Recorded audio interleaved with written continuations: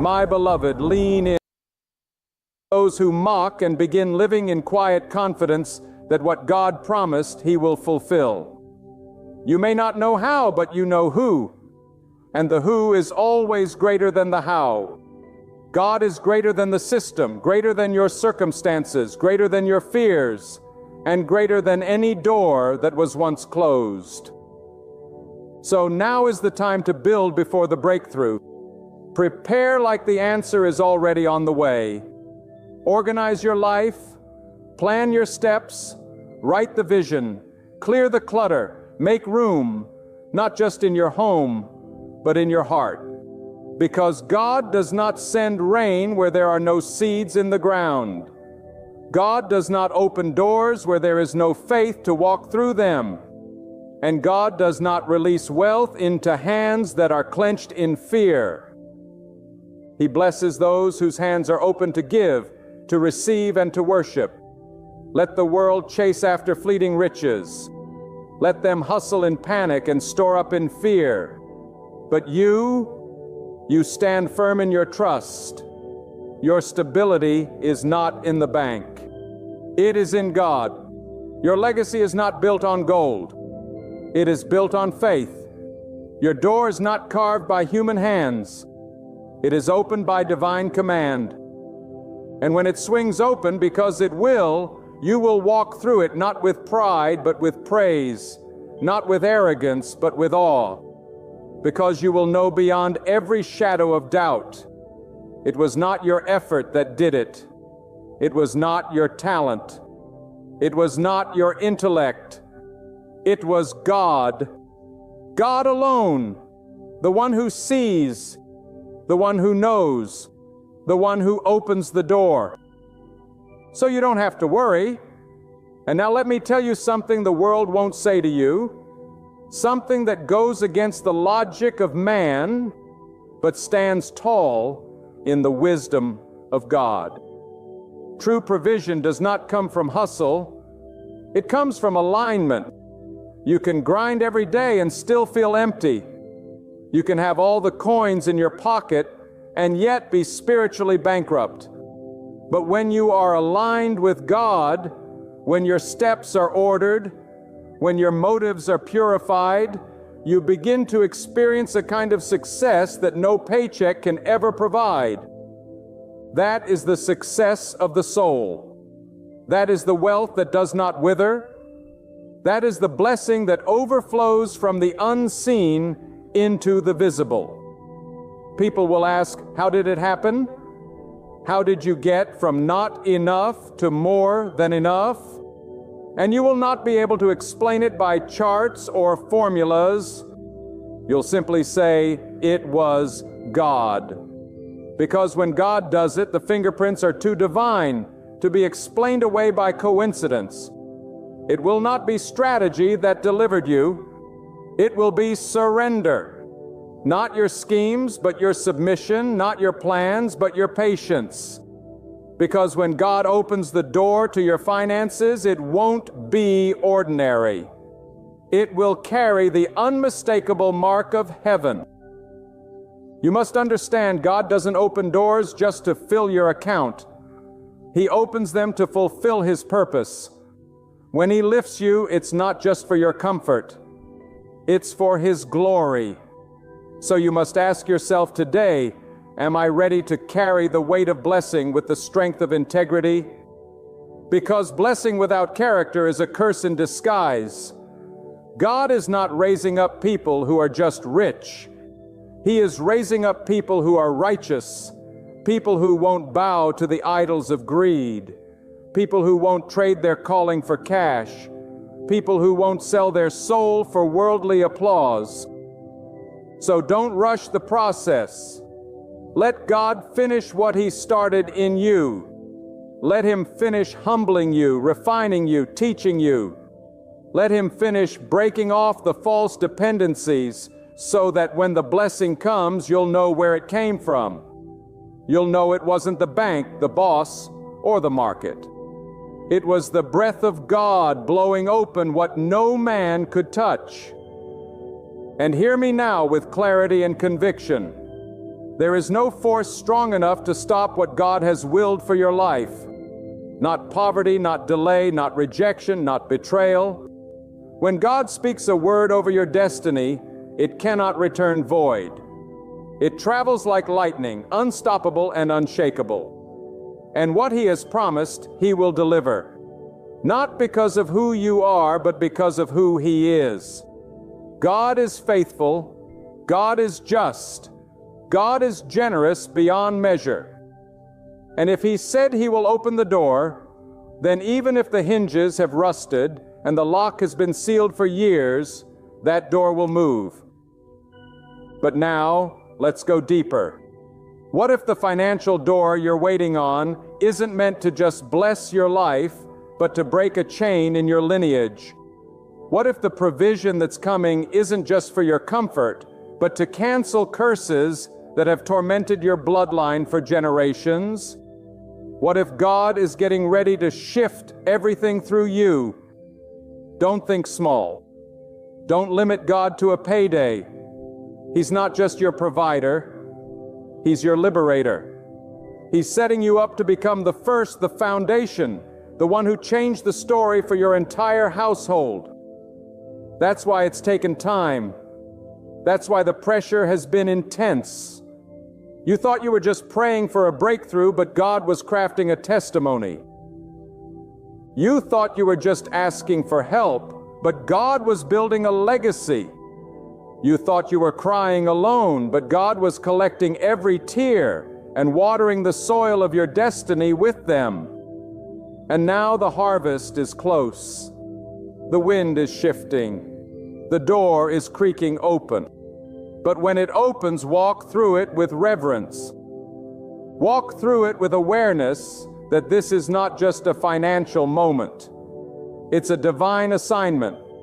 It's a new season where you become a steward of blessings, a distributor of hope, a vessel of generosity. Don't cling to it. Flow with it. Don't worship it. Use it to worship. Because money is a tool, not a treasure. God is the treasure. And when you keep Him at the center, every blessing will flow in its rightful order.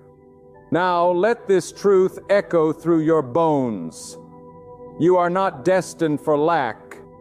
You are not sentenced to struggle. You are not forgotten in the corner of scarcity. You are marked by God. And when God marks you, no thief can steal what belongs to you. No enemy can delay what's been appointed. No door can stay closed that He has commanded open. So rise not with anxiety, but with assurance. Rise not with fear, but with fire, because God is about to honor your faith with fulfillment. You are walking into a season where what was empty will overflow. What was stagnant will accelerate. What was barren will bear fruit, and it won't be by accident. It will be the manifestation of every hidden prayer, every quiet seed, every unnoticed act of obedience. Because God does not forget. God does not overlook. God does not mock the faith of those who put their full weight on His word. So prepare yourself. Clean the house of your mind. Sweep out doubt. Open the windows of expectation. Set the table of faith, because God is coming to dine with you in the form of breakthrough. The knock you've been waiting for is about to come. And when you answer, you will find not a visitor, but victory. Not just relief, but restoration. Not just provision, but peace. The kind of peace that settles deep and silences every fear. Stand tall. Walk forward. Stay faithful. Because the door to your finances will open. Not by your striving, but by God's timing. And when it does, you will not be overwhelmed. You will be overjoyed. Not surprised, but deeply aware that this is what you were born for. You were not created to worry. You were created to witness. And you will witness the power of God make a way where there was none. This is the promise. This is the future awaiting you. So release the worry. God Himself will make the way. Rest your heart in complete confidence. Let every anxious thought crumble, every fear be stilled, every doubt fade away. For the very God who stretched out the heavens and formed the earth is the same God watching over your life, the same God who draws streams in barren lands, who shines light into the shadows, who raises the lowly from the ground. That same God is unlocking provision over your finances, not only to supply what you lack, but to reveal His glory in you, not only to lift you, but to make you a beacon for others. You have not been abandoned. You have not been overlooked. You are being shaped for something greater than your mind can hold. And when the door swings wide, as it surely will, you will step forward with strength, with gratitude, with faith that cannot be shaken. You will enter not as one begging, but as one believing, not weighed down by shame, but filled with purpose. Not in fear, but in praise. Because it was always God. God who preserved you. God who carried you. God who now pours out blessing over you. So lift your gaze. Strengthen your heart. Keep standing firm. Keep sowing seeds. Keep trusting fully. The way is opening before you, and when it happens, you will know without question. It was God, God alone. Dear friend, have you ever found yourself in a moment so shattered, so weighed down by life's burdens, that your soul screamed in silence while your lips couldn't form a single word? Have you ever lain awake in the dead of night, eyes fixed on the darkness, not only around you but within you? Have you felt your strength drained dry, your hopes scattered like dust on the wind, your very sense of self swallowed by the storm? If that's where you are now or where you've been before, then lean in with every breath you have, because what you're about to hear is not a speech, not a pep talk, but a summons to break through, a divine invitation to restoration through the power of prayer. Not just any prayer, but the kind that rattles the gates of heaven and ignites fire deep in the soul. The breakthrough prayer for complete restoration. God does not leave His people in ruin. He does not abandon what He created in love. You may feel forsaken. You may feel forgotten. But the truth, the eternal, unchanging truth, is that God restores. He brings dead things back to life.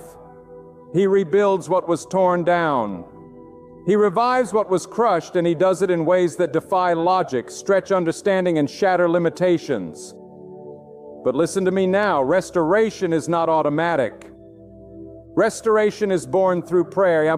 Not empty words, not ritual repetitions, but soul-burning, mountain-moving, heaven-touching prayer.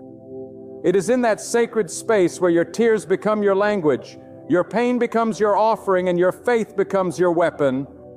There is a type of prayer that causes God to move. There is a cry that echoes so deep it stirs the heavens.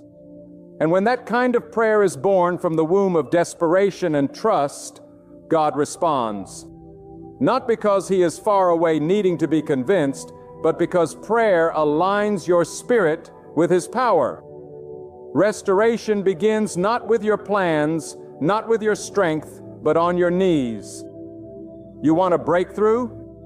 Then you must learn how to pray like your life depends on it, because it does. Let me tell you the truth, my friend. Many cry out for blessings, but few cry out for God. Many chase the gift, but ignore the giver. Restoration is not just getting your stuff back, it's getting your spirit back. It's when God picks up the shattered pieces of your soul and makes something stronger than what existed before. But you must go to Him not with entitlement, but with surrender. Not with demands, but with devotion. The breakthrough prayer is not a shopping list. It is a spiritual war cry. It is when your heart says, God, I am not letting go until you move. I am not giving up until you answer. God listens to the brokenhearted. He sees the crushed in spirit. He knows the weight you carry, the disappointments you've buried, the nights you've cried yourself to sleep, and He is not indifferent. He is not silent. He is not slow. He is strategic. He is precise, and He is faithful. But He moves in response to faith-filled prayer, the kind of prayer that tears through the noise of this world, the kind of prayer that shuts out fear, silences doubt, and declares, God, I know you still have a plan for me. You must stop praying weak prayers if you want strong restoration. This is not the time for passive petitions. This is the moment for bold declarations, for prayers that come from the depths of your spirit. You've got to learn how to pray when everything inside you wants to quit. Pray when your heart is numb. Pray when the answers are delayed. Pray when your enemies mock you. Pray when your family walks away. Pray when your own mind betrays you. Because every time you pray, you are building an altar before God. Every cry, every tear, every groan in the secret place, it is not wasted. God does not forget those who seek Him with all their heart. Your breakthrough is not in a person. It's not in a job. It's not in the applause of this world. It's in the presence of God. There is healing in that presence. There is clarity. There is strength. There is a rebirth of identity. And you access it not by wishing, but by wearing. Breakthrough prayer is warfare. It is the sound of the Spirit resisting everything that tries to hold you back. It is the roar of faith rising from the ashes of defeat. It is your soul refusing to die in the desert. Don't let your current condition blind you to your divine position. You may be in the fire, but you are not consumed. You may be in the valley, but you are not buried. God allows some seasons to strip you, not to destroy you, but to rebuild you with greater glory. But you must pray your way through. You must intercede until the walls fall. You must fast if you have to, cry if you must, but don't stop praying. Don't stop knocking. Don't stop believing, because the day is coming. Yes, the hour is near when God will say enough. And when He speaks restoration into your situation, no devil in hell can stop it. You see, the breakthrough prayer is not just about what you say, it's about what you believe while you say it. It's about praying as if the answer's already moving in your direction. It's about lifting your voice with such faith that even your enemies begin to tremble. God responds to faith, not perfection, not performance.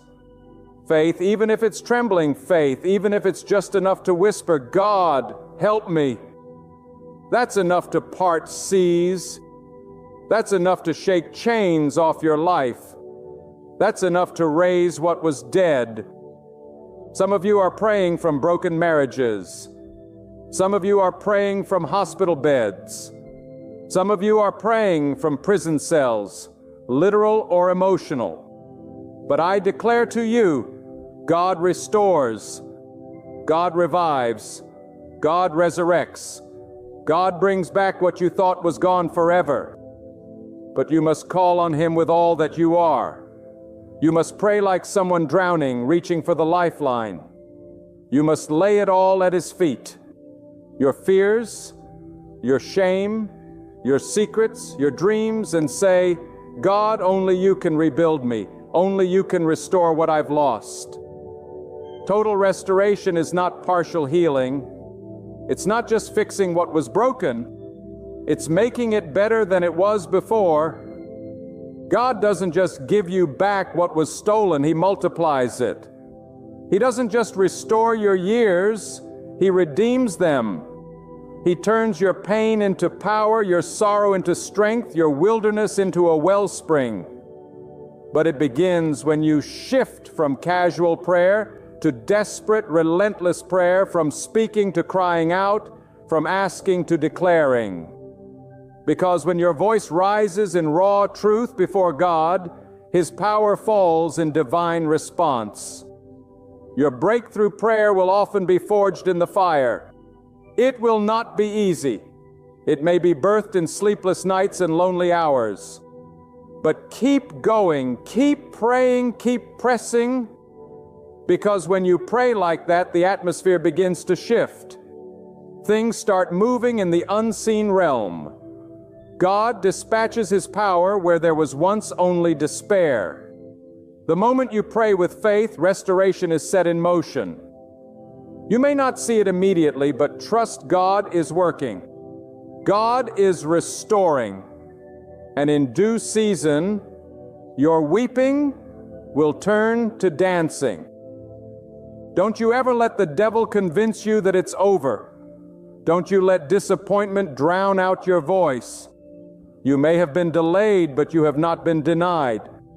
And that delay has been divine, because God is setting you up for a restoration so complete, so undeniable that people will marvel, not at you, but at what God has done in you.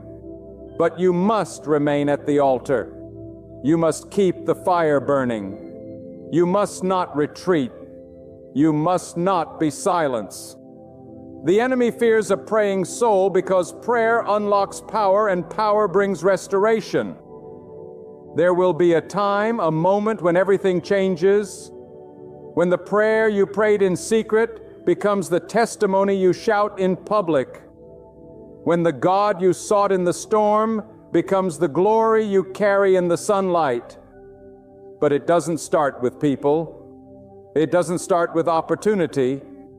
It starts with prayer. If you want to see total restoration, spirit, mind, heart, body, then commit yourself to a life of breakthrough prayer. Not just once, but daily. Not just in crisis, but in communion. And as you do, you will see the hand of God move in ways you never imagined. You are not too far gone. You are not too broken. You are not beyond repair. The same power that created the heavens hears your whisper. The same God who holds the galaxies bends down to listen when you pray. So stop doubting. Stop running. Stop delaying. Get on your knees. Lift your voice. Open your heart. Cry out for restoration and believe. Truly believe that God hears, that God answers, that God restores. You may have lost time, but God can restore it. You may have lost relationships, but God can heal them. You may have lost direction, but God can guide you. You may have lost yourself, but God can bring you back to life. But you must ask, you must seek, you must knock, and you must not give up. This is the hour for breakthrough prayer. This is the season of total restoration, not by your might, not by your knowledge, but by the Spirit of God moving in response to your prayer. So don't wait, don't hesitate, don't let the past define your future. Begin now. Pray like the heavens are listening, because they are. Pray like your breakthrough depends on it, because it does. And as you do, watch what God will restore. There is a place in the heart of prayer where words end and the Spirit begins to speak. A place where your soul bows even lower than your knees. That is where restoration begins. Not in the noise of public declarations, but in the stillness of surrender before God. When you reach that sacred silence where your desires dissolve and only the will of God matters, you will find breakthrough waiting for you. Restoration is not about returning to who you were, but becoming who God intended you to be all along.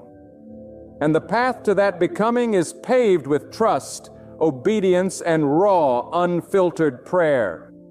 God sees beyond the broken pieces you hold in your hands. While you're focused on what you lost, God is focused on what He's about to build.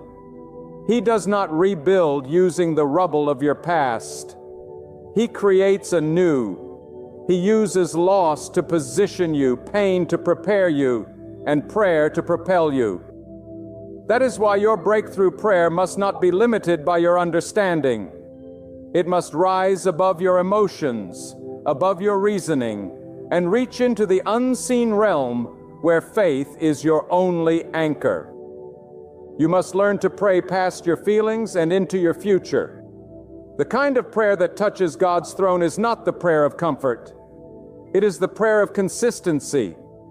It is the prayer you pray when you don't feel like praying. It's when you show up anyway, when your voice is trembling, but you still speak. When your heart is aching, but you still believe. That is where divine restoration begins. Not when everything is calm, but when the storm is raging and you cry out, "God, I trust you even here." That trust is the seed from which your breakthrough will grow. And hear me when I tell you this restoration is never without resistance. The moment you begin to rise in prayer, distractions will increase. Opposition will multiply and the enemy will whisper that your efforts are wasted. But don't be deceived. The battle intensifies not because you're failing, but because you're close to breaking through. When your prayer begins to shake foundations, the forces that want to keep you bound will tremble. Do not retreat. Do not silence your voice.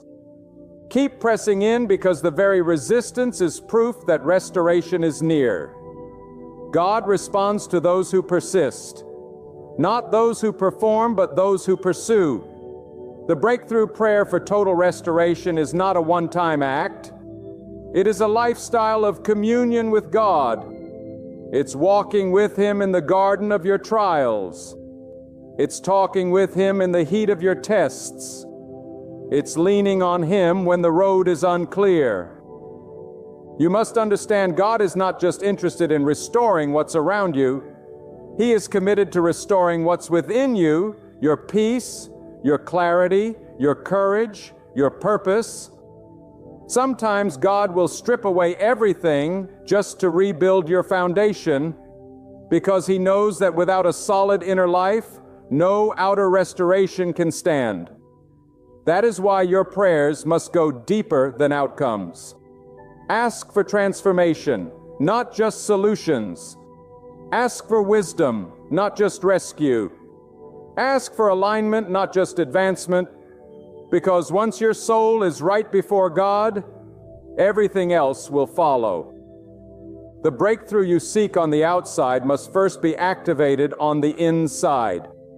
And only God can do that in you through prayer. There is a sacred shift that happens when you stop praying for survival and start praying for destiny.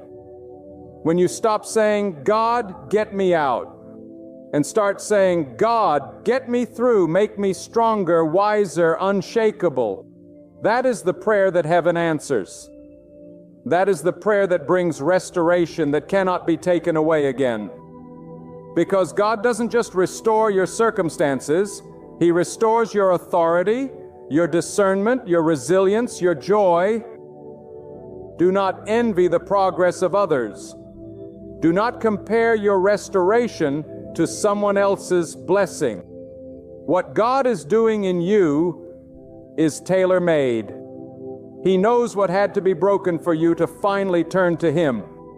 He knows what had to be lost so you would stop clinging to false security. Trust that even in your lowest place, God was planning a comeback that would silence every doubt, every voice of shame, every enemy that tried to bury you. And when He brings you out, you'll know it was Him alone who did it. Do not rush the process. Restoration requires patience.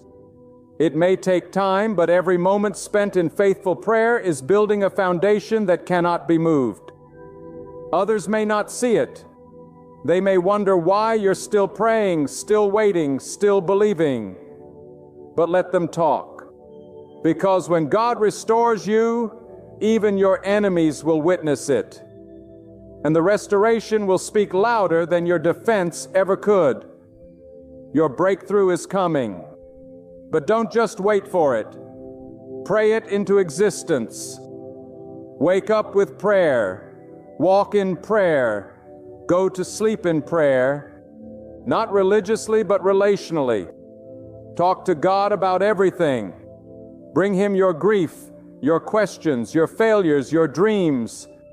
Hold nothing back, because God is not afraid of your honesty. He desires your heart more than your performance. And when your heart is laid bare before Him, His hand will begin to move with unstoppable power.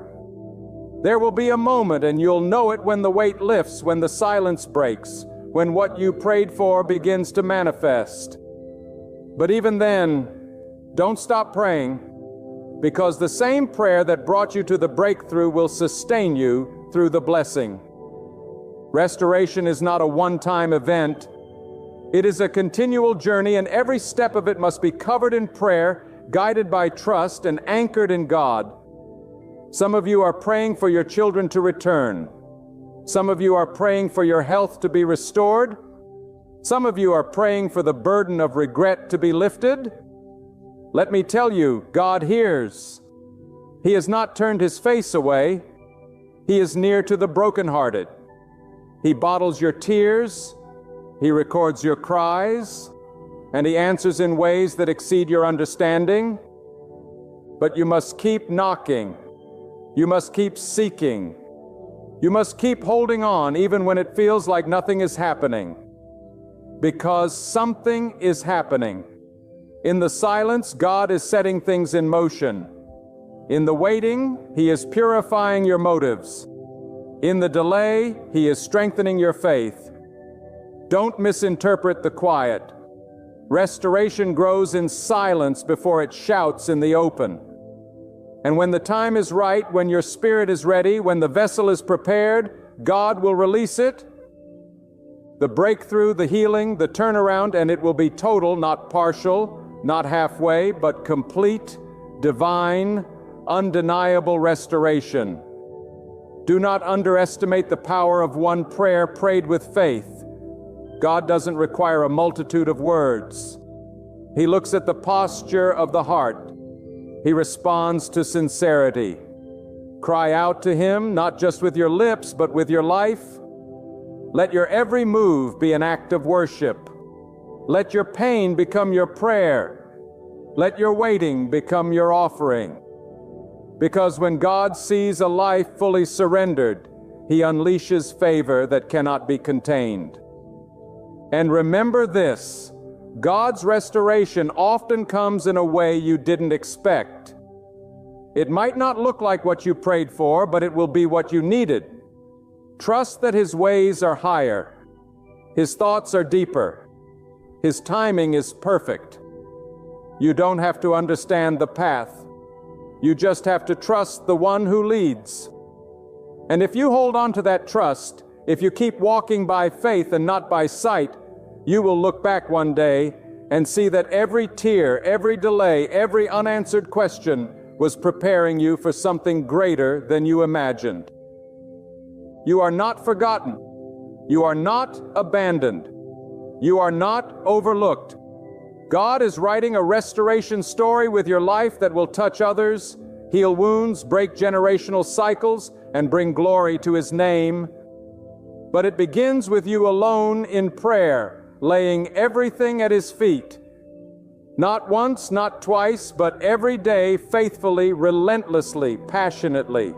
When the soul has been shattered, when life has left its scars deep within you, and when the world moves on as if nothing has happened, there is one place you must turn into the presence of God, not the fleeting comforts of men, not the shallow approval of crowds, not the temporary escape of distraction, but to the one who formed you in silence, who sees what no one else sees, and who restores not just what is broken, but what was lost before you even knew it. God is not bound by time. He is not limited by circumstance. What has taken years to fall apart, God can rebuild in a single moment. but you must cry out to Him with your entire being. Restoration begins the moment your spirit refuses to settle for what is and begins to yearn for what God wills. There is no restoration without divine alignment. You cannot be restored while clinging to the very things that broke you. You cannot be restored while walking in rebellion, while harboring bitterness, while living in fear. The breakthrough prayer is a refining prayer. It strips you of excuses, cleanses you of pride, and places you in complete submission to the will of God. It is not a negotiation, it is a surrender. And in that surrender, power flows. Many want restoration without refinement. They want the blessing but reject the process. But God in His mercy will not place holy things into unprepared hands. He will wait, He will stretch, He will test, not because He wants to harm you, but because He is preparing you for what is greater. Do not despise the process. The deeper the restoration, the deeper the pruning. God is not patching you up. He is remaking you. He is restoring your soul from the inside out. And that kind of restoration requires a heart that says, God, not my way, not my timing, yours alone. There are some things that can only be birthed in the fire. There are some prayers that can only be prayed from the pit. And there are some victories that can only be won through the cry of a desperate heart that says, I have no one else but God. That is where power is found. That is where mountains move. That is where chains break. Not because of your strength, but because your dependence on God has become absolute. God responds when all your options are exhausted and your hope is placed entirely in Him. Let this be clear. Restoration is not about going back to who you were before the pain. It's about rising into who God has always intended you to be. Pain strips away illusion. Loss exposes the soul. And when you bring that naked honesty before God, He covers you not in shame but in strength. He clothes you not in regret but in wisdom. God does not use your past against you. He uses it as the foundation for something new, something pure, something stronger than before. But it begins in the secret place where only your voice and His presence remain. Do not be deceived by outward appearances. Just because someone seems whole on the outside does not mean they are restored within. Restoration is a divine work. It cannot be imitated. It cannot be rushed. It is born through consistent prayer and faithful obedience. It is sustained by walking daily in the light of God, trusting Him not only for the miracle, but for the mundane moments in between. True restoration is peace that cannot be shaken even when storms return. It is clarity that remains even when chaos surrounds. It is a stillness inside you that testifies God has done this work. There are prayers that God answers in whispers, and there are prayers that He answers with fire. The breakthrough prayer demands fire, not destruction, but purification. It demands that everything in you be laid bare, that your agenda dies and His will takes center stage. This prayer doesn't just touch your situation, it transforms your character. God is not interested in quick fixes. He is interested in eternal change. You may be praying for a door to open, but God is working on the person who will walk through it. And when the restoration begins, you will not recognize yourself. Because when God restores, He doesn't give you back what you had. He gives you what you need. He refines your desires. He sharpens your focus. He removes relationships that were killing your spirit. He closes doors that were never meant for you. And yes, sometimes the greatest act of restoration is not giving you what you lost, but freeing you from needing it at all. Sometimes the most powerful healing is not in what comes back, but in what you no longer crave. You must stop measuring your healing by what others can see. God's restoration is often quiet, internal, sacred. It begins in the hidden places. You might still be walking through the valley, but inside your roots are growing deep. You might still be weeping at night, but God is reordering your soul for joy that will last. And while people are waiting to see visible change, God is crafting invisible strength. Let them talk. Let them doubt. You stay in the place of prayer because the reward is not their approval, it's God's favor. Restoration means walking again in purpose. It means your voice returns, your vision returns, your fire returns. Not to impress others, but to fulfill what you were born for. And you will know it is God's work when the peace you carry outweighs the possessions you have. You'll know it is God's restoration when your joy is rooted in obedience, not outcomes. When your strength is found in silence, not applause. This is the restoration that endures. This is the fruit of breakthrough prayer. God is not a God of fragments. He does not leave you halfway.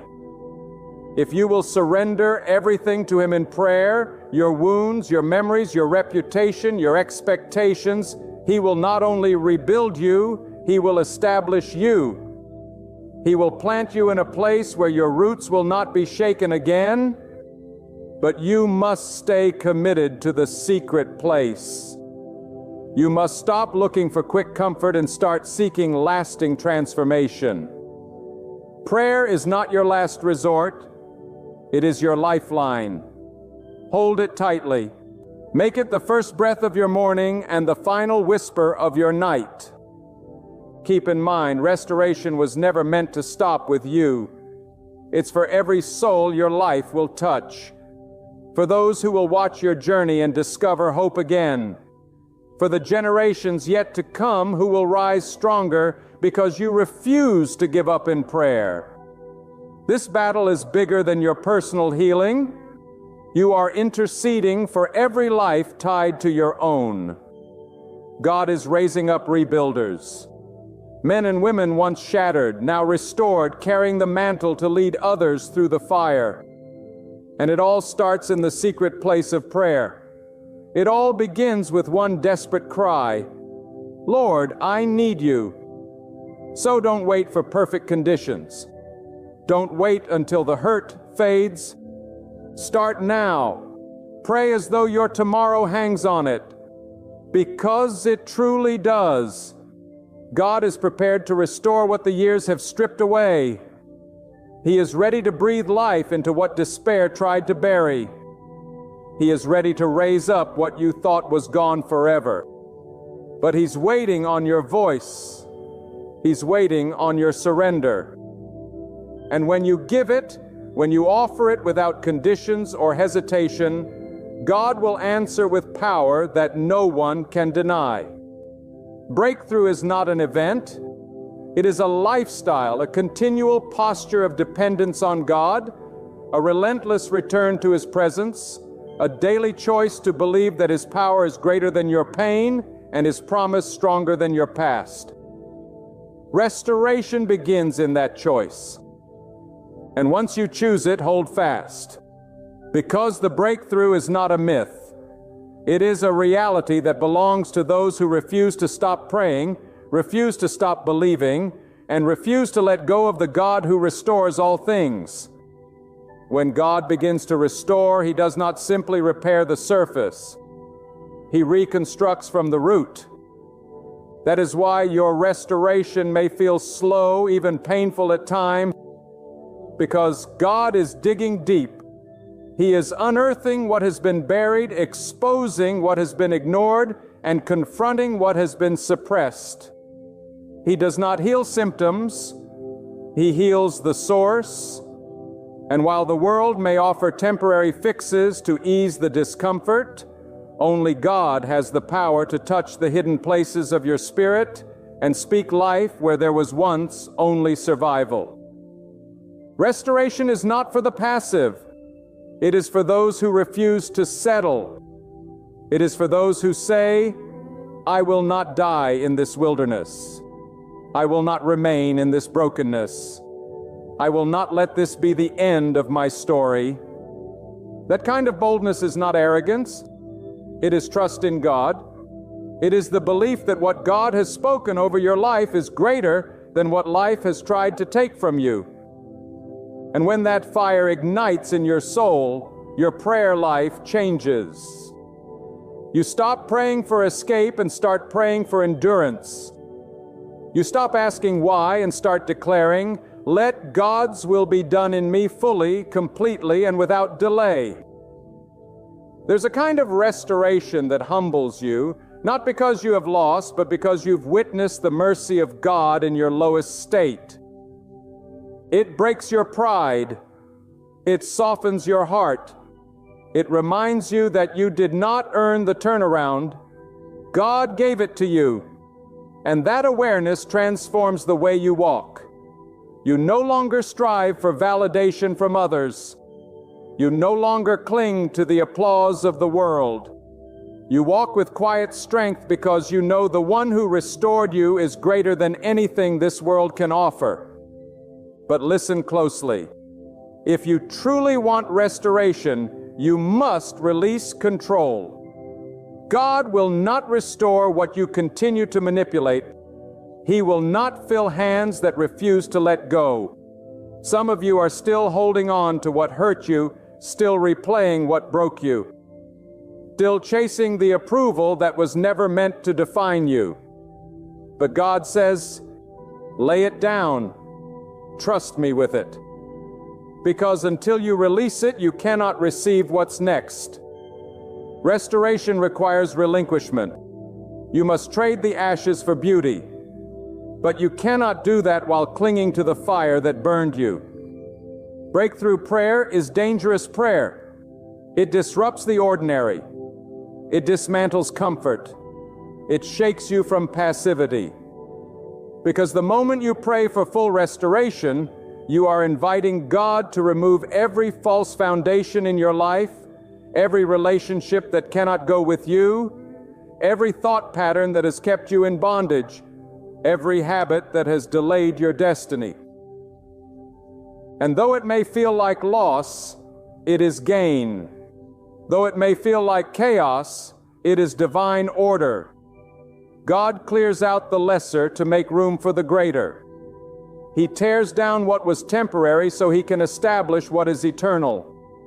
There are times God will allow you to be emptied before He fills you. Don't mistake the emptiness for abandonment. Sometimes the silence is a sign that God is preparing something sacred. He is drawing you away from noise so that you can hear the whisper of His guidance. And in that place of solitude, your spirit becomes sensitive again. You begin to hear His direction more clearly. Your appetite for distraction fades, and your longing for truth intensifies. That is where restoration takes root, not in the noise, but in the nearness of God. And when you are truly restored, the evidence is not just in what you gain, but in who you become. You begin to carry peace that cannot be provoked. You begin to speak with authority that doesn't come from titles or recognition, but from time spent in the presence of God. You walk with a confidence that comes from knowing who holds your future, even when your path is unclear. This is the fruit of breakthrough prayer. Not just answers, but transformation. Not just recovery, but rebirth. Do not fear the waiting.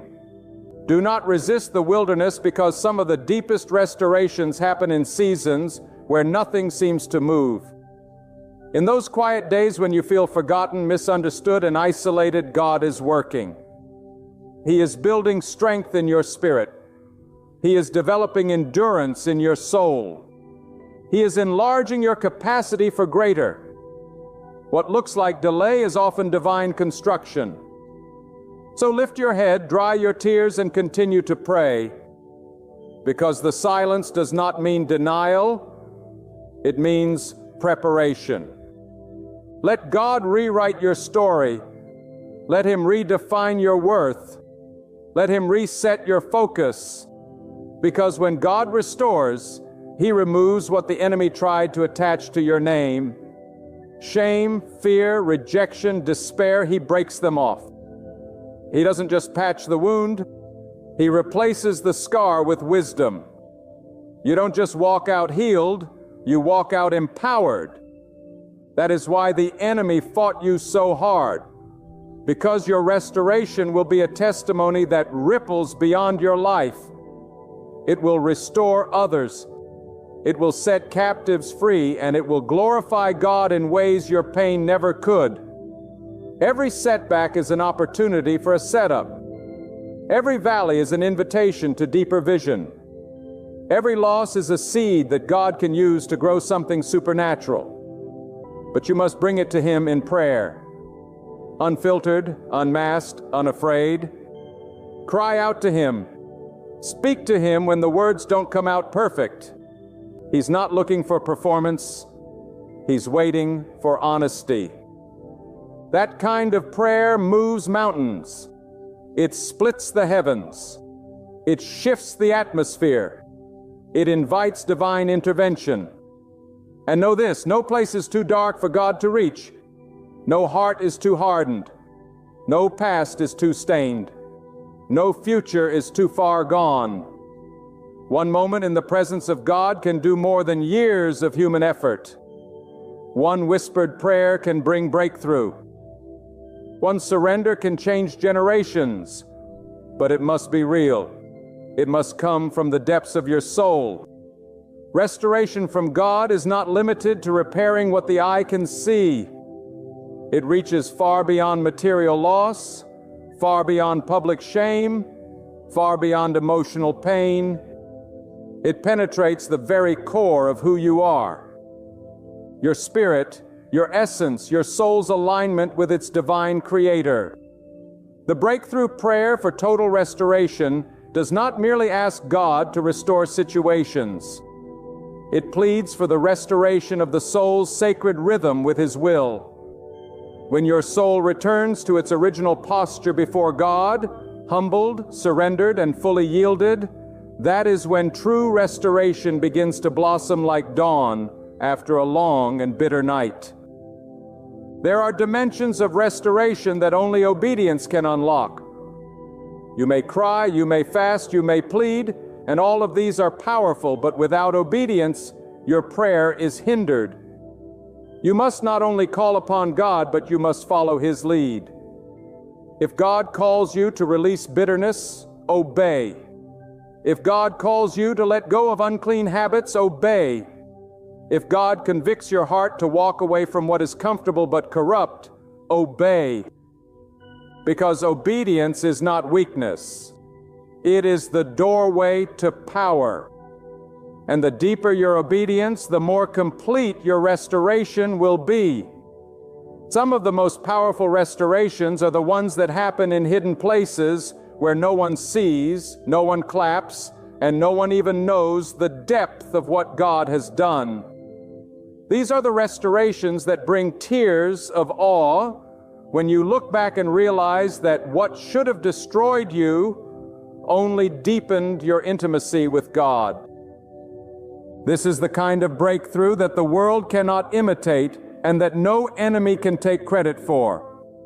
When God restores you in such a way that your peace doesn't rely on circumstance, your strength doesn't rely on support, and your identity doesn't rely on approval, that is restoration in its most divine form. Many want to be restored publicly, but are unwilling to be refined privately. They want applause without purification. They want elevation without examination. But God is too wise to elevate what is not stable. That is why He uses the prayer closet to build what the platform cannot. If you're in a season of silence, a time where no one sees your labor, your tears, your discipline, rejoice. because it means God is building something lasting. God does not invest in what He does not intend to sustain. And if He's stretching you in private, He is preparing to entrust you with something powerful in public. Your breakthrough prayer must not only be consistent, it must be precise. Too often we pray in vague tones, hoping for general improvement. But restoration requires specific surrender. You must name the broken place. You must identify the lie you've believed. You must lay before God the exact area where you've been bleeding internally. And when you do, you will see God not only bind your wounds, but give you new vision, new strength, new purpose that rises from the very places where you once collapsed. You must also understand that God does not always restore in the way you imagine, and sometimes He removes instead of returns. Sometimes He closes the door you begged Him to open because He sees what lies beyond it. Sometimes He allows disappointment to become your deliverance, because what you thought was good was simply familiar, and God is too faithful to let you settle for less than His best. When your spirit is surrendered, you will trust that His no is protection, His silence is strategy, and His delay is preparation. True faith doesn't just accept the answer, it reveres the wisdom behind it. Let me speak plainly. The enemy fears a restored person because once you've been through the fire and come out refined, you are no longer easily shaken. Once you've wrestled in the dark with only God as your companion, your dependency on others vanishes. Once you've been stripped of false identities and grounded in divine purpose, you walk differently. You pray with a weight that comes from surviving what others didn't see. And your restoration becomes a weapon, not just for you, but for everyone your story will touch. There will be moments when your restoration journey feels lonely. Not everyone can walk with you into the new season. Not everyone will understand your transformation. Some will resist it. Others will mislead, but let them talk. Let them walk away. When God restores, He also reveals. He shows you who truly carries your destiny in their spirit and who was only assigned to the broken version of you.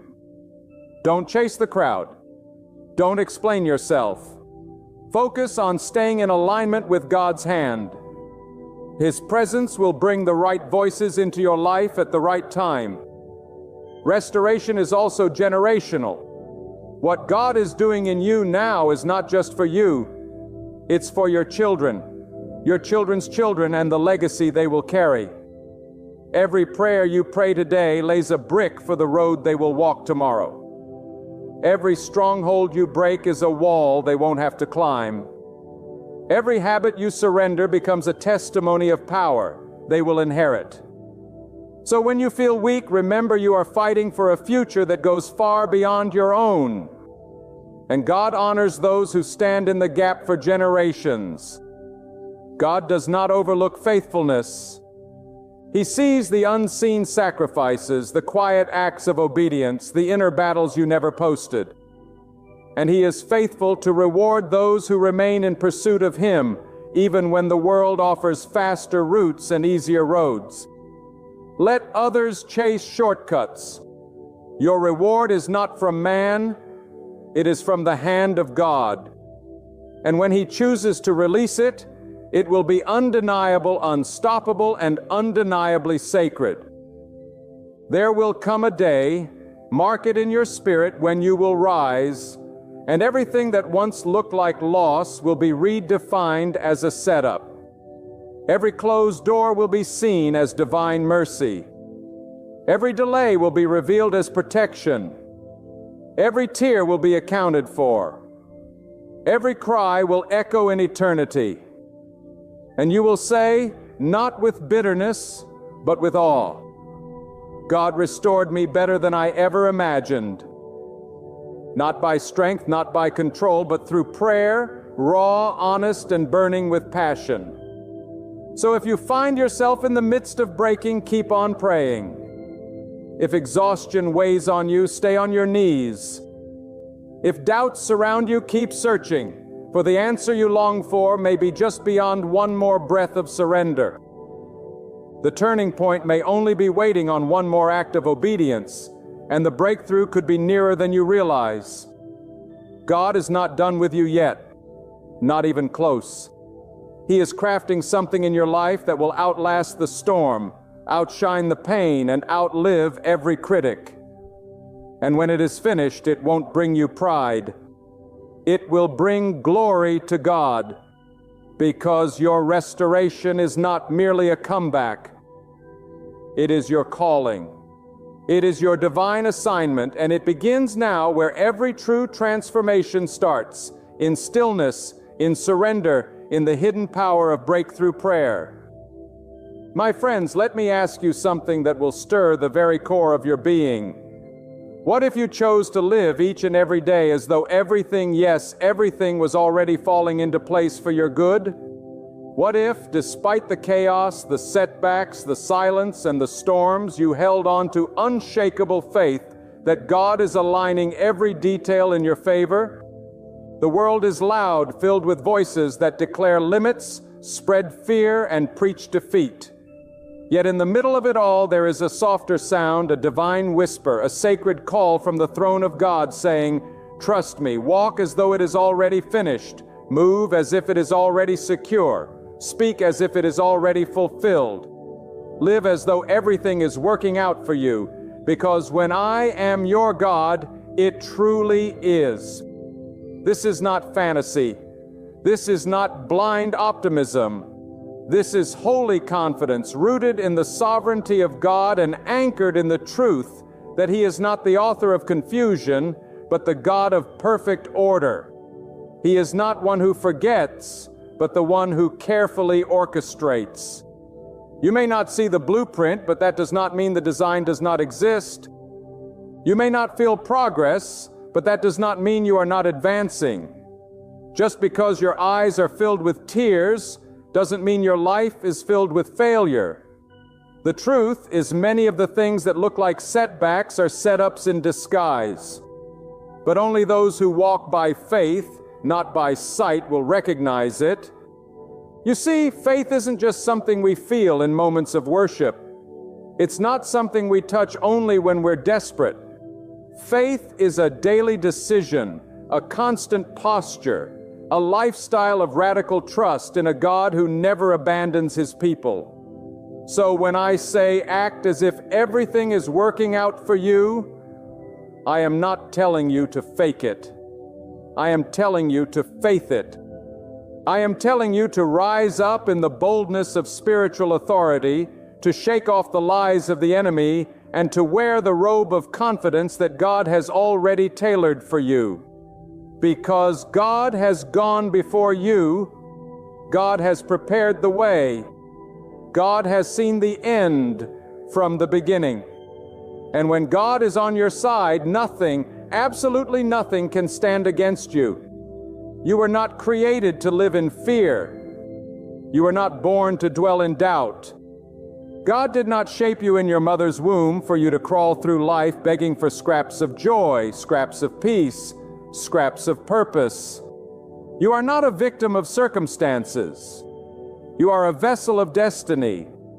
God has written your story with divine precision, and there's not a single chapter that is wasted. Even the pain, even the losses, even the delays, they all serve His higher purpose. That's why you can walk into every room as if the solution is already waiting. You can step into the unknown as if it's already familiar. You can carry yourself with the composure of someone who has seen the outcome, because your trust is not in the world, but in God. And hear me now, there is no arrogance in this kind of confidence. This is not pride. This is praise. This is not boasting in your strength. This is resting in God's strength. It is knowing that while others depend on their plans, their connections, their education, or their money, you are depending on God, and that is more than enough.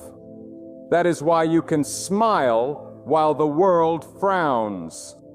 That is why you can sing in the middle of storms.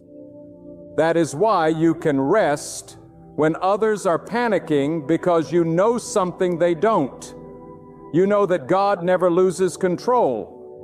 You know that God never leaves things unfinished. You know that God never allows anything to happen unless it's working together for your good.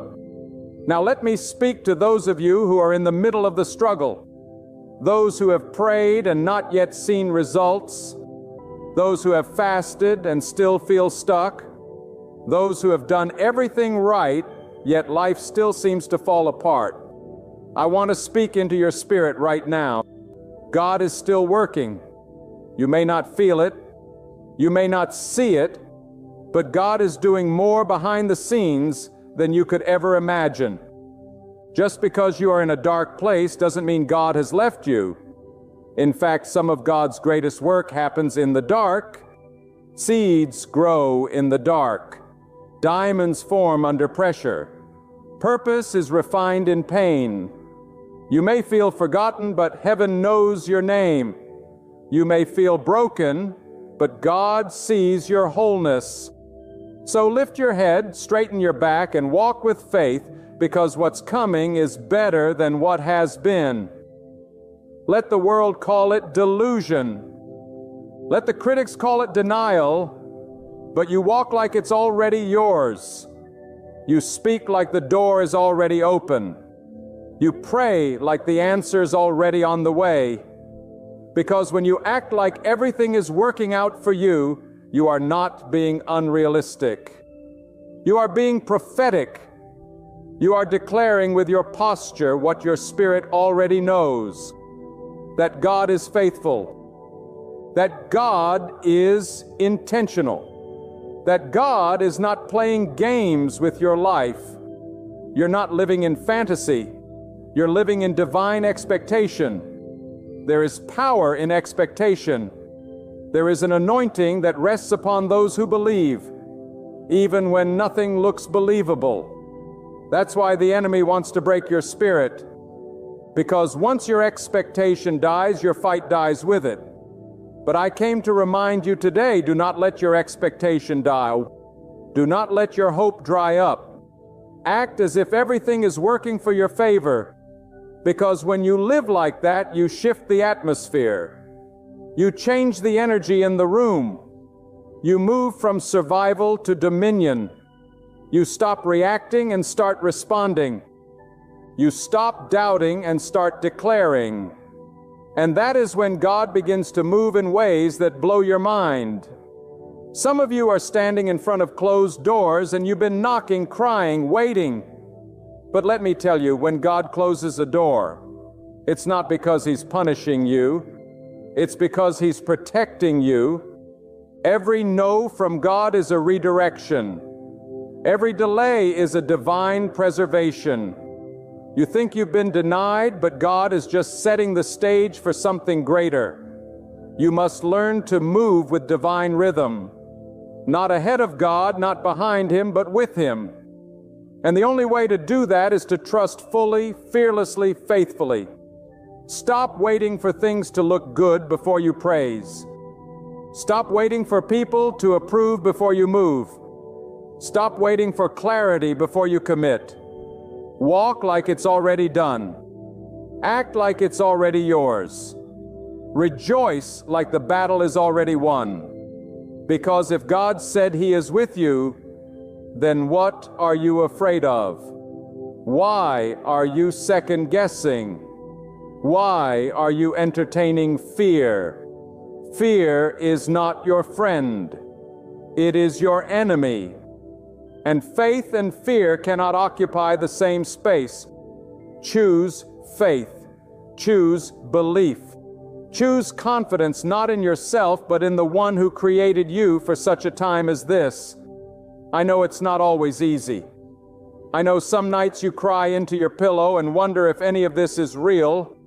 I know sometimes you doubt if God even hears you, but don't you let the silence convince you of absence. Just because heaven is quiet doesn't mean God is absent. Sometimes God hides His hand so that your faith can rise. Sometimes He delays the blessing so your heart can mature. But rest assured, He never forgets His children. He never abandons His promises. He never leaves things halfway. He is a finisher. And what He started in you, He will complete. So act like you know it's already coming. Dress for the victory. Prepare for the breakthrough. Plan for the overflow. Speak as though the floodgates are already opening. Because when you live like that, when you breathe like that, when you move like that, you send a message to every demon in hell. I will not be shaken. I will not be moved. I will not give in because God is my refuge. God is my foundation. God is my defender, and He never loses battles. Some of you need to stop explaining your faith to people who don't understand your vision. You are not crazy. You are not too ambitious. You are not naive. You are simply aligned with God's purpose. And when you walk in purpose, don't expect everyone to applaud. Some will misunderstand you. Some will criticize you. Some will try to discourage you. But you must keep going. You must keep walking as if everything is working out for you. Because it is. Even in the valley, keep walking like the mountaintop is your next stop. Even in the fire, keep speaking as if the flames can't touch you. Even in the lion's den, keep believing that no harm will come near you. Because when God is with you, natural laws do not apply. When God is with you, supernatural favor breaks the rules. And those who act in faith will see miracles that the doubters will never witness. This is not about pretending. This is about perceiving. It's about living from a higher perspective. It's about seeing with spiritual eyes what the physical world cannot yet confirm. God wants to take you higher. But to go higher, you must first believe higher. You must think higher. You must expect higher. And that begins by acting as if God's promises are already manifesting. You must command your soul to align with your spirit. You must tell your emotions to submit to your faith. When fear rises, you respond with faith. When doubt whispers, you shout back with declarations of truth. When anxiety creeps in, you counter it with divine peace. This is spiritual warfare, and it's won not by complaining, not by panicking, not by shrinking, but by standing, by speaking life, by acting as if the outcome is already victory, because it is. You don't have to wait until you see the finish line to celebrate. Start dancing now. Start preparing now. Start sowing now. Act like the blessing is already in motion, because it is. God is not limited by time. He is not bound by logic. What takes man years to build, God can establish in seconds. But He is waiting for your posture to change. He is waiting for you to step out of survival mode and into faith mode. He is waiting for you to carry yourself like a child of heaven, not a beggar of earth. My beloved, listen closely. There is a divine truth the world has forgotten. When you carry the presence of God within you, you are never a victim of the visible. You are guided by the invisible hand of the Almighty. And because of that, you must train your spirit to walk not by what you see, but by what God has spoken. The storm may rage, but if God has declared peace, then peace is your portion. The road may twist, but if God has ordained your direction, then every step is divine. So I urge you, act like your steps are ordered, because they are. Act like every closed door is part of God's plan, because it is. Act like the waiting season is not a punishment, but a preparation, because God is never careless with time. God is not impressed by worry. He is moved by faith. You cannot please God by crying louder, panicking harder, or fearing longer. But when you trust Him boldly, when you walk into the unknown as if it is already conquered territory, you stir the heavens. God responds to the one who says, even though I don't understand, I still believe. Even though I can't see the end, I trust the one who wrote the story. And that kind of faith, unyielding, unwavering, uncompromising, becomes a magnet for divine favor. You don't beg for blessings, you expect them. You don't chase peace, you carry it. You don't collapse in adversity. You rise because you know the one who holds the winds and commands the waves. There is a level of spiritual maturity where you stop reacting emotionally and start responding spiritually.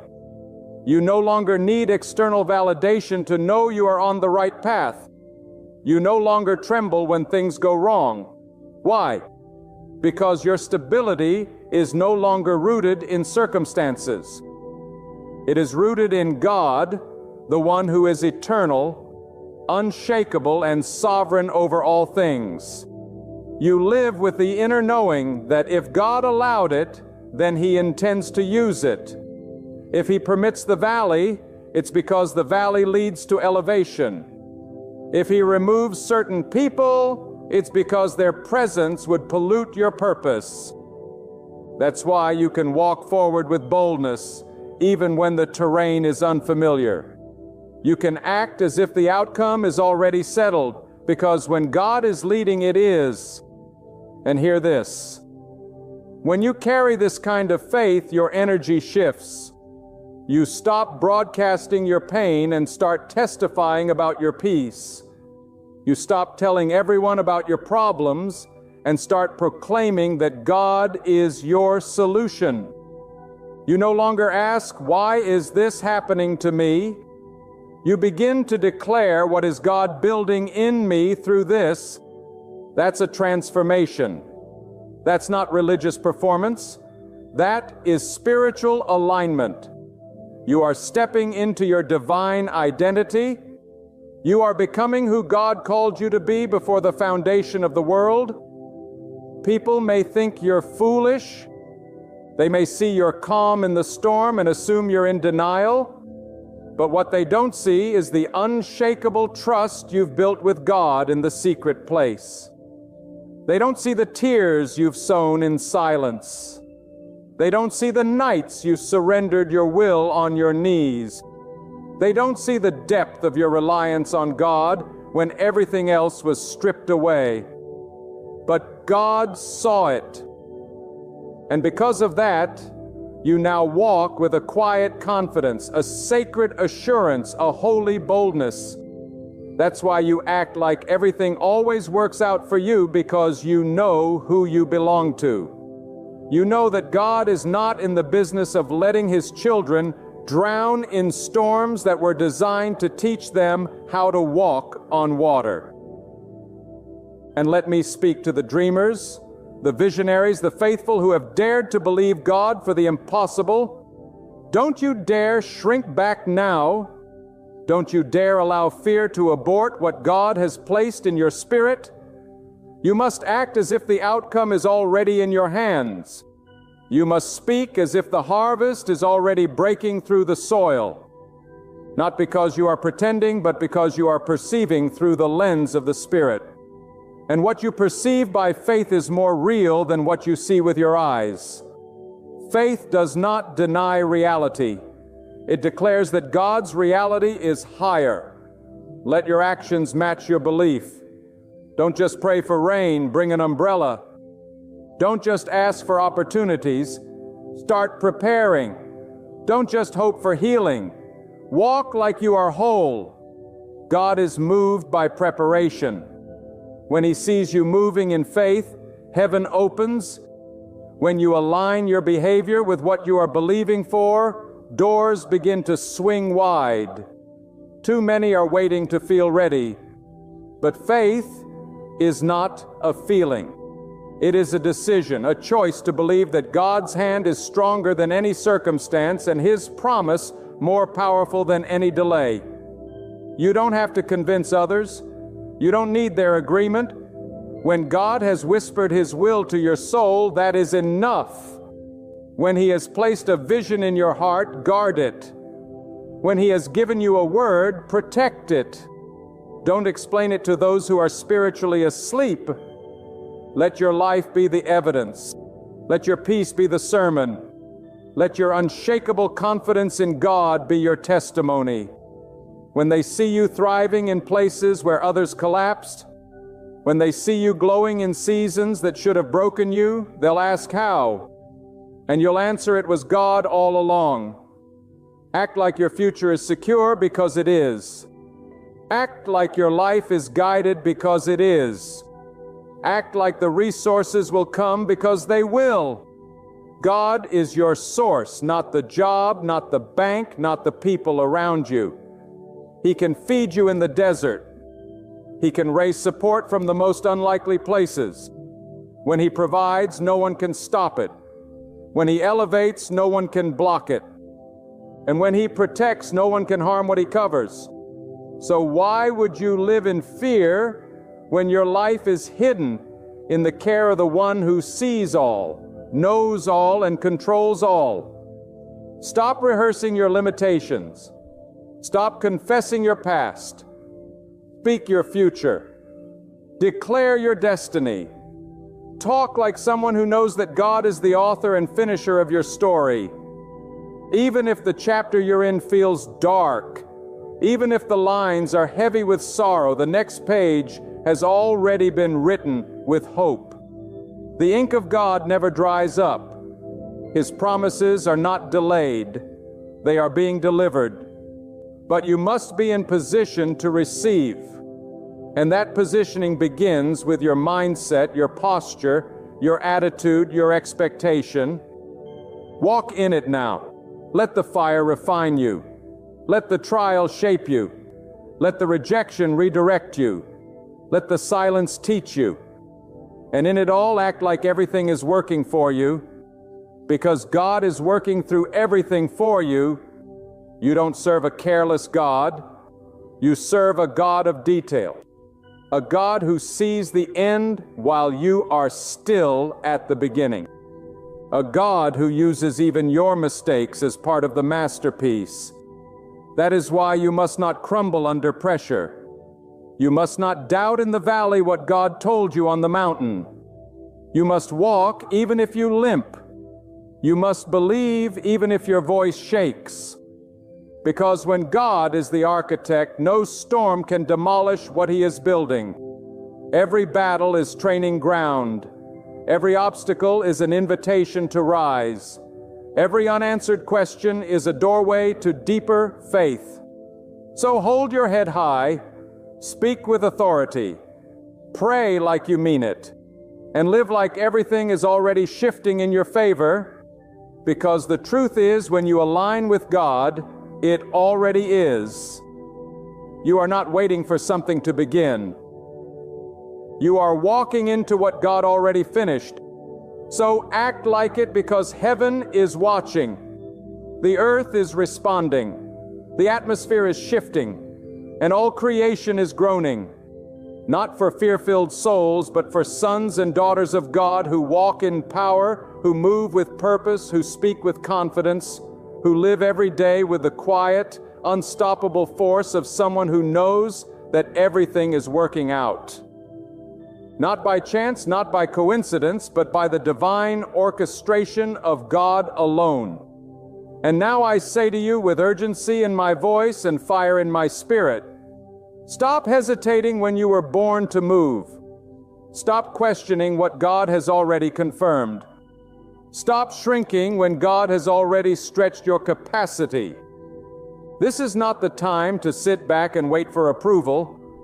This is the time to walk forward with the confidence that comes from knowing you are backed by the full authority of heaven. God didn't bring you this far to leave you wondering. He brought you this far to show you how to walk as if the mountain is already moved, as if the provision is already sent, as if the victory is already written. Because it is. Too many people wait for signs before they move. But God is waiting for movement before He sends the sign. He is waiting for your obedience. He is waiting for your confidence to match your calling. He is waiting for you to act not based on fear, not based on feelings, but based on faith. Faith in His timing, faith in His wisdom, faith in His process.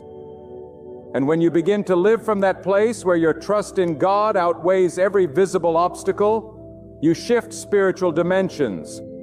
You enter a place where impossibilities begin to crumble, where burdens begin to break, and where doors begin to open, not by effort, but by divine command. Understand this. The moment you act as if everything is working out for you, you silence the voice of fear. You dethrone the lies that say you are forgotten. You disarm the enemy who thrives on your doubt. When you carry yourself like someone who knows God is orchestrating every detail, you become a vessel of power and people will notice. Not because you boast, but because the peace you carry will speak louder than any words you could say. Your silence will carry authority. Your very presence will radiate purpose. Who you are will stand as living proof that God is not only sovereign, He is intricately woven into every thread of your life. Don't be fooled by the delay. This season of waiting is not wasted. It is holy ground. It is the inner chamber where God shapes you for what He has already set aside for you. In the stillness, your roots dig deeper. Your discernment grows sharper, and your identity becomes immovable. This is not punishment. This is preparation. And when the appointed time arrives, you will not step in desperate, but ready, refined by fire, sharpened by silence, and upheld by the unseen hand of God. God never wastes your pain. He never dismisses your prayers. He never ignores your tears. Every moment of surrender, every choice to trust instead of panic, every decision to believe when it felt impossible, none of it has vanished. It is all kept safe in the vaults of eternity. And when the time is right, when your heart is ready, when your faith has matured, God will release what was held back. Not because He changed His mind, but because you finally stepped into the posture that could carry the weight of His blessing. So I challenge you, look in the mirror and see someone who is favored, not forgotten. Speak to your soul and command it to align with the promises of God. Walk through your day not as one who is uncertain, but as one who is led. Move with a rhythm of expectancy. Pray as if the answer is already echoing back. Give thanks not just for what you have, but for what is coming. Because gratitude is the seedbed of miracles. And when you thank God in advance, you testify that you trust His heart, even when you don't yet see His hand. Let your life be a living sermon. Let your peace preach louder than panic. Let your faith interrupt the fear of others. When people see you walking through fire without being burned, when they see you standing still while everything around you shakes, when they see you calm in the eye of chaos, they will begin to ask the question that leads them to truth. What power is holding you together? And your answer, humble and unwavering, will point in one direction only, God, because it is God who holds your tomorrow. It is God who commands the seasons. It is God who lifts one and humbles another. It is God who makes rivers flow in deserts and causes light to shine in the darkest hour. That's why you can live as if the outcome is secure, because you know who is in charge. Not man, not systems, not statistics, but God, the one who cannot be overruled. the one whose will always prevail. So stop negotiating with your fear. Stop reasoning with your doubt. Stand in authority. Speak with clarity. Live with the conviction that what God has started in you is unstoppable. Act as if everything is working out for you, because that kind of faith creates movement in the heavens. That kind of faith breaks generational chains. That kind of faith transforms atmospheres. And that kind of faith invites the hand of God to move in ways that logic cannot explain. You are not here to merely survive life. You are here to steward it, to live it boldly, to walk through it as a divine assignment, not a random accident. Everything about your existence is purpose. Every detail of your journey has intention. And when you act like God is behind you, before you, beside you, He will reveal just how powerful He truly is. Your mindset is a weapon. Your expectation is a key. Your obedience is a door. And your faith is a force that causes the impossible to bow. So act as if it's already shifting, because it is. Act as if God is already moving, because He never stopped. Act as if the victory is already won, because it was never in doubt. Do not let temporary confusion block eternal clarity. Do not allow one hard chapter to define your entire book. You were not made to live on the ground. You were made to soar, to rise, to dwell in the high places where fear cannot reach you and doubt cannot control you. And that elevation begins not with what you see, but with what you believe. The highest form of faith is to live today as if God has already worked out tomorrow. And the more you live that truth, the more you will see it unfold before your very eyes. Even now, in this very moment, something is aligning for you. Not because you earned it, not because you forced it, but because you believed God would not fail, because you trusted that no prayer goes unheard, no faith goes unnoticed, and no sacrifice is ever wasted in the hands of God.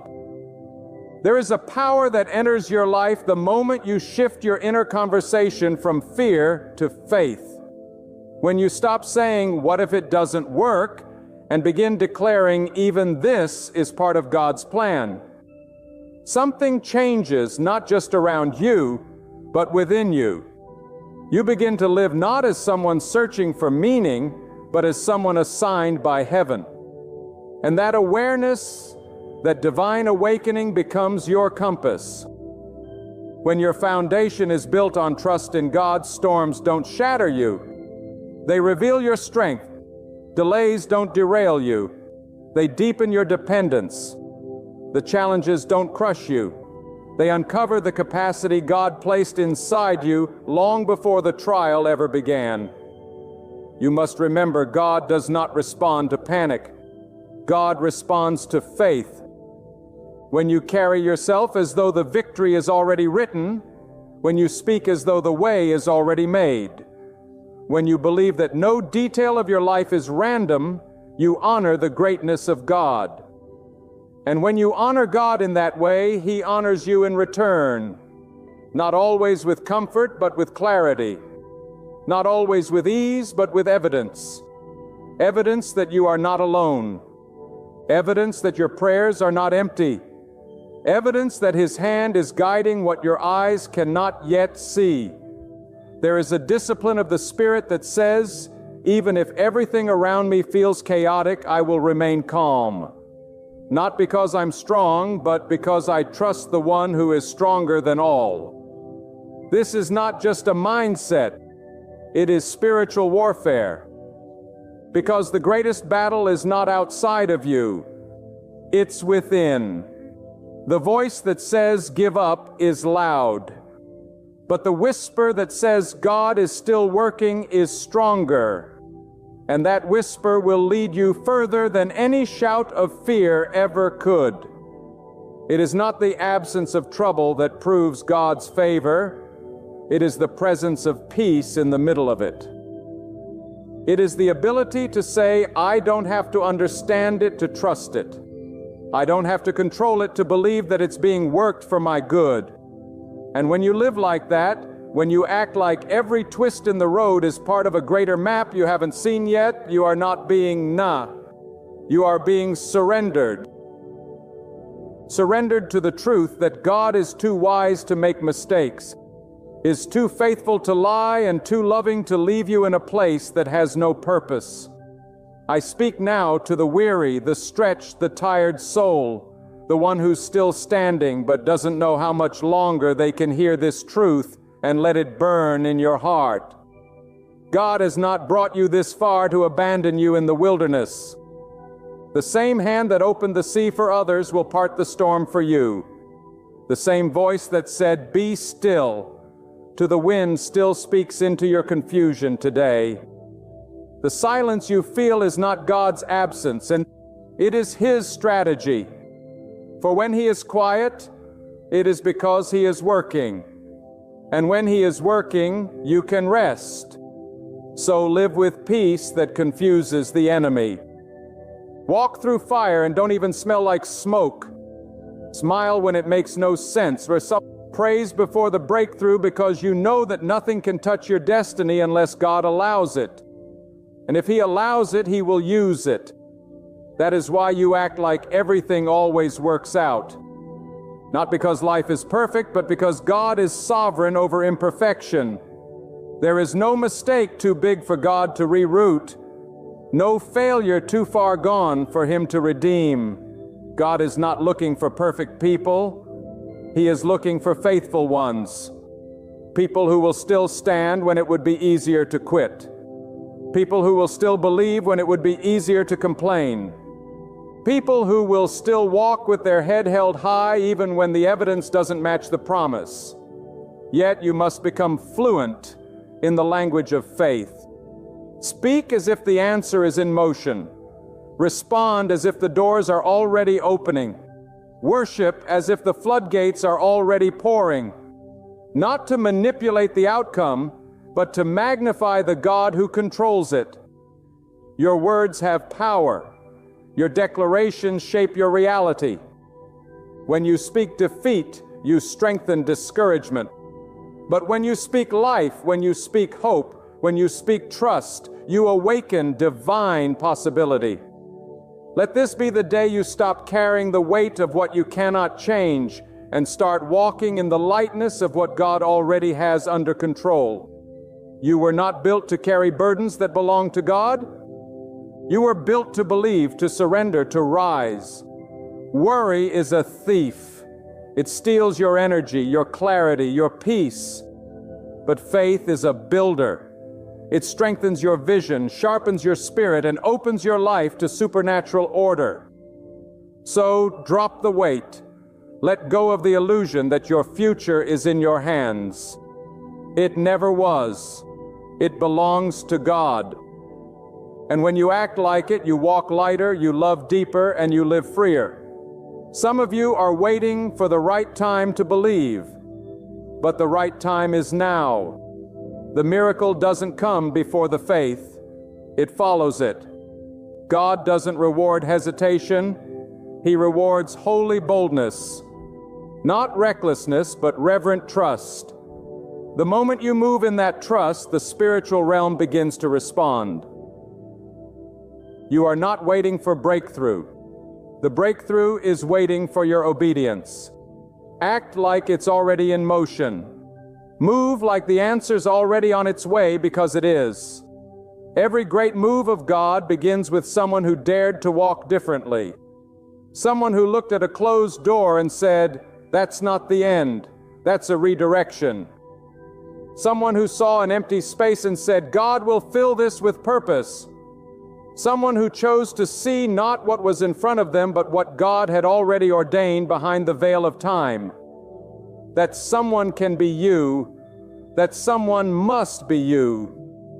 Let your character be shaped not by comfort, but by conviction. Let your joy come not from having it all, but from knowing that God is in all. And when doubt knocks, don't entertain it. Reminded of what God has already done, Call to mind every answered prayer, every narrow escape, every whisper in the night that reminded you you are not alone. If God carried you, then He will carry you now. If He provided once, He will provide again. And if He gave you the strength to survive what was meant to destroy you, He is surely preparing you to walk into what will elevate you.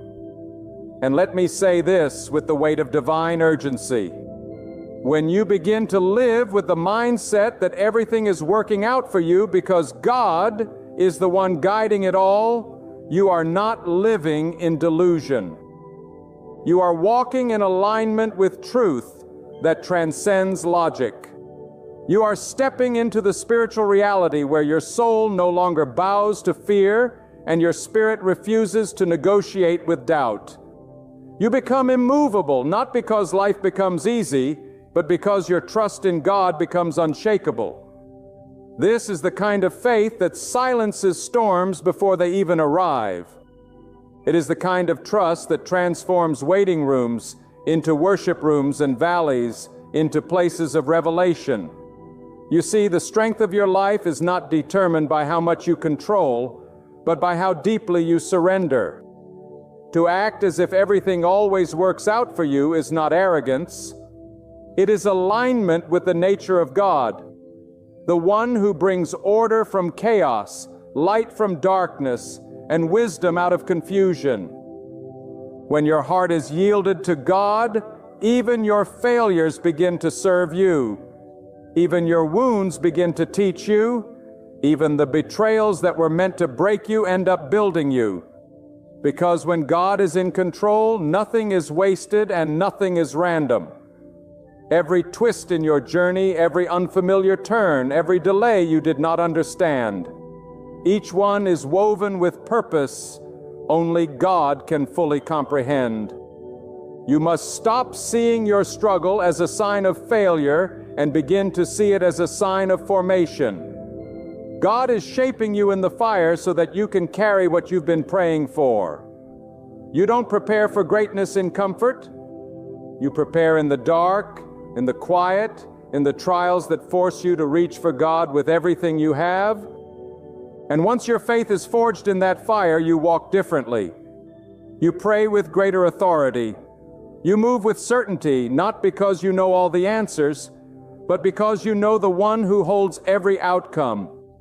There is a boldness that comes from trusting God, a boldness that allows you to show up to life with no fear of tomorrow, a boldness that makes you wake up and speak over your day before the sun even rises. Today will serve me. Today is a day God has already entered before I even open my eyes. No matter what it brings, it is bringing me closer to the purpose that was written before time began. This is how you live when you know that every detail of your life is under divine supervision. Not one tear goes unseen, not one step goes unmeasured, and not one battle is allowed unless it leads to a greater victory. People may see your calm and misunderstand it. They may think you're out of touch, that you're avoiding reality. But what they don't realize is that you are more in touch with eternal reality than they have ever been. You are not ignoring problems. You are trusting the one who solves them. You are not pretending pain doesn't exist. You are leaning on the source who brings peace that passes understanding. You are not escaping life.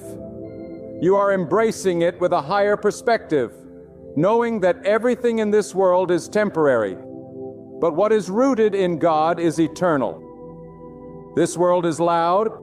It demands that you panic. It shouts that you should worry. It glorifies stress and fear as if they are signs of responsibility. But faith whispers a different truth. It says, be still, trust God, walk forward. Faith doesn't need to prove itself with noise. It carries authority in its stillness.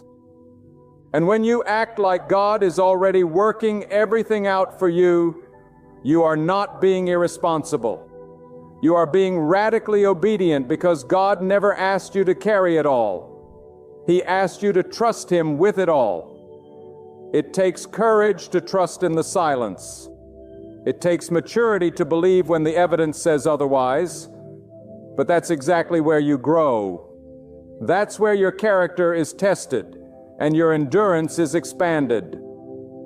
God is not only interested in delivering you from the fire, He is developing you in it. And when you come out, you won't just come out whole. You'll come out with wisdom, with depth, with a testimony that shakes the ground beneath the feet of doubt. Begin to walk into rooms with spiritual certainty. You don't need to be the loudest voice. You just need to carry the presence of someone who knows God is already ahead of you. You don't need to chase people or push doors open. What is yours by divine design will not pass you by. If God has spoken it into your life, it cannot be undone by man, by time, or by circumstance. All that is required is that you live like you believe it. And do not confuse God's pace with His absence. God is not slow. He is precise. He doesn't rush the process because what He is building is meant to last. You're not being punished. You're being positioned. You're not being denied. You're being disciplined, refined, and prepared. God is not interested in temporary highs. He is preparing you for sustainable greatness. That's why you must not faint. That's why you must act as if everything is falling into place. Because even when it feels like it's falling apart in God's plan, it is always falling into place. Your life will change when you stop living from circumstance and start living from conviction. Conviction that God is always working even when you can't see it. Conviction that God's promises are not suggestions. They are guarantees backed by the full authority of heaven. Conviction that your role is not to figure everything out, but to walk in trust. Speak with confidence and move as if the outcome is already in your favor. Let that become your rhythm. Wake up speaking life. Go to sleep in peace. Let your days be framed with expectation, not anxiety. Let your heart beat with hope, not hesitation. Let your vision be rooted in purpose, not in fear. And above all, let your soul anchor itself in this eternal truth. God is not through with you. He is not finished writing your story, and the ending He has in mind is far greater than anything you could plan or imagine. So now, beloved, let this truth settle deep into your soul. When you act as if everything is working out for you, you are not pretending, you are prophesying. You are walking in agreement with the eternal wisdom of God. You are declaring through your faith that no weapon formed against you shall prosper. It's not about your own strength, but about the greatness of your God. You're not simply wishing for peace. You carry the peace that comes from knowing your life rests in the hands of the one who already knows the end from the very beginning. Each step you take with confidence is a declaration of worship. Every moment you choose faith instead of fear, you are giving honor to the author of your story. So rise not with arrogance, but with holy certainty. Speak with boldness, not out of pride, but from unshakable trust. Live each day not waiting for everything to align, but walking as though it already has under divine order. You are led, you are shielded, you are chosen, and above all, you are never abandoned. Keep living as though God is for you, because He truly is. Keep moving forward as though doors are opening, because they already are. Keep believing your breakthrough is near, because it's closer than you think. And when the dust clears, when the storm finally calms, your life will stand as a testimony, not to your own power, but to the strong and unfailing hand of God. Let that be your steady confidence, your quiet peace, and your everlasting crown.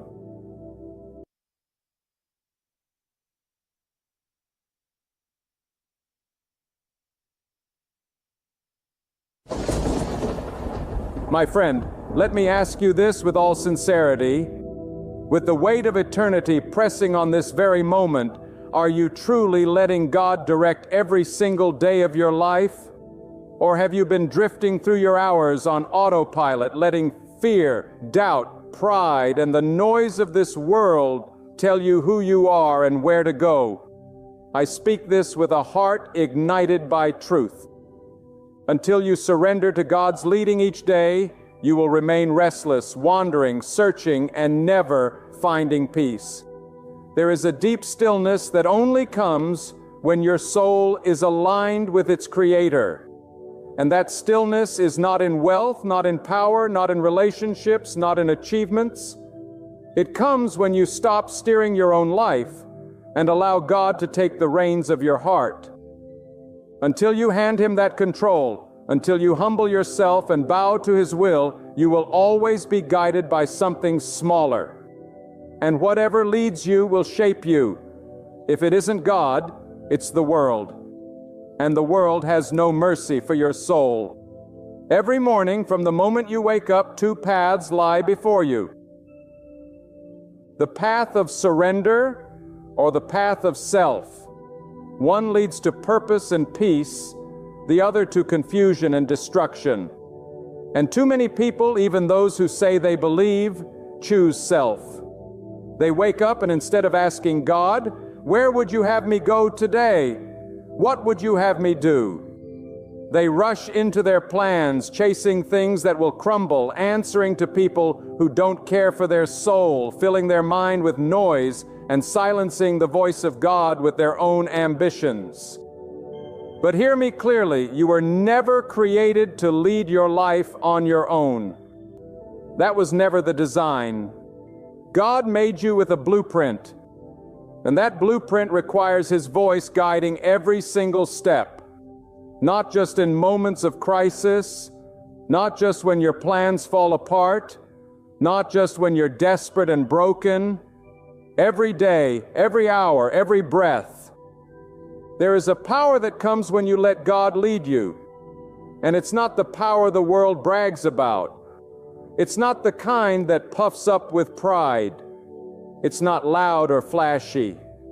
It's a quiet, unshakable confidence that says, "I may not know what tomorrow holds, but I know who holds it, and I will walk in step with Him." That kind of peace shakes the gates of hell. That kind of obedience confuses the enemy, because when you are led by God, you cannot be manipulated by man. Let me tell you something about this world. It will try to program you.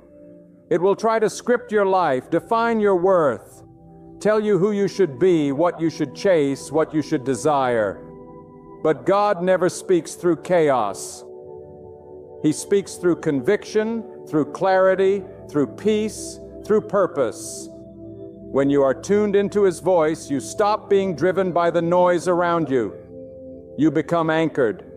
You become stable. You become unmovable. And that's the secret. Stability does not come from control. It comes from surrender. I have seen people lose everything and still walk with joy because they were led by God. I have seen others gain everything and still feel empty because they were led by self. What you follow matters more than what you have, because what you follow becomes your God. And if it isn't God leading you, then something else is.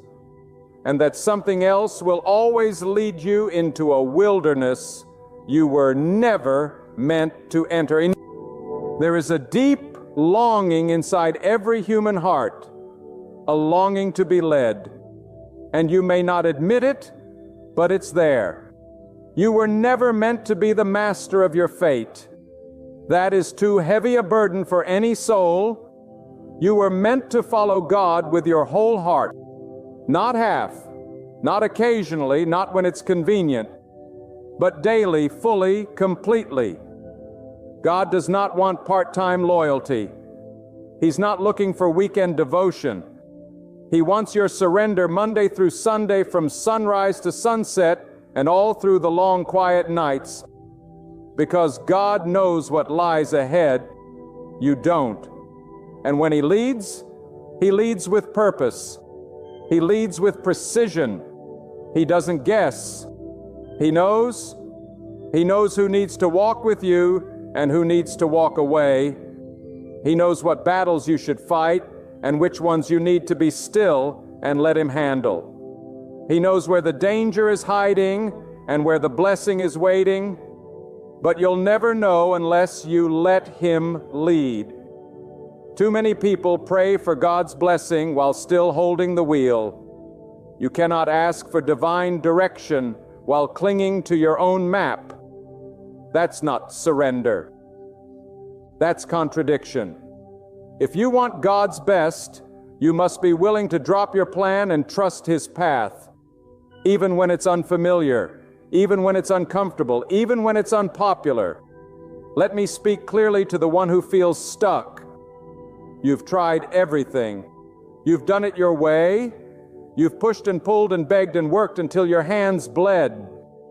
And still the peace escapes you. Maybe, just maybe, it's because you're still trying to leave yourself. Stop. Stop wrestling. Stop striving. Stop resisting. Let God lead you. There is a rhythm to the life that follows God. It doesn't move in panic. It doesn't race in fear. It moves in wisdom, in purpose, in discernment. Every step ordered, every move measured, every door opened at the right time, every delay full of hidden protection. That's the kind of life you were made for. A life not led by emotion, but by God's voice. And don't you let the devil lie to you. Don't you let your past tell you you're unworthy to be led by God. Don't you let shame keep you in the dark. God doesn't call the perfect. He leads the surrendered. He's not looking for performance. He's looking for trust. He's not impressed by how strong you act. He moves when you finally admit how much you need Him. When you truly allow God to lead you, you stop needing approval from people. You stop chasing validation. You stop measuring your worth by the standards of this temporary world. Because the one who is led by God knows I am already chosen, already seen, already guided by the one who knows the end from the beginning. That kind of faith breaks chains. That kind of obedience sets you apart. But don't mistake God's leading for comfort. Sometimes He will lead you through fire, not to burn you, but to purify you. Sometimes He will lead you into storms, not to destroy you, but to reveal that He is your anchor. Sometimes He will lead you into isolation, not to punish you, but to separate you from what's been poisoning your soul. God's leading will not always make sense, but it will always make you stronger. It will always take you higher. It will always grow your character and sharpen your purpose. You see, the blessing is not in the destination. The blessing is in the guidance, knowing that every step I take is not random, but directed by the hand of the Almighty. That's where the strength comes from. That's where the peace is born. I can walk through the valley. I can sit in the waiting. I can face the opposition because I know God is leading me. And there is no greater honor than to be led by God. Not led by fame, not led by money, not led by the crowd, but led by the quiet, powerful whisper of God that speaks to your heart and says, "This is the way, walk in it." How many blessings have been missed because someone refused to listen? How many storms could have been avoided if you had just stopped long enough to say, "God, what would you have me do?" But the beautiful truth is, it's not too late. No matter how far you've wandered, no matter how long you've led yourself, no matter how broken your past has been, God is still ready to lead you right now, this very moment. But you must choose. He won't force you. He won't drag you. He invites, He calls, He waits. And when you answer, when you finally lay your pride down and say, God, I can't do this without you, heaven begins to move. Every giant begins to fall. Every lie starts to unravel. Every fear begins to lose its grip. Because when God leads, He leads in truth, in light, in victory. Not always easy, but always right, always purposeful, always filled with what your soul was truly craving all along. Let this settle deep within your heart. If you don't allow God to lead you, then you will be led by something far more dangerous, your own desires. And the heart, when left to its own understanding, will always drift toward destruction. You cannot trust your emotions to guide you. You cannot lean on your feelings to define your truth. One day you'll feel strong, the next day weak. One moment confident, the next consumed by anxiety. But God is unchanging, eternal, flawless in wisdom. And when you are led by Him, you are no longer at the mercy of your fluctuating feelings. You are planted. You are grounded. You are walking a path carved by divine hands. The world teaches self-reliance. It celebrates independence.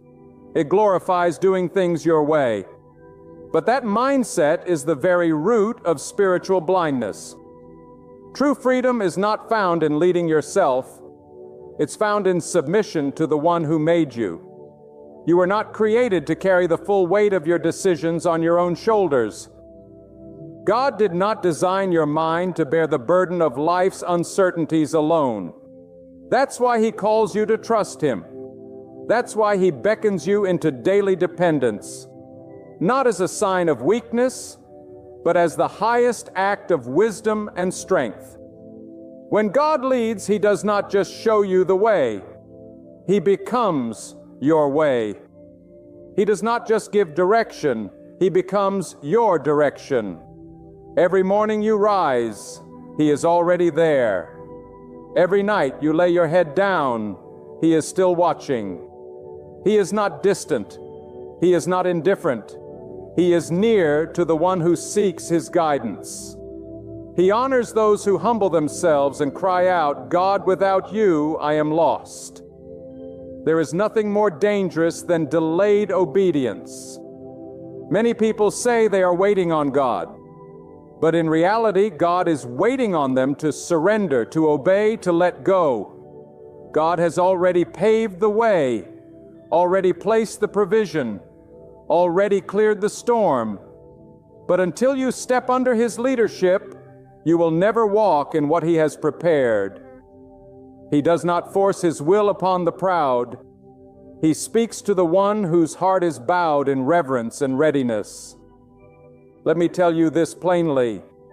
God will lead you where your talent cannot take you, where your education cannot open doors, where your background has no influence.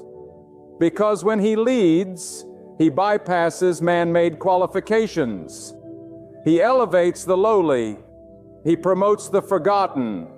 He establishes the rejected. That is the power of divine direction. He doesn't need your resume. He needs your willingness. You see, being led by God isn't just about big life decisions. It's about every single moment. It's about the attitude you choose when someone wrongs you. It's about the way you speak when no one is listening. It's about the thoughts you entertain when you're alone. God doesn't want to lead you just in the crossroads. He wants to lead you in the silence, in the stillness, in the ordinary. That's where real character is formed. That's where the fire of true faith is built. And I must speak directly to the soul who feels forgotten, abandoned, left behind. Listen to me. God has not ignored your cry. He has not missed a single tear. But sometimes He leads through delay, not because He is cruel, but because He is protecting what is sacred. He is pruning what is poisonous. He is developing in you what shallow blessings could never produce. You think you're waiting, but God is working. And when you let Him lead, even the waiting becomes holy ground. Too often people pray for God's direction, but they don't prepare to obey it. Don't ask God to lead you if you're not willing to leave behind what's holding you back. God cannot direct a life that clings to the very things He wants to remove. Obedience means letting go even when it hurts, trusting when it doesn't make sense, moving when the path is not fully visible. That is faith, and faith without action is just taught. If you want to experience the fullness of God's leadership, you must die to your own agenda, not once, but every single day. You must wake up and say, God, override my plans. Cancel what needs to be canceled. Rearrange what I cannot see. Interrupt me if you must, but don't let me walk a path you haven't ordained. That is the kind of surrender that makes the heavens move. That is the heart God delights in. Not perfection, not performance, but total trust. You must also understand this. When God leads you, He will often take you the long way, not the fast way. He will lead you through discomfort to train your endurance. He will lead you through scarcity to teach you provision. He will lead you through rejection to show you where true value comes from. These are not detours. They are divine training grounds. And those who are truly led by God know that His delays are not denials. They are refinements. They are sacred seasons where your spirit is being strengthened. And when God leads you, He doesn't just guide your feet, He renews your mind. You begin to see life differently. The things that once enticed you no longer tempt you. The distractions that once pulled you begin to fade. Your cravings shift. Your focus sharpens, because the closer you walk with God, the less room there is for noise. He filters your desires. He reorders your passions. He fills your soul with purpose. And that purpose becomes your compass. Let me ask you again, who is leading you? What voice is shaping your decisions? If it isn't God, then you are being led by something unworthy of your soul. Because only God sees the whole picture. Only God knows what lies beneath the surface. People may flatter you, deceive you, mislead you, but God sees what man cannot. And when He leads, He doesn't just lead you to opportunity. He leads you away from danger. He blocks what you were never meant to receive. He closes doors that look good on the outside but are empty on the inside. He disappoints your flesh to protect your future. You must learn to thank God not just for open doors, but for closed ones. Because sometimes the very thing you prayed for was not a blessing, it was a distraction.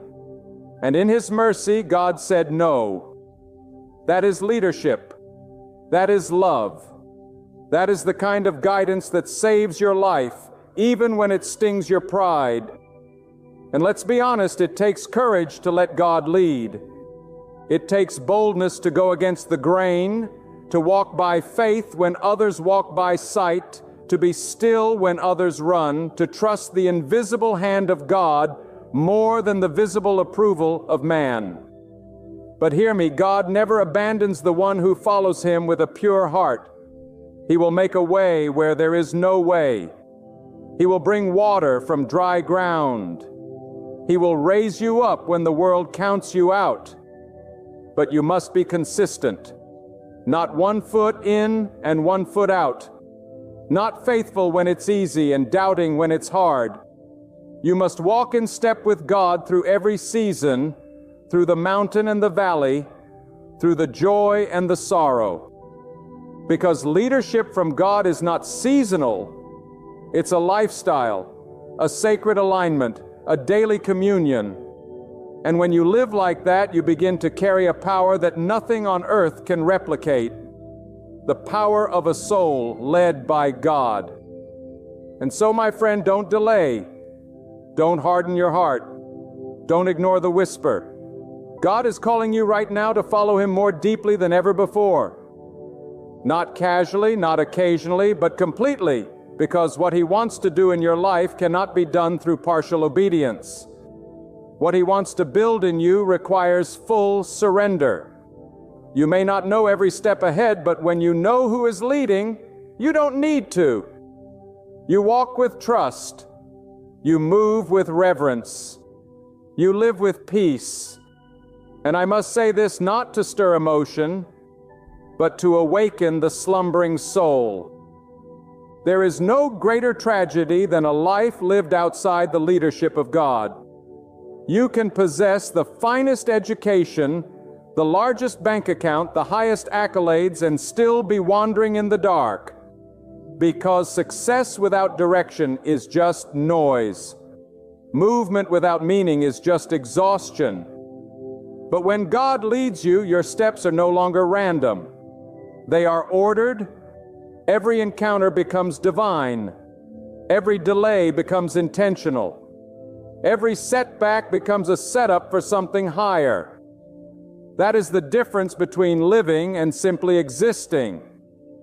The truth many avoid is this: it takes discipline to be led by God. This isn't a path for the lazy or the double-minded. This is a walk that demands your whole heart, because the world is full of distractions, constant temptations pulling you in every direction, opinions, trends, fears. You cannot follow God with divided focus. You cannot walk with one eye on the world and one on the path of righteousness. The soul must choose. And when you choose to follow God, you must train your spirit to listen above the noise, to stay still in the storm, to trust when others panic, to walk slowly when the world is rushing. Let me tell you something few dare to say. God's direction will often cost you comfort. It may cost you friends. It may cost you opportunities. It may even cost you admiration, but it will give you something no man can offer. Peace that flows like a river, clarity that pierces confusion, and strength that holds you when everything around you collapses. The reward for obedience is not just the outcome. It's the unshakable presence of God that walks beside you through every twist of the journey. And we're not created to be led by trends. You were not created to be molded by fear. You were created to be shaped by the hand of the Almighty. And when you resist His leading, you resist your very design. You rob yourself of the life you were born to live. You settle for imitation instead of destiny. And destiny can only be fulfilled under God's command. So I ask you again, not with judgment, but with urgency, who is charting your course? When you wake up, whose voice do you seek? When decisions weigh heavy, whose wisdom do you lean on? When the unknown stares you down, do you reach for man, or do you fall on your knees and say, God, I will not take one step unless you lead me? Because there is power in that kind of surrender. Power that breaks generational chain. Power that silences every lie. Power that causes heaven to move on your behalf. God does not lead aimlessly. He leads with purpose. And when you place your hand in His, your life takes on a divine rhythm. You begin to walk not just through the world, but above it. Temptation loses its grip.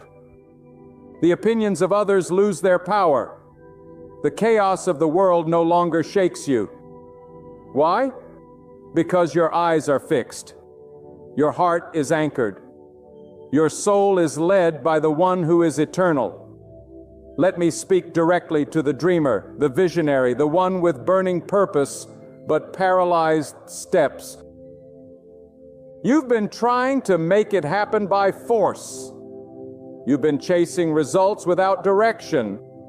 But your gift alone is not enough. It must be surrendered to the leadership of God. Because when He leads, He doesn't just make a way, He transforms you along the way. He prepares you for what you are praying for. He builds your character before He delivers your calling. He establishes your foundation before He enlarges your territory. And to the one who is tired, who has followed and not yet seen the fruit, I say this to you: God's guidance is not measured by immediate results, but by eternal impact. You may not see what He's doing yet, but that doesn't mean He's not working. In fact, the longer the preparation, the greater the purpose, the deeper the surrender, the higher the elevation. And when He finally reveals what He's been building in the dark, it will be so much greater than anything you could have constructed on your own. But you must continue. You must not retreat. You must walk. Even when the path is dim, even when your legs tremble, even when the voices around you say, "Give up," because the one who is led by God cannot be stopped by man. Obedience always opens doors that hustle never could. Faithful steps move mountains. That force cannot budge. And know this: God never gives partial guidance. When He leads, He does so completely. If you only hear fragments, it's not because God is unclear. It's because distraction has deafened your ear. You must tune your spirit, quiet your flesh, purify your motive. Then the voice becomes clear, the steps become sure, the direction becomes undeniable. Don't let familiarity fool you. Just because you've walked a certain path before doesn't mean God is leading you there again. Just because it worked last season doesn't mean it's meant for this one. Being led by God requires constant sensitivity. You cannot live on yesterday's instructions. You need fresh guidance, new direction, daily surrender, because each day brings new battles, new assignments, and new levels of responsibility. And hear me now, you are not too broken to be led. You are not too lost to be found. You are not too late to begin. God is not limited by your past. He is not intimidated by your weakness.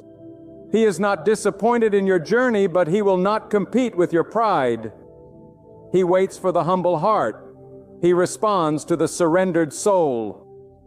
The instant you declare, "God, not my will, but yours," everything around you begins to shift.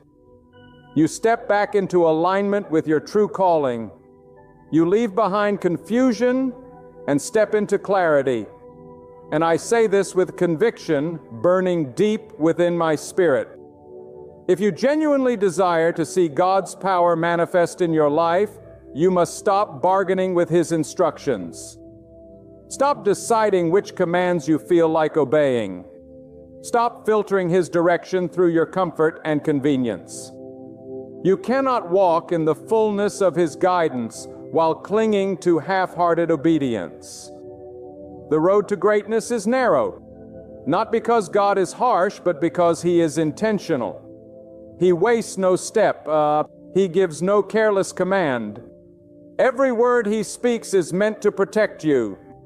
Every directive is designed to lift you higher. Every pause is preparing you for what's ahead. God does not speak to entertain you. He speaks to align you. And when He gives a word, it is not for your entertainment. It is for your transformation. His direction demands response, and not just words from your lips, but movement from your spirit. Because true obedience doesn't wait for convenience. It moves at the sound of God's whisper. And when you learn to move at His voice, you unlock blessings that no eye has seen, no ear has heard, and no mind could ever imagine. But many miss this.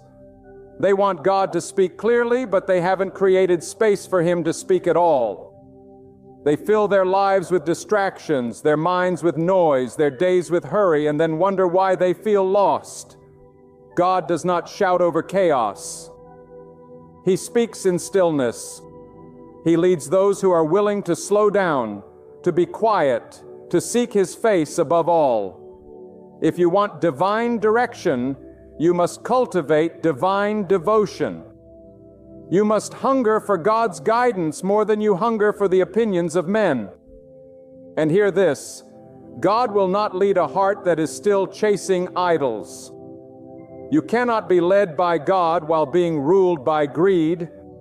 You cannot be guided by the Almighty while being chained to bitterness, to ego, to lust, to fear. These things cloud your spirit. They block your discernment. Oh, they corrupt your perspective.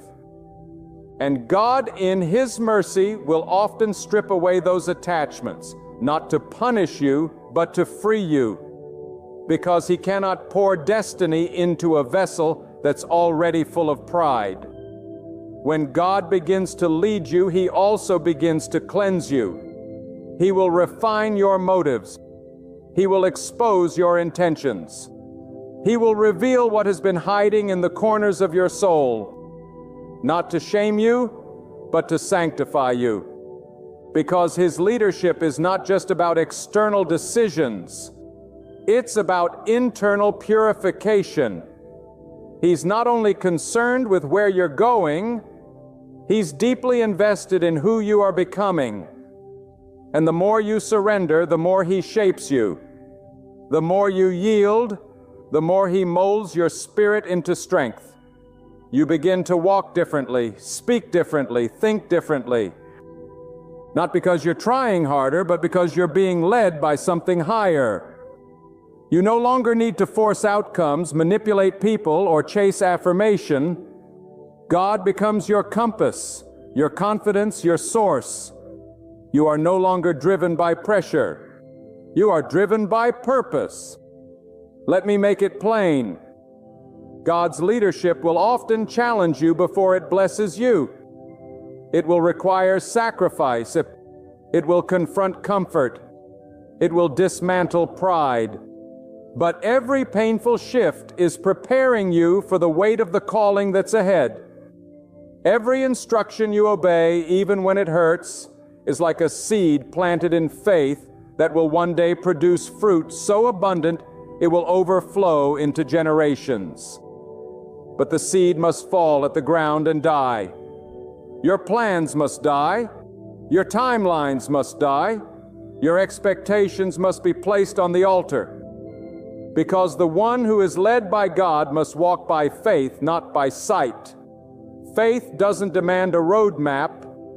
It demands trust. And trust is tested when the way is unclear. When the path looks barren, when the next step feels risky, that is where true surrender is born. Not in the sunlight of clarity, but in the shadows of uncertainty. Where you choose to say, God, I don't see the outcome, but I know your character. I trust your heart more than I fear the unknown. That's where transformation begins. That's where faith becomes real. Not in theory, but in practice. Not in lip service, but in life lived on the edge of divine dependence. That is the fire God uses to burn away the shallow life you've known and replace it with something eternal. That is how you are forged into a vessel worthy of His power. And once you begin to walk like this, something shifts. You stop asking God to bless your plan and start asking Him to reveal His to you. You stop demanding answers and start listening for His whispers. You stop praying for comfort and start asking for courage. You no longer want what's popular. You want what's pure. You no longer fear being alone because you've tasted the sweetness of walking with God. And you know that one moment of His direction is better than 1,000 days of wandering and success without Him. Some of you have been stuck in cycles, repeating seasons that should have ended years ago, Not because God is punishing you, but because you've resisted His leadership. You've prayed. Yes, you've gone through the motions, but you've refused to change. You've clung to your own understanding. You've followed your own emotions. And until you fully release control, you will never step into the new thing God is trying to birth in your life. But here's the hope. It's not too late to begin again. God is still speaking. He's still calling. He's still leading. But He's waiting on you to respond. He's waiting on you to say, enough of my way, enough of empty striving, enough of delayed obedience. God, I'm ready not to understand but to follow, not to control but to trust, not to lead, but to be led. That's when the breakthrough comes. That's when the confusion lifts. That's when the right doors begin to open.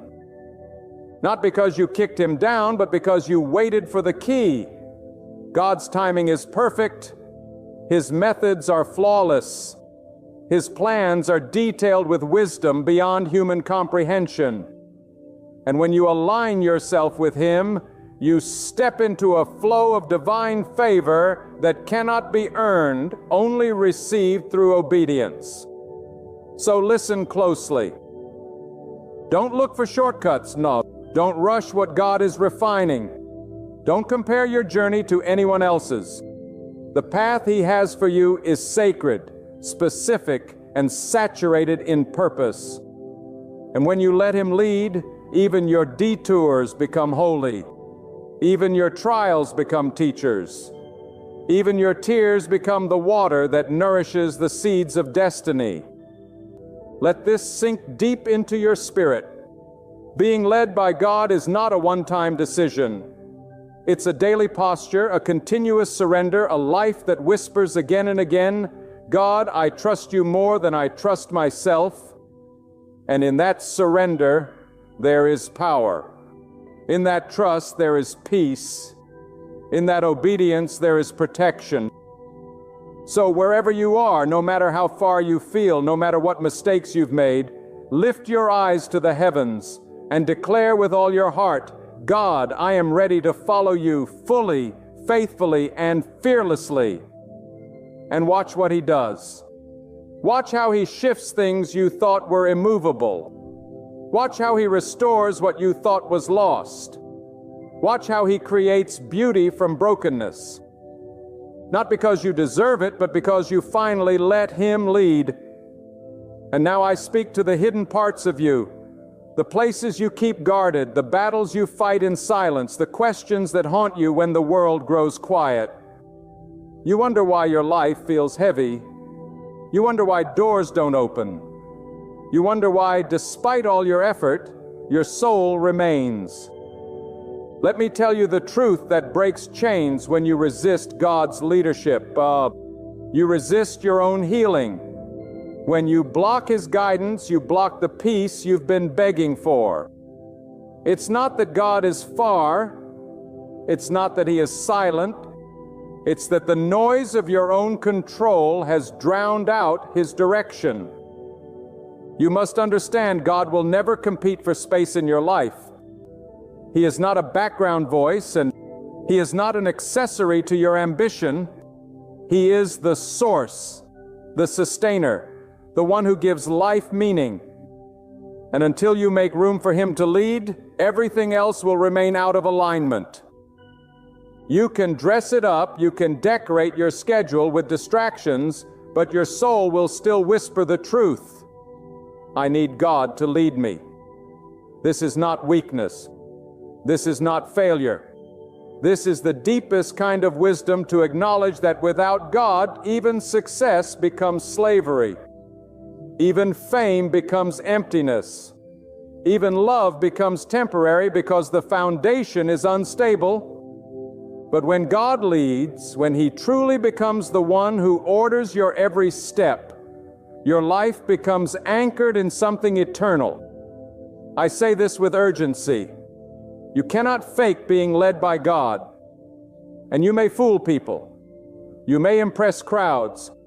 You may even convince yourself for a season, but your spirit knows, and it will ache. It will grow restless because you were not created for a life of self-navigation. You were created to walk in communion with your Creator. That is why, until you surrender your will to His, you will keep circling the same mountains, repeating the same mistakes, feeling the same emptiness. And some of you are asking, but how do I let God lead me? You start by removing the idols. Remove the voices that drown out His whisper. Remove the habits that quench your awareness of Him. Remove the pride that tells you that you know better. God will not force His way into a heart that refuses to make room. His leadership begins where your resistance ends. Not through performance, but through humility. Through an honest heart that cries out, God, I've tried it, my way, and I can't anymore. Take the lead. And when He begins to lead you, He will not always take you the way you expected, but He will always take you the way you need. He may not give you the shortest route, but He will give you the strongest character. He may not rush you to the destination, but He will build the strength in you to handle what's waiting. Because God does not just prepare the blessing, He prepares the vessel. And you are that vessel. Let me tell you what happens when God leads. Confusion begins to lift. That weight on your chest, it begins to ease. Not because every problem disappears, but because your soul is no longer wandering. You begin to hear clearly. You begin to see purpose in places you once saw only pain. You become more than reactive. You become prophetic. You begin to anticipate with faith instead of react with fear. That is the power of alignment. But make no mistake, when God leads you, the world will not always understand. People may question your decisions. They may label your obedience as foolishness. But you must remember, God did not call them to your path. He called you. And when you are led by God, you no longer need approval from those who are blind to your vision. You no longer need validation from those who can't see the voice that called you forward. And you must not fear the cost, because yes, it will cost you. It will cost comfort. It will cost popularity. It may cost opportunities. But whatever God asks you to release, it is only because He is making space for something far greater. He is pruning the branch so it can bear more fruit. He is cutting ties that were quietly choking your purpose. He is removing what seemed good so He can give you what is divine. Let me speak now to the one who has been led by God but has grown weary. You obeyed, you trusted, and yet the breakthrough hasn't come. The harvest hasn't appeared. Listen carefully. Delay is not denial. Silence is not abandonment. When God leads, He sometimes leads you through the wilderness. Not to punish you, but to prove you, to fortify your spirit, to purify your intentions. The wilderness is not the end. It is the place between promise and possession. And those who endure, those who stay faithful in the quiet, will see a glory no man can take away. There is a weight to being led by God, but there is also a reward beyond anything the world can offer. You will walk with authority, not worldly authority, but divine authority. You will speak with weight because your words will come from a place of alignment, not ambition. You will live with clarity because your decisions are not made in haste, but in step with eternity. You will carry peace not because life is perfect, but because your heart is in sync with the one who holds all things. So do not shrink back. Do not harden your heart. Do not hesitate at the crossroads. Choose the narrow way. Choose the quiet way. Choose the way that demands sacrifice but leads to glory. Choose to be led not by flesh, not by fear, not by the opinions of others, but by God alone. Let your mornings begin with surrender. Let your days be guided by His whispers. Let your nights be filled with reflection on His hand moving in unseen ways. And when storms come, you won't be shaken. When enemies rise, you won't be afraid because you'll know you are not alone. You are not lost. You are led. And if you hold on to that, if you live from that truth, if you follow with full faith, God will take you places you never dreamed possible. He will open doors no man can shut. He will raise you in due season. He will protect you from dangers you never even knew existed. He will surround you with peace that transcends understanding. And He will fulfill His purpose in you, not because you are perfect, but because you are surrendered. That is the kind of life worth living. That is the kind of journey worth walking. That is the kind of leadership worth trusting. So today, this moment, this breath, let it be the turning point. Let it be the day you say once and for all, God, take over, guide me, shape me, lead me, and then walk boldly because your steps are now held in the hands of the Almighty. So now let this truth anchor your soul. There is no safer place, no higher calling, and no greater peace than being led by God. Not just in the moments when life is calm, but especially in the storms, especially in the silence, especially in the uncertainty. For when God leads, you are never walking blindly. You are walking in divine order. You are not lost. You are being positioned. You are not overlooked. You are being prepared. You are not delayed.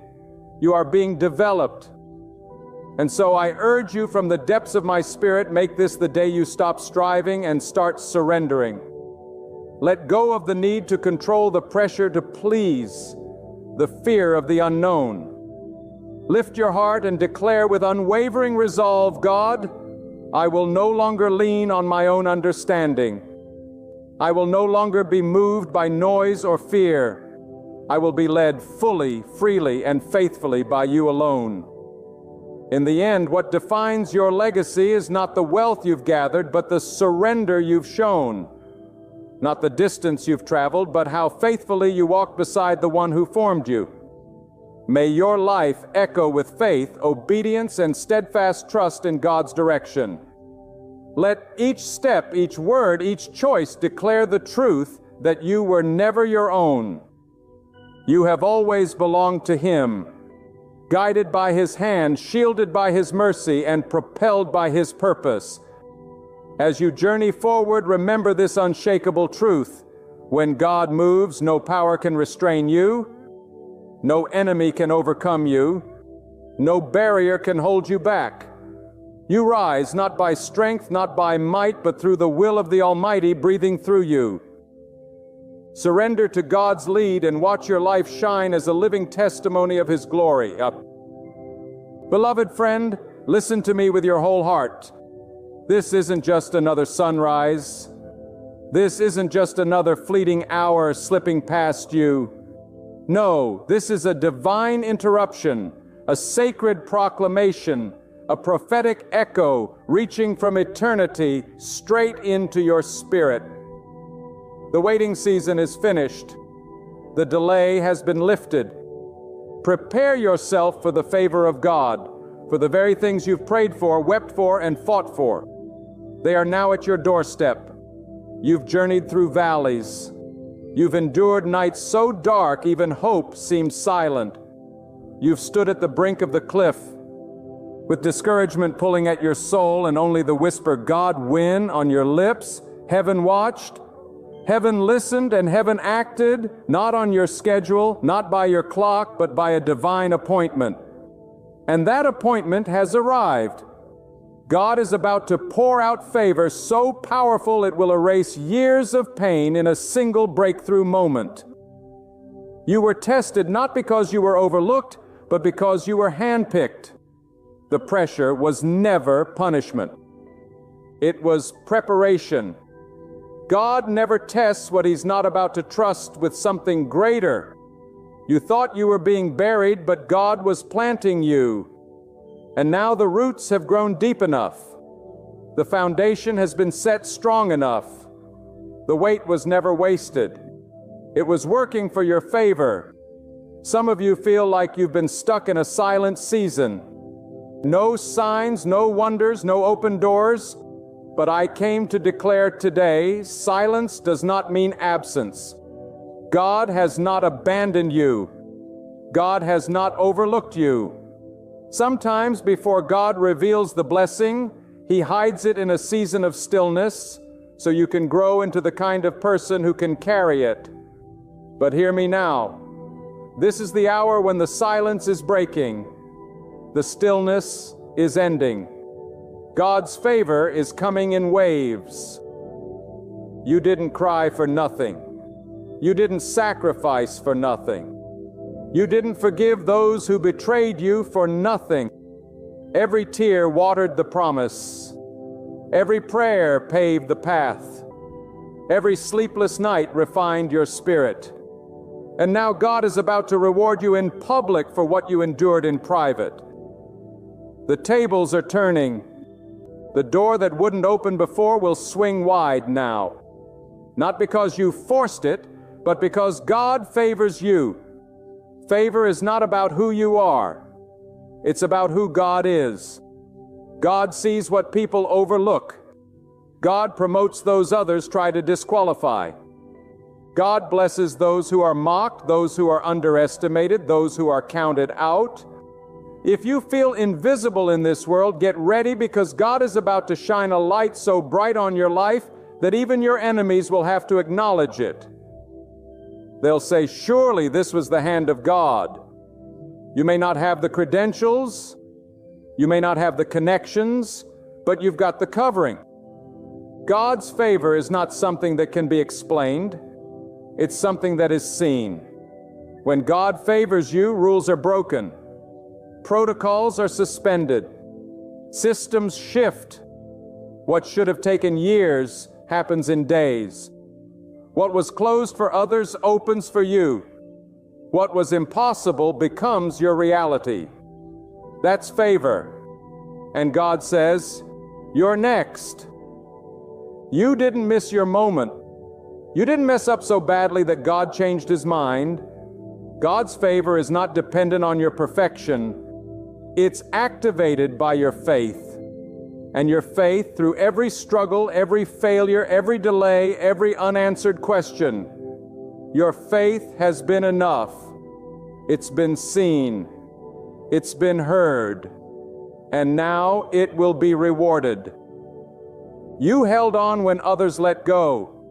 You believed when it made no sense. You worshiped even with an aching heart. And God never forgot it. Get ready, because the very thing that tried to break you is going to bless you. The very situation that was meant to destroy you is going to define your victory. God doesn't let His people stay in the wilderness forever. There comes a day when the cloud moves, when the manna falls fresh, when the river parts and the promise becomes real. That day is here. The wait is over. Stop apologizing for being favored. Stop explaining why you survived when others sank. You survived because God carried you. You're standing because God sustained you. And now He's about to elevate you. Not for your glory, but for His purpose. You were not saved to be silent. You were not spared to stay hidden. God's favor is going to put you in rooms you didn't ask for, with opportunities you didn't chase, because favor follows obedience. There's something powerful about waiting well. When you wait with trust, you're not just wasting time, you're gaining strength. You're learning to hear God's voice. You're building spiritual muscle. So don't resent the wait. It made you ready for the favor that's about to come. Because favor without preparation is dangerous. But now you're ready. You've been refined. You've been humbled. You've been purified in the fire. And now God says, step forward, my child. The season has shifted. The blessing is released. People may not recognize what you've carried. They may never understand the weight you've had to lift behind closed doors. But God knows. God saw it all. And favor doesn't need approval. It doesn't require permission. When God decides to favor you, not even your past can stop it. Not even the mistakes you made in ignorance can delay it. Because when God says it's time, nothing can say otherwise. And child of God, it's time. You are not forgotten. You are not left behind. The heavens have scheduled your favor. The winds are blowing in your direction. And even though it's taken longer than you thought, it's going to be bigger than you imagined. This is not just a season, it's a shift. You're going from barely making it to more than enough. From overlooked to overflowing, from weeping to rejoicing, from broken to blessed. God's favor is not fair, it's divine. That means it won't always make sense. Some people will look at your life and wonder how you got where you are. Let them wonder. Let them talk. Let them speculate. Your job is not to explain. Your job is to worship. Your assignment is to glorify God with your life. Let your story be proof that God can lift anyone, favor anyone, use anyone, if they just believe the wait is over for your healing, the wait is over for your breakthrough, the wait is over for that long-awaited answer. You've circled this mountain long enough. You've wept beside this closed door long enough. Now God says, go forward. The Red Sea is parting. The Jordan is opening. The wall is shaking. Because favor isn't just coming to visit. It's coming to dwell. Get your heart ready. Clean your spirit. Remove bitterness. Clear the doubts. Make room in your life because the blessing is about to be too big for your current space. Enlarge your faith. Stretch your expectation. Don't look for crumbs when God is preparing a feast. You are about to feast in the presence of what once threatened to starve you. Favor is about to silence every lie, every mocker, every doubt, every delay. Do not worry about who didn't support you. Do not be bitter over who walked away. They had to leave so that God could show you who never would. They had to reject you so that God could appoint you. The ones who doubted you will soon have no choice but to watch God's favor crown your life. And they will say, this had to be divine. Yes, it was. It is, and it will continue to be. You are not too late. You are not too old. You are not too damaged. Favor has no age limit. Favor is not restricted by your income, your background, your status, or your scars. God lifts up the lowly. He makes the weak strong. He turns the last into the first. If you've been counted out, you're exactly who God wants to count in. Hold your head high, not in arrogance, but in assurance. Assurance that God is with you. Assurance that favor is not a fantasy.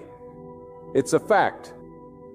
It's written in the spiritual realm, and now it's manifesting in your reality. The pain had a purpose. The waiting had a timeline, and the timeline has reached its appointed hour. Get ready. Get ready with expectation. Get ready with praise. Don't wait for it to appear before you believe it. Believe it and it will appear. God does not move by doubt. He moves by faith. And if your faith has endured, your favor is guaranteed. When God decrees a season of favor, nothing in heaven or earth can resist it. Not the plots of people, not the systems of the world, not even the doubts in your own heart. When God speaks a word of blessing, it breaks every barrier, overrides every human opinion, and crushes every opposition. When God says enough waiting, no gate can stay closed. No hand can withhold what belongs to you.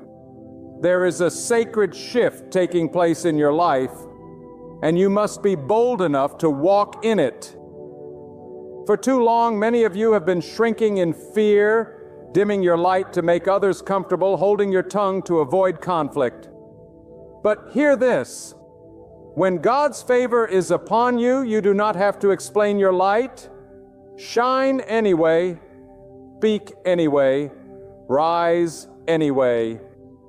The ones who are meant to walk with you will see the hand of God on your life, and they will rejoice with you. And the ones who can't handle it, let them go.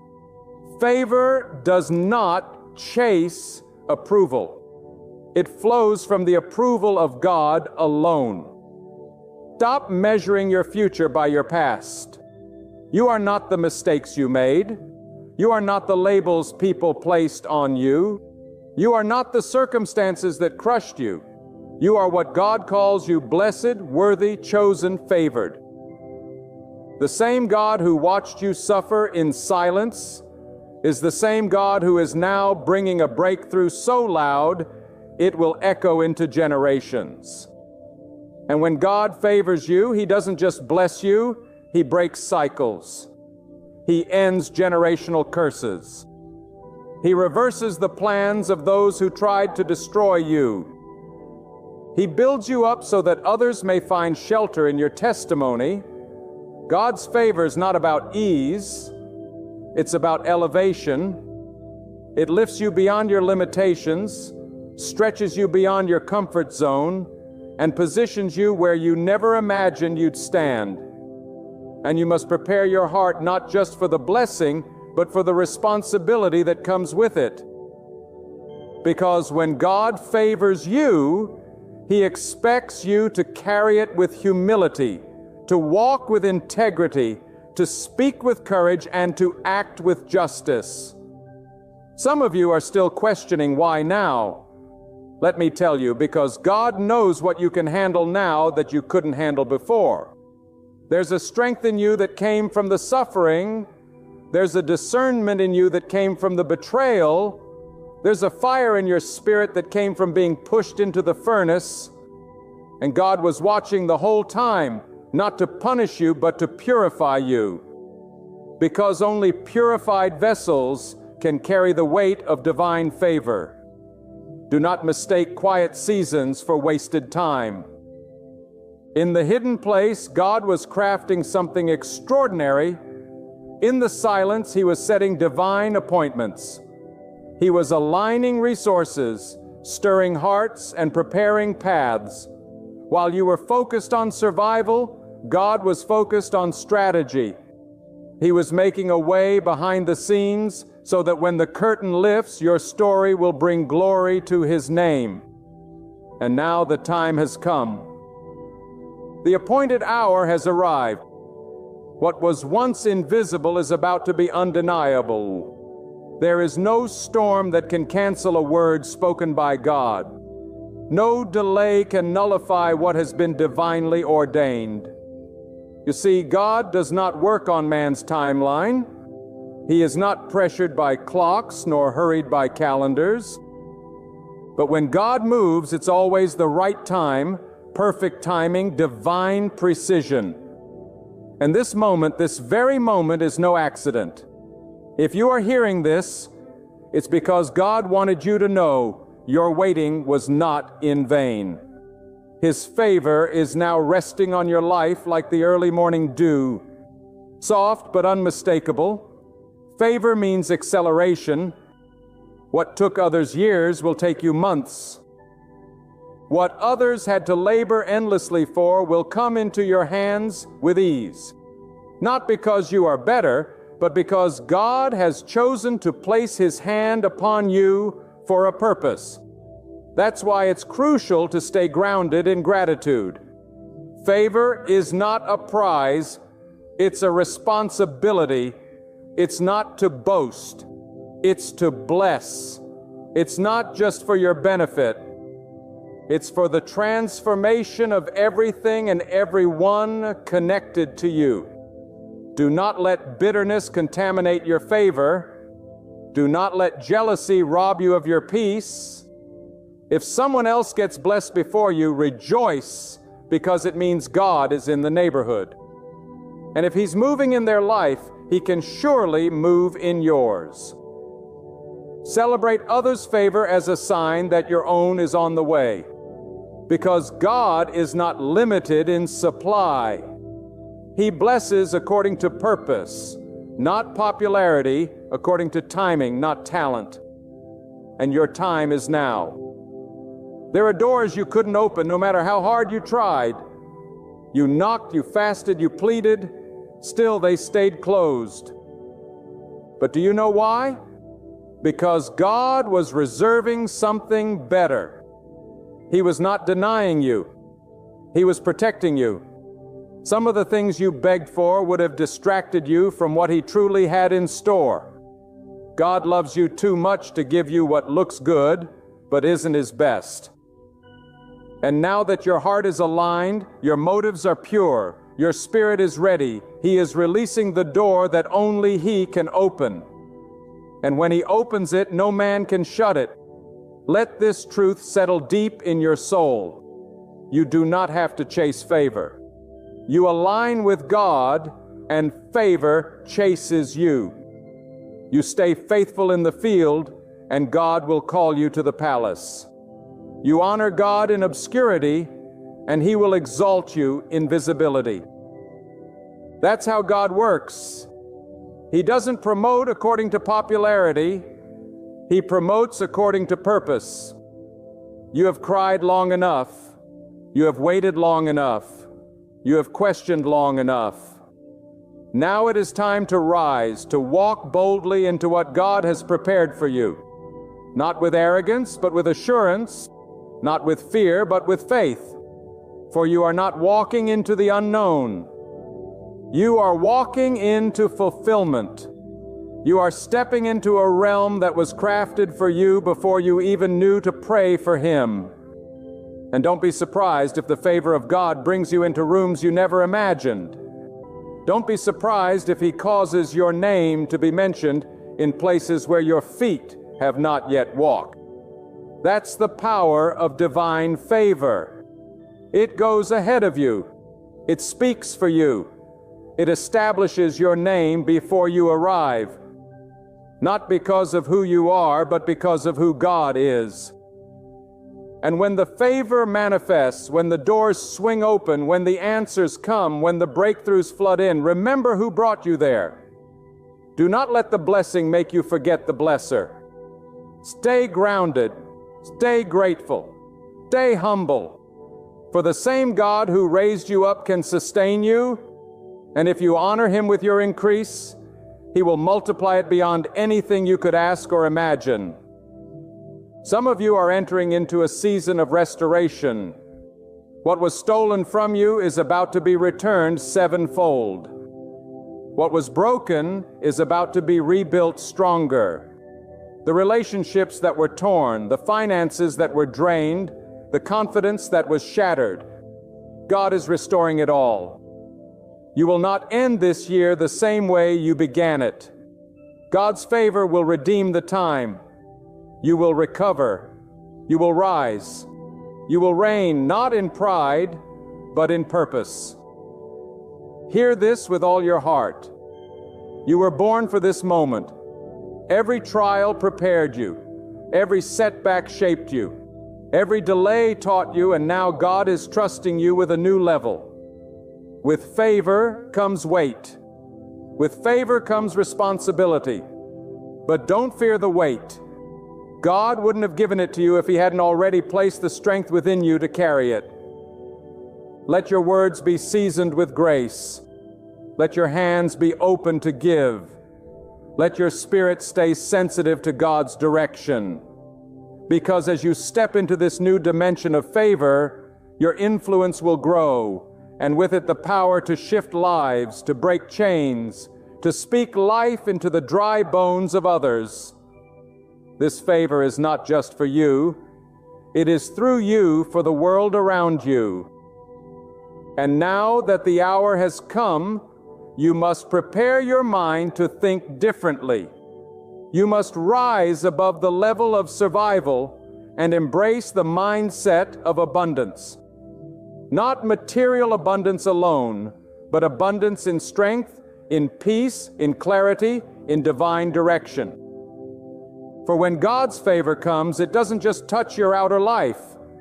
It awakens something within. It revives the part of you that was crushed under years of disappointment. It breathes courage into the spaces where fear used to reside. When God moves, He revives the whole person, spirit, heart, and purpose. You must understand, favor is not merely a gift. It is a divine assignment. With every blessing comes a calling. And with that calling comes the responsibility to walk with vision, to live with integrity, to speak with authority, and to serve with humility. God doesn't favor people to inflate their pride. He favors them to demonstrate His power.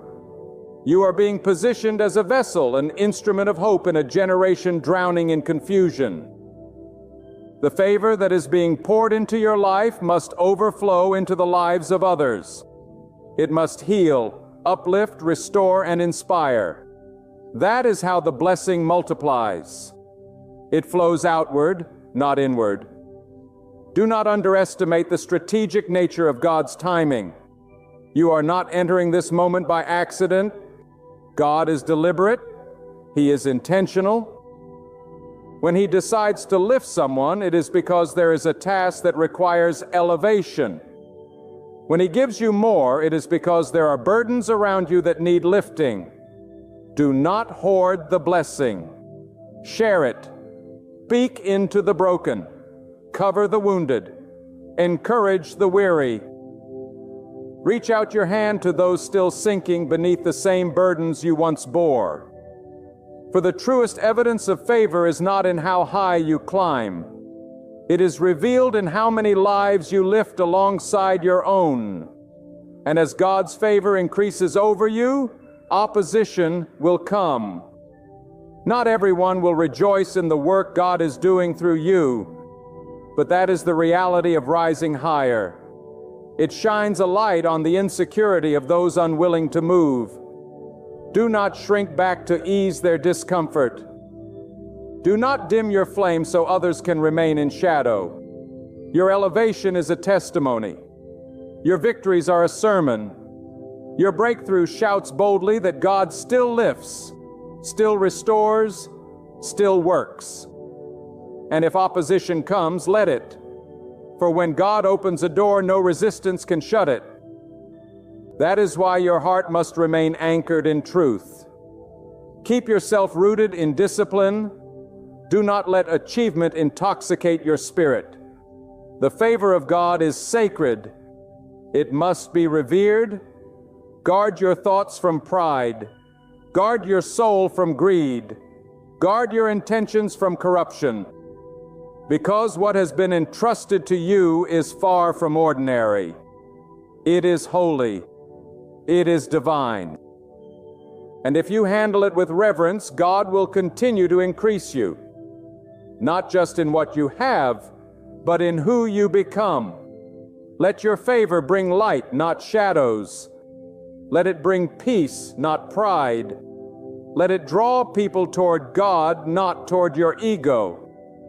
For the purpose of divine favor is always to fulfill the greater plan of the Almighty. You are being chosen as a carrier of purpose. And that purpose must not die in comfort. It must live in action. It must move with power. It must serve something beyond yourself. Now listen closely, because what I am about to say is for those who are stepping into places they never imagined. Be prepared to be misunderstood. Be prepared to be misjudged, but do not be discouraged. God does not require that you be understood by people, only that you be faithful to Him. Favor will often isolate you before it elevates you. It will expose who is truly for you. It will uncover hidden motives, jealous hearts, and quiet opposition. But let none of it shake you. Because if God is the one lifting you, then no weapon formed against you will succeed in pulling you down. Do not seek validation from voices that were never assigned to your life. The same ones who laughed in your season of lack may try to attach themselves in your season of increase. Be discerning. Everyone smiling at your success is not celebrating it, but you are not called to carry the weight of their approval. You are called to walk in alignment with God, and let your favor speak for itself. Let your fruit speak. Let your peace speak. Let your consistency testify. You see, when God favors you, it's not always dramatic or loud. Sometimes it's quiet. Sometimes it's the invisible protection that shields you from danger. Sometimes it's the inner peace that confounds the storms outside. Sometimes it's the delay that seemed like a setback, but was actually a redirection to something greater. God's favor is not always fireworks. Often it is divine precision, operating behind the scenes.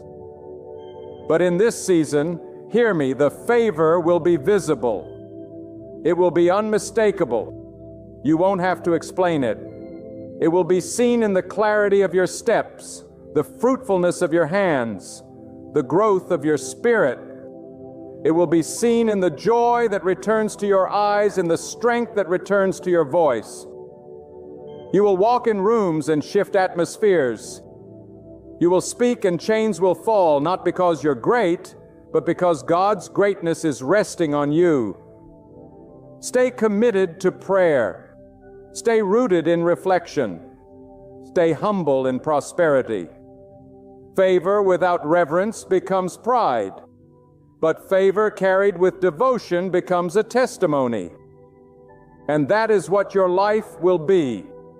A living testimony that God can lift the forgotten, crown the overlooked, and anoint the ordinary for extraordinary impact.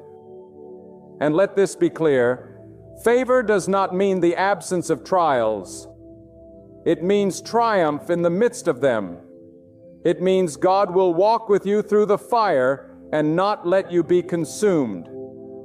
It means He will let the enemy form a weapon, but not let it prosper. It means He will stretch you, shake you, mold you, but never abandon you. Favor is the promise that you're never walking alone. Even when others disappear, even when the road is unclear, even when the night is long, God is still with you and He is for you. Some of you have been asking, why now? Why is the breakthrough coming at this point in your life? Why is the answer arriving after so many years? I'll tell you why. Because the vessel is now strong enough to carry the weight of the blessing. Had it come earlier, it would have crushed you. But now you've been fortified. You've been disciplined. You've been humbled. You've been trained. And what once would have destroyed you now propels you. The blessing didn't change. The vessel did. And that is why the weight was necessary. God always operates divine order. He never releases power before maturity, never releases authority without wisdom, never releases increase without stewardship. And now that your hands are ready, your heart is healed, your vision is aligned, God has released the favor that was always written into your story. Walk in it, declare it, live it, not with fear, not with apology, but with unwavering reverence. You are favored not by chance, but by calling. And the calling demands that you rise above pettiness, distractions, and drama. It demands that you fix your eyes on purpose, that you no longer chase approval but pursue assignment, that you stop rehearsing your failures and start rehearsing your faith. And now that God has declared the wait is over, you must make sure your heart is not still living in yesterday. You cannot step into favor with a mind trapped in delay.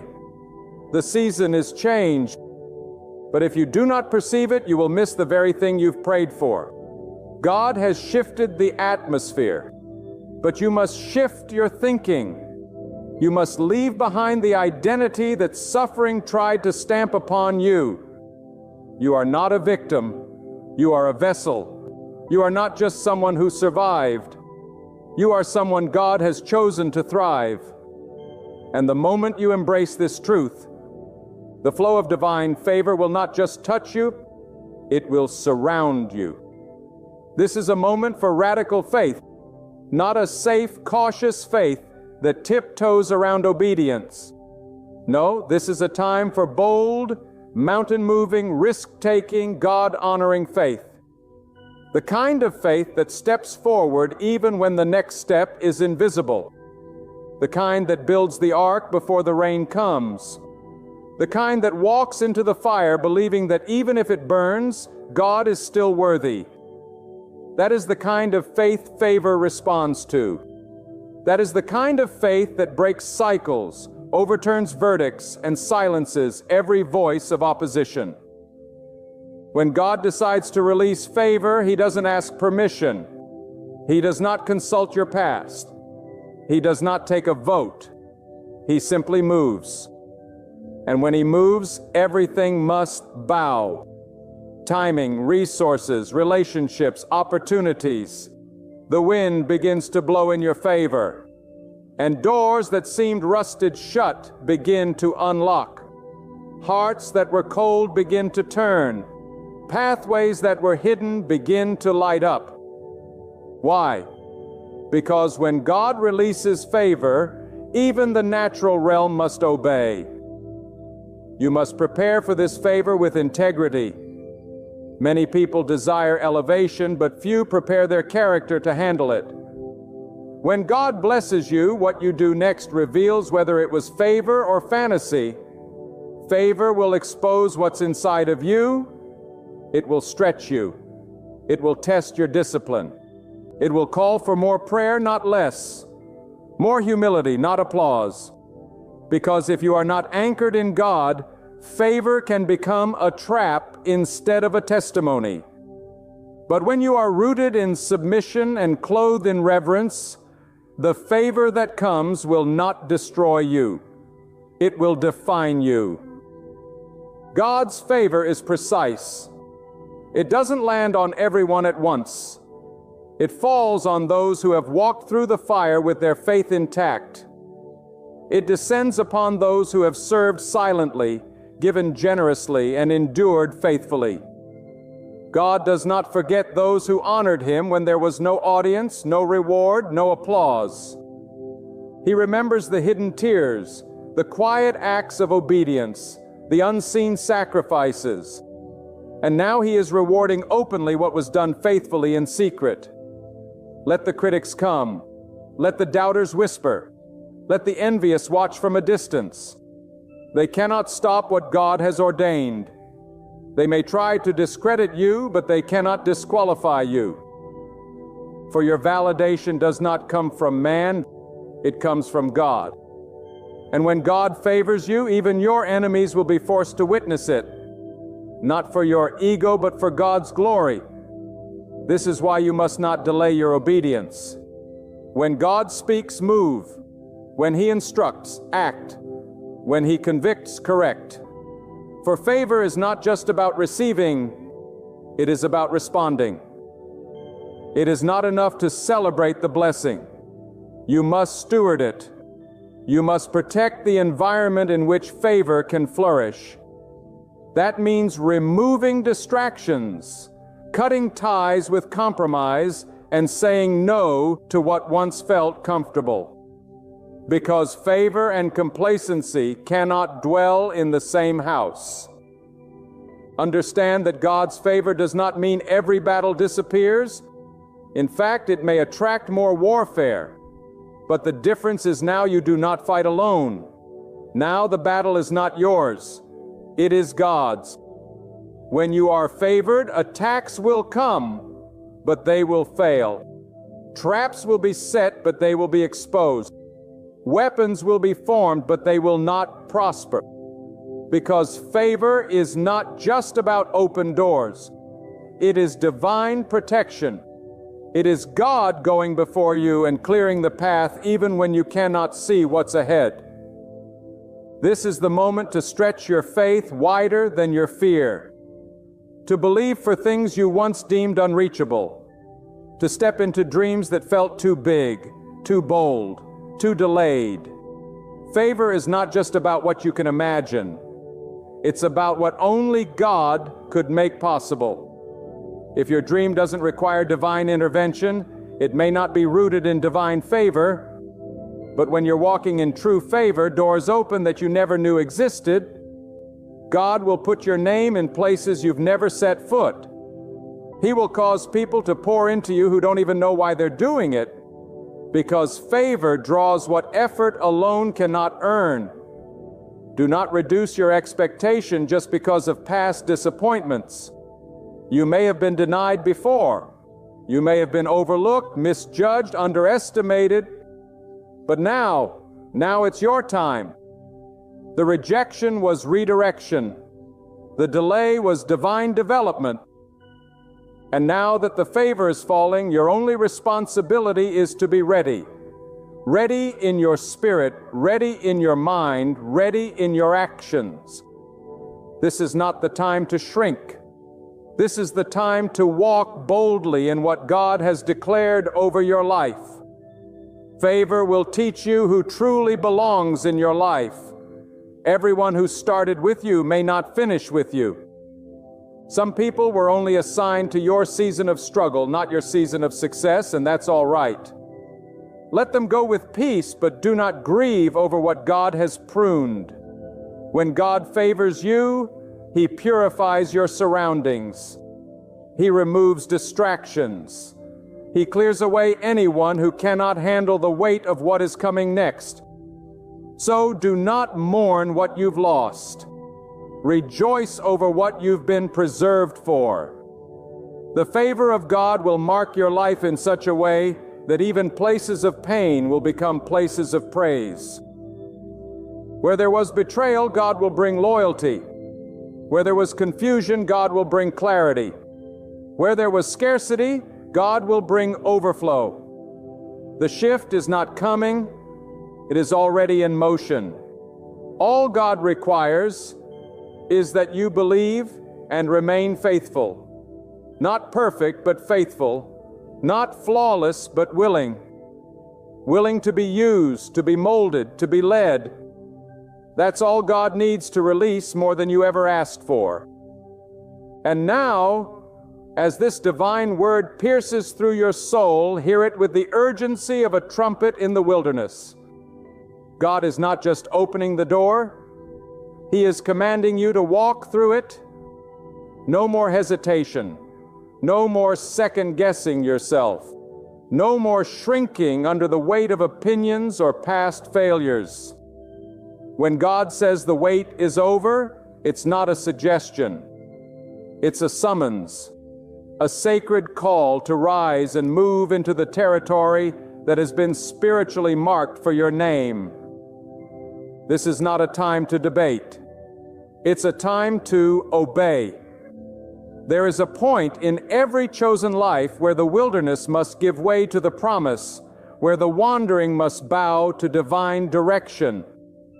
And when that point comes, God does not negotiate with your comfort zone. He disrupts it. He shakes you loose from what is familiar so He can plant you in what is fruitful. You must be willing to release the pain of where you've been to receive the blessing of where you're going. You cannot bring yesterday's identity into today's opportunity. The identity of the wounded, the rejected, the overlooked, that's not who you are anymore. God has called you favored, and His word is final. Do not underestimate the power of alignment. Favor flows not just where there is desire, but where there is alignment with God's will. Too many chase favor while walking in disobedience and then wonder why the door remains closed.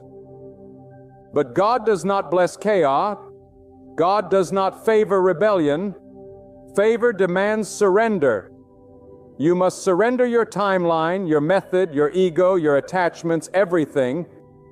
And when you do, God will pour out more than you could have ever achieved by striving alone. This is why humility must be your constant companion, because the higher you rise, the deeper your roots must grow. And if your roots are not grounded in the fear and reverence of God, the very favor that lifted you will become the weight that crushes you. But if you remain rooted in truth, in obedience, in worship, then no height will shake you. No platform will poison you. No influence will derail you. Instead, it will all point back to the one who made it possible. Let your life now reflect readiness. Let your daily actions declare to God, I am prepared to be used. Your habits, your words, your posture, let them all say, I've waited well, and now I will walk wisely, for there is no room in this next season for casual faith. You must be intentional. You must guard your mind like a fortress. You must silence every voice that contradicts what God has spoken, because where God is taking you, clarity is crucial. You cannot afford to be distracted by noise, discouraged by delay, or derailed by doubt. Understand, favor does not eliminate the process. It elevates you through it. You will still be tested. You will still face pressure. But now that pressure will no longer break you. It will build you. The process becomes the proof that the favor was real. And when others see the power in your peace, the authority in your words, and the fruit in your life, they will know it wasn't by chance. It was by the hand of God. This favor will bring restoration. Some of you have lost years to things that drained your joy, your hope, your vision. But God is a restorer. He restores the time. He restores the dignity. He restores the confidence. He restores the relationships that honor Him. And when He restores, He doesn't give you what you lost. He gives you better. Because when God restores, it comes back refined, elevated, blessed, and fortified. And don't be surprised when your environment begins to change. When people you once leaned on begin to drift. When doors you used to knock on no longer matter. Because favor doesn't just bring blessing, it brings separation. Separation from distractions. Separation from familiar spirits that kept you bound. Separation from cycles that served a lesser version of you. And though it may feel lonely for a season, it is holy. It is necessary, for you cannot enter divine territory with earthly baggage. God is calling you to walk with confidence, not arrogance, with boldness, not recklessness, with clarity, not confusion. And you must know this: the same God who brought you to this point will sustain you beyond it. He did not bring you into favor just to watch you fall. He brought you here so you could reflect His glory, so you could show what it looks like when someone puts God first in all things. Through the struggle and the victory, through the pain and the promise, this is not the end of the journey. It is the unfolding of destiny. You are not here by coincidence. Every scar, every delay, every lesson was part of a divine blueprint. And now the foundation has been set, and the structure is ready. And God is placing the crown of favor upon your head. Not a crown of pride, but a crown of purpose. Walk with it. Carry it with reverence. Live in a way that honors it.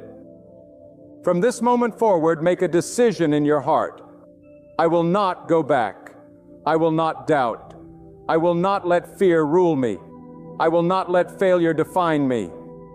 I will not trade this favor for fleeting pleasures or empty applause. I will steward what God has given me. I will rise not for my name, but for God's name. I will live not for comfort, but for calling. I will fight not with anger, but with spiritual power, because I know who brought me here, and I know who sustains me here. There is more to come. Greater territory, deeper wisdom, higher assignments in every step of the way. The favor of God will guide you like a fire in the night and a cloud by day. Do not resist the movement. Do not fear the unknown. The one who opened this door will walk through it with you. He will provide the strength. He will give the words. He will prepare the way. Because when God declares the wait is over, He also guarantees the journey ahead. So go forward boldly, faithfully, unshakably. For you are walking in a season that has been written in heaven long before you ever knew how to dream it. And now it is being fulfilled. Not by might, not by wealth, not by the hands of men, but by the will and power of God alone. So now let your spirit rise and your faith stand firm, because what God has spoken over your life will not return empty. The season of waiting, the nights of weeping, the years of silence, they were not in vain. They were preparation. Every closed door was a divine shield. Every delay was a sacred lesson. And now God has declared the wait is over. Walk with reverence, speak with power, live with purpose, because you are not stepping into chance. You are stepping into the fulfillment of God's appointed time. The favor on your life is not a temporary moment. It is a mark of divine calling, and with it comes a higher standard, a deeper responsibility, and a greater outpouring. Stay humble, stay watchful, stay surrendered. For the same God who lifted you is the same God who will keep you, strengthen you, and carry you from glory to glory. Let no fear stop your forward motion. Let no voice silence your testimony. You were born for this hour, anointed for this time, chosen for this season, and now go step forward with unwavering faith. The wait is over. God's favor has come. So now let your spirit rise and your faith stand firm, because what God has spoken over your life will not return empty. The season of waiting, the nights of weeping, the years of silence, they were not in vain. They were preparation. Every closed door was a divine shield. Every delay was a sacred lesson. And now God has declared the wait is over. Walk with reverence. Speak with power. Live with purpose. Because you are not stepping into chance. You are stepping into the fulfillment of God's appointed time. The favor on your life is not a temporary moment. It is a mark of divine calling. And with it comes a higher standard, a deeper responsibility, and a greater outpouring. You must walk differently now. You must speak from a place of conviction, not hesitation. You must move with clarity, not confusion. What was once a hope has now become a holy reality. You have crossed a line in the Spirit where delay no longer defines you. You are not behind. You are not forgotten. You are right where God intended for you to be. And everything He promised is now being activated in your life. Not because of who you are, but because of who He is. Hold fast to your integrity. Guard your peace. Protect your time. Be deliberate with your choices. For favor attracts attention, and with attention comes distraction. But if you stay rooted in the fear of God, no storm will shake you, no voice will move you, and no power will remove what God has established. Lift your eyes and take it in. What stands before you is holy ground. This is more than receiving a blessing. You are being set apart as a beacon, a voice, a foundation for others to lean upon. The grace resting on your life was never meant for you alone. It is the channel through which God will move. Families will find restoration because you chose obedience. Generations will shift because you refuse to give up. The wounded will discover healing through the power of your testimony. So stand with courage.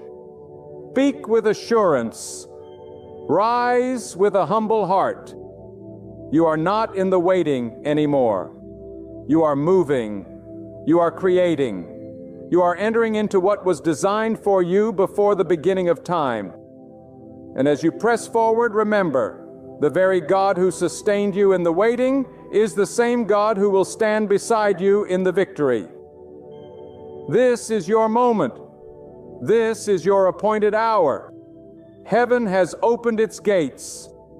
The season has turned. God's favor is not on the way. It has already arrived. The waiting has ended.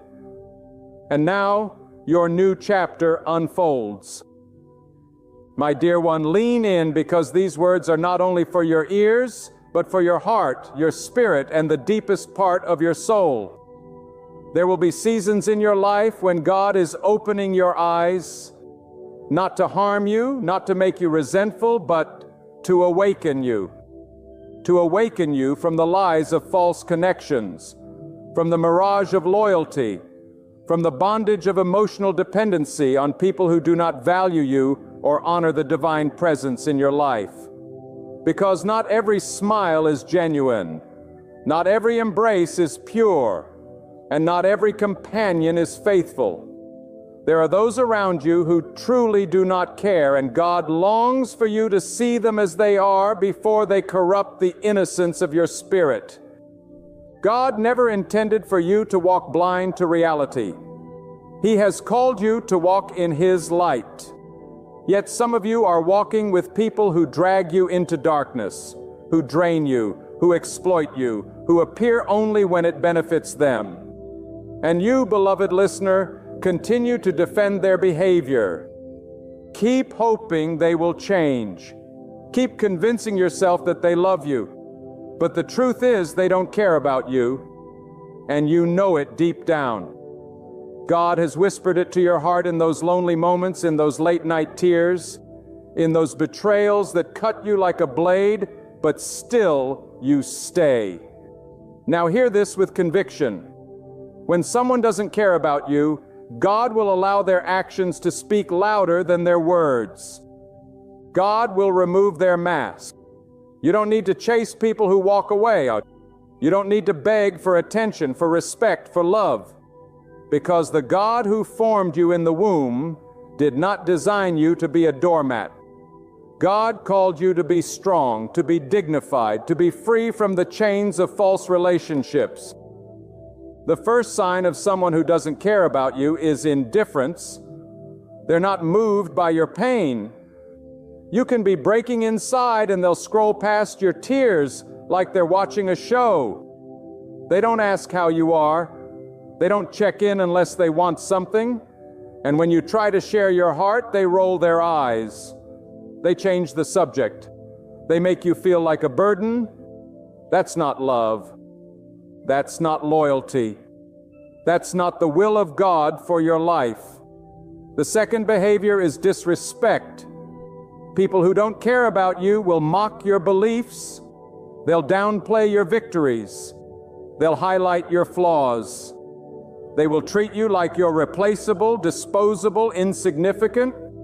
And God did not put His breath in your body so you could live at the mercy of human approval. You are precious in the eyes of God. And when someone disrespects what God has created, they are not just offending you. They are dishonoring the Creator Himself.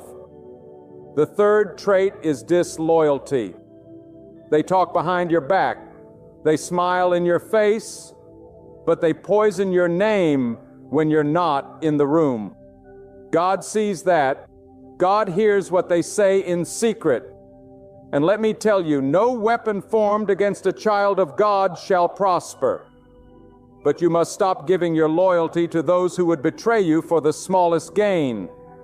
When God exposes disloyalty, He's not being cruel. He's protecting you from destruction. The fourth is manipulation.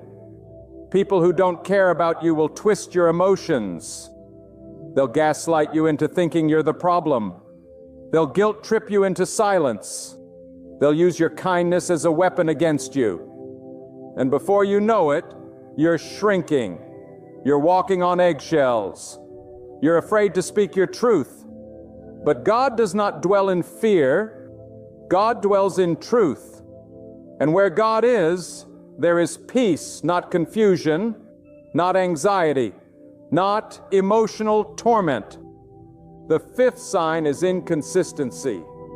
They're hot and cold, in and out, here today and gone tomorrow. They give you just enough to keep you hoping, but never enough to make you feel secure. That's not love. That's control. And God does not bless confusion. When someone truly cares, their presence is consistent. Their words align with their actions, and they show up not only in your sunshine, but in your storms. The sixth behavior is selfishness. Every conversation is about them. Every situation must revolve around their wants, their needs, their plan.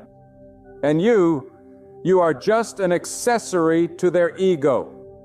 But hear me now. God did not create you to orbit around anyone else's world. God made you in His image. That means you have value, purpose, and a voice that deserves to be heard. Do not stay where your presence is tolerated, but your absence is celebrated. The seventh is envy. People who don't care about you secretly hate to see you bless. They smile when you struggle, and they stay silent when you succeed. And God will show you their hearts through their reactions, through their silence, through their subtle jabs.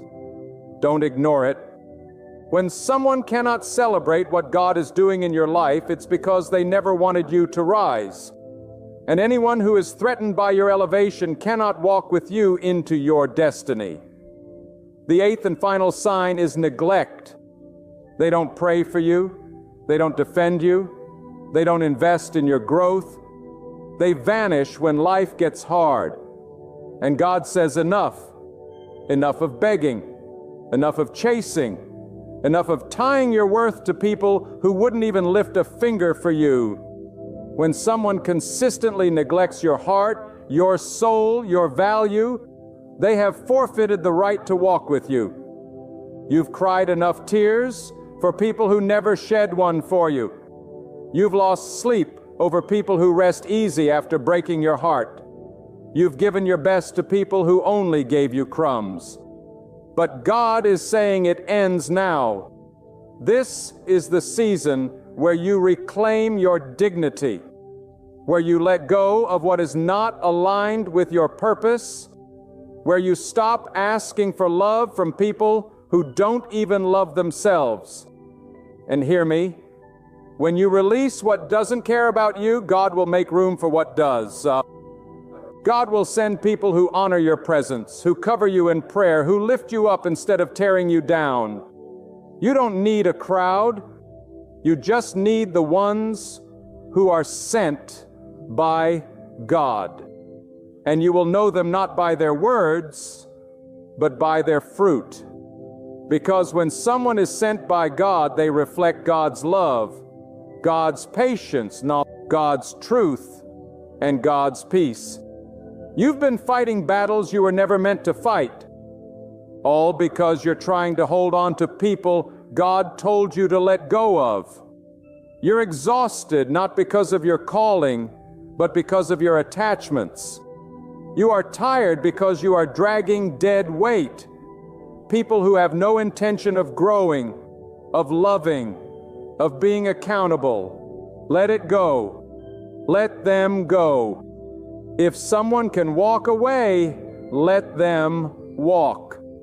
Because if they were truly assigned by God, they could not leave. God is not a God of confusion. God does not send people into your life to break you, to belittle you, to ignore you. When people show you who they are, believe them. When their actions scream louder than their apologies, believe what you see. Stop romanticizing their potential. Stop waiting for them to become who you need. They are showing you now. And God is saying, watch. Watch who never claps for you. Watch who disappears when you struggle. Watch who only loves you when it's easy. You cannot fulfill your purpose while being tied to poison. You cannot carry the oil of God while surrounded by those who secretly resent your anointing. You cannot rise while you're tethered to those who pull you down. And that's why this word is urgent, because someone listening right now is wasting their life trying to make people care who simply don't. And God is calling you out of that prison. God is calling you to freedom, to truth, to healing. You are not weak for walking away. You are not mean for setting boundaries. You are not selfish for protecting your peace. That's wisdom. That's obedience. That's walking in the Spirit. And when you do that, God begins to move. God begins to heal the wounds they left. God begins to open doors no man can shut. Because the moment you stop crying over who left, you make room for who's coming. You are not alone. God is with you. Even when people abandon you, God remains. Even when the crowd turns their back, God turns His face towards you. Even when you feel unloved, God surrounds you with mercy. You are not forgotten, you are not invisible, you are not too broken to be restored, but you must stop feeding the weeds and start watering the flowers God has planted. There is power in walking away from what wounds you. There is strength in releasing who does not value you. There is peace in knowing that God sees, God knows, and God will reward. So don't waste another day trying to win the approval of the wrong people. Don't sacrifice your joy for the sake of keeping people comfortable. God didn't call you to be liked. God called you to be set apart. And when you choose obedience over people-pleasing, when you walk in the truth, no matter how lonely it feels, when you stand firm even when others walk away, that's when God shows up. That's when God fights for you. That's when God vindicates you.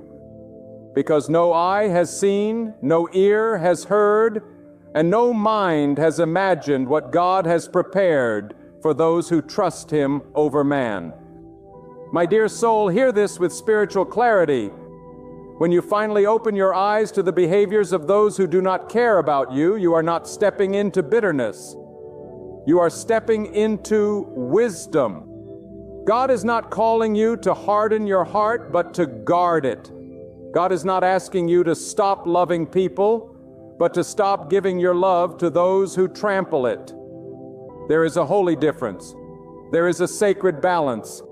And those who walk closely with God must learn to discern not just what is good, but what is aligned with God's will. Some of you are being drained not because of your responsibilities, but because of your relationships. And let me speak this into your spirit.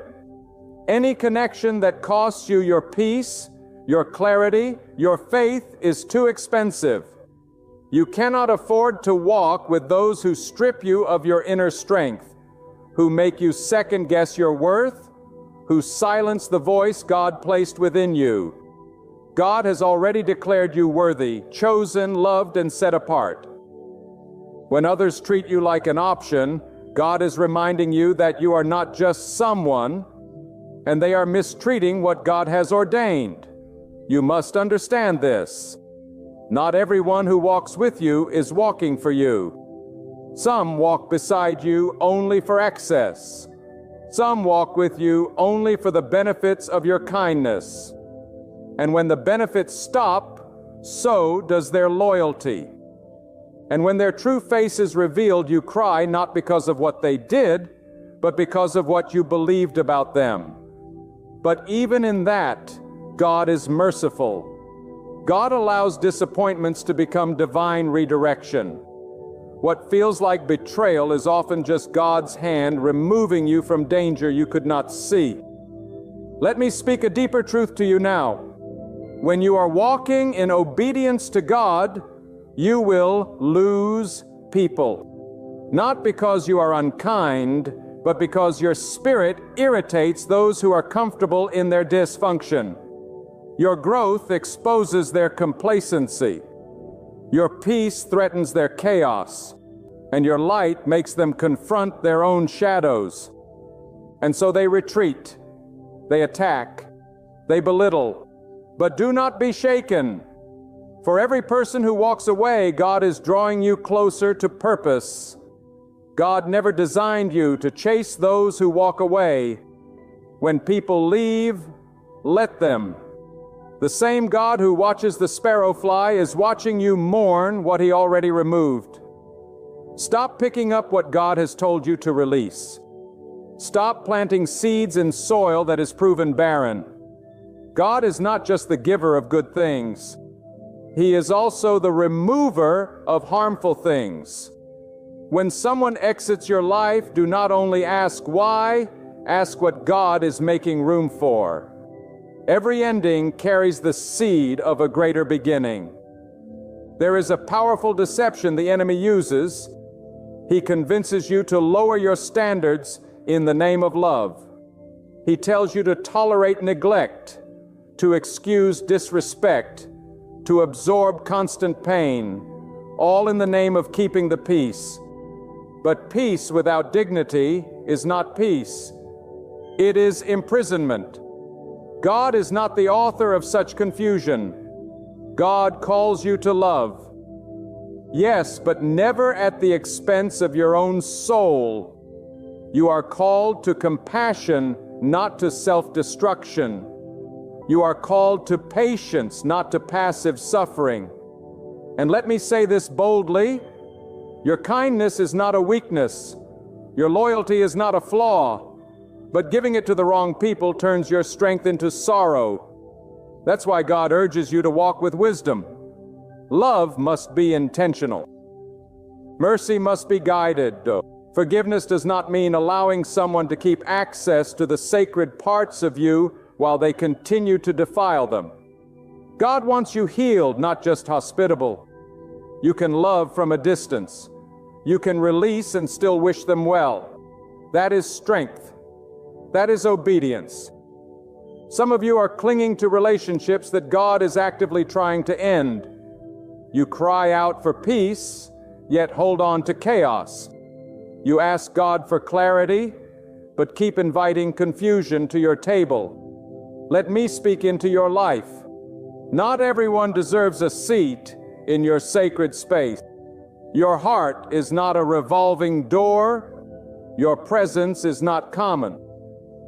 And God is calling you to protect what He has placed within you. That means some invitations will need to be revoked. Some access must be denied. And I know it hurts. It hurts to outgrow people you once called family. It hurts to release those you prayed for, fought for, sacrificed for. But remember this, the same God who allowed them in for a season is the same God removing them for your protection. God sees what you cannot. God hears the words you don't. And God knows the weight of unseen betrayal. So when God closes the door, don't force it back open. Let Him be your guide, your filter, your protector. You are not being abandoned. You are being aligned. You are not being punished. You are being preserved. God is not taking from you. He is making space for what is worthy of your purpose. You cannot carry dead relationships into divine places. You cannot drag yesterday's poison into tomorrow's blessing. The price is too high and the calling on your life is too great. Let them go. Let God do what only God can do. heal you, elevate you, and surround you with people who reflect His love. Now, hear me with unwavering certainty. God never intended for you to walk alone. But before He sends the right people, He must first remove the wrong ones. Before He pours fresh oil, He must first clean the vessel. Before He surrounds you with those who pour into you, He must first show you who only came to drain. You have to go through the pruning. You have to walk through the fire, but it is not to destroy you, it is to refine you. There is a new season on the horizon. A season where you no longer cry over who doesn't care. A season where you rise with clarity, walk with purpose, and speak with boldness. A season where you no longer question your worth based on the treatment of others, because you know who you are not through their words, but through God's truth. You are chosen, you are called, you are protected, you are enough, you are not what they said. You are what God declared. So I speak this into your soul from this day forward. No more tolerating what wounds you. No more calling dysfunction loyalty. No more seeking validation from the blind. You are free. You are whole.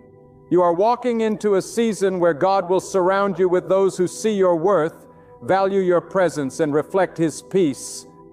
And you will know them not by their charm, but by the peace of God that follows them. Keep walking in truth, even if it means walking alone for a while. Keep choosing peace over popularity. Keep trusting God even when you don't understand the why. Because the same God who allowed you to see their true colors is the same God who is painting your future with promises. Let the pain of the past become the strength of your spirit. Let the rejection become redirection. Let the heartbreak become healing. For what lies ahead is greater than what lies behind. You are not too late. You are not forgotten. God is just preparing the foundation for something greater. And all those who walked away, they were never the builders. They were only passing shadows. But God is the architect. And when He builds your future, it will not be shaken. When He establishes your peace, it will not be disturbed. And when He brings people into your life, you won't have to question their love. Because real love, God-sent love, will not confuse you. It will cover you. It will strengthen you. It will glorify the God who brought it into your life. There is a moment in every soul's journey when the fog must clear, when the veil must lift, when the heart must stop lying to itself. And in that sacred moment, God demands honesty, not just with the world, but within. Because you cannot walk in divine truth while clinging to human deception. You cannot claim to be seeking God's will while holding tightly to what God has already exposed as a hindrance. And hear me now, this message is not for the faint-hearted. It is for those who are ready to stop entertaining what is draining, to stop making space for what is sent to distract, and to stop calling what is dysfunctional normal. So many stay trapped because fear keeps them from facing the truth that not everyone is destined to walk with you into the places God is calling you. And that battle is one you must win, not before your critics, but deep within the chambers of your own soul. God will not force you into peace while you keep entertaining disorder. He will not usher you into the next chapter while your heart still clings to what belongs to the old one. This is an invitation to grow, to break destructive cycles, to gain clear vision, and to stop giving access to people who dishonor the sacred doors of your soul. When someone doesn't value you, their spirit reveals it long before their words do.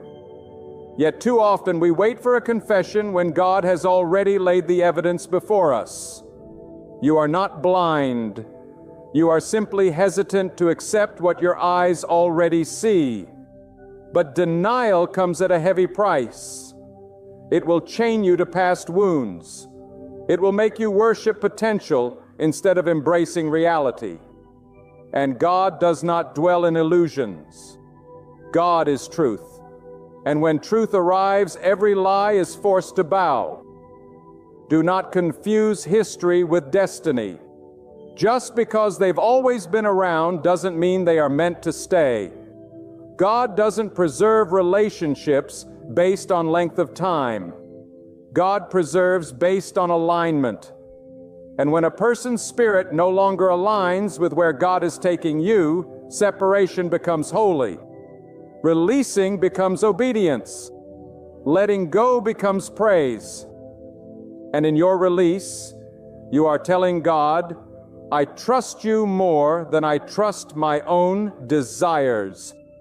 We must understand that the walk with God is a walk of constant shedding. Shedding illusions, shedding attachments, shedding false peace. Because the more you walk in truth, the more uncomfortable you become with anything that disrupts the stillness God places in your soul. And people who don't care about you, they always disrupt that stillness with their indifference, their disrespect, their inconsistency. They carry a spirit of instability. And God is not the author of instability. Let me say this with unshakable clarity. Being kind does not mean being silent in the face of dishonor. Being faithful to God does not mean tolerating dishonesty. You can forgive and still walk away. You can wish them well and still choose peace. That's not cruelty. That's clarity. And clarity is the gift God gives when you stop negotiating with your worth. Clarity is the power to see people not through the eyes of pain or hope or nostalgia, but through the eyes of truth. And when God gives you that sight, everything changes. This is your divine wake-up call. Some of you have been making excuses for behaviors that God has been trying to remove. You've been praying for peace, but entertaining people who thrive in dysfunction. You've been asking for clarity while drowning in mixed signals and broken boundaries. And God is saying enough. Enough of playing small to keep others comfortable. Enough of compromising your purpose for company. Enough of settling for presence without investment. You must understand, God will never ask you to keep watering what He is trying to uproot. And sometimes the greatest act of faith is walking away from what you once prayed for because God showed you it was never truly meant for you. You are not failing by letting go. You are not weak for choosing solitude over chaos. You are being prepared. You are being set apart. You are being preserved for what God has ahead. Do not mourn the loss of what God never endorsed. Some people were blessings, others were lessons, but both were part of the plan. And when you truly walk with God, you begin to realize that no one leaves your life without purpose. Some exits are protection, some departures are preparation, some losses are launches. And you will never step into what is next until you stop clinging to what's already expired. And don't mistake God's silence as His absence. Just because He hasn't revealed what's next doesn't mean He isn't working. God is often quiet when He is building. God is often silent when He is shifting. And while you cry over who left, God is preparing who's coming. But you must pass the test of release, the test of trust, the test of walking away without needing closure from the person because you already got confirmation from God. Let me speak to the pain in your chest, the ache in your spirit. It's not the end. It's the breaking before the blessing. It's the cutting before the cultivation. And though it hurts now, what's coming will make sense later. God never removes without replacing. But He doesn't just replace people, He replaces the broken version of you that thought you needed them.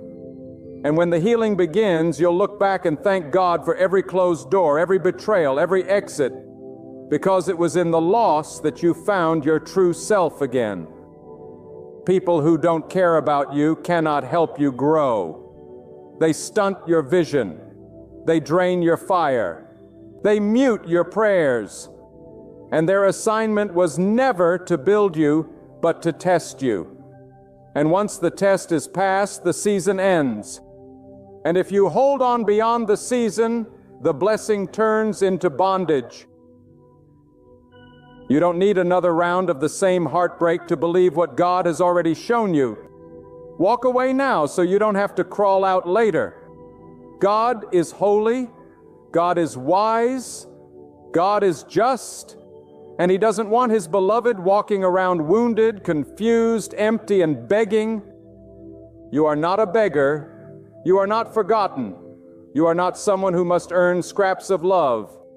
You are already loved by the eternal, already chosen, already seen, already enough. Stop giving the power of God's affirmation to people who can barely affirm themselves. You're not too much. You're not too sensitive. You're not too intense. You are exactly who you are meant to be. And the people who are meant to walk with you, they won't fear your light. They will reflect it. They will honor Him. And they will point you back to the God who placed it in you. You won't have to chase, beg, or explain yourself. Real love, God-ordained love, will recognize the divine within you. This is a sacred turning point. This is the moment you stop trying to fix what was never yours to fix. This is the hour you stop carrying guilt for seeing the truth. And this is the season you return to yourself. Not the broken, fearful, approval-seeking self, but the powerful, God-centered, healed self that knows when to walk away with grace and stand tall in peace. God is not finished with you. This is not your defeat. It's your reset. This is not your failure. It's your preparation. The shaking you feel is the old foundation crumbling. And when God is finished, you will stand on ground so steady, you will wonder why you ever tried to build on the sand of people's opinions. And now, beloved soul, let your spirit rise from the place where it was once trampled. Let your mind ascend from the confusion that once held it hostage. Let your heart be revived by the eternal truth that if God has removed it, you never needed it. What you thought was love was a lesson. What you thought was your future was only a temporary chapter. And now God in divine mercy and unmatched wisdom is calling you to graduate from the pain, not dwell in it. The classroom of betrayal is not your home. The pit of disappointment is not your destiny. You have lingered long enough in the land of Vasaro. Now is the time to step into the land of discernment. When someone shows you that your tears don't move them, your voice doesn't matter to them, and your loyalty is met with silence, do not argue with that reality. Accept it. Let God's revelation replace your fantasy. Because the longer you entertain what doesn't serve your spirit, the more you delay what God is preparing for you. Some of you are praying for a harvest, but your hands are full of thorns.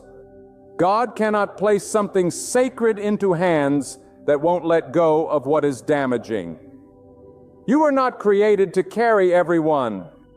You were not designed to be the emotional dumpster for people who only show up to dump their pain and disappear when you need a word of hope. There is nothing righteous about overextending yourself to people who never plan to pour back. The energy you give, the prayers you offer, the love you extend, it is not cheap. It is sacred because it flows from the breath that God placed in you. And anything that flows from God must be handled with care. You are not wrong for expecting reciprocity. You are not arrogant for recognizing your value.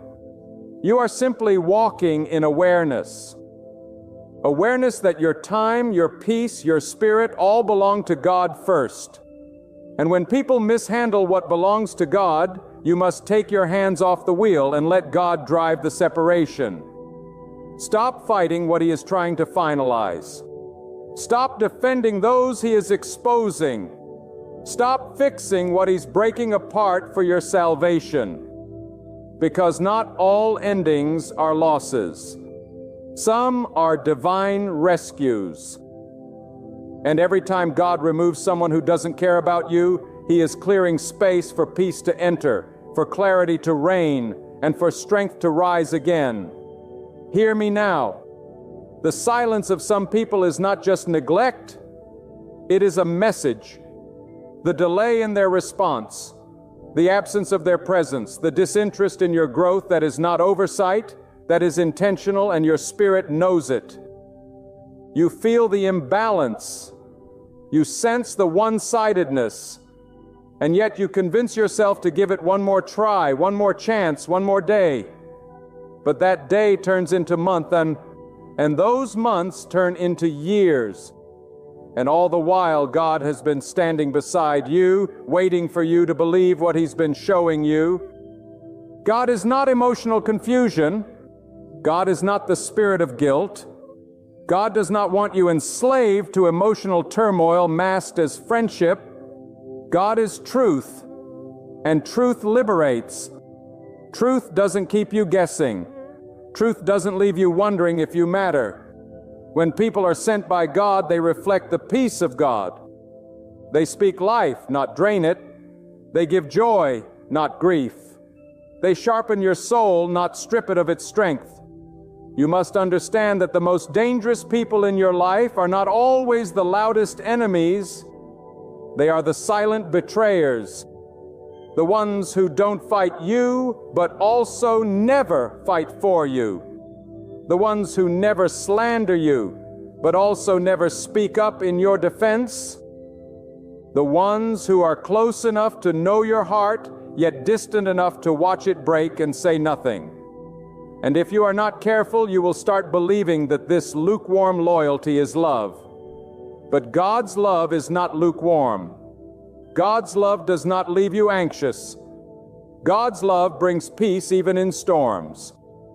So, child of God, rise from the table where love is no longer served. Stand up from the conversations where your soul has been silenced. Step away from the connections that only take and never give.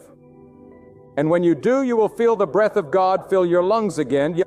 You will feel strength return to your bones. You will feel the chains of guilt, shame, and confusion begin to shatter. And what's left will be something holy, something pure, something rooted in truth, not fear. Let me tell you something sacred. When you release what doesn't care for you, God releases what does, but the replacement never comes before the release. There must be a death before resurrection. There must be a closing before the opening. And though it may sting to walk away from what's familiar, it is better to walk with God in uncertainty than to stay with people who make you question your worth. And hear this clearly. God never called you to be anyone's emotional crutch, punching bag, or backup plan. You are not someone's afterthought. You are not a placeholder. You are not a seasonal comfort. You are divinely formed, uniquely chosen, eternally loved. And anyone who fails to see that is simply not aligned with your assignment. Their inability to value you does not reflect your value. It reveals their blindness. So stop mourning over the ones who didn't see you. Stop losing sleep over those who had access to your soul and did nothing but damage it. And stop handing your future to those who were never even grateful for your presence. Let God be your compass again. Let God restore what they tried to drain. Let God take His rightful place in your decisions, in your boundaries, in your circle. And once you do, you will begin to see miracles unfold. Because God blesses obedience. God honors clarity. God responds to the soul that finally chooses to walk away from dishonor and into destiny. And when you align with that, you will never beg for what is already yours. Peace, purpose, power, and protection. You are not here by accident. You are not enduring this message just to nod and go back to business as usual. God brought you here to confront, to awaken, to liberate. The pain was not for destruction, it was for redirection. God used the silence to speak louder than words. God used the absence of others to draw you closer to Himself. And now, what will you do with that truth? Will you keep giving away your light to those who only walk with you in shadows? Or will you rise not with anger, but with authority? Will you continue pretending you're okay being treated as an option? Or will you declare today enough is enough and it's time to honor the sacred presence of God within you? Because when you walk in that truth, when you walk in the awareness of who you are and whose you are, everything changes. Doors open, strength returns, peace floods, and people who are meant for you begin to find their way into your life. Not by force, but by the flow of divine alignment. Let the ones who never cared fall away like dust in the wind. But let God remain as the anchor of your soul, the fire in your spirit, and the compass for your steps. For what God is doing next in your life requires space, purity, and clarity. It requires you to be unchained from the weight of false attachments. And as you rise, you'll look back not with bitterness, but with gratitude. Because now you know when someone doesn't care, God does. When someone abandons, God remains. And when someone leaves, it simply means God is about to enter in a greater way. My dear listener, there is a fire burning in the heart of those who finally realize they were never meant to carry the weight of one-sided love. And that fire, it is not anger, it is not bitterness, it is the light of awareness that comes from God. It is the sacred flame of understanding that once you are aligned with God, you no longer tolerate what insults your soul. You begin to see through the fog. You begin to see with the eyes of clarity, not confusion. You begin to hear with the ears of truth, not flattery. And what once held you hostage loses its grip because the voice of God becomes louder than the silence of those who never cared. There is something holy about letting go, not because you are giving up, but because you are giving God permission to take control. You fought to hold on. You've reasoned. You've justified. You've waited for change. But the change you were praying for in them was always the change God wanted to do in you. You were asking for their hearts to soften while God was waiting for your spirit to awaken. And now God is stirring something deep within you. An urgency to break the cycle, a courage to close the door, a strength to walk away from what doesn't feed your peace. You must understand this. Not everyone who leaves your life is your enemy. Some are instruments of redirection. Some are lessons wrapped in disappointment. Some are mirrors revealing what you must heal in yourself. And once their role is complete, God removes them. And when God removes, it is always for your elevation. God doesn't remove to hurt you. God removes to protect what He's building in you. You may have thought they were part of your future, but God knew they were only part of your formation. And how can God trust you with divine connections if you continue to make idols of those who hurt you? How can He pour new oil into a vessel that clings to contamination? Your destiny cannot be delayed any longer by your refusal to release. Because if you're still seeking closure from the ones who never gave you commitment, you are tying your spirit to their confusion. And confusion is not from God. God is not the author of deception, of gaslighting, of manipulation. When people use your love as leverage, when they twist your loyalty into weakness, when they disappear in your darkest hour, that is not from God. Let it be clear today, anything that cost you your peace, your purpose, your connection with God is too expensive. Anything that leaves you drained instead of nourished, anxious instead of calm, insecure instead of grounded, is a sign, a warning, a divine signal that this is not the path God has chosen for you. And no matter how much history you have with someone, if their presence now is producing harm, God is asking you to obey. Not your emotions, not your attachments, but His guidance. You see, the people who don't care about you will always play the role of confusion. They'll keep you in cycles of waiting, of guessing, of hoping, and never fulfilling. They know just how much to give to keep you tethered, but never enough to allow you peace. And this is why discernment is vital, because not every connection is from God. Some are tests to see if you truly believe what God already told you. You prayed for peace, and God gave you signs. You prayed for direction, and God allowed disappointments. You asked for confirmation, and God revealed their character. Now the answer is in your hands, and let me say this, you do not owe loyalty to anyone who uses your loyalty against you. You do not owe continued access to anyone who violates your boundaries, ignores your needs, and drains your soul. God has called you to be a good steward, not just of your finances or your time, but of your heart. And some of you are mismanaging your heart by handing it to people who have no capacity to protect it. That is not humility. That is spiritual neglect. There is no honor in constantly giving yourself to people who choose you only when it's convenient. That is not love. That is bondage. And bondage disguised as friendship is one of the enemy's most subtle traps, because it convinces you that your pain is noble, that your silence is strength, that your suffering is love. But the truth is, real love, the kind God blesses and sustains, does not hurt this way. Real connection does not leave you abandoned. Real companionship does not celebrate your failures and envy your growth. God does not desire for you to carry burdens He never assigned. And some of you are exhausted.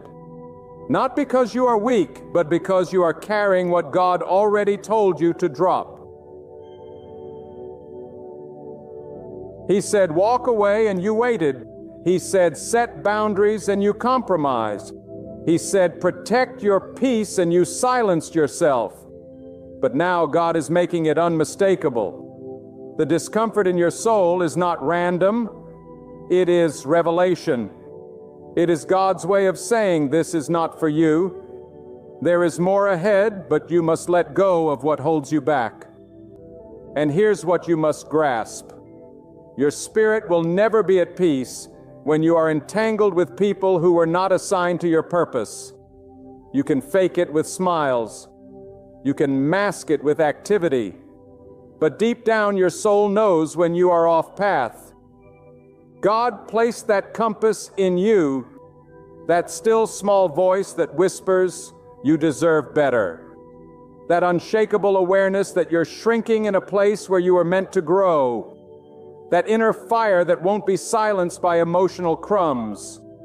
That is God pulling you toward clarity, freedom, and sacred alignment.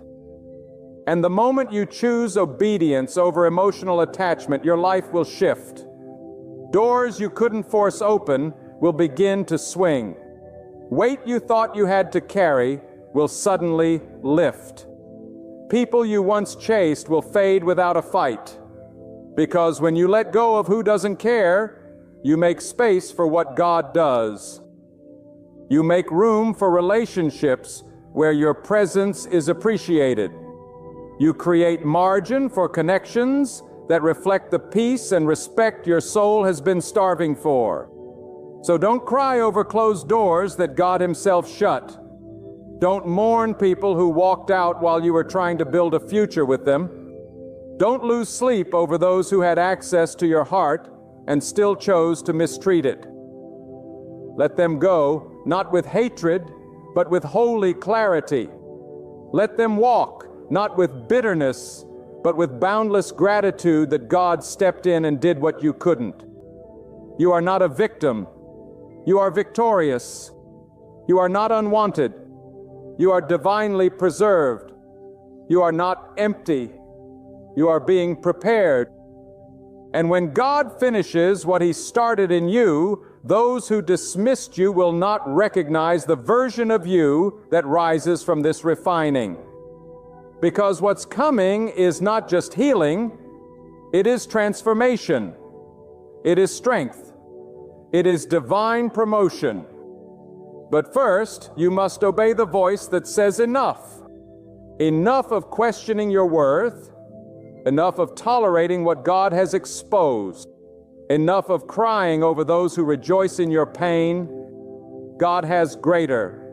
God has pure. God has true. But you must choose truth over familiarity. You must choose obedience over comfort. You must choose your peace over their presence. And in that moment, God will cover you. He will lift you higher. He will pour fresh breath into the very places you thought were gone forever. You will stand again, not fueled by anger, but by awe. Not carrying wounds, but carrying strength. Not chained by shame, but anchored in purpose. All because you trusted the one who never walked away. He was present when others abandoned you. He was present when the weight of sorrow felt too heavy. He was present when the silence cut deeper than any word. And He is here now, still whispering, still leading, still declaring, I have greater things ahead for you. Let that promise sink into your soul. Let that flame guide your journey. And let your heartbeat rise again, not for those who turned away, but for the one who never stopped loving you. He declares it is done. Some of the greatest breakthroughs are disguised as breakdown. Some of the greatest blessings come through battles. Some of the most powerful transformations begin with what feels like total destruction. Why? Because God sometimes has to tear down what was built without Him in order to raise up something that will glorify only Him. And when God builds, He builds with eternal purpose. What He builds lasts. What He touches transforms. What He blesses multiplies. So if it feels like your life is in pieces, don't despair. God is still the potter, and the potter does not throw away the clay. He does not discard what's been marred. He reshapes, He reworks, He remolds. And when He's done, it will be more beautiful, more meaningful, more enduring than you ever imagined. But you must trust the process. You must submit to His timing. You must let Him be God. Not just in theory, not just in worship, but in reality, in your decisions, in your emotions, in your plans, in your pain. Stop rehearsing the worst-case scenarios. Stop reliving the disappointments. Stop magnifying the obstacle. Begin to magnify God. Speak His power aloud. Declare His ability even before you see the evidence. That's faith. Not denying reality, but choosing to believe in a higher reality. That above the facts stands truth. And truth is God reigns above the diagnosis, above the debt, above the betrayal, above the fear. God is greater. And when the time comes, God will lift you not by force, not by manipulation, but by divine appointment. When He exalts, no one can demote. When He promotes, no one can block it. Your name will be remembered not because of your connections, but because of His covenant. You will walk through doors you didn't knock on. You will receive answers you didn't even know how to pray for. You will be surrounded by peace that makes no logical sense. That's what happens when God handles your impossible situation. And make no mistake, what feels impossible to you is elementary to God. What overwhelms you is small in His hand. You are not alone in this. You are not forgotten. Your weakness does not disqualify you. It invites His strength. Your questions do not offend Him. They draw you closer to the truth. And your faith, no matter how small, moves the heavens when it is placed in God alone. So walk forward with courage, not because the way is easy, but because God is faithful. Face the uncertainty not with fear, but with firm belief that the one who holds the universe also holds your hand. Let your life become a living testimony that yes, it got hard. Yes, you almost gave up, but God stepped in. He made a way. He lifted the burden. He silenced the storm. He turned the impossible into the undeniable. And one day you will tell your story, not with sorrow, but with strength. Not with shame, but with glory. Because you will know deep in your spirit it wasn't luck. It wasn't timing. It wasn't coincidence. It was God. Only God. Always God. Forever God. There comes a point in every soul's journey where words fail, strength fades, and reason breaks down under the weight of life's unanswered questions. But that is not where the story ends. That is where God begins. When the voices around you fall silent and the plans you carefully built fall apart like dry clay, God speaks into the wreckage and says, "Be still, I am here." That stillness is not weakness. That silence is not absence. That pause is not punishment. It is the sacred space where God breathes hope back into your dry bones. Every trial you've endured, every tear you've shed, every burden you've carried has been seen and measured by the hand of God. Nothing escapes His vision. Nothing overwhelms His wisdom. And no battle is too great for His intervention. You may have been pressed on every side, but you were not crushed. You may have been confused, but you were not abandoned, because the one who formed you in secret has also appointed your victory in public. And when God declares it, no force on this earth can delay it. Let your heart rise with confidence today. Not because the struggle is over, but because the struggle has a purpose, and the purpose is greater than your pain. It is rooted in God's eternal plan, a plan that does not bend to man's timeline or bow to your fears. You may not understand the current chapter, but God is the author, and He writes with destiny in mind. What appears broken now is part of a much bigger design that ends not in defeat, but in divine fulfillment. And yes, the nights may still be long. The waiting may still stretch your endurance. The answers may not come wrapped in the way you hoped. But understand this, God does not forget what He has promised. He does not grow weary. He does not second-guess His decisions. When He places His hand upon a situation, it is marked for transformation, and that impossible circumstance in your life is not a curse. It is the canvas where God is painting His power in bold, undeniable strokes. Do not confuse the silence of God with the absence of action. Often the greatest miracles are prepared in the unseen, in the quiet chambers of divine timing. God is moving where you cannot see. He is removing what you didn't know was hindering you. He is arranging people, places, and circumstances to align with His decree. And when the appointed hour comes, you will see what patience, faith, and obedience can birth. You will look back and realize that even your darkest days were held tightly in the grip of God's mercy. And for those who feel like they've missed it, that they've made too many mistakes, taken too many wrong turns, failed too many times, I speak this truth over you. God's mercy has no expiration date. His plan is not canceled because of your weakness. His power is not diminished by your delays. He does not give up on those He created. He waits, He calls, He restores. And when you return to Him, not with perfect answers, but with an open heart, He lifts you with grace that cannot be explained by human reason. You are not too far gone. You are not too broken. You are not too late.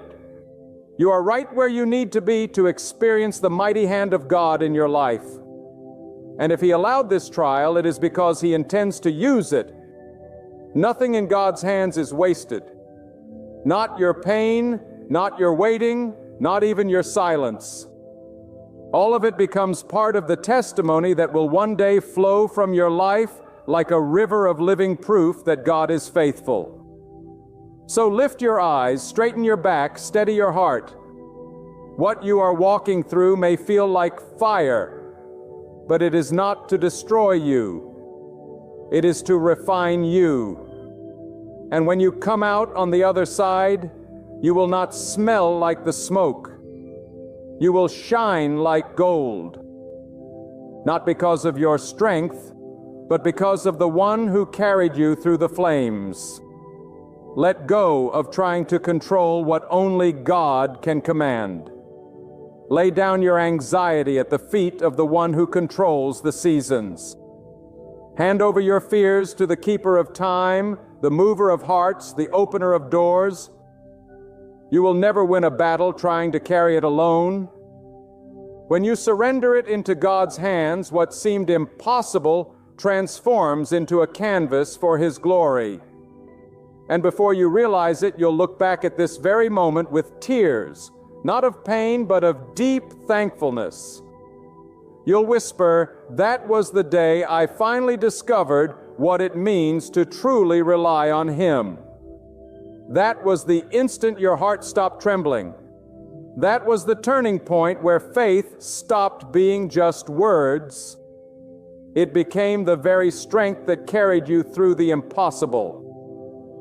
So right here, in the midst of the chaos demanding your attention, in the weight of fear pressing hard against you, in the grip of uncertainty that refuses to let go, make the choice to believe.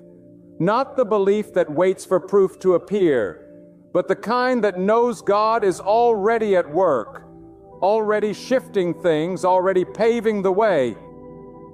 And as you step forward, not timidly but with courage, keep telling your soul every single day, God is taking care of it. God is working on it now. God has already secured the outcome.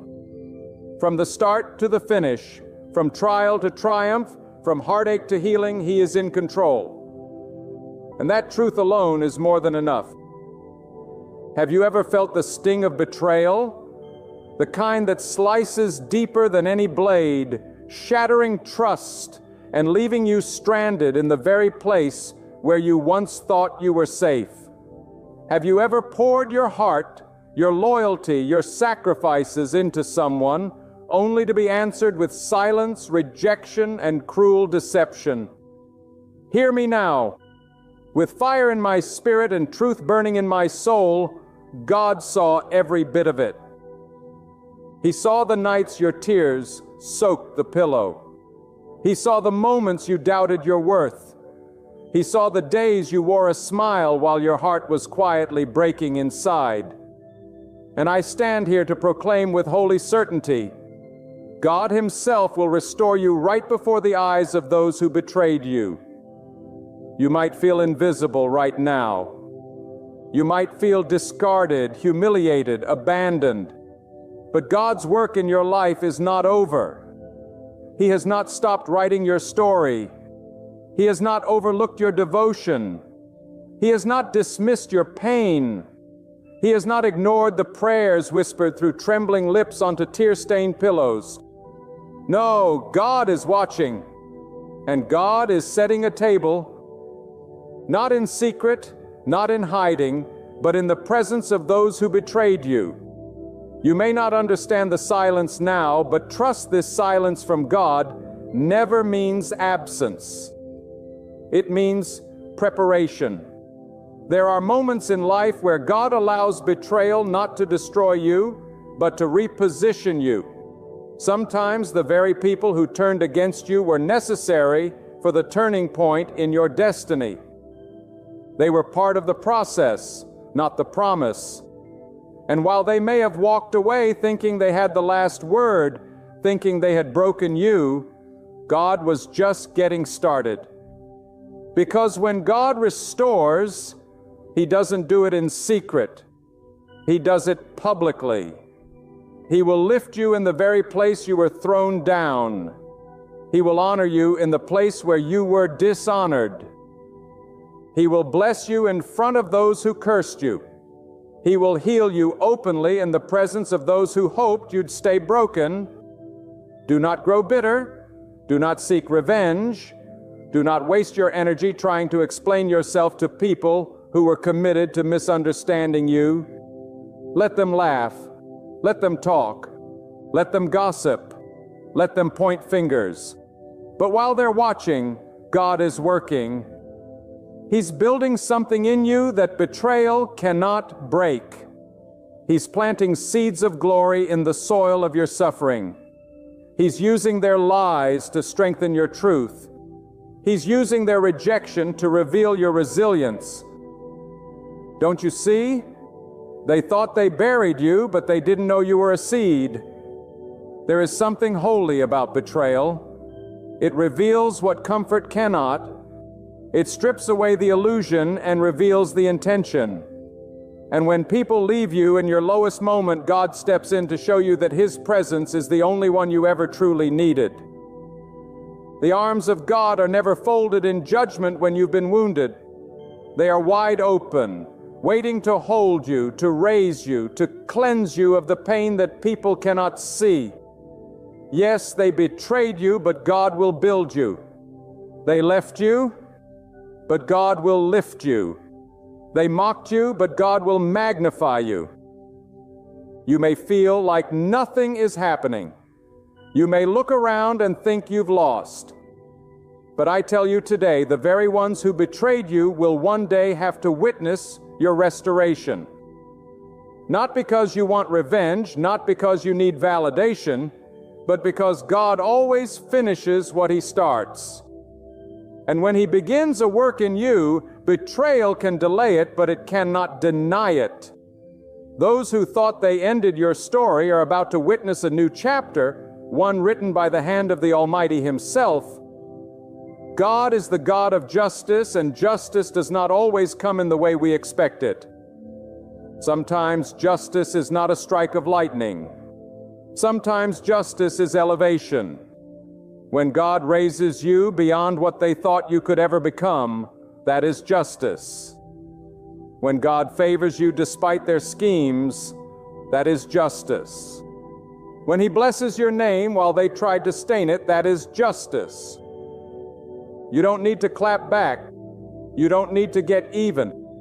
You need to stay still and let God do what only He can do. Let them think you're finished. Let them celebrate your fall. But the next time they see you, they won't recognize you because God is about to dress you in glory. He's about to robe you in honor. He's about to restore you with a power that no betrayal can block.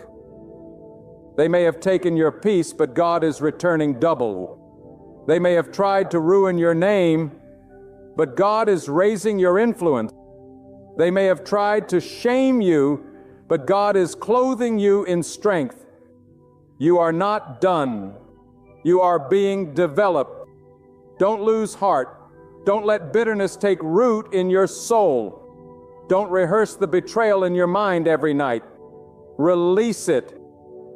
Because the more you cling to the pain, the more you delay the promise. Give it to God. Every insult, every wound, every leap, put it in His hands. Because when God is your defender, You don't have to fight. You don't have to scream to be heard. You don't have to beg to be believed. God will vindicate you. Not just spiritually, not just emotionally, but publicly. He is the God of restoration. Not partial, not halfway, but full, overflowing, complete. That means not only will He heal your heart, but He will also lift your life. He will take you from forgotten to favored, from betrayed to blessed, from abandoned to anointed. And the ones who laughed at your downfall will have no choice but to watch your rise. Because what God prepares in private, He reveals in public. The hidden work in your soul will soon shine through your life. The tears you sweat in silence are about to reap a harvest of joy. They meant it for evil. They meant it to break you.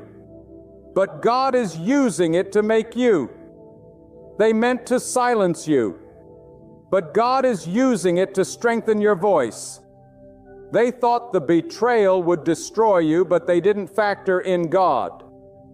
And when God is in the equation, pain becomes purpose, suffering becomes strength, and rejection becomes redirection. Let them see you risen not in pride, but in the glory of God's redemption. You are not who they said you were. You are who God says you are. You are not the broken version they tried to leave behind. You are the refined version God is raising up. You are not the shame of the past. You are the testimony of His power. And when you walk into your new season, walk boldly, not to prove them wrong, but to prove that God is always right. He chooses the broken. He exalts the humble. He favors the rejected. He uses the betrayed. You may not see it now, but something divine is unfolding. God is rearranging things behind the scenes. He's aligning hearts. He's shifting atmospheres. He's opening doors that no betrayal can shut. And soon, the very ones who betrayed you will say, "We didn't see this coming." That's because they forgot one thing. God was on your side. And when God is for you, no betrayal, no slander, no weapon formed against you can prosper. Your story is not over. It's just getting started. Do not curse your betrayal. Thank God for it, because it revealed who is real and who is temporary. It revealed what was built on trust and what was built on convenience. It drew you closer to God than comfort ever could. Sometimes the betrayal is the blessing. Sometimes the hurt is the holy path. Sometimes the rejection is the rescue, because God is more concerned with your destiny than your comfort. And if He had to let them walk away to wake you up, then praise Him for it. Every betrayal is a setup for a comeback. And not just any comeback, a comeback with power, a comeback with favor, a comeback with wisdom. You're not coming back the same. You're coming back stronger, sharper, wiser, and closer to God than ever before. Let the betrayal refine you, not define you. Let it shape you, not shatter you. Let it teach you, not torment you, because your rise will be greater than your fall. And your comeback will speak louder than their betrayal ever could. The time is coming where God will lift the curtain and show the world what He was doing in you. The time is near when the tables will turn not by your hand, but by His. He will restore your name. He will restore your dignity. He will restore your peace. He will restore your strength. Not only that, He will do it in full view of those who wish to see you crumble. And it won't be to shame them. It will be to show them that when you walk with God, you will always rise again. They may have left you in a pit, but God will raise you to the palace. They may have thrown dirt on you, but God will cause flowers to bloom. They may have written you off, but God is rewriting your destiny. And those who watched your pain will witness your promotion. Those who caused your tears will see your triumph. Because no one can bury what God has chosen to breathe life into. No one can destroy what God has decided to bless. And no one can block the restoration that's coming upon you. And now hear me. If you've been broken by betrayal, if your name has been dragged through the mud by people who once called you family or friend, God has already written your comeback in the ink of divine justice. While the world stares at your wounds, God is clothing you in new armor. Not the armor of pride or vengeance, but the armor of peace, resilience, and unshakable purpose. God's restoration is not about replaying the pain. It's about rewriting your future. And when God restores, He doesn't give you back what was lost. He gives you back better. God sees what they said behind your back. God hears what they whispered in secret. He knows the traps they set, the false smiles they wore, the words they twisted. But He also knows your heart. He knows your silence wasn't weakness. He knows your kindness wasn't foolishness. He knows that your endurance when you could have retaliated is the very reason He is about to reward you in full. Do not mistake God's patience for forgetfulness. He keeps perfect record of every tear you shed, every injustice you endured, and every time you chose peace when you had the right to rage. This is where your strength is revealed, not in how you respond to betrayal, but in how you trust God to deal with it.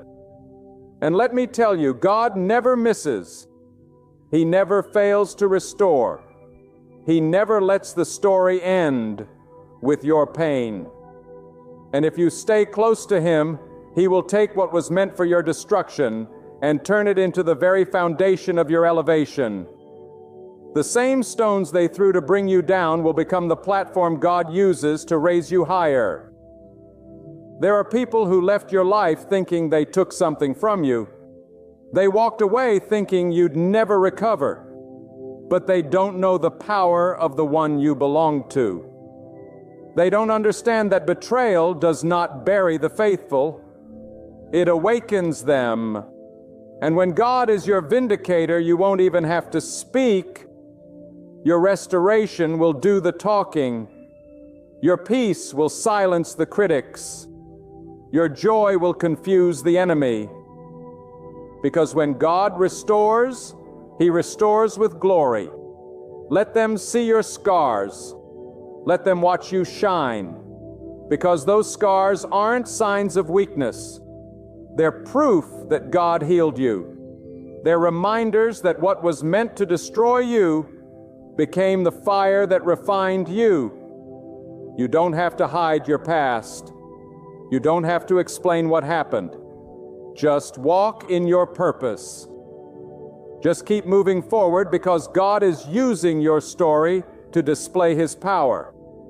Every betrayal that tried to bury you will become a testimony of how deeply God can restore. There's a reason God allows some people to walk away. There's a reason the betrayal came from someone close. Because God needed to show you that your destiny does not depend on who left, but on who stays. And God stays. He remains when others run. He strengthens when others shame. He lifts when others lie. So don't beg for the approval of the betrayer. Don't chase closure from people who were never meant to finish your story.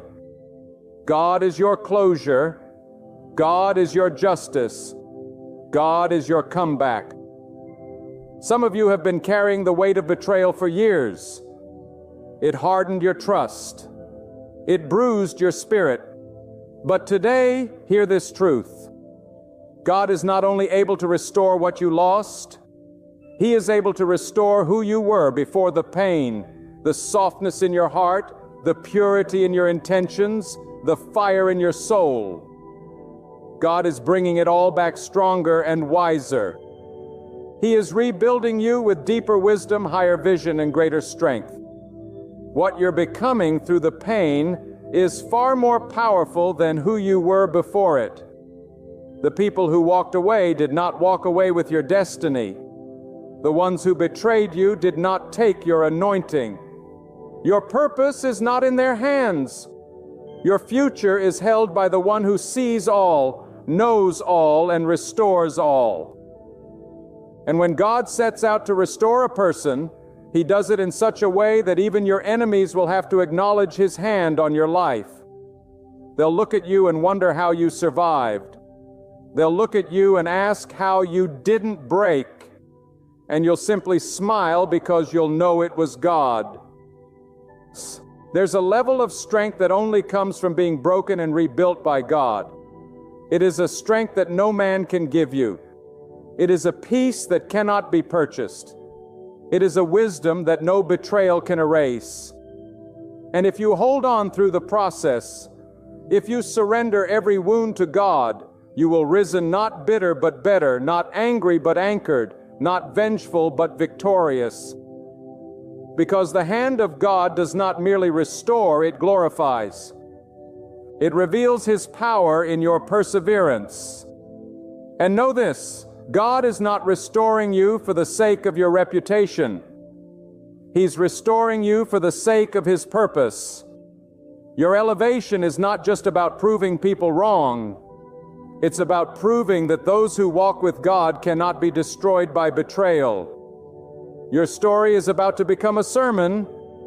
Your testimony is about to awaken faith in someone else. Because when God restores you, He makes you a lighthouse for others who are still walking through the storm. It is no coincidence that the betrayal hurt you so deeply. It was not random. It was strategic because what God has placed inside of you threatens the darkness in others. That's why they tried to dim your light. That's why they tried to isolate you. That's why they gossiped. But what they failed to realize is that the more they tried to bury you, the more God was preparing you to break through. You are rising, not in spite of the betrayal, but because of it, God is using it as fuel. So stop mourning what you lost and start preparing for what God is about to give. Stop looking back at who left and start looking ahead to who you're becoming. Stop replaying the betrayal and start rejoicing in the restoration.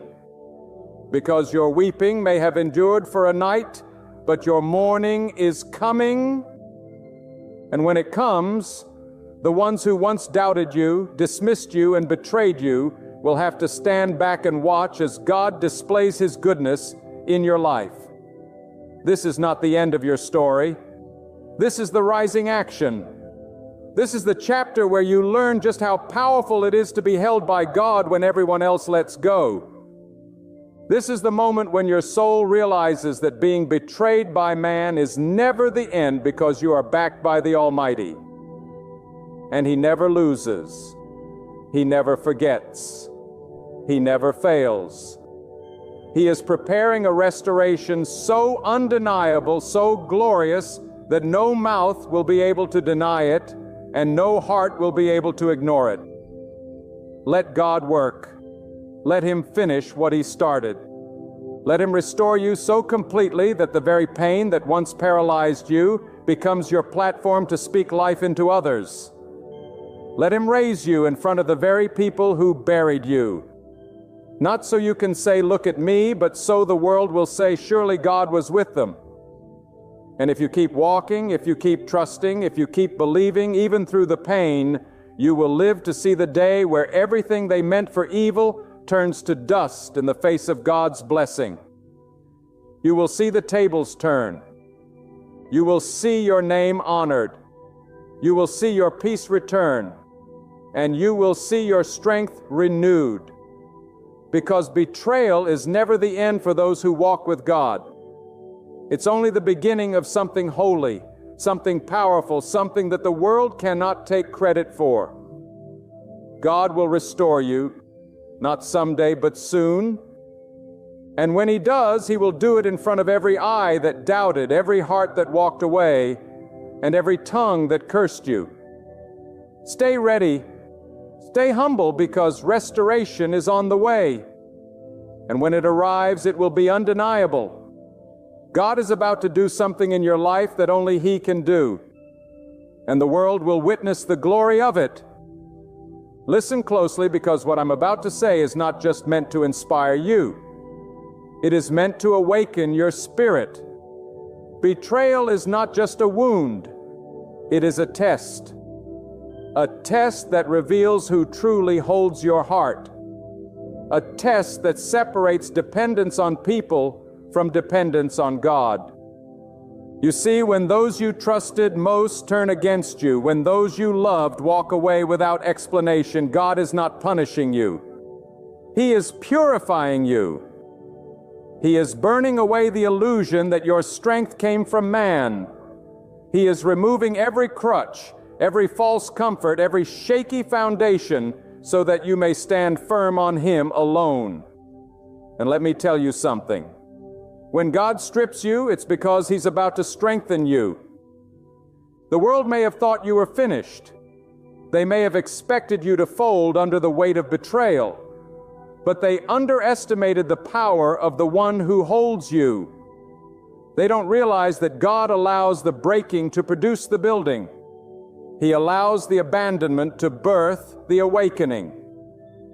They watch you weep and assume you've been crushed, but what they cannot see is the holy strength being forged in the quiet of your pain. After betrayal, there is a sacred hush, a stillness where God carries out His deepest work. In those moments when you are by yourself, when the calls stop coming, when every door feels closed, that is the very space where God begins to whisper. Not with noise, but with revelation. Not with explanations, but with His presence. And in that silence, something divine unfolds. Your reliance shifts. Your gaze no longer seeks affirmation from people, but lifts toward heaven. Your heart no longer runs after human approval, but hungers for the voice of God alone. Because when betrayal strips you bare, when pain leaves you standing in solitude, you discover a truth no comfort could ever teach. God is enough.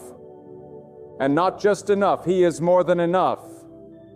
He becomes your stability when everything else shakes.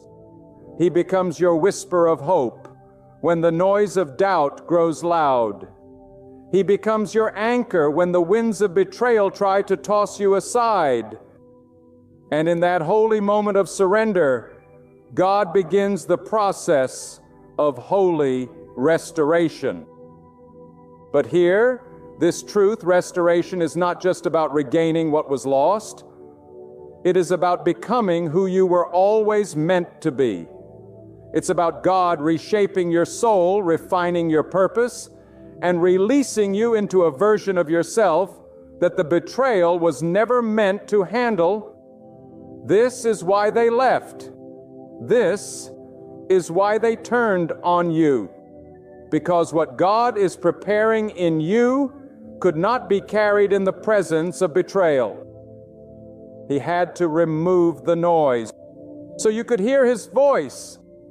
He had to expose the fake so He could surround you with the real. And as He restores you, understand this: God is not just trying to heal your wounds. He's trying to give your wounds meaning. He's trying to use your experience to raise your voice. He's trying to use your tears to water the seeds of compassion and wisdom in your soul. Because once you've been betrayed and restored by God, you carry something in your spirit that no school, no sermon, no book can give you. You carry the evidence of endurance, the mark of mercy, the fire of faith. And you become a vessel of hope for others who are still bleeding. That's why you can't quit. That's why you can't stay silent. That's why you can't let the betrayal harden your heart. Because God needs your story. He needs your scars. He needs your survival. He is not just restoring you for your sake. He is restoring you to become a voice, a light, a guide to others who are walking through the same valley you just came out of. This restoration is personal, but it is not private. What God does in you, He intends to shine through you. And soon, hear this clearly, God will cause those who betrayed you to watch your rise with silent awe. Not because you demand their attention, but because God commands their respect. Your life will become a living testimony of how divine justice works.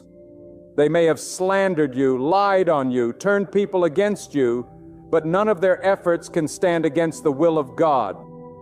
When God chooses to lift someone, no opinion, no alliance, no conspiracy can stop that elevation. And when you rise, it will not be with bitterness, but with brilliance. It will not be with arrogance, but with authority. You will walk into rooms where you were once shamed, and you will be honored. You will receive calls from people who once ignored you, and this time you won't need them. You will return to places where your name was mocked, and they will be forced to acknowledge this is the one God has restored. You won't have to say a word. Your peace will be your power. Your growth will be your proof. Your restoration will be your response. God never allows betrayal without purpose. He never permits pain without a plan. And the pain you endured was not random. It was preparing you for the restoration that requires a stronger version of you. And if you let Him finish the process, if you trust Him through the silence, He will reward you in ways that betrayal could never block. This is the justice of God, not revenge, but redemption, not punishment, but promotion, not retaliation, but restoration. And understand this, God's restoration is not given to prove people wrong. It's given to prove that walking with Him is always right. Your elevation is not meant to humiliate others. It's meant to glorify God. Your success is not a weapon. It's a witness. So wear it humbly, walk in it with grace, because the same God who watched you be betrayed in silence is the same God who will now raise you in majesty. And all of it will point back to Him. Do not chase the people who betrayed you. Do not seek closure from the mouths that slandered you. Let God handle it. Let God be your answer. Let God be your evidence. Let God be your light in the darkness they try to throw you into. Because when it's all said and done, when the dust settles and the voices fall silent, only one voice matters. That is the voice of God saying, "Well done. I have restored you." There is a sacred strength rising within you, forged in the fire of betrayal. And it did not come from the approval of people.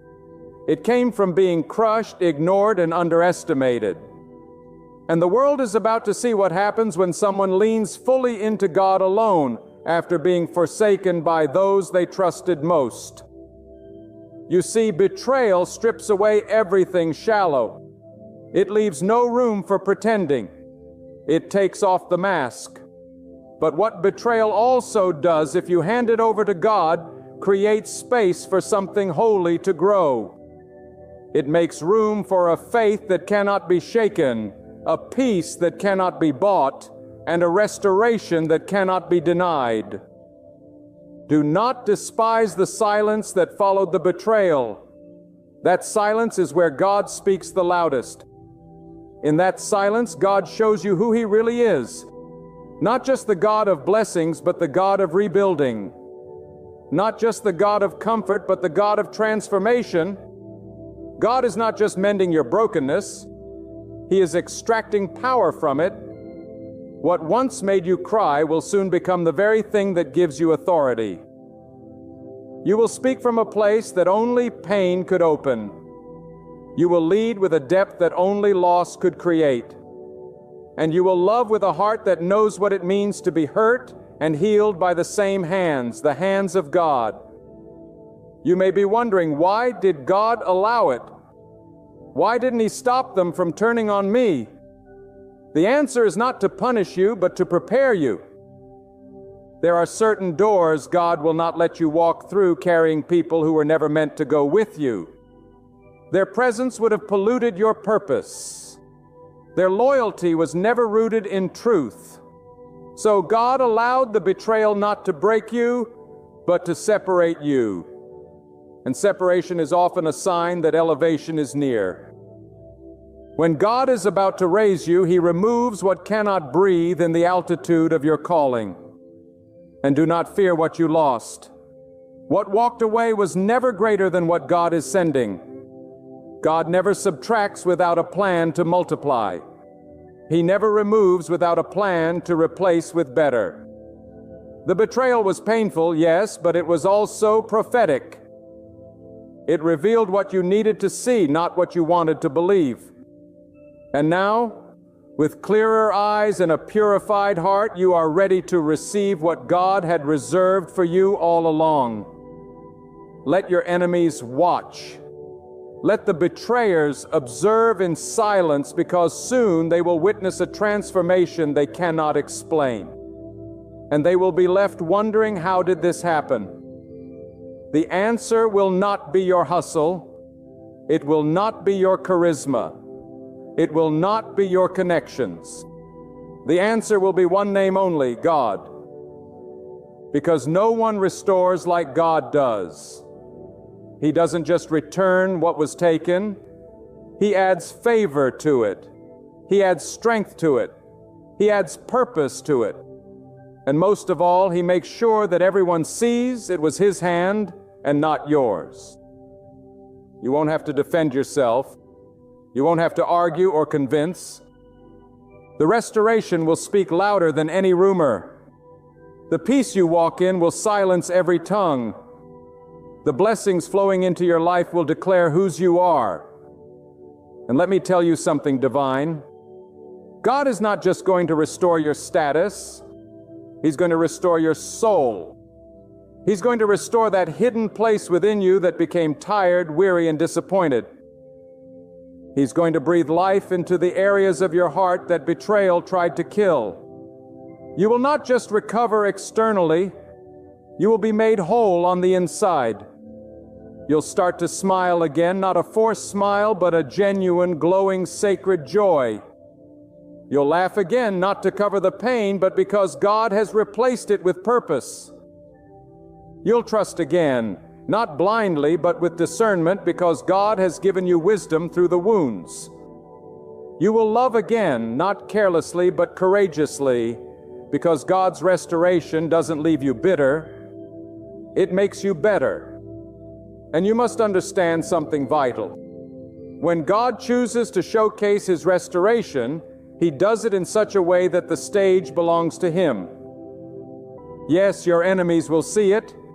Yes, the betrayers will witness it, but the spotlight won't be on your pain. It will be on God's glory. The restoration will not be revenge. It will be revelation. A revelation of what it means to trust God when everything else falls apart.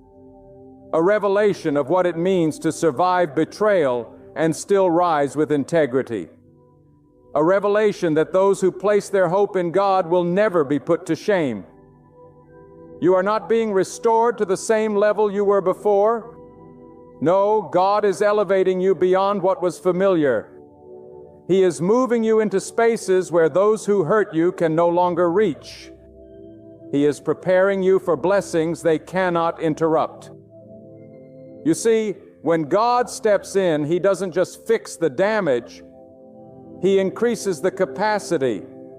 He enlarges your territory. He multiplies your peace. He strengthens your voice.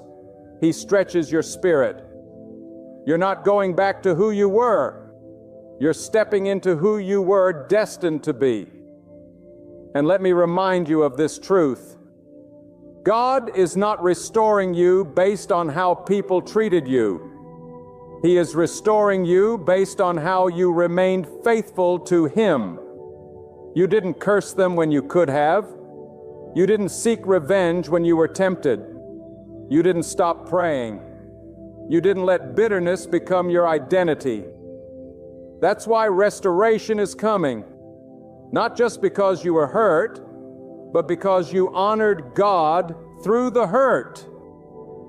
You didn't allow the betrayal to pull you out of alignment.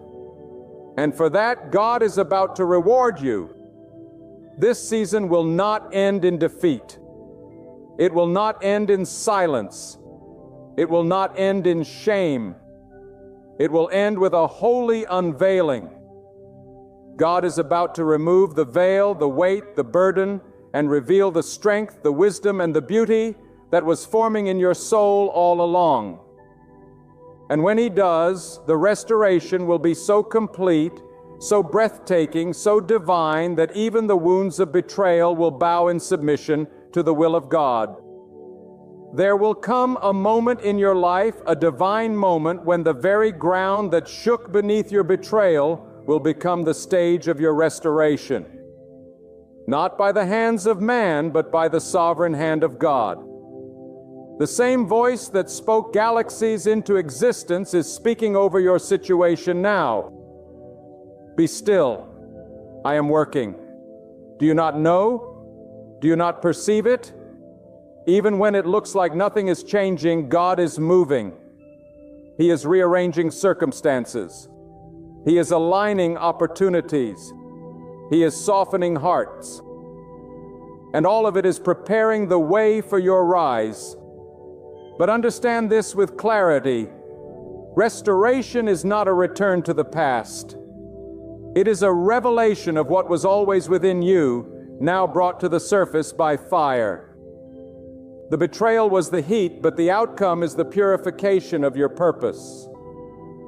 The ones who betrayed you thought they were tearing you down, but in truth, they were removing the barriers to your breakthrough. They thought they silenced you, but God was only turning the volume down on the noise so He could amplify His voice within you. Do not try to rebuild the broken bridges. Not all connections are meant to be repaired. Some must remain in ruins to remind you where God stepped in. Let God choose who stays. Let God decide who goes.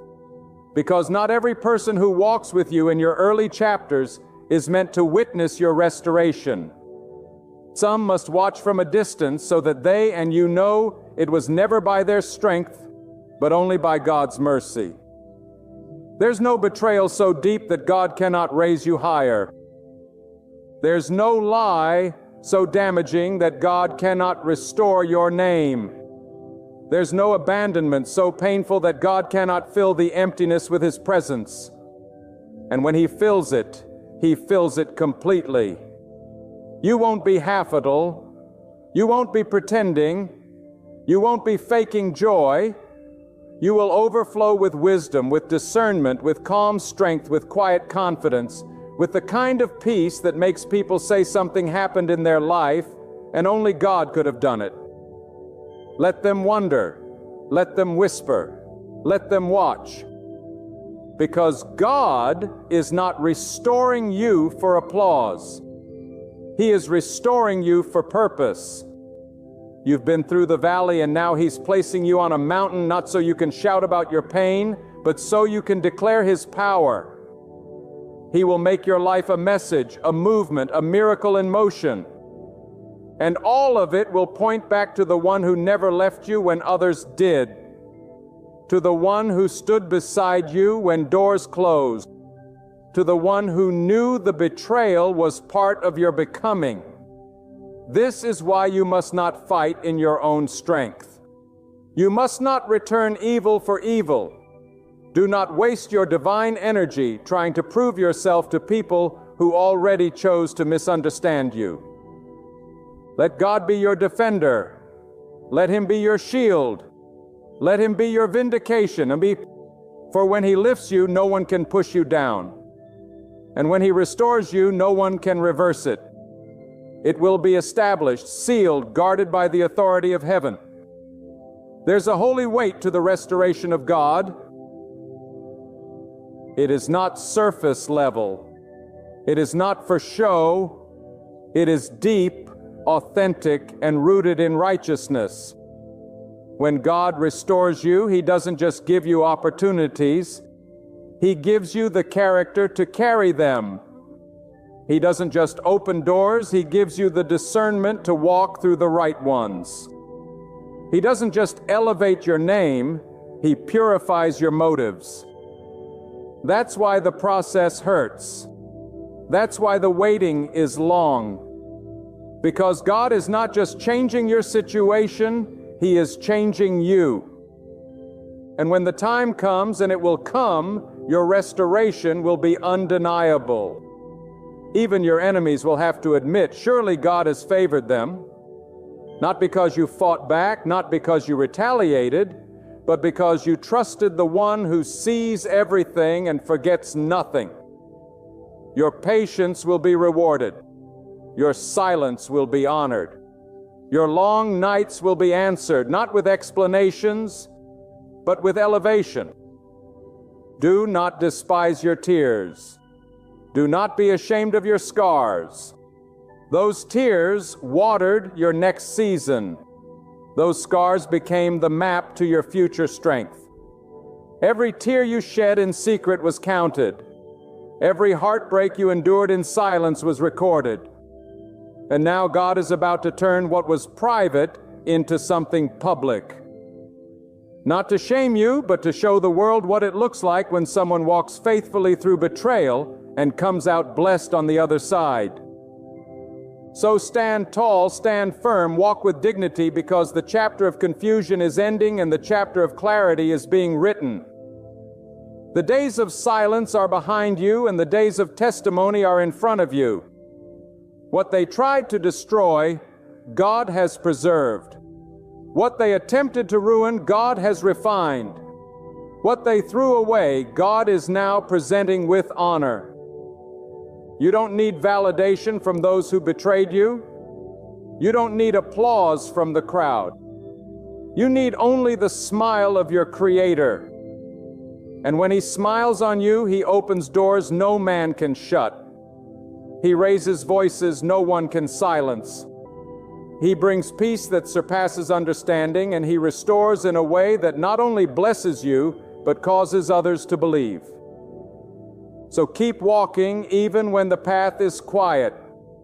Keep believing even when the evidence is not visible. Restoration is not a rumor. It is a promise, and God never makes a promise He cannot keep. He has heard your cries. He has seen your humility, and He is preparing something so complete, so powerful, so unexplainable that when it arrives, it will not make sense in human terms. It will only make sense through faith. And now, as the truth settles deep into your spirit, let this be written upon the walls of your heart. God will restore you not in secret, but in the full light of day. Not just quietly within, but openly before those who questioned your worth, those who doubted your purpose, and those who betrayed your trust. When God restores, He does not whisper it. He proclaims it with power. He takes what was meant to shame you and turns it into a symbol of honor. He takes the very ground of your rejection and transforms it into holy ground where only His mercy can explain the outcome. Let no man deceive you into believing that your story is over. You may feel weary, but you are not done. You may have been betrayed, but you are not broken. You may have lost people, opportunities, even pieces of yourself, but what remains is the most powerful thing of all, your faith in God. And that faith, tested through fire, refined through tears, will carry you into a restoration far beyond what you once imagined. Because when God restores, He does not bring you back to where you were. He propels you into something greater. Those who betrayed you may have succeeded in causing pain, but they failed to see the divine hand covering your life. They didn't realize that every accusation would become a stepping stone, that every delay would be a setup for something better, that every wound would become a vessel for glory. and that the very people who try to erase your worth would witness the weight of God's favor on your life. Not because you sought revenge, but because you trusted the one who holds vengeance and mercy in perfect balance. You didn't need to clap back. You didn't need to scream your innocence. You didn't need to gather an army to defend your name. All you needed was to stand still and let God be God. He is not just watching. He is working. He is not just aware. He is aligning. And in the silence of your surrender, in the humility of your heart, God has been crafting your comeback. And when He unveils it, there will be no doubt. It won't be luck. It won't be chance. It won't be the work of man. It will be the undeniable signature of God. So walk forward with confidence, not in yourself, but in the one who restores beyond measure. Walk forward with peace, not because the pain didn't happen, but because it no longer holds power over you. Walk forward with power, not because you have all the answers, but because you are connected to the source of all wisdom, all justice, and all restoration. Let the betrayal be a reminder not of what was done to you, but of what God is doing through you. And as you rise, remain humble. Let your restoration become a testimony, not a trophy. Let your blessings speak of God's mercy, not man's approval. Let your victory be quiet thunder that points every eye not to your pain, but to the one who turned your mourning into strength. For you will rise, not bitter, not proud, not spiteful, but whole, healed, and full of purpose. So now lift your eyes from the ashes. God is not finished. You are not forgotten. And this betrayal, this season of loss, this valley of tears was not your ending. It was your awakening. And soon, before those who turned their backs, before those who mocked your silence, before those who left you behind, God will raise you up. And when He does, it will be known. This restoration came from no man, from no system, from no hand of flesh. It came from God, only God, forever and always God. As these words sink deep into your spirit, let them be sealed with a faith that cannot be shaken. God has witnessed every betrayal, gathered every tear, and heard each unspoken cry. Yet beyond all of that, He has already arranged your restoration. A restoration that will not merely mend what was shattered, but will reveal your true identity when you are held, molded, and lifted by God alone. Do not let your heart be troubled by those who walked away or by the things that slipped through your hands. Do not linger in the silence of those who abandoned you. Instead, set your gaze on the one who never left. For when God restores, He does so with justice, with meaning, and with glory. And before every doubting eye, every slandering tongue, every betraying heart, God Himself will lift you up. Not for pride, but for testimony, not for revenge, but for His glory. Your journey is not closing in defeat. It is unfolding into divine completion. And when that day arrives, all will see it was never by human hands. It was never by chance. It was always God.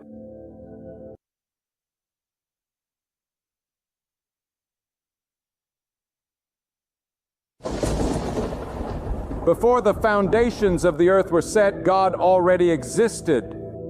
Before the sun ignited its first flame, before the mountains took shape, before time itself began to measure history, God was.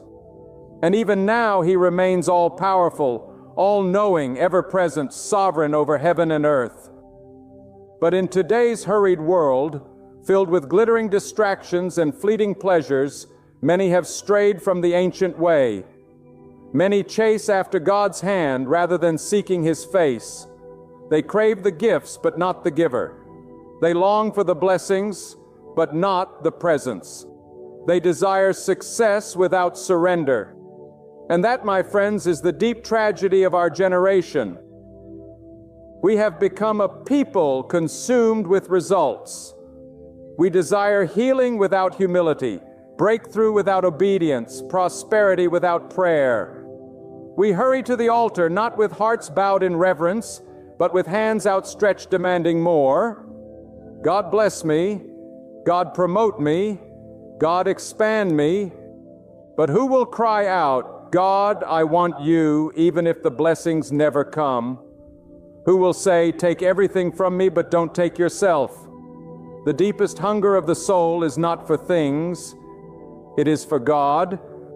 And until we put Him first, nothing else will ever satisfy. Let me tell you something truthfully and plainly. God is not a vending machine. He is not a silent force waiting to dispense rewards to the most demanding voices. He is a holy, righteous, jealous God. And He desires to be first, not second, not third, not squeezed in when it's convenient. He wants to be the heartbeat of your day, the fire in your bones, the song in your night. He wants to be the first thought when you rise and the last whisper when you sleep. Not because He is desperate for attention, but because He knows that your soul cannot survive without Him. You may think you're hungry for a breakthrough, but what you're really starving for is God Himself. And don't be deceived. Just because your hands are full doesn't mean your heart is satisfied. Just because life looks good on the outside doesn't mean the soul is alive on the inside. People are climbing ladders to success only to find them leaning against the wrong wall. They have houses but no peace, relationships but no intimacy, possessions but no purpose. You see, blessings without God are like rivers without water, like fire without heat. They look promising, but they cannot sustain. They cannot save. They cannot satisfy. So hear me now. Seek God first. Not because He will bless you, but because He is the blessing. He is the source. He is the treasure. He is the reward. Those who seek Him lack no good thing. Not because they are always rich or famous or healthy, but because they have found something far greater. They have found communion with the Most High. They have found the one who knows their name, who bottles every tear, who numbers every hair. When you find God, you find peace that the world cannot offer and the devil cannot steal. God is not impressed with empty words or showy religion. He is not moved by routines and rituals. He is moved by a heart that seeks Him earnestly, relentlessly, sacrificially. A heart that says, God, even if you close every door I hope for, I will still worship you. Even if you say no, I will still kneel in awe. That is the heart that God draws near to. That is the heart He honors. That is the life He transforms. You may be waiting for a miracle. You may be pleading for open doors, for healing, for a shift in your season. But I urge you, before you seek the miracle worker. Before you seek the door, seek the one who opens and shuts according to His perfect wisdom. Before you seek healing, seek the healer. Because sometimes what you think is a delay is actually a divine invitation to go deeper. Sometimes God withholds the blessing so you can discover the Blessed One. How many times have people run to God in crisis only to walk away when comfort returns? How many seek His help when their back is against the wall but ignore Him when the road becomes smooth again? God is not a lifeboat you abandon when you reach the shore. He is the ocean itself. He is the reason you live and move and have your being. To treat Him as a convenience is to miss the greatest relationship you were ever meant to have. Do you want to be truly blessed? Then build your life around God, not around what He can give you. Make Him your foundation.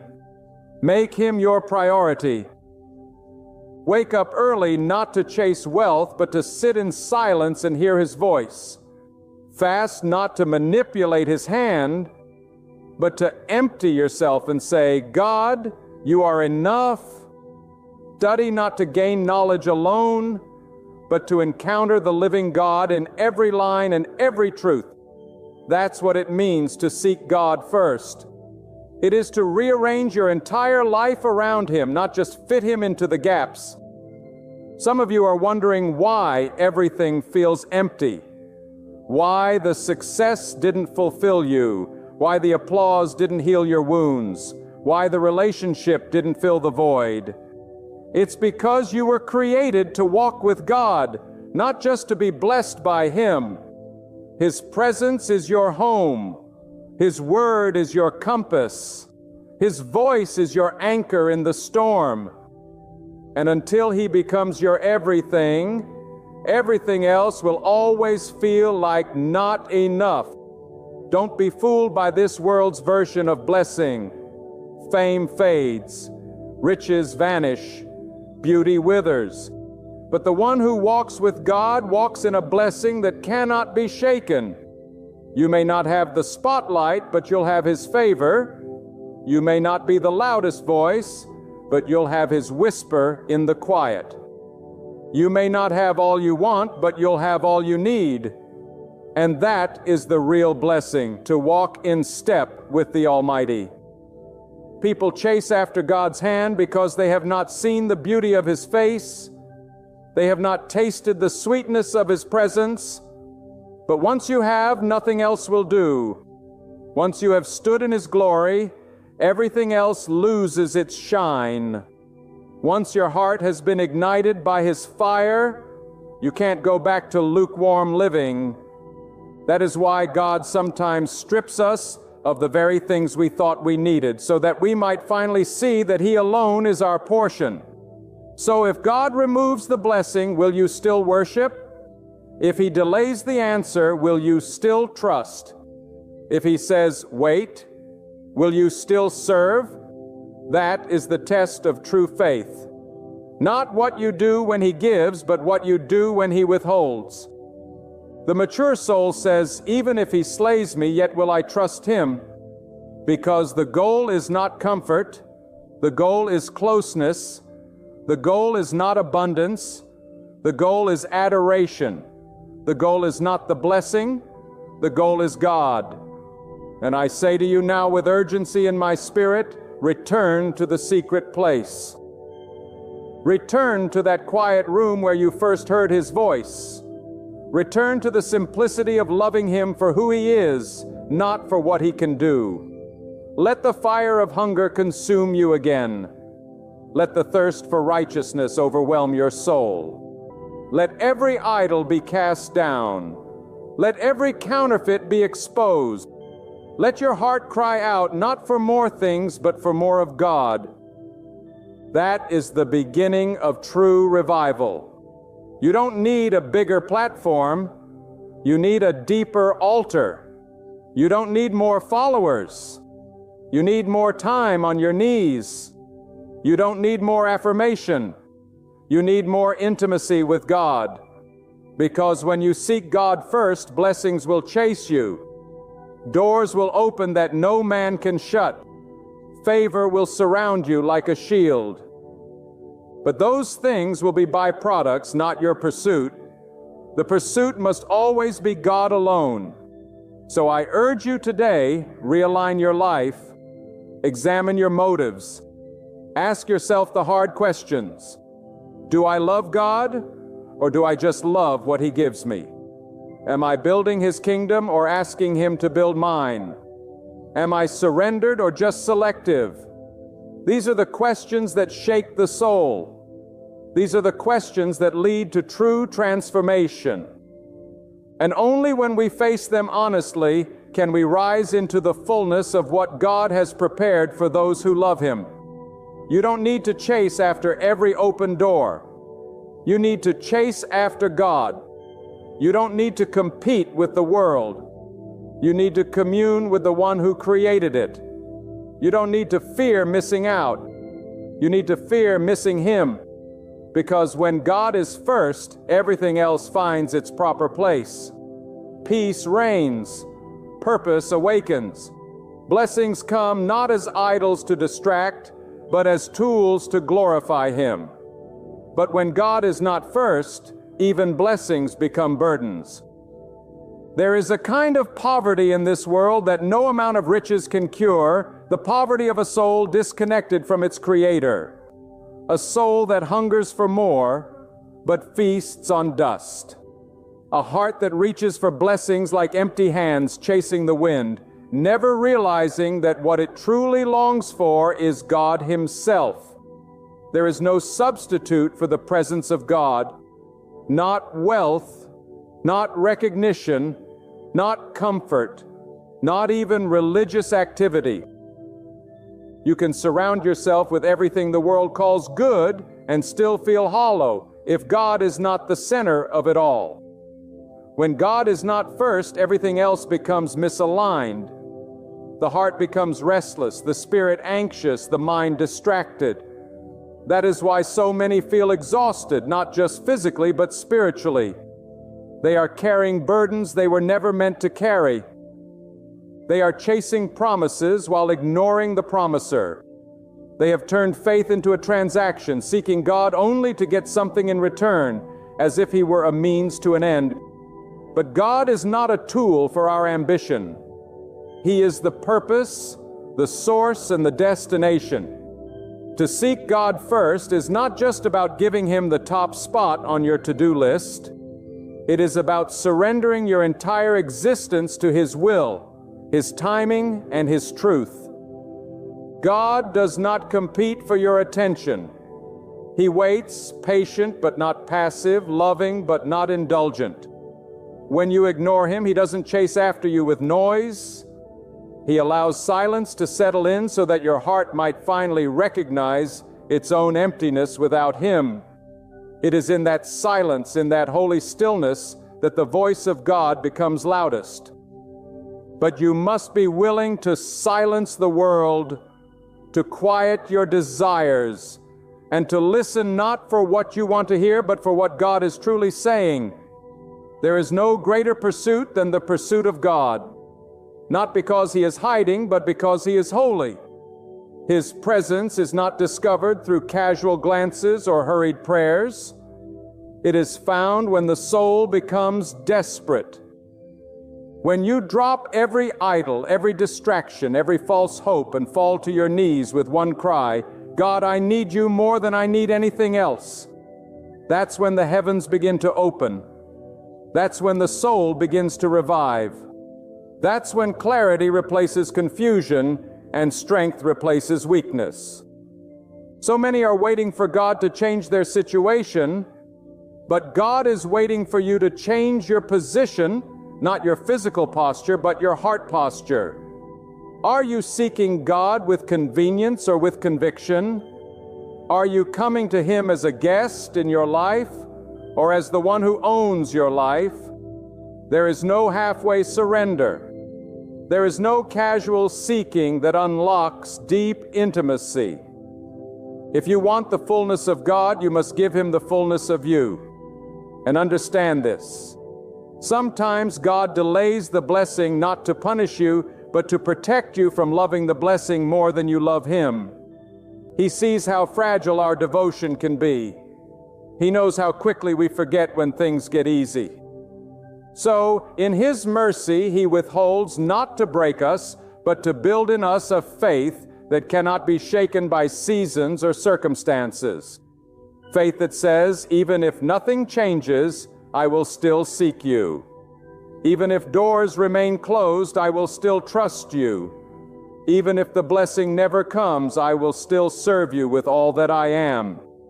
That kind of faith cannot be faked. It is forged in fire. It is born in the wilderness.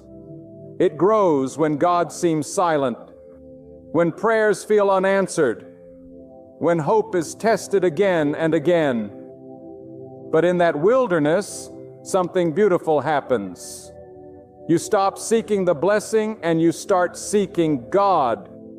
And when you find Him in the dry place, you discover that He is the oasis you didn't know you needed.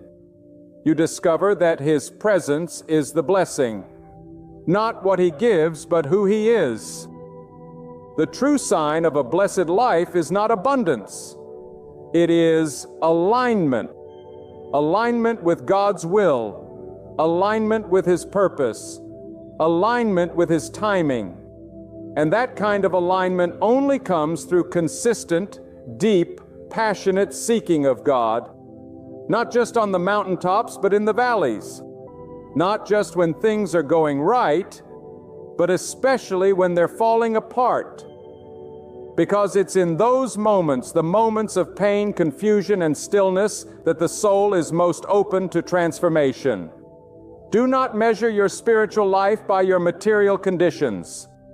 There are people with full bank accounts and empty souls. There are others with nothing but God, and yet they are overflowing with peace, with strength, with purpose. Because when you truly seek God, you tap into a power that the world cannot replicate.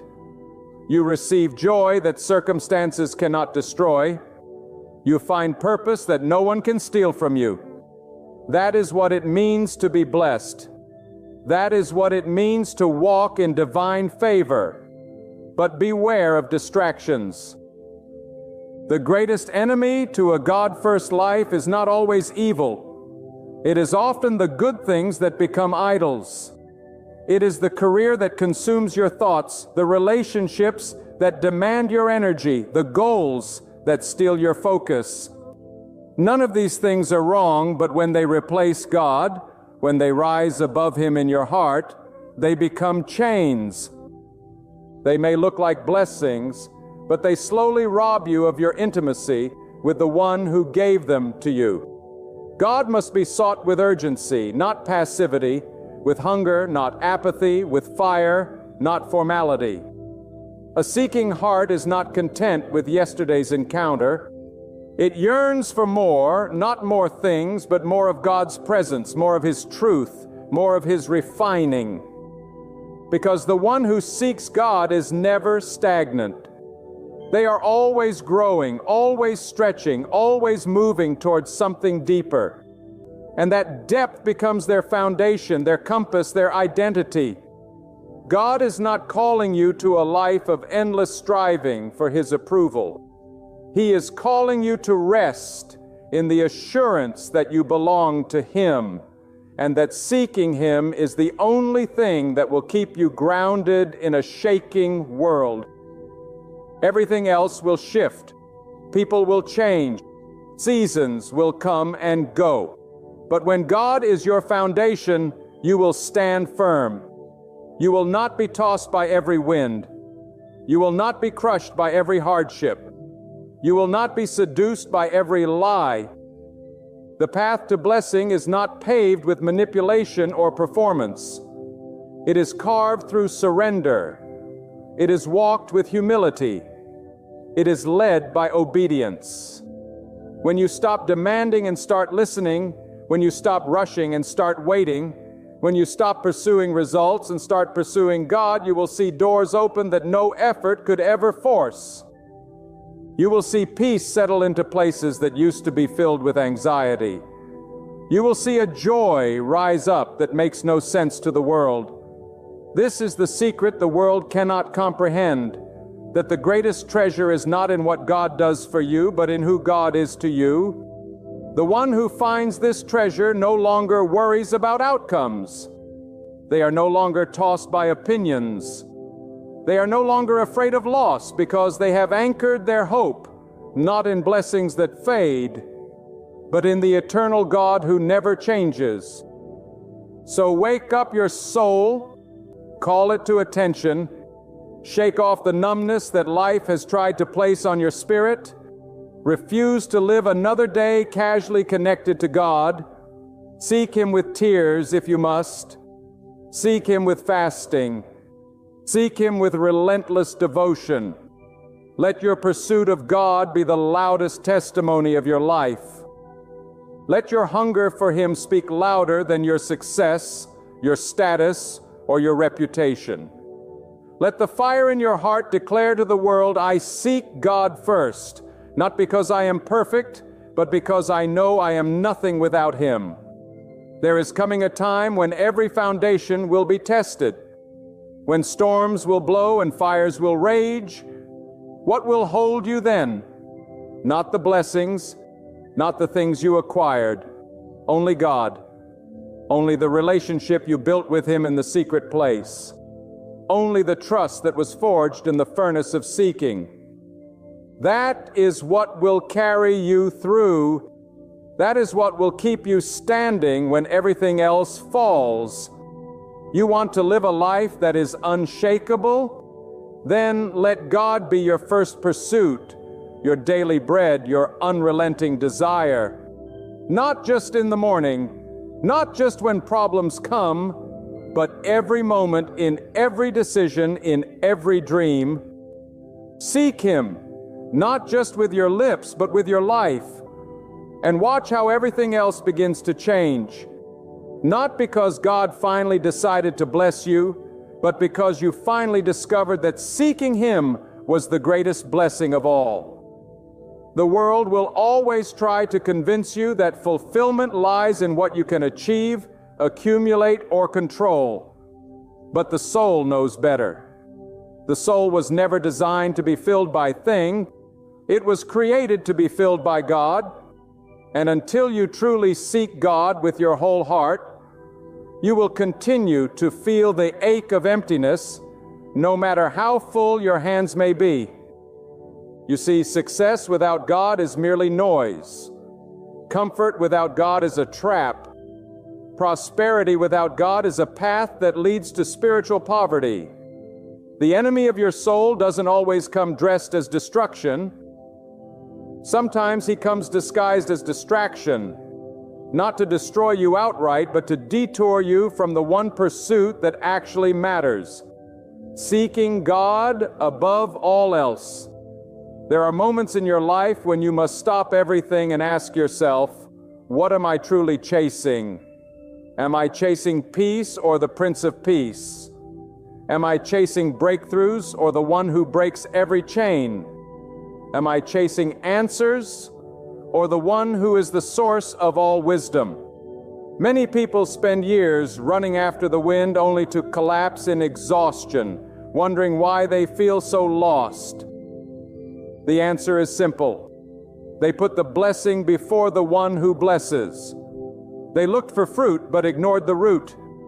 They tried to build a life without the foundation of God, and now they are sinking in the sand of their own ambition.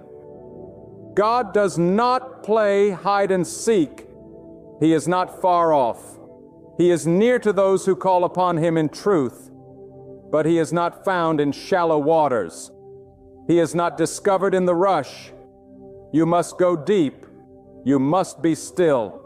You must let go of your pride, your plans, your need to control, and seek Him with a heart stripped of pretense. A heart that is not trying to manipulate, not trying to impress, but simply longing to connect with the Creator of all things.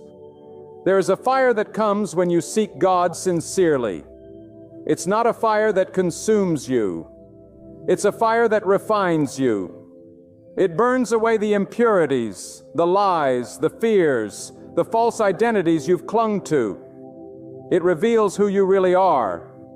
And more importantly, it reveals who God really is. And once you've tasted that refining fire, you'll never settle for lukewarm religion again. You'll never settle for secondhand spirituality. You'll want the real thing. You'll want God, not a filtered version, not a cultural adaptation, but the living, breathing, holy, sovereign God who speaks into the silence and shapes destinies with a whisper. Many only turn to God when hardships strike, but those who truly know Him, the ones who carry unshakable peace and walk in divine strength, seek God in every season. in moments of joy and in seasons of sorrow, in times of plenty and in times of need, in celebration and in mourning, because they know God is not bound by seasons. He is eternal. He is not just part of your life. He is life itself. He is not simply the last resort. You run to Him before the fire ever starts, not only when it burns. When you live with that kind of honor, when your heart pursues Him with that kind of devotion, you step into blessings beyond measure. Not merely in possessions, but in His presence. Not always seen on the outside, but transforming you on the inside. Here is a truth many try to ignore. There is no shortcut to God's power. There is no replacement for walking closely with Him each and every day. You cannot fake spiritual intimacy. You cannot microwave spiritual maturity. If you want to walk in wisdom, if you want to carry divine authority, if you want to live a life that truly matters, you must pay the price of seeking God with your whole heart. Not half, not when you feel like it, not when everything else fails. Every day, every breath, every choice. And don't misunderstand, God is not asking you to be perfect. He is asking you to be present. He is not waiting for your flawless performance. He is longing for your surrendered heart. The beauty of seeking God first is that you begin to realize that He has already been seeking you. He's been waiting at the door, knocking, whispering, drawing you to Himself. And once you open that door, once you truly let Him in, not just into your schedule, but into your very soul, you begin to live with a clarity, a purpose, a power that no man can take away. But you must protect that pursuit, because once you start seeking God first, the world will try to pull you back. Distractions will rise. People will misunderstand you. Voices will try to tell you that you're wasting time, that you need to focus on more practical things. But remember this, there is nothing more practical than walking in step with the One who created time itself. There is no greater advantage than hearing from the God who sees the end from the beginning. There is no higher calling than to be known by Him, and to know Him not just in theory, but in intimacy. Seek God first, not just to receive blessings, but to understand how to handle them. Because blessings without wisdom can destroy you. Prosperity without humility can corrupt you. Influence without submission can ruin you. But when you seek God first, He prepares your character before He enlarges your territory. He teaches you how to carry the blessing without the blessing carrying you away. He molds your heart to stay anchored even when the winds of success begin to blow. And hear this with urgency. If your greatest desire is not God, then your heart is aiming too low. You are not created for shallow living. You are not placed on this earth to blend in and drift along. You were created to burn brightly with purpose, to shine with the light of truth, to be so filled with God that the world can't help but notice. That is the power of seeking God first. It transforms you. It elevates you. It marks you. And it causes you to walk in a divine rhythm that no man-made plan can replicate. Some of you have been asking, why hasn't God blessed me yet? Why hasn't He opened that door? Why does it feel like I'm stuck? Could it be that He's waiting for you to seek Him more than the answer? Could it be that the delay is not punishment but preparation? Could it be that He's calling you deeper, stripping away the noise, allowing you to be emptied so that you can finally be filled with Him? There is a sacred power that comes when you make God your priority. You become untouchable. Not because life gets easier, but because your spirit becomes stronger. You walk through valleys with courage. You face trials with peace. You endure storms with confidence because you know who walks with you. You know who holds your future. You know who fights your battles. Not because you memorize the formula, but because you've built a relationship. That is what seeking God first accomplishes. It makes you rooted, immovable, steadfast no matter what comes. So let the world chase fame.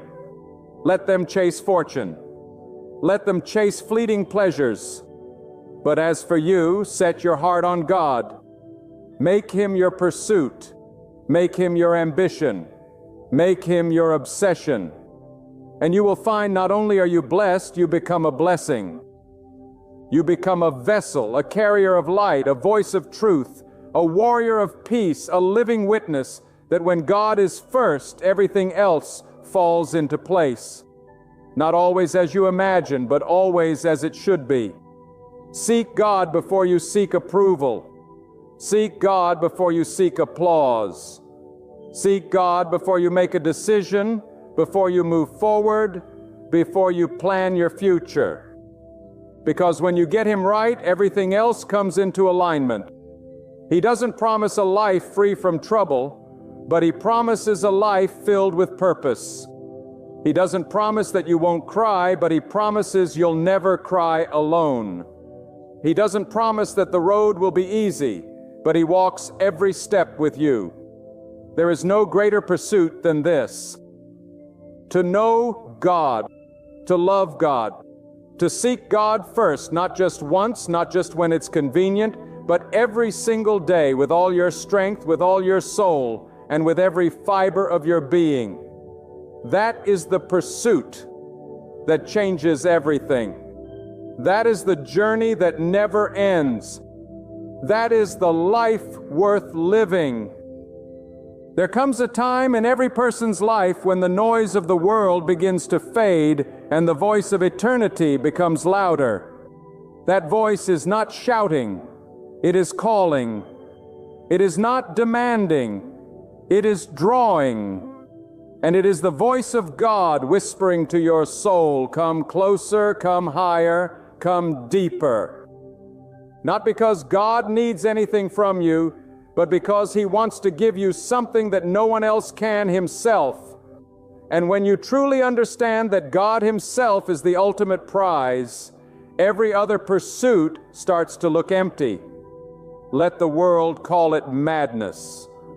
Let them mock the one who rises before the sun to seek God. Let them question the one who walks away from fleeting pleasures and shallow fame. Because the one who seeks God first is not living for the applause of men. They are living for the approval of the Almighty. They are building a life that cannot be shaken even when the storms of this world try to tear it down, because they have discovered something most never will. That intimacy with God is worth more than anything this world could offer. When you seek God first, you begin to see through different eyes. You don't chase what everyone else is chasing. You don't panic when doors close. You don't lose yourself in disappointment because you know that God orders every step, and even the delays are divine. Even the detours are designed. Even the silence is sacred. You stop demanding explanations and start trusting the one who sees the end from the beginning. That's the confidence of a soul rooted in God. Not arrogance, but assurance. Not pride, but peace. Not control, but surrender. There is something powerful about the person who has made God their one desire. They are not easily swayed. They do not crumble under pressure. They do not bow to idols of popularity, success, or comfort, because they have tasted something greater. They have touched the eternal. They have encountered the living God, and they know that nothing compares to His nearness. These are the people who change generations, who shift atmospheres, who walk in power not because of who they are, but because of whose they are. They don't seek God for what He can do. They seek Him for who He is. That is the kind of pursuit that heaven honors. Understand this. God cannot be second. He will not share the throne of your heart with your career, your goals, your plans, or your ego. He must be first. Not because he is insecure, but because anything less will destroy you. When God is not first, everything becomes fragile. Relationships crumble under unmet expectations. Ambitions lead to burnouts. Achievements leave you hollow. But when God is first, everything finds its place. You begin to walk in alignment. You begin to hear clearly. You begin to live purposefully. The chaos of life doesn't disappear, but it loses its power to shake you. Seeking God is not a one-time decision. It is a daily discipline. It is waking up and choosing again and again to prioritize what is unseen over what is seen, to invest in the eternal instead of the temporary, to quiet the distractions so that you can hear the whisper. Because God does not compete with noise. He doesn't shout over the chaos. He waits for you to come away to the secret place, to the stillness, to the depth where transformation happens. That is where you receive wisdom for the day. That is where your soul is refilled. That is where the fire is reignited. If your life feels out of control, ask yourself this: who or what have I put before God? Because anything you place above Him will eventually break your heart. Money can disappear. People can disappoint. Health can fail. But God remains faithful, constant, unshakable. He is the anchor in your storm, the light in your darkness, the voice in your silence. And when you make Him your first pursuit, your whole life begins to reflect a divine order that no human effort could orchestrate. Some chase fame, others chase wealth, still others chase relationships, trying to fill a hole that only God can fill. But you, if you are wise, you will chase God. You will run hard after Him, not casually, not occasionally, but relentlessly, because you understand that seeking God is not just about accessing blessing, it is about becoming who you were created to be. You were not made to drift through life. You were not born to chase shadows. You were formed by God for God to walk with God. And when you do, everything else begins to align in ways you could never have planned. There is a difference between knowing about God and knowing God. One fills your mind, the other transforms your life.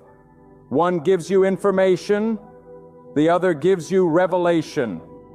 And that revelation only comes when you pursue Him with a heart that says, I don't want anything more than I want you. That is the place where pride dies, fear flees, and clarity comes. That is where purpose is birthed and strength is renewed. That is where the broken become whole and the weary find rest, not in a change of circumstances, but in a deep, unshakable connection with God. This world is moving fast. Temptation is louder than ever. Distractions are dressed in gold. But don't let them steal your hunger. Don't let them dull your pursuit. Don't let them trade your eternal reward for temporary comfort. You are not like everyone else. You are called to higher ground. You are chosen for something deeper. You are set apart not for comfort, but for consecration. And your power will always be found in your pursuit of God. Don't wait for a crisis to seek Him. Don't wait until everything falls apart. Seek Him now in your youth, in your strength, in your ordinary days. Seek Him when the sky is blue and when the storm clouds gather. Seek Him when it makes sense and when it doesn't. Seek Him with laughter and with tears. Seek Him when the world is watching and when no one is looking. That is the life that brings glory to God. That is the life that echoes into eternity. And remember, seeking God is not a race for perfection. It is a journey of devotion. It is walking with Him, not just on the mountain, but through the valley. It is holding on to Him when nothing makes sense. It is praising Him when the blessings delay. It is choosing faith when fear screams loudest. That is what it means to seek God first. Not with conditions, not with ultimatums, but with total trust. There is a sacred urgency rising in this hour, a call from the depths of the unseen, a stirring from the realm where truth lives unshaken. It is the voice of God calling His people back to Himself. Not back to religion, not back to performance, but back to relationship, to intimacy, to surrender. There is a hunger growing among those who have tasted everything this world offers and found it all to be dust. The soul cannot be deceived forever. It knows the difference between shallow waters and deep springs. It knows when it's being fed and when it's merely being entertained. And the soul that truly seeks God will not be satisfied with substitutes. It longs for the real, raw, holy presence of the one who created it. God is not interested in being your emergency exit. He is not satisfied with weekend visits and crisis prayers. He is not honored when we treat Him like a spare tire, only acknowledged when something goes flat. God is not a background presence.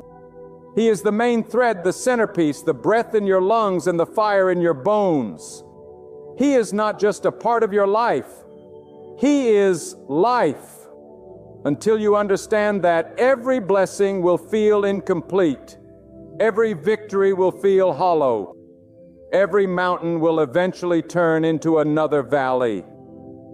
But when God becomes your pursuit, your daily pursuit, your primary passion, then even the valley becomes a sanctuary. Even your struggles turn into testimonies. Even silence becomes sacred. Some of you are waiting for peace to come when the storm ends. But those who seek God first know a greater truth. Peace is not found in the absence of trouble, but in the presence of God. You can walk through fire and not be burned.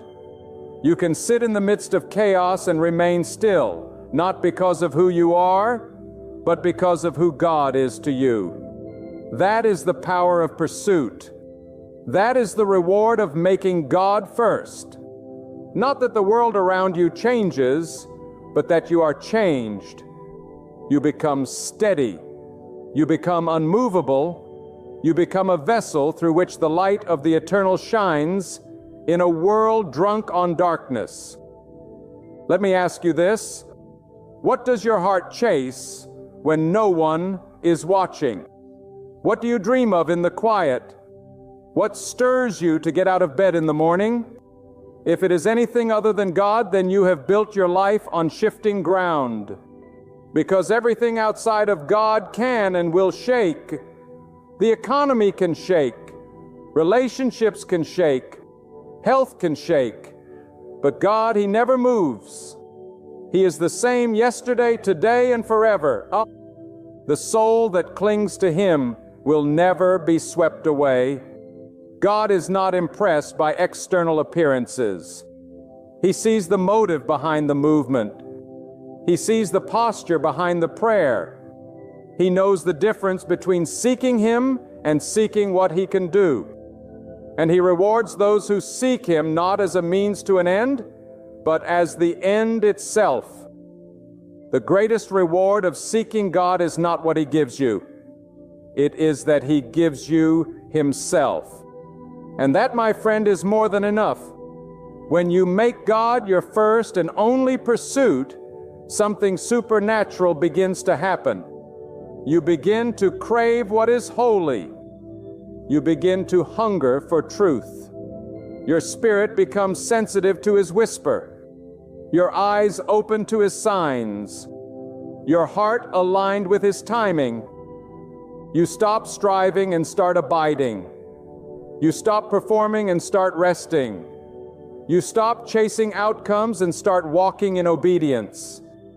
And in that obedience, you begin to walk in a power that the world cannot imitate and darkness cannot withstand. This world is loud with its invitations. It sells illusions wrapped in glitter. It markets counterfeit purpose under the disguise of achievement. But deep down, you know it's all smoke. It's all mirrors. Nothing can satisfy the soul but God. Nothing. And those who seek Him early, who seek Him earnestly, who seek Him not just with their lips but with their entire being, they are the ones who will walk in a kind of peace that cannot be disturbed, a kind of strength that does not fade, a kind of clarity that cuts through confusion, like a sword through fog.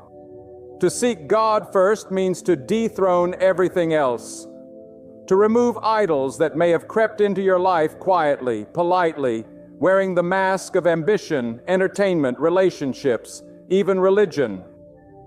Anything that takes more of your attention, more of your energy, more of your affection than God, that thing is too expensive for your soul. Let it go. Burn it down. Rip it from the altar of your heart and offer that space back to the one who made you. He will fill it with glory. This is not a call to extremism. It is a call to excellence of devotion. A call to stop giving God your leftovers. A call to stop delaying obedience. A call to wake up from spiritual slumber and return to the fire of the secret place. God is calling a people who will not just visit His presence but dwell in it. Who will not just pray in crisis but commune daily. Who will not just speak His name but live under His authority. That's where the transformation happens. That's where breakthrough is born. That's where blessings no longer control you because your heart is already full with God. You cannot fake the fruit of seeking God. You cannot manufacture the fragrance of His presence. It is born out of sacrifice, out of discipline, out of choosing Him again and again, especially when the flesh wants something else. Especially when your emotions rage and your circumstances contradict His promise. That is when your faith becomes fireproof. That is when your worship becomes war. That is when your surrender becomes a signal to heaven that you are ready, not just for what God can do, but for who God is. Let the tears fall if they must. Let the distractions be cut off. Let the noise die down. Let your heart return. For God is not looking for casual followers. He is looking for seekers. Those who will chase after Him as if their very breath depends on it, because it does. Those who will not be content with stories from others, but will say, I must see for myself. I must hear for myself. I must know you, God, not secondhand, but face to face. And when you live that way, when you make seeking God your lifestyle, not your last resort, you begin to see His fingerprints in every detail. You hear Him in the silence. You sense Him in the stillness. You know that even when the world shakes, your spirit stands tall because it is rooted not in things, not in people, but in God alone. That is a life of power. That is a life of purpose. That is a life of peace. So I say to you now with the full weight of urgency and the fire of conviction, seek God first and keep seeking Him, not just with your words, but with your life. Let your days be marked by devotion, not distraction. Let your heart beat for the unseen, not the temporary. Make God your foundation, your compass, your sustainer, and your only true desire. For when you truly seek God above all else, you will walk in a peace this world cannot give, a strength it cannot break, and a purpose it cannot understand. Your journey will no longer be dictated by shifting circumstances, but guided by the firm hand of the Almighty. Fear will not toss you around, nor will the craving for possessions bind you, because your soul will rest secure in the one who never fails. Do not wait for another storm to remind you how much you need God. Do not wait for loss to awaken you to what is truly important. Decide today. Decide now. Decide to pursue God with all that you are. And when you do, blessings will surely come, but they will not control you. Opportunities will open, but they will not distract you, because your heart will remain steadfast. Your spirit will stand firm, and your eyes will stay fixed on God, the source of every good thing. All that is pure, all that is everlasting. Seek Him first. Love Him above all. Trust Him completely, and you will never be without what truly matters. God knows you are exhausted. He sees it. He feels it. He understands the weight you're carrying, the silent battles you fight, and the countless nights you lie awake staring at the ceiling, wondering when the storm will pass. This is more than just a word of comfort. It is a divine confirmation. The pain you've endured has not escaped the notice of the one who made the heavens and the earth. The tears you've shed in secret are known to Him, and He has collected every drop. You are not forgotten. You are not abandoned. And I am here to tell you today, God is about to step in. When your strength is gone, when your prayers feel unanswered, when your faith seems to be hanging by a thread, God is still in control. God does not sleep. God does not grow weary. And though you may feel as if your back is against the wall, He is already preparing the breakthrough. The tiredness you feel is not weakness. It is the sign of a soul that has carried much, fought long, and trusted deeply. And God honors that trust. He honors that persistence. You're not going under. You're rising. You're not being buried. You're being planted for something far greater than you could imagine. You may be asking, why has it taken so long? Why have I had to go through so much? Because the greater the weight, the greater the purpose. God allows the struggle not to destroy you, but to prepare you. The weariness is not your end. It is the place where God begins.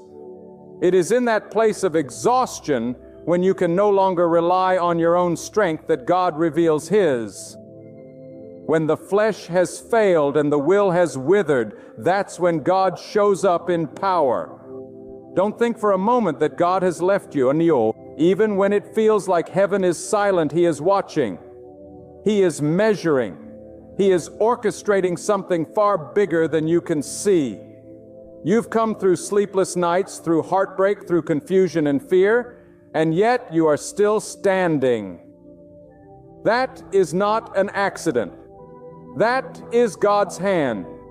And if He brought you this far, He will carry you the rest of the way. You are not fighting alone. The very power that created the sun and commands the stars is surrounding you. And when you are at your lowest, God is at His highest. God is closest to those whose hearts are broken, whose spirits are crushed, whose strength is gone. He leans in when the world walks away. He lifts up when others push down. And right now, God is leaning toward you with a plan in His hand and power in His breath. You are not invisible. You are not forgotten. You are not too broken, too old, too tired, or too far gone. You are exactly where you need to be for God to show up and show out. And when He steps in, everything changes. He is not bound by time. He is not limited by human logic. He doesn't need the approval of people to move on your behalf. When God says it's your time, no one can stop him. This tired season of your life is not the end of your story. It is the hallway before the door opens. It is the silence before the shift. God is not done with you. He is just getting started. You may have lost some things, some people, some years, but you have not lost your purpose. You have not lost your destiny. And though you are tired, your strength is not your own. God is your strength, and He will lift you up when you can't lift yourself. You may feel like giving up, but God says, hold on. You may feel like you've prayed and nothing has changed, but God says, wait, because the moment you think it's over is the exact moment God begins to move. He allows you to reach the end of yourself so that you can discover the beginning of His power. He strips away every false hope until you're leaning on nothing but Him. And that is when miracles happen. This is not just motivation. This is revelation. This is God speaking to the depths of your soul. You've been tired in your body, tired in your mind, tired in your spirit, but God is about to breathe new wind into your sails. The enemy has tried to exhaust you so that you'll settle for less than what God has for you, but the fact that you are still standing is proof that He failed. The fact that you're still listening is proof that your story is not over, and what's coming is greater than what you lost. God has seen every sacrifice you made in silence. He has witnessed the patience you've shown when others misunderstood you. He knows the way you've chosen righteousness when it would have been easier to choose revenge. He sees the way you keep showing up even when you feel empty inside. And for all of that, God is about to reward you. You have sown in tears, and now you are about to reap in joy. Don't be ashamed of your exhaustion. It's a holy exhaustion. It comes from standing firm in a world that keeps trying to shake you. It comes from carrying burdens you didn't ask for but handled anyway. It comes from walking through seasons that broke others but couldn't break you. And now that tiredness is about to be exchanged for divine strength. God is about to lift you, carry you, and restore everything the enemy tried to drain from your life. You didn't survive just to survive. You survived because God still has something for you to do. There is still a blessing to receive, a life to live, a calling to fulfill. God is not finished with you. He has seen the nights you couldn't sleep. He's heard the cries you couldn't put into words. He knows the battles you never told anyone about. And He's stepping in not with a whisper, but with a thunder. Not with a suggestion, but with power. He is the God who changes everything in a moment. Your weariness is not a sign that you're weak. It's a sign that you fought long and hard. And God is proud of you. You didn't quit. You didn't give in. You didn't run away. And for that, a new strength is coming. A supernatural peace is coming. Doors are about to open that no man can shut. Help is coming from places you didn't expect. God is about to make a way where there was no way. You may have felt like God was distant, but He's been closer than ever. He's been holding you together when everything around you was falling apart. And now He's getting ready to step in, not just to comfort you, but to change everything around you. You've carried the weight long enough. You've cried long enough. You've endured long enough. Now comes the shift. You didn't lose because you were weak. You endured because God gave you the strength to survive the storm. You didn't fail because you felt tired. You passed the test because you stayed faithful when it was hard.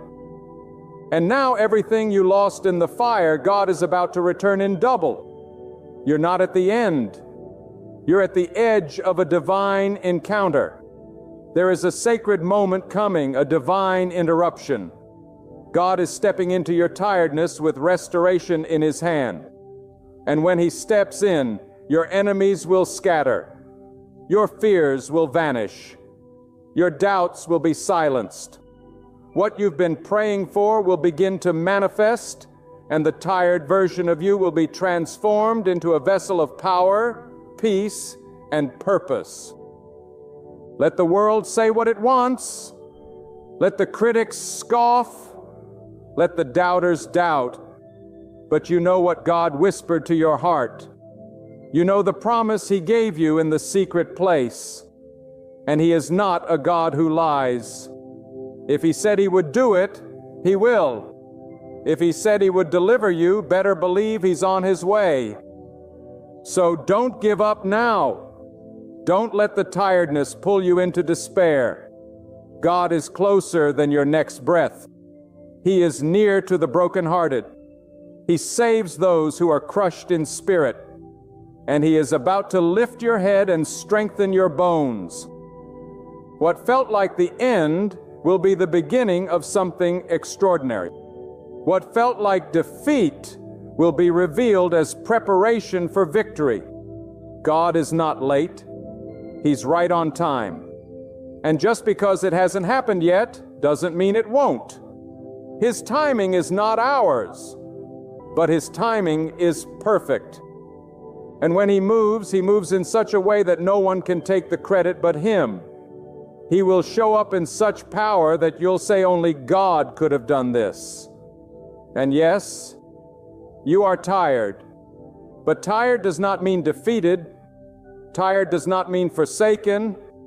It means you've walked long enough for God to finally say, "Rest, my child, now let me take over." You've leaned on your own understanding long enough. Now God is saying, "Let me carry you. Let me fight for you. Let me open the doors you could never open."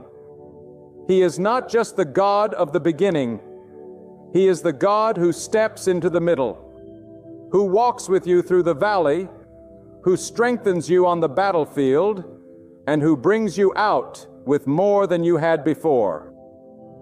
You may feel like you've been wandering for years, but God is about to bring you into your promised place. You may have lost count of how many times you wanted to quit, but God counted every time you stayed. And now, the reward is near. The breakthrough is near. The divine shift is near. You are not alone.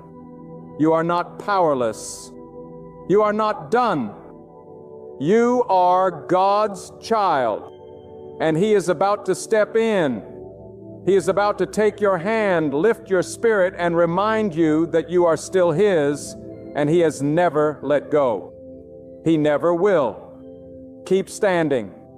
Keep trusting. Keep believing, because God is about to show you that everything you went through was not for nothing. It was for this moment, this divine intersection, where heaven meets earth, where exhaustion meets restoration, and where your tired soul meets the unlimited power of God. God is not merely aware of your pain.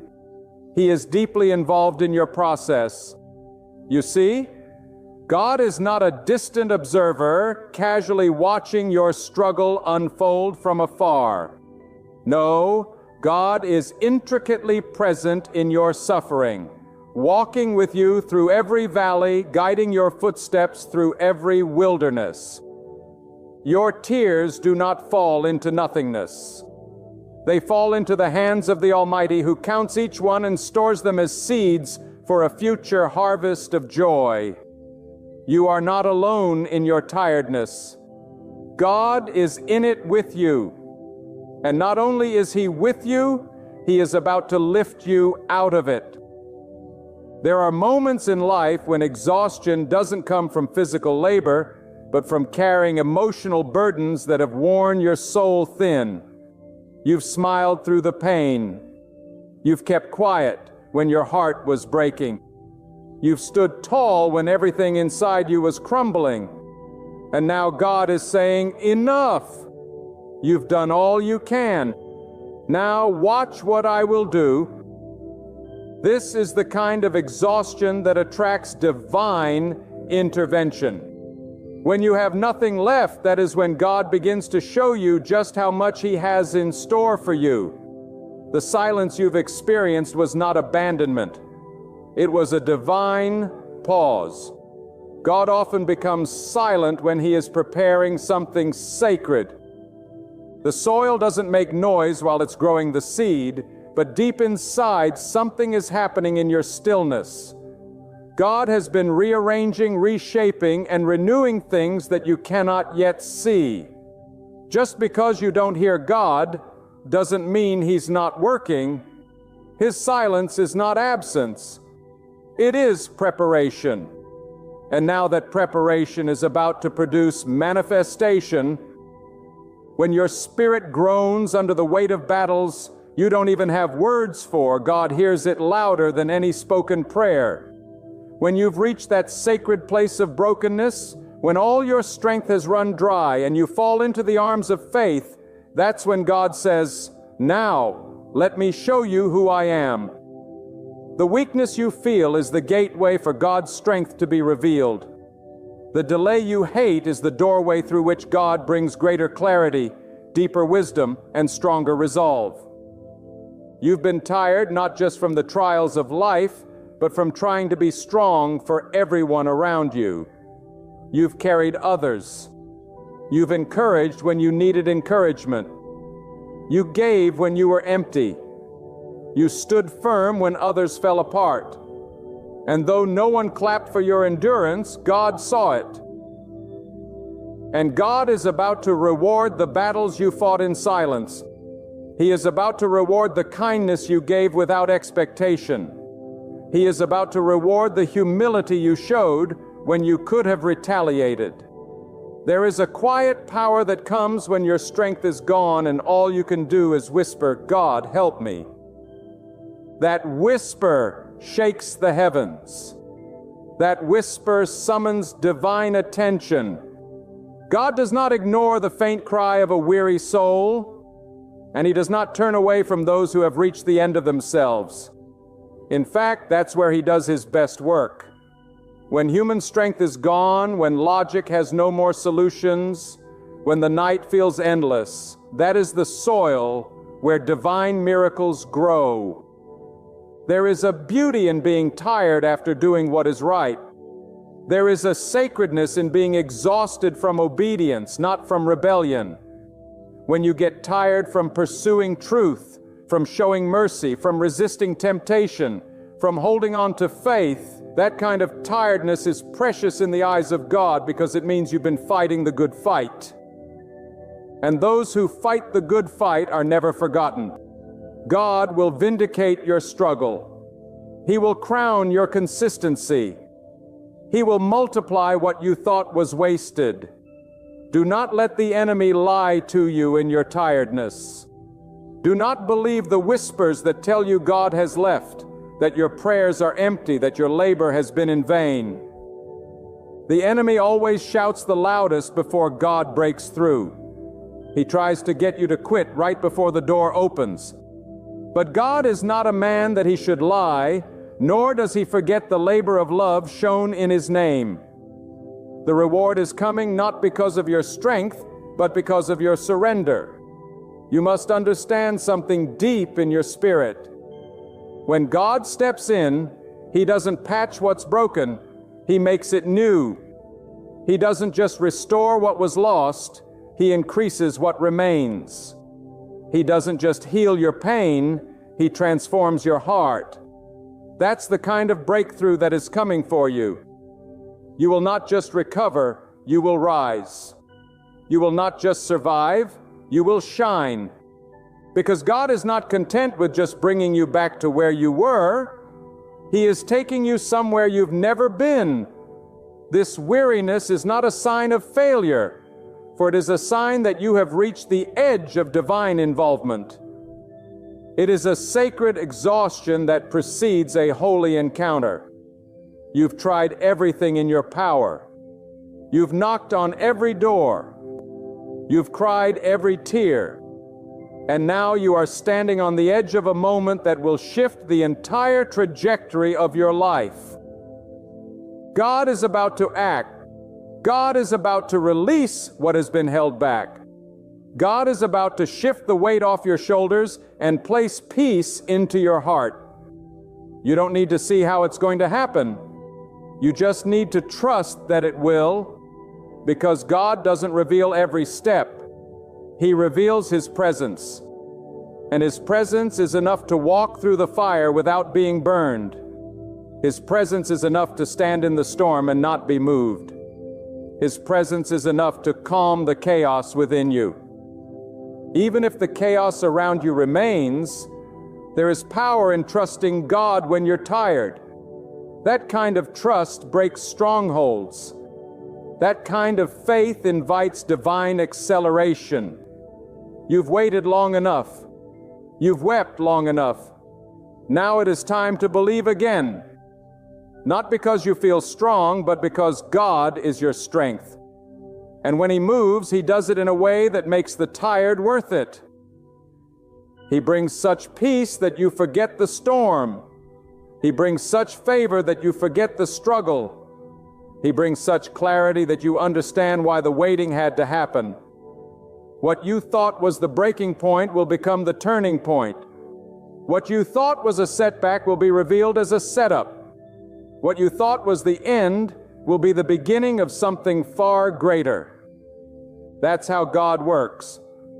He doesn't just fix your life, He transforms it. He doesn't just answer your prayers, He exceeds them. He doesn't just step in to help, He steps in to take over. So if you feel like you're at the end of your rope, don't despair. That's exactly where God wants you to be, not so you'll suffer, but so you'll finally release control. God doesn't need your strength. He needs your surrender. Let go of the anxiety. Let go of the fear. Let go of trying to figure it all out. Rest in the knowledge that God is still writing your story, and the chapter you're entering will not look like the one you're leaving behind. You are not what the world says you are. You are not what your past says you are. You are what God says you are called, chosen, protected, guided, and sustained. You are a vessel of purpose, and even in your tiredness, you are being prepared for something divine. God will use your exhaustion to deepen your reliance, to sharpen your focus, and to enlarge your capacity. And when He steps in, the tiredness will turn into testimony. No moment of pain has been wasted. No sleepless night has gone unnoticed. Every cry, every ache, every sigh that escaped your lips has moved the heart of God. And now the heavens are responding. The season is shifting. The clouds are parting, and the light of divine intervention is about to shine upon your path. Not because you were strong enough, but because you trusted enough. That's the kind of strength God is giving you now. Not the strength to carry the weight, but the strength to let Him carry it for you. Not the strength to keep fighting alone, but the strength to believe that help is on the way. And that help doesn't come from people, from systems, or from circumstances. It comes from God alone. You've come through fire. You've come through flood. And you're still standing. You didn't lose your mind. You didn't quit. You didn't sink. That's not by accident. That's because God held you when you couldn't hold yourself.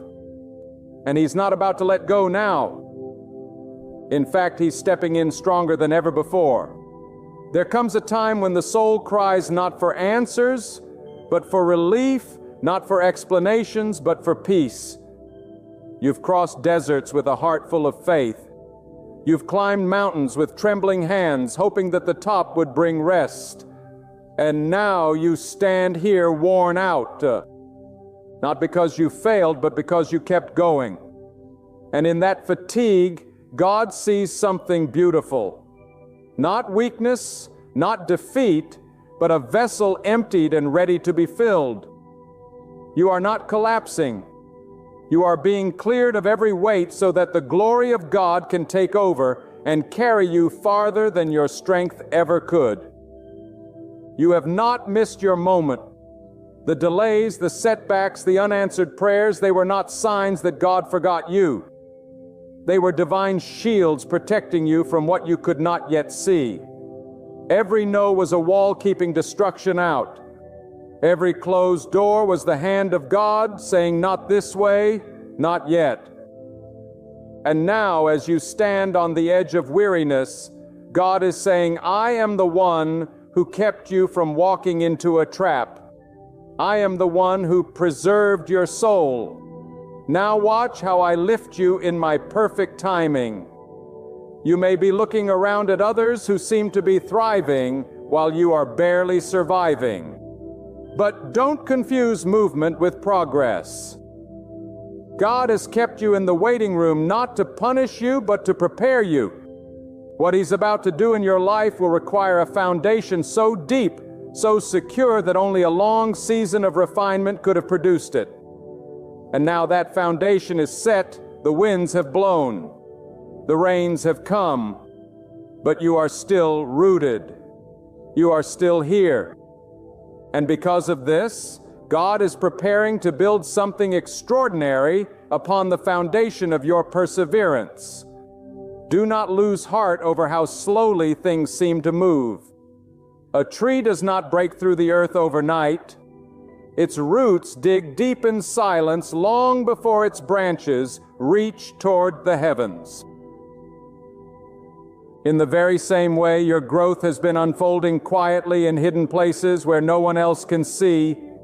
That unseen root system, watered by your tears, nourished by your faith, and anchored by your trials, has kept you steady through every storm. Now you are prepared to rise not because of what others notice, but because of what God already knows lives within you. The enemy would have you believe that exhaustion makes you unworthy. Yet God takes the weary to reveal to the world what His strength truly looks like. When He steps in, He does not pick those with polished lives and flawless plans.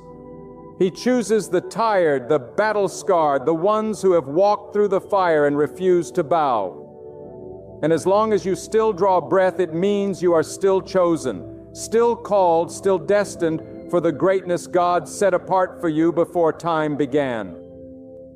Your weariness has not disqualified you, and it has prepared you. There is a kind of tiredness that strips away pride, ego, and self-reliance.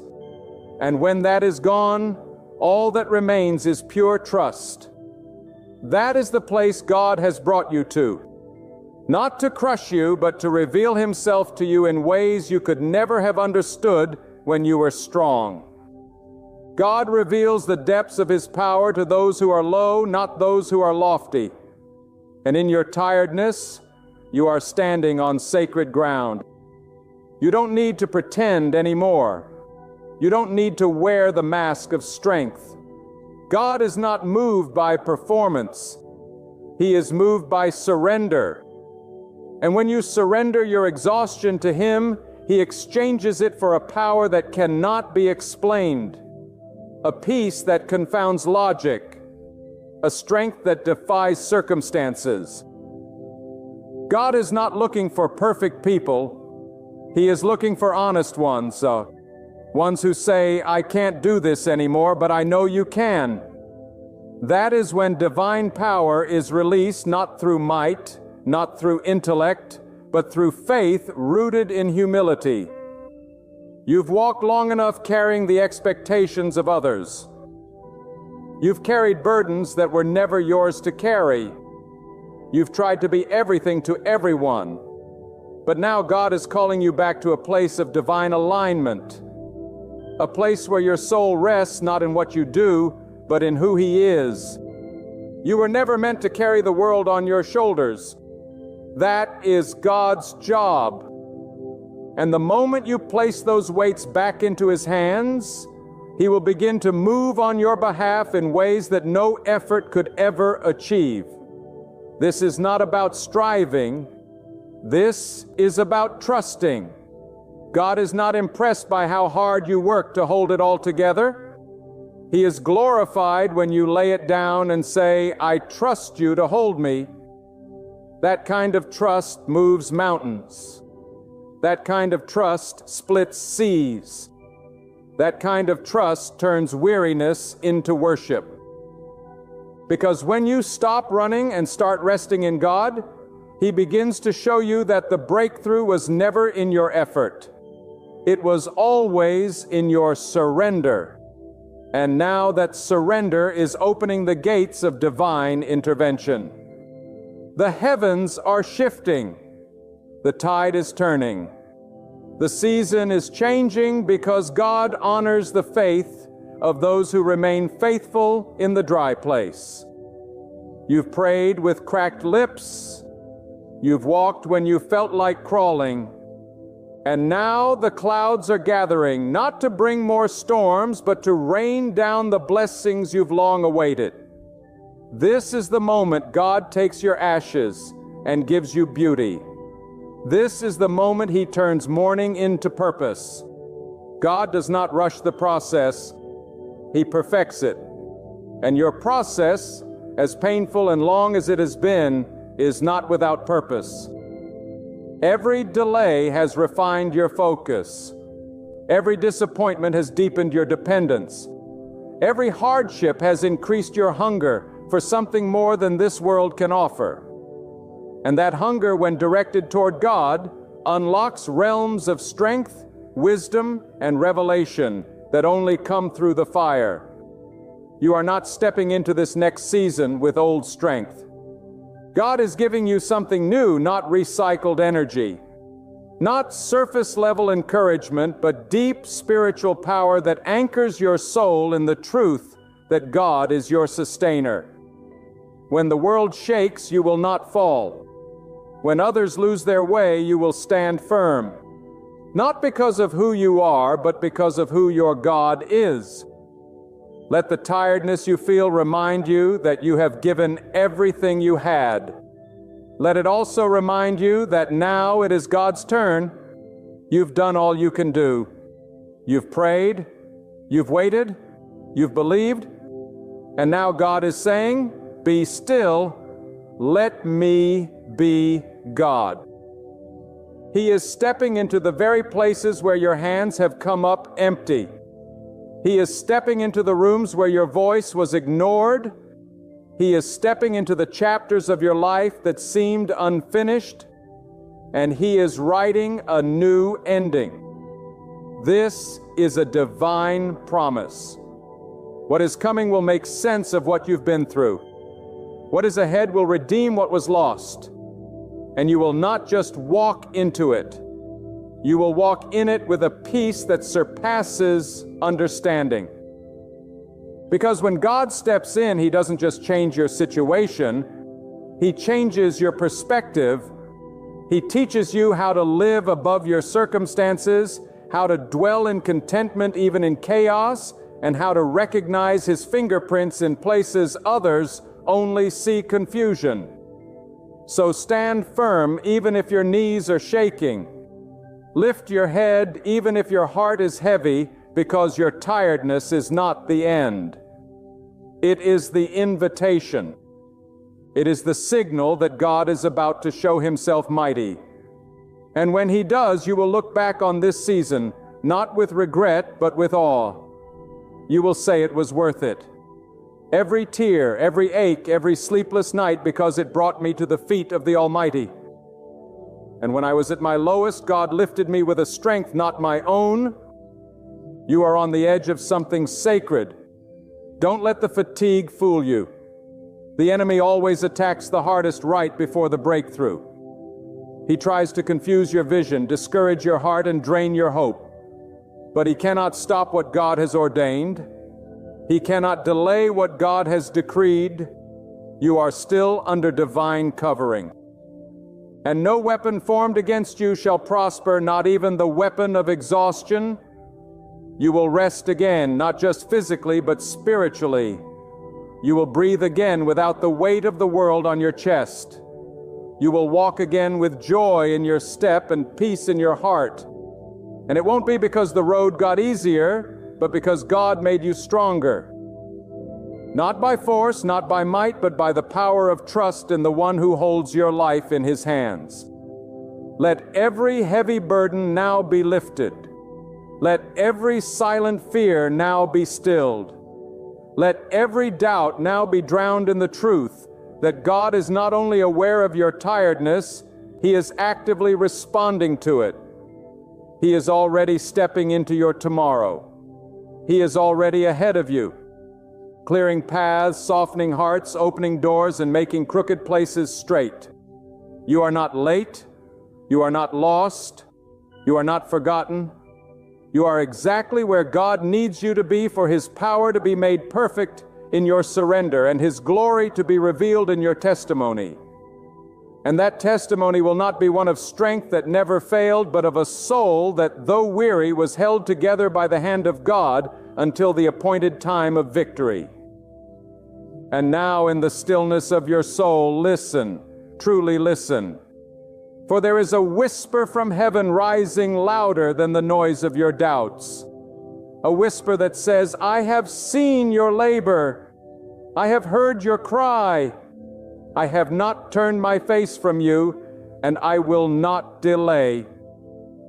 That is God speaking to you not as a distant ruler, but as the one who fashioned your spirit, the one who walked with you through the fire, and the one who stands ready to pour out power where there was once only pain. You did not come this far to be abandoned. You did not fight all these battles just to be left in the dark. God has carried you through what others did not survive. You have endured in silence what would have destroyed the strongest among men. And now God is ready to repay every hour you stood alone, every moment you trusted him, when all evidence said otherwise. This is not just a season of restoration. It is a season of divine reversal. Where there was loss, gain will come.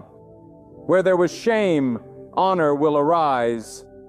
Where you were cast down, God will raise you up. You see, God is not bound by the reports of man, and God does not answer to opinions, to predictions, or to statistics. When he decides to move in your life, it won't matter who counted you out. It won't matter who turned their back on you. God has the final word. And when his word goes forth, it never returns void. When he commands doors to open, no man can shut them. When he declares favor over your life, even your enemies will have to stand aside and watch it unfold. Some of you are tired because you've been trying to fight spiritual battles with natural weapons. You've been using intellect where God required surrender. You've been pushing with effort where he's asking for stillness. You've been trying to do it your way, thinking God was taking too long. But in truth, God was waiting for your hands to release what only his hands can fix. You can't carry the weight of destiny and the burden of control at the same time. At some point, you must lay it down and say, God, I trust your way even when I don't understand your timing. And it's in that moment when you let go that God begins to pour in. Not just blessings, but clarity. Not just answers, but peace. He will not only fix the situation, he will transform you in the process. Because God is not just interested in changing your surroundings. He wants to strengthen the one standing in the middle of the storm. He wants to turn your tiredness into testimony, your waiting into wisdom, your pain into purpose. The fatigue you feel is not just from the load. It's from the hidden battle beneath the load. The thoughts you've wrestled with, the pressure you felt to remain strong, the isolation of carrying a vision others didn't understand. All of that weighs heavier than physical labor. But now God is removing that invisible weight. He is lifting the unseen burdens. You may not feel it all at once, but the shift has already begun. Where there was confusion, there will be clarity. Where there was heaviness, there will be lightness. Where there was delay, there will be acceleration. Don't you dare believe that your best days are behind you. That is a lie whispered into the tired ears of the faithful to break their momentum. But God says your latter days will be greater than the former. What's ahead of you is bigger than what's behind you. The struggle may have worn down your body, but it has built up your spirit. And what God is about to do will not be because you had perfect strength, but because you had unwavering faith. God rewards those who trust Him in the dark. God rewards those who stay faithful when no one is watching. When you chose integrity over compromise, when you forgave instead of retaliating, when you stayed instead of walking away, that was strength not born from willpower, but from the Spirit of the Almighty sustaining you in secret. And now what was done in secret, God is about to reward openly. There will be a visible shift, a public outpouring of what was cultivated in private pain. Every time you resisted the urge to quit, heaven recorded it. Every time you bowed your head in exhaustion and whispered, "God, I still believe," a record was kept. And not one moment was wasted. God stores every tear, and He weighs every sacrifice. And now He is tipping the scales in your favor. You will not just receive back what was lost, you will receive what eyes have not seen, ears have not heard, and hearts have not imagined. That is the promise of the one who never breaks His word. And listen, this isn't just about recovery, this is about release. God is not just restoring you back to where you were, He's releasing you into where you were always meant to be. The battles have prepared you for this. The weariness was the womb for wisdom. The fire did not burn you. It purified you. And now, as the smoke clears, you will see what God was doing all along. He was strengthening you in silence, maturing you in solitude, and preparing you for a platform that is built on surrender, not self. So don't grow bitter in your tiredness. Let it make you more tender to the voice of God. Let it draw you closer, not farther, because that very tiredness is the place of your transformation. That exhaustion is not the evidence of failure, it is the threshold of breakthrough. And the moment you stop resisting and start resting in the power of God, you will see doors open that no key could unlock. There are things about your life you still don't understand.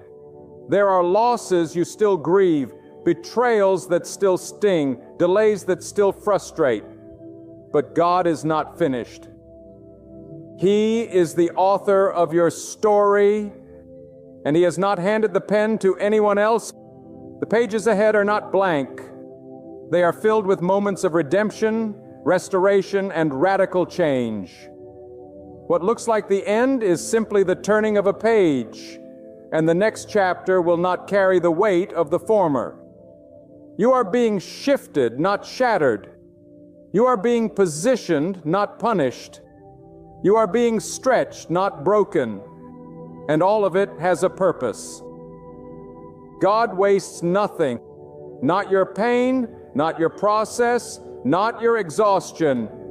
Everything is being used to usher in something that could only be birthed through faith forged in fire. And one day very soon you will look back on this season not with sorrow but with sacred gratitude. You will understand why it had to be this way. Because if God had rescued you too soon, you would have missed the deeper work. You would have missed the revelation. But now you carry something more than answers. You carry wisdom. You carry perspective. You carry strength that doesn't come from this world. And now, right now, God is drawing near to you, not because you cried the loudest, but because your heart stayed faithful when no one understood your journey. Your tiredness has become the altar upon which your devotion is laid. Every silent prayer, every unseen effort, every moment you resisted the urge to run away has risen like incense before the throne of the Almighty. And God, in His perfect wisdom, has not only heard you, He is responding not with delay, not with a whisper of hope, but with a divine interruption that will shake the ground beneath your despair and replace it with solid peace.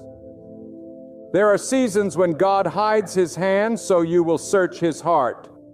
And in the stillness, in the long nights of tears and unanswered questions, your soul has been learning something sacred. How to know God not through what He gives, but through who He is. And now that knowing will become your strength.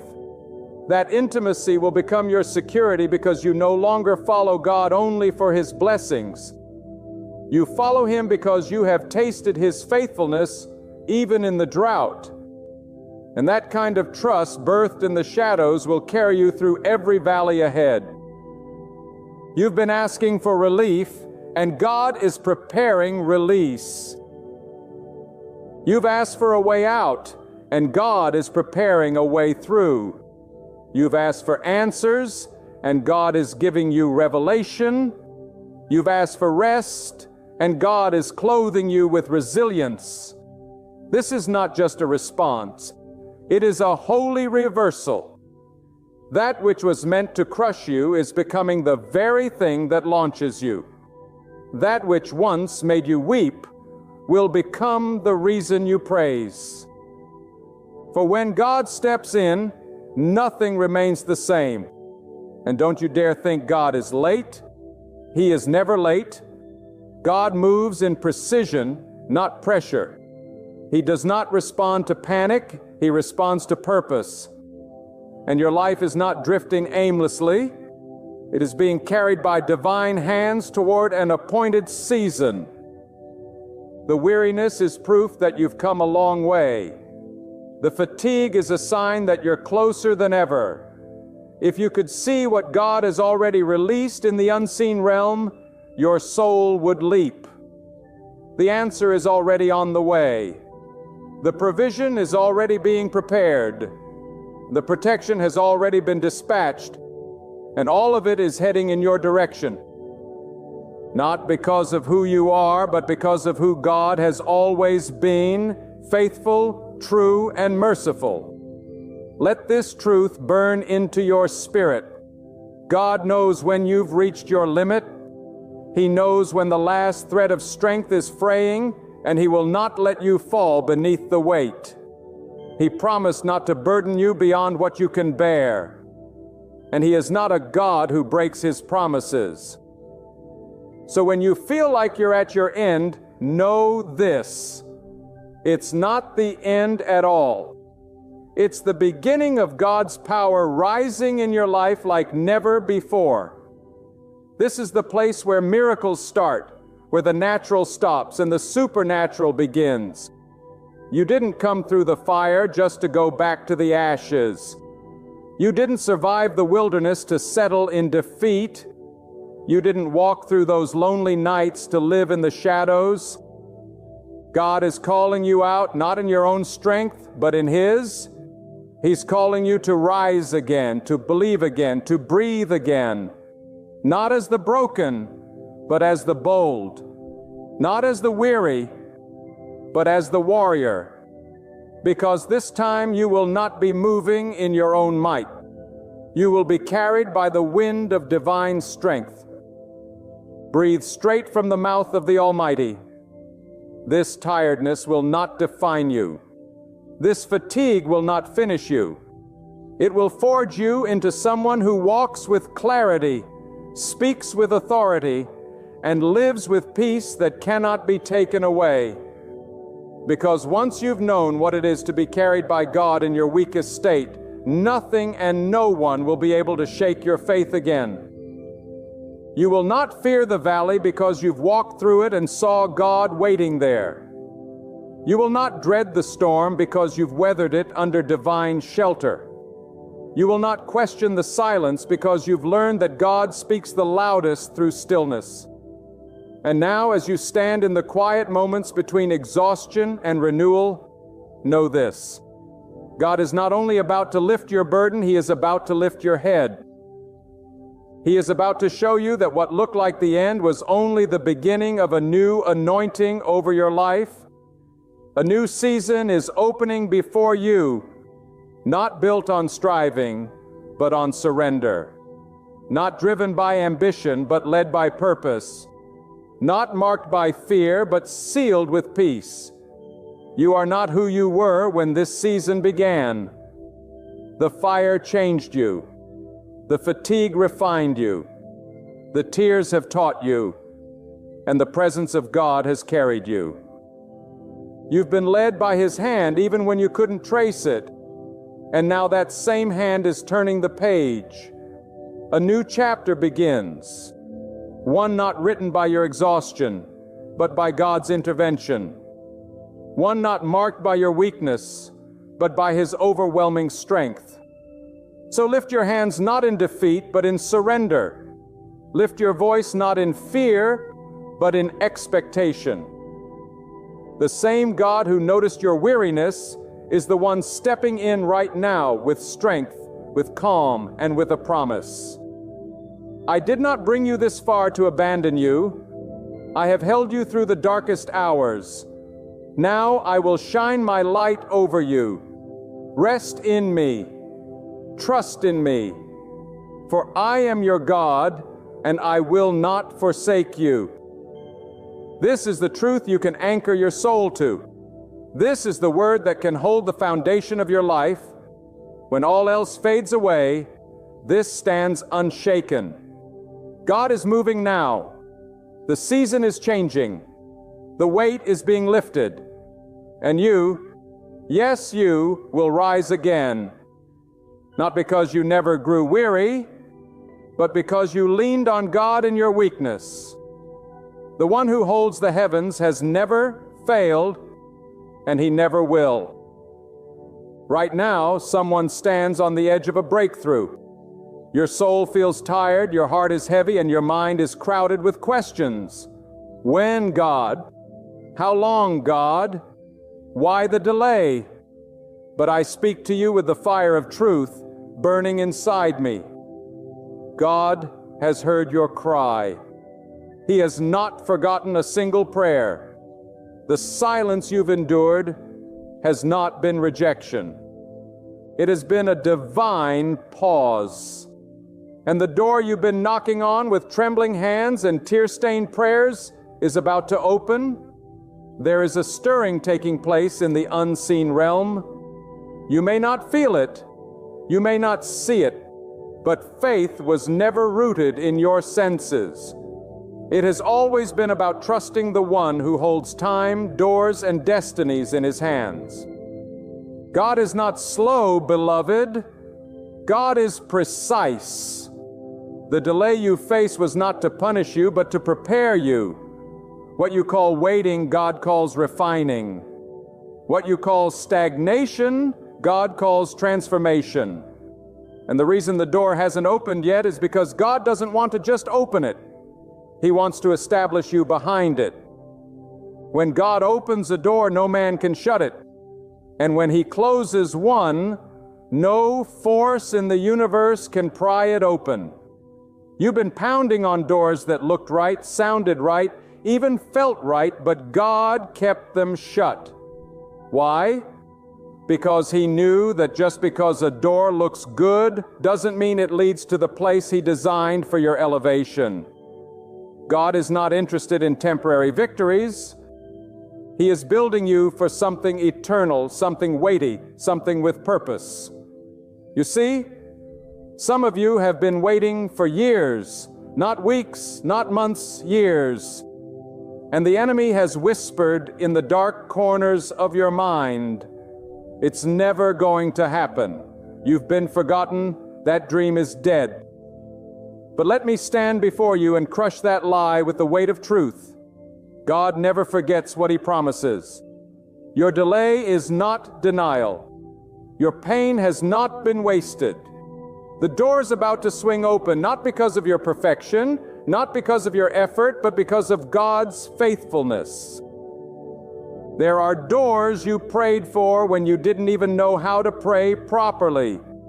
Doors you cried for in silence. Doors you fought for in the battlefield of your mind. God saw it all. He counted every tear. He recorded every sleepless night. And now in His divine timing, He is aligning every detail. He is moving hearts. He is shifting circumstances. He is orchestrating events behind the scenes, all so that when the door opens, it will not be by coincidence. It will be undeniable that God did this. Don't mistake God's silence for absence. He's been closer than you think. The waiting season wasn't empty. It was a construction site. While you were crying, God was building. While you were questioning, God was structuring. While you were breaking, God was molding. He allowed the door to remain closed because the version of you that started this journey wasn't strong enough to carry what lies behind that door. But now, after the storms, the losses, the wilderness, you've been fortified. Some of you are standing before a door that generations before you have tried to walk through and fail. You are about to break generational curses, step into territories your family only dreamed of, and occupy places that were reserved for your obedience. You've been faithful over a little, and now God is getting ready to make you ruler over much. And this is not a door that leads to easy, it's a door that leads to assignment. God doesn't open doors for comfort. He opens them for calling. You may not feel qualified. You may think, why me? But that's the beauty of God. He doesn't choose the qualified. He qualifies the chosen. He doesn't look for perfection. He looks for surrender. And if you've been surrendered, even in your weakness, God has been watching. Heaven has taken notice of your endurance. You didn't quit when you were betrayed. You didn't walk away when people mocked you. You stayed on your knees. You stayed in position. And now the door is about to open.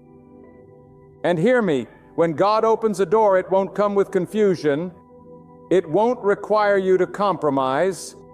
It won't demand that you beg for validation. The door God opens will bring peace. It will confirm what your spirit already knows. It will draw you closer to Him, not distract you. This is how you'll know it's from God.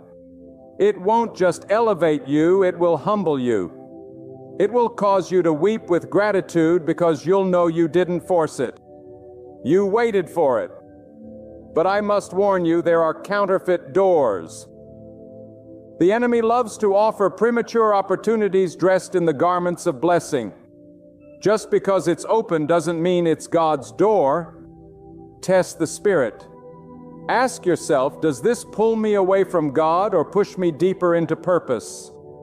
Does this bring lasting peace or temporary pleasure? You must be discerning. Every good-looking door is not a God-ordained door. That's why your relationship with God is crucial in this season, so that you recognize His voice above the noise. Some of you are tired because you've been standing in front of doors that were never assigned to you. You've exhausted yourself, begging for things that weren't meant for your destiny. Let go. Step back. Align with God. When you chase after Him, you won't have to chase after doors.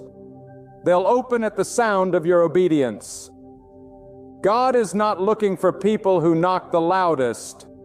He's looking for people who trust Him the deepest. And for those of you who've been through deep loss, those who've buried dreams, wept over closed chapters, and questioned your very worth, I declare to you, God is about to redeem the time. You thought it was over. You thought the door had closed for good. But God is the God of restoration. He doesn't just give you what you lost, He gives you better. He opens doors that make you forget the pain of the previous season. The glory that's coming will make the suffering make sense. There are some doors that don't open by effort, they open by favor. And the favor of God is about to rest on you in such a way that what others strive for, you will receive by divine appointment. That promotion, that breakthrough, that opportunity, it's not coming because of your connections. It's coming because of your covenant. You've been hidden on purpose. God was preparing you in obscurity so He could reveal you in victory. And when the door opens, hear me, you must walk through it with boldness. No hesitation, no fear, no turning back. God doesn't bring you this far just to tease you. He brings you this far to transition you. What lies ahead is greater than what you're leaving behind. Stop mourning closed doors. If it closed, it wasn't yours. If it ended, it was meant to. The door in front of you is better than the door behind you. Trust God's direction more than you trust your past. This next door is going to shift everything. Your finances, your family, your mind, your health. It's all connected. When God opens this door, He's not just blessing you, He's blessing everyone connected to you. You're the key. You're the one God chose to walk through first so others can follow. Don't underestimate the power of your obedience. Don't shrink back in false humility. Walk boldly. Walk with purpose. Walk knowing that God has gone before you. And yes, there will be resistance. With every open door comes opposition. But do not fear. The same God who opened the door will guard it. The same hand that unlocked it will protect you as you walk through it. No weapon formed against you shall prosper. The critics will talk. The doubters will rise. The enemy will rage. But nothing and no one can stop a door opened by the hand of God. And some of you listen closely. You're not just waiting for a door. You are the door. You are the opening that God is using to bring change in your family, hope to your community, and revival to dry places. Don't limit yourself to physical opportunities. You are the divine access point through which heaven is about to touch earth. You're not waiting for a platform. You are the platform. You're not waiting for a breakthrough. You are the breakthrough. But before that door opens, make sure your heart is ready. God doesn't just want to elevate your position. He wants to elevate your character. He wants your integrity to match your influence. This is the season to clean house, to forgive, to release bitterness, to repent. Because the door God is about to open requires purity, humility, and focus. The higher the calling, the deeper the consecration. Don't just prepare your hands, prepare your heart. And when that moment comes, when the door cracks open and light floods your darkness, don't forget God. Don't forget the nights you cried, the days you fasted, the battles you fought in secret. Don't let success make you lose the voice that got you there. Stay grounded. Stay grateful. Stay submitted. Because the same God who opens doors is the same God who closes them when pride walks in. This is your season, your time, your appointed moment. All of heaven is leaning forward, waiting to see what you'll do with this divine invitation. Will you step forward in faith or retreat in fear? Will you recognize the door or walk past it distracted? Will you obey God's voice even when it doesn't make sense? I pray you choose obedience. I pray you choose trust, because the door you've been waiting for isn't just about you, it's about destiny. And destiny doesn't wait forever. God is not a man that he should lie. What he promised, he will fulfill. What he started, he will complete. What he declared over your life, he will bring to pass. The door is opening. Can you feel it? Can you sense the shift? This is not hype. This is holy. And if your spirit is aligned, you already know it. This is the moment everything changes.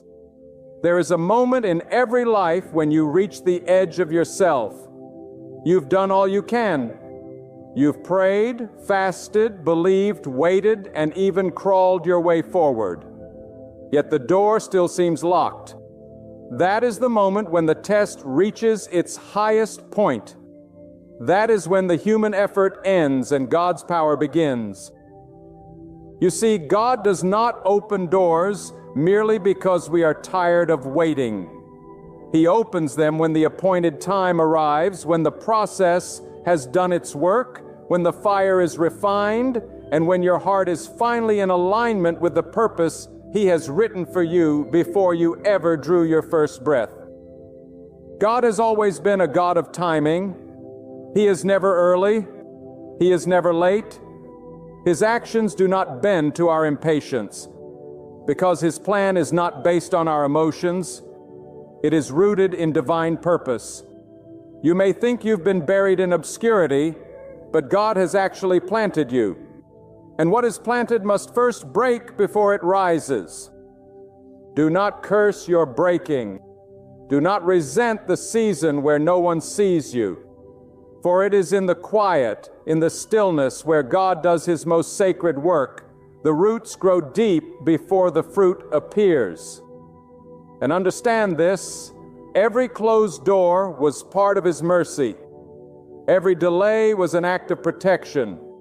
You thought rejection was a curse, but it was God shielding you from what would have destroyed your soul. Not every good thing is a God thing. And sometimes God closes one door to prepare you for something far beyond what you were asking for. That is why your prayers must mature from "give me" to "prepare me."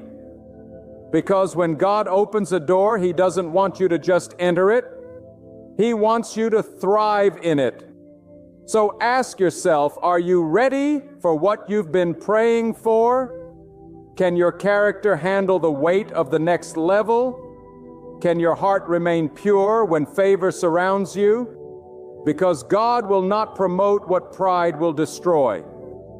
He's not just opening a door for your comfort. He's opening a door for your calling. And if you're called, you must carry it with humility. This door is not about being seen. It's about fulfilling your purpose. It's about impact. It's about legacy. It's about bringing light where there has only been darkness. And let me tell you something vital. When God opens this door, you won't walk through it alone. His presence will go before you. His wisdom will guide you. His protection will surround you. You won't have to push your way in. You won't have to manipulate or strive. You'll walk through it with a peace that surpasses understanding. That's how you'll know it's from God. It won't feel like chaos. It will feel like clarity. It won't make you anxious. It will settle your spirit. Now, don't misunderstand me. God's doors are not always glamorous. Sometimes the door He opens leads to a battle before it leads to a blessing. Sometimes it comes with resistance, with adversity, with testing. But that does not mean it is not from God. In fact, often the greatest doors are guarded by the greatest trials. Why? Because God doesn't give keys to cowards. He gives them to warriors, to the ones who stayed when it would have been easier to leave, To the ones who trusted when everything said, give up. To the ones who still worshiped when their heart was breaking. The enemy cannot stop what God has ordained, but he will try to distract you before the door opens. He'll bring noise, confusion, false opportunities, and emotional storms to pull you away from your place of readiness. But this is the time to stand firm, to silence the voices of doubt, to drown out the noise with the truth of who God is. He is not a God of confusion. He is a God of order, a God of power, a God of completion, and what He started in you, He will finish. There is someone listening right now who feels like everything is falling apart. But in reality, everything is falling into place. The pain is not random. The delay is not meaningless. God is weaving something so intricate, so intentional, that when He finally pulls back the curtain, you will fall to your knees in awe. You'll look back and thank God for every no, every tear, every detour. Because now, standing at the threshold of your door, you'll see the masterpiece that only God could create. This door is not small. It's not average. It's not mediocre. It is a divine gateway to a dimension of your life you've never stepped into before. And it will demand more from you, more discipline, more focus, more sacrifice, but it will also give more to you, more clarity, more peace, more fulfillment than you've ever known. You'll wake up knowing why you're alive. You'll move with conviction. You'll speak with authority, not because of who you are, but because of who sent you. And let me tell you, there are some people who cannot go through this door with you.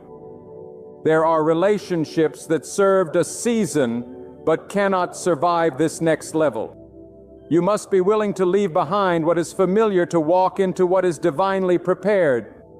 Don't cling to people who no longer align with your purpose. Don't drag the past into a future that God sanctified for your growth. If they had to go, it's because their presence would have poisoned your promise. Let them go and trust that what is waiting behind this door will not just replace what you lost. It will exceed it. I know the weight of waiting. I know the agony of unanswered prayers. But I also know the power of God's timing. And what He's about to do in your life is not small. It's not ordinary. It's not explainable by logic. It's going to make people wonder how you got there. They'll look at you and say, "How did this happen?" And your only response will be, "God opened the door." Because that's the kind of door that leaves no room for pride, only praise. You won't have to defend yourself. You won't have to convince anyone. The fruit will speak for itself. The results will silence the critics. The transformation will be so clear, so profound, that even your enemies will have to admit God's hand is on you. That's the power of a door opened by God. It shuts the mouths of liars and elevates you without explanation. But remember, the door is not the destination. It's a beginning, a launch point, a new chapter. And with every new chapter comes new responsibility. You must steward this opportunity well. You must walk in integrity even when no one is watching. You must remain in alignment with God, not just in public but in private, because the same God who opens the door is watching how you walk through it. This is sacred. This is holy. And you've been chosen not because you are the most talented, the most connected, or the most experienced, but because God saw your heart. He saw the way you honored Him when no one else did. He saw the way you stayed loyal in the wilderness.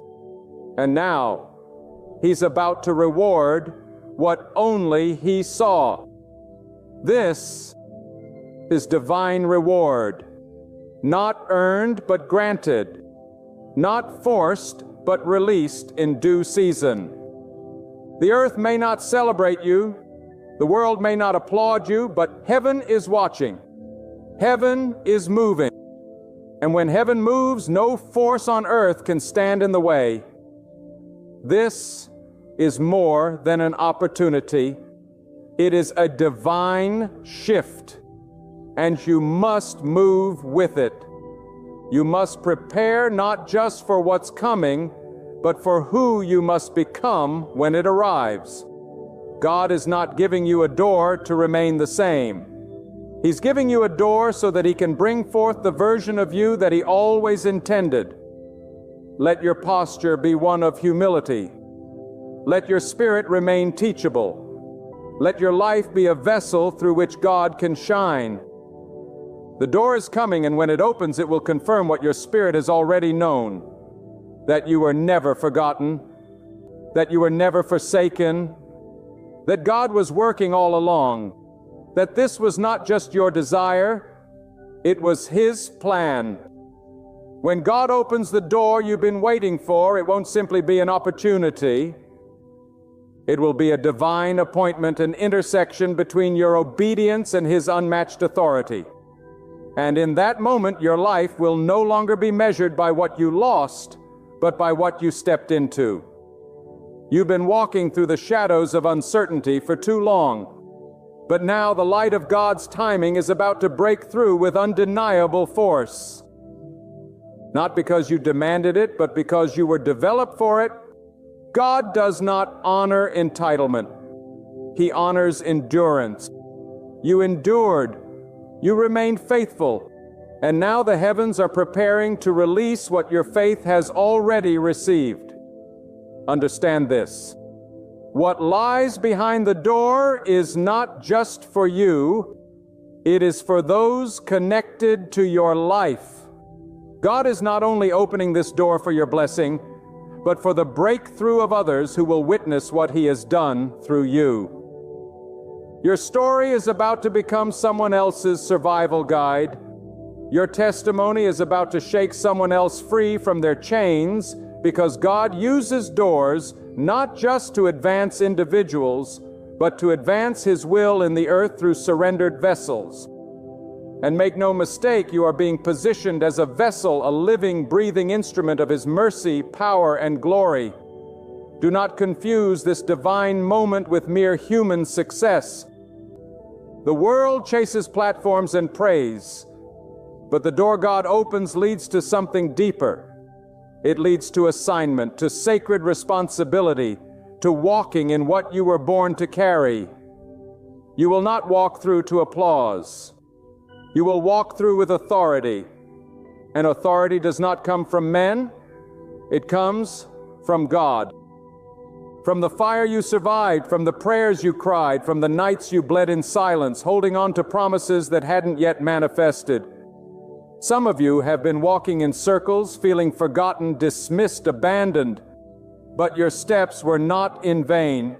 God is not a God of wasted journeys. Every delay, every detour, every disappointment was God weaving together a foundation that could carry the weight of what's about to be revealed. If that door had opened earlier, you might have stepped through with pride, with ego, and with wounds still unhealed. But now you are whole. You are wiser. You have been shaped by fire, not by flattery. You are prepared. This coming season is not about striving. It is about receiving. When God acts, it is not through prediction. It is through command. He speaks and everything shifts. He declares and doors swing open without resistance. What you once struggled to earn through effort will now come with ease. Not because it is simple, but because it is divinely ordained. And when something is ordained by God, it no longer relies on man's approval or permission. Let that truth settle deep within you. No one can block what God has already decreed. Some watched you fall and believed it was the end. But they forgot that God does His greatest work in the soil of brokenness. They forgot that seeds must be buried before they bloom. They misjudged your silence, unaware that it was God who chose to keep you hidden. For before He reveals, He refines. Before He elevates, He establishes. And now your season of refining has grown roots so deep that no storm can tear them out. You are not simply rising, you are rising with unshakable foundation. And let me say this with urgency. Do not wait for perfect conditions to walk through your door. If you're waiting to feel qualified, to feel ready, to have it all together, you'll delay the very thing God has been preparing for you. God does not require perfection. He requires obedience. When the door opens, walk. When the call comes, answer. When the opportunity presents itself, move. Because obedience is the language that opens realms far beyond what effort could ever touch. When God says go, go, even if your knees are shaking, because trust is not about clarity. It's about confidence in the one who is guiding you. And what if I told you that the door God is about to open is not even the one you were expecting? Because sometimes we pray for doors we understand, but God opens doors we didn't even know we needed. You ask for provision, and He's opening a door to purpose. You ask for healing, and He's opening a door to wholeness. You ask for success, but He's giving you significance. God doesn't answer small-minded prayers with small blessings. He answers them with transformative destiny. And that is why you must let go of your limited vision. You must release the expectation that the blessing will look like your plan. God's thoughts are not your thoughts. His ways are higher, deeper, stronger. If the door doesn't look like what you imagine, trust Him anyway. If it feels unfamiliar, walk through anyway. If it leads you into uncomfortable territory, follow Him anyway. Because the safest place to be is not in what is familiar, but in what is God ordained. Many of you are standing at the edge of answered prayer, but fear is whispering in your ear. Fear of failure, fear of judgment, fear of stepping into something bigger than yourself. But listen closely.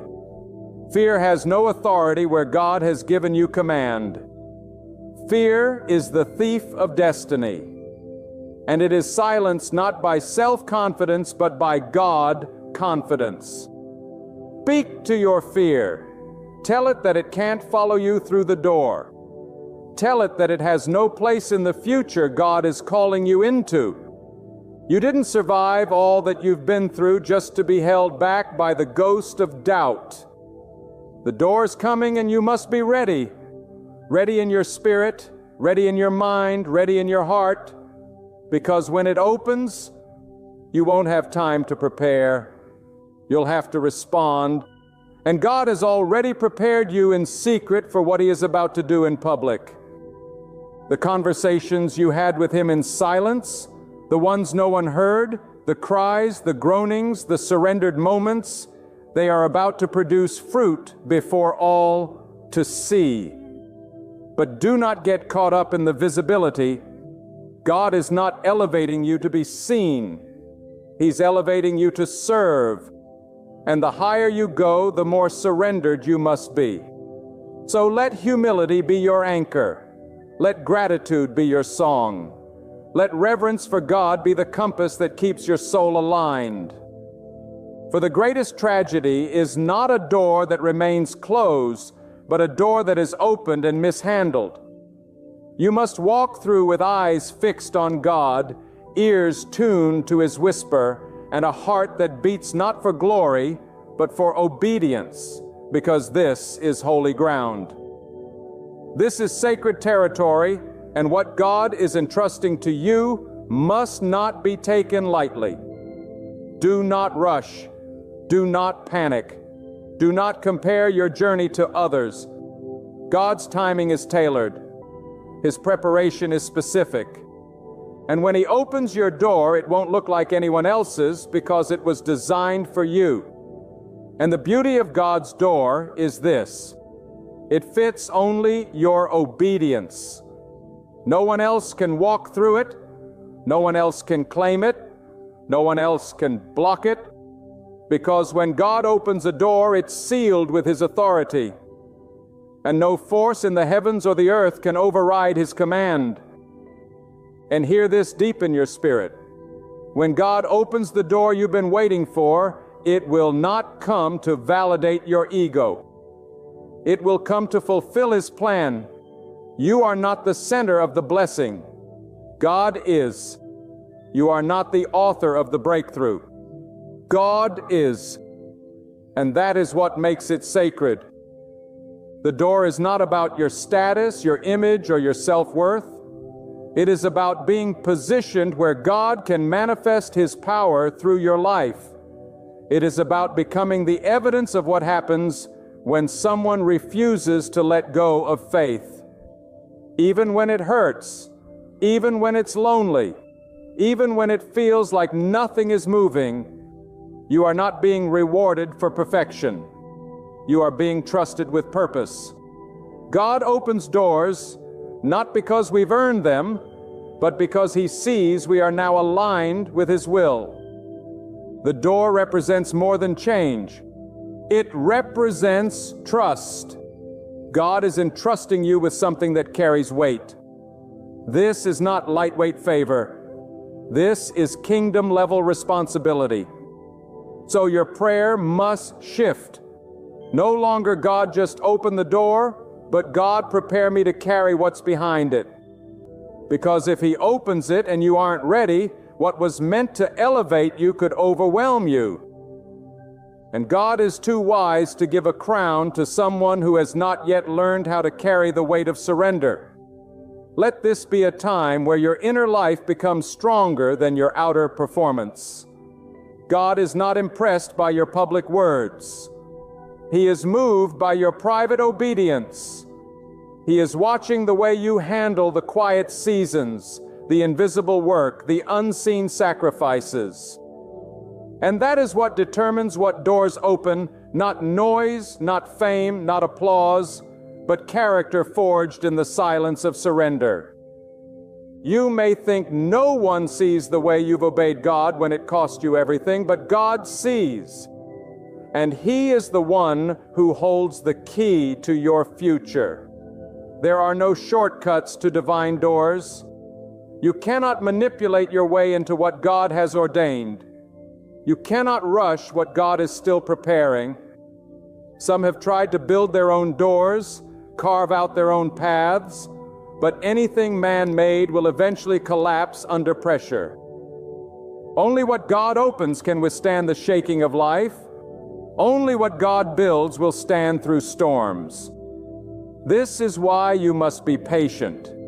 This is why you must be rooted, so that when the door opens, you are not standing on sand, but on solid foundation. There are going to be voices that rise against your blessing. People will question how you got here. They will try to attach your elevation to natural explanations. But don't waste your time trying to prove your process. Let the fruit speak for itself. Let your life testify. Let the undeniable hand of God upon you silence every doubter and every critic. Because when God opens the door, even those who oppose you will be forced to acknowledge that only God could have done it. And some of you, listen closely. You are not just about to walk through a door. You are about to become a door. A door for others to walk through. A living gateway to hope, to restoration, to wisdom. Your life will open the way for people who thought it was too late. You are carrying more than you realize. God has been using your trials to build a voice that carries authority, a presence that shifts atmospheres, a story that breaks chains. You thought you were being crushed, but you were being commissioned. You thought you were losing, but God was reshaping you into a vessel of breakthrough. And when the door opens, walk with quiet confidence, not arrogance, not self-reliance, but confidence rooted in your trust in God.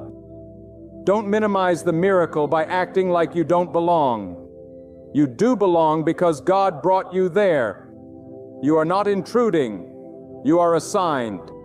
This is not about feelings. It's about calling. It's about knowing deep in your soul that if God opened the door, He has already equipped you to walk through it. You may feel afraid, but courage is not the absence of fear. It's moving forward while trusting the God who goes before you. This is not a door into comfort. It's a door into calling. God is not making your life easier. He's making it eternally effective. He's shifting your focus from comfort to impact, from safety to surrender, from routine to revelation. The days of small thinking are over. The days of shrinking back are behind you. God is calling you to rise, to move, to advance, not in pride, but in power, not in noise, but in depth. Because you were born to carry something sacred, and now is the moment for it to be revealed. There are some listening who've been disqualifying themselves for years. You've believed the lie that your past mistakes have blocked your future promise. But hear me with every fiber of your spirit. God redeems. God restores. God rebuilds what man calls ruin. No one is too far gone. No mistake is beyond repair. If your heart is surrendered, if your spirit is humble, then nothing can disqualify what God has qualified. The door you thought was closed forever, it's still under God's authority. It's not too late. You're not too old. You're not too broken. You're just in time for what God has appointed. So lift your eyes, square your shoulders. Let the fire of expectation rise again. Let your hope be reawakened. The same God who led you through the valley will lead you through the doorway. The same power that sustained you in the wilderness will carry you into the promise. You don't have to force it. You don't have to strive. Just stay close to God. Stay in alignment. Stay in faith, because the key to the door is not in your hand. It's in God's hand. And He opens what no man can shut.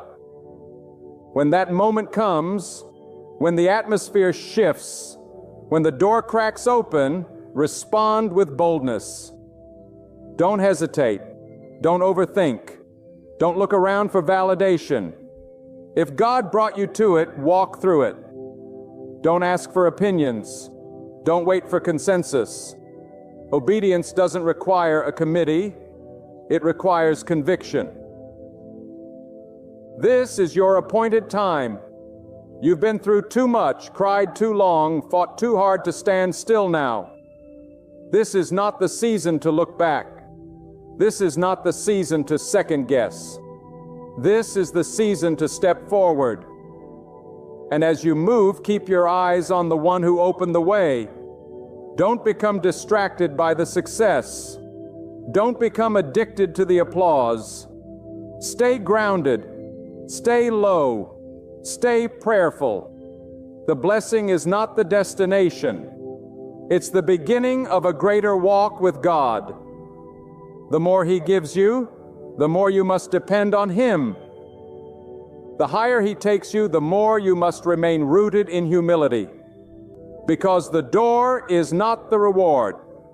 God Himself is the reward. This moment that you are entering is not just a season. It is a summoning, a divine calling from the Almighty that now is the time to rise. Not in pride, but in purpose. Not for spotlight, but for sacred duty. The door God is about to open in your life is not a reward for survival. It is an assignment for destiny. And when He opens it, it will not look like man's definition of success. It will not be packaged with glitter or adorned in applause. It will come wrapped in obedience, marked by clarity, and dripping with the unmistakable presence of God's will. Do not think for one moment that this door is small. God does not deal in smallness. Even when it looks humble in the eyes of the world, when it seems unnoticed or insignificant, anything touched by God becomes great. Anything connected to His purpose carries eternal weight. What man overlooks, God overflows. What man devalues, God exalts. This is why you cannot allow your eyes to judge the size of the opening. The door may appear narrow, but it leads into a wider place of divine expansion where your influence will multiply and your purpose will stretch further than your mind ever imagined. This is where faith must lead you. Not your feelings, not your fears, not the opinions of those who have no revelation of what God has been doing in your spirit. God has not called you to blend in. He has called you to break through cycles that have kept your family bound, to break through mindsets that have kept you limited, to break through the noise of this world and walk in the still strong voice of divine instruction. And the only way to break through is to obey without hesitation. There will be moments where what God asks you to do doesn't make sense. He may open a door that leads to unfamiliar territory, a place where you feel underqualified, overlooked, or misunderstood. But those are the places where God shows Himself strongest. He doesn't bring you into the open so you can rely on your intellect. He brings you so that you will lean entirely on Him. And when you do, what was uncertain becomes unstoppable. What was confusing becomes crystal clear because faith sharpens your spiritual vision and tunes your ears to the rhythm of God's will.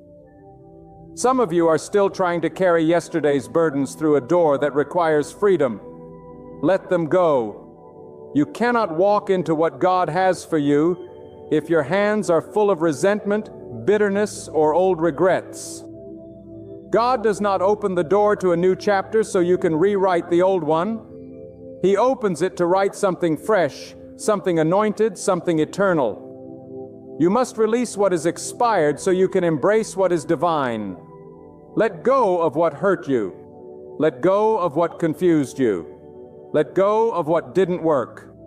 Because what's coming will make sense of every no that once broke your heart. And do not be surprised when the door God opens leads not only to elevation, but to separation. Yes, separation. Because not everyone can walk with you into the next dimension of purpose. There are voices you will have to silence.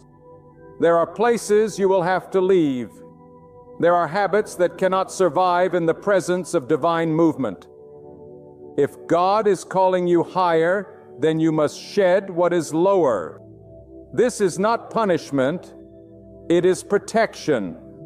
This is not rejection, it is refinement. God is not trying to take something from you. He's trying to make room for something greater. You are being refined not for popularity, but for purity. You are being prepared not for noise, but for power. And the power that comes from God does not boast. It builds. It builds families. It builds generations. It builds legacies that echo long after your footsteps are gone. This is what the open door is about. It is not for your name to be praised, but for God's will to be fulfilled through your yielded life. And understand this, when God opens the door, the attack may intensify.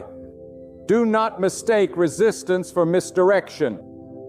Sometimes the moment you step into purpose, the pressure increases. But pressure is not a sign to retreat it.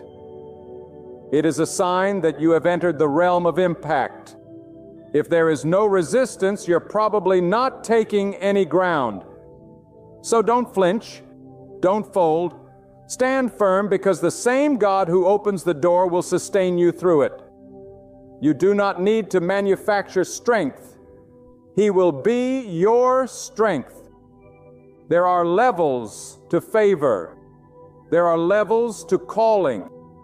And you are stepping into a level that cannot be reached by talent alone. It cannot be sustained by charisma. It cannot be faked. This next level requires anointing.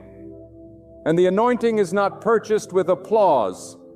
It is purchased with surrender, with fasting, with late nights of crying out to God when no one else is watching. It is purchased with obedience when it hurts, with integrity when it's not convenient, with silence when you could have defended yourself, but chose to let God speak for you instead. This is not about chasing doors. Stop chasing. Stop knocking on what God has closed. The door that's opening for you will not require compromise. It will not require begging. It will not require manipulation. It will open because it was already written into the timeline of your life before you were born. God saw you in your mother's womb and ordained this moment. You are not standing here by luck. You are standing here by design. You didn't stumble into destiny.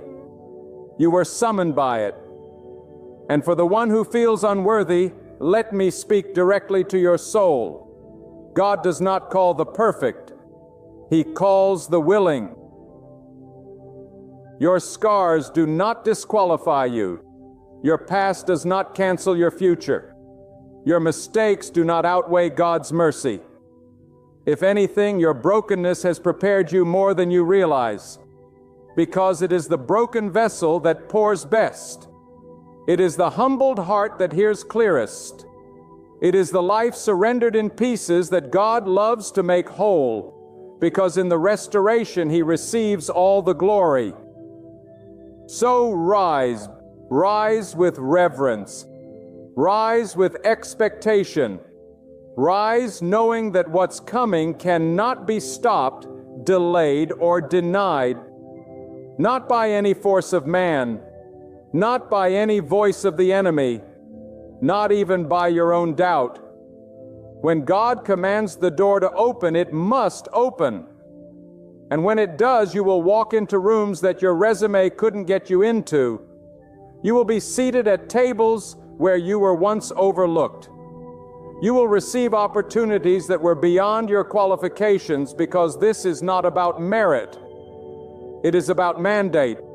God has spoken, and His word will not return void. And so prepare yourself. Prepare not just externally, but inwardly. Let your spirit be sharp. Let your discernment be heightened. Let your dependence on God be deeper than ever before. Because what you're about to step into is not ordinary. It is not common.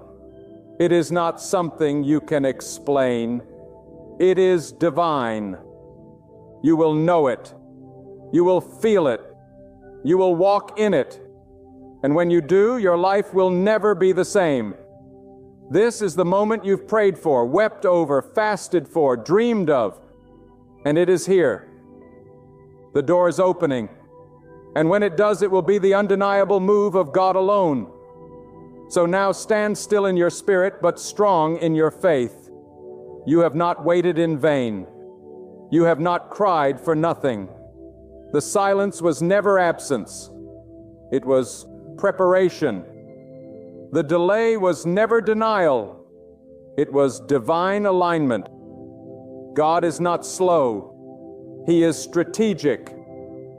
The heavens are moving. A new season is unfolding. What once remained sealed is now being commanded to open. That very thing you nearly surrendered is about to rise from the ashes, stronger, clearer, and filled with greater purpose than you ever dreamed. When that doorway swings wide, you will know without a doubt it was God's hand. You will not hesitate. You will not be left uncertain. You will step forward with a heart that trembles, yet feet that remain steady. For every hardship shaped you for this moment. Every whispered prayer laid the foundation. Why? Every hidden battle built the strength within you. This is not the hour to shrink back. This is the hour to rise and answer. Lift your gaze. Fill your lungs with breath. Silence the lies of doubt. The door will open not by human effort, but by the sovereign will of the Almighty. And when it does, walk into it not with fear, but with faith. For this is more than a breakthrough. This is the unveiling of who you were meant to become.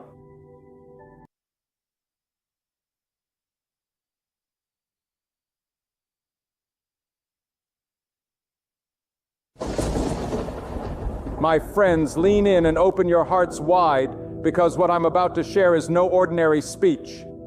This isn't casual counsel. This is a divine directive.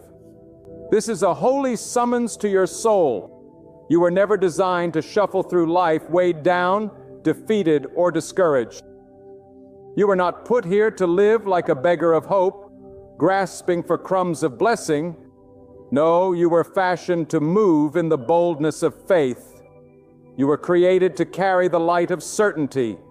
You were meant to live as though miracles gravitate towards you, because they do. Yes, hear that clearly. Live as though miracles are drawn to your life, not because of your own merit, but because the one who formed you infused his power within you. When God shaped you, he did not leave you empty. He planted within you the force of belief, the seed of divine favor, and the authority to step forward with expectation. And when you begin each morning declaring, "Today something good will happen," when you rise with that expectation in your spirit, everything begins to shift. Today, God is going to move for me, then you begin to activate a power that attracts the impossible. You become a magnet to miracles. But let me tell you something deep and unshakable. The reason so many people never see the miraculous hand of God is because they walk around acting like victims instead of victors. They speak words of defeat. They carry a posture of doubt. They expect pain more than they expect progress. They think miracles are for someone else, somewhere else, sometime later. But what if I told you that miracles don't come to the doubters? Miracles don't find the passive. They come to those who dare to believe while everything around them says it's over. You must act as if it is already done. That's the posture of faith. Faith is not blind foolishness. It is radical trust in the God who does the impossible. You got to walk through the storm as if the sun is already shining. You got to praise God in the drought as if the rain is on the way. You've got to step into that place of expectancy where you are no longer begging for miracles. You are welcoming them. Because when you align your heart with God, when you live like you are covered, chosen, and carried, miracles will find you. They won't have a choice. You will pull them in by the force of your faith. Do you think it's an accident when things shift out of nowhere for those who walk with God? Do you think it's luck when breakthroughs break open for the faithful? No, it is alignment. It is divine timing colliding with unwavering trust. It is the hand of God responding to a soul that refuses to shrink back in fear. You have to understand this. The spiritual world is moved not by emotion, but by faith. God doesn't respond to tears alone. He responds to trust. You must act as if you are a magnet to miracles, because that's how you invite the supernatural into your natural.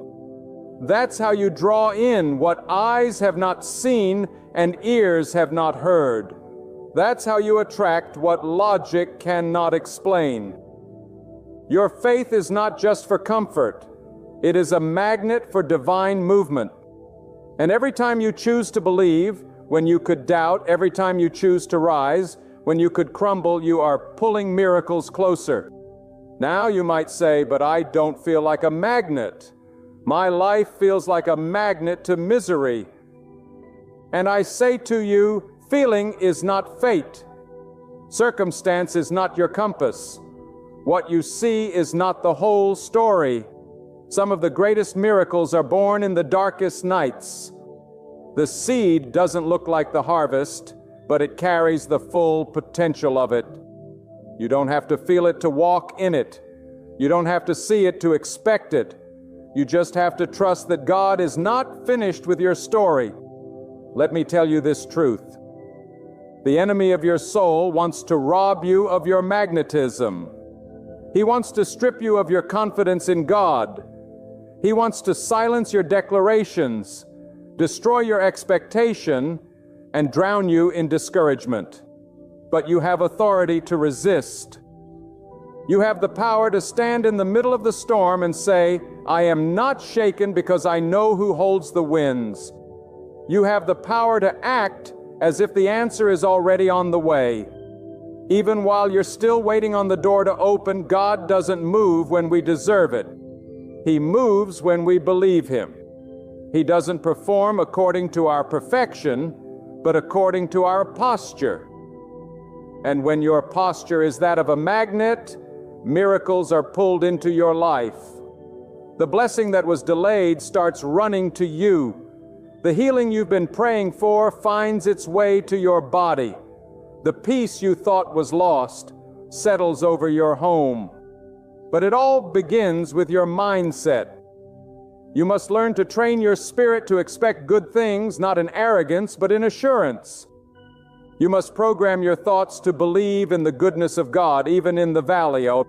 You must declare His power when nothing around you looks powerful. You must walk with a strange, radical confidence, not in yourself, but in the one who cannot fail. And let me be clear, it's not magic. It's not pretending everything is fine.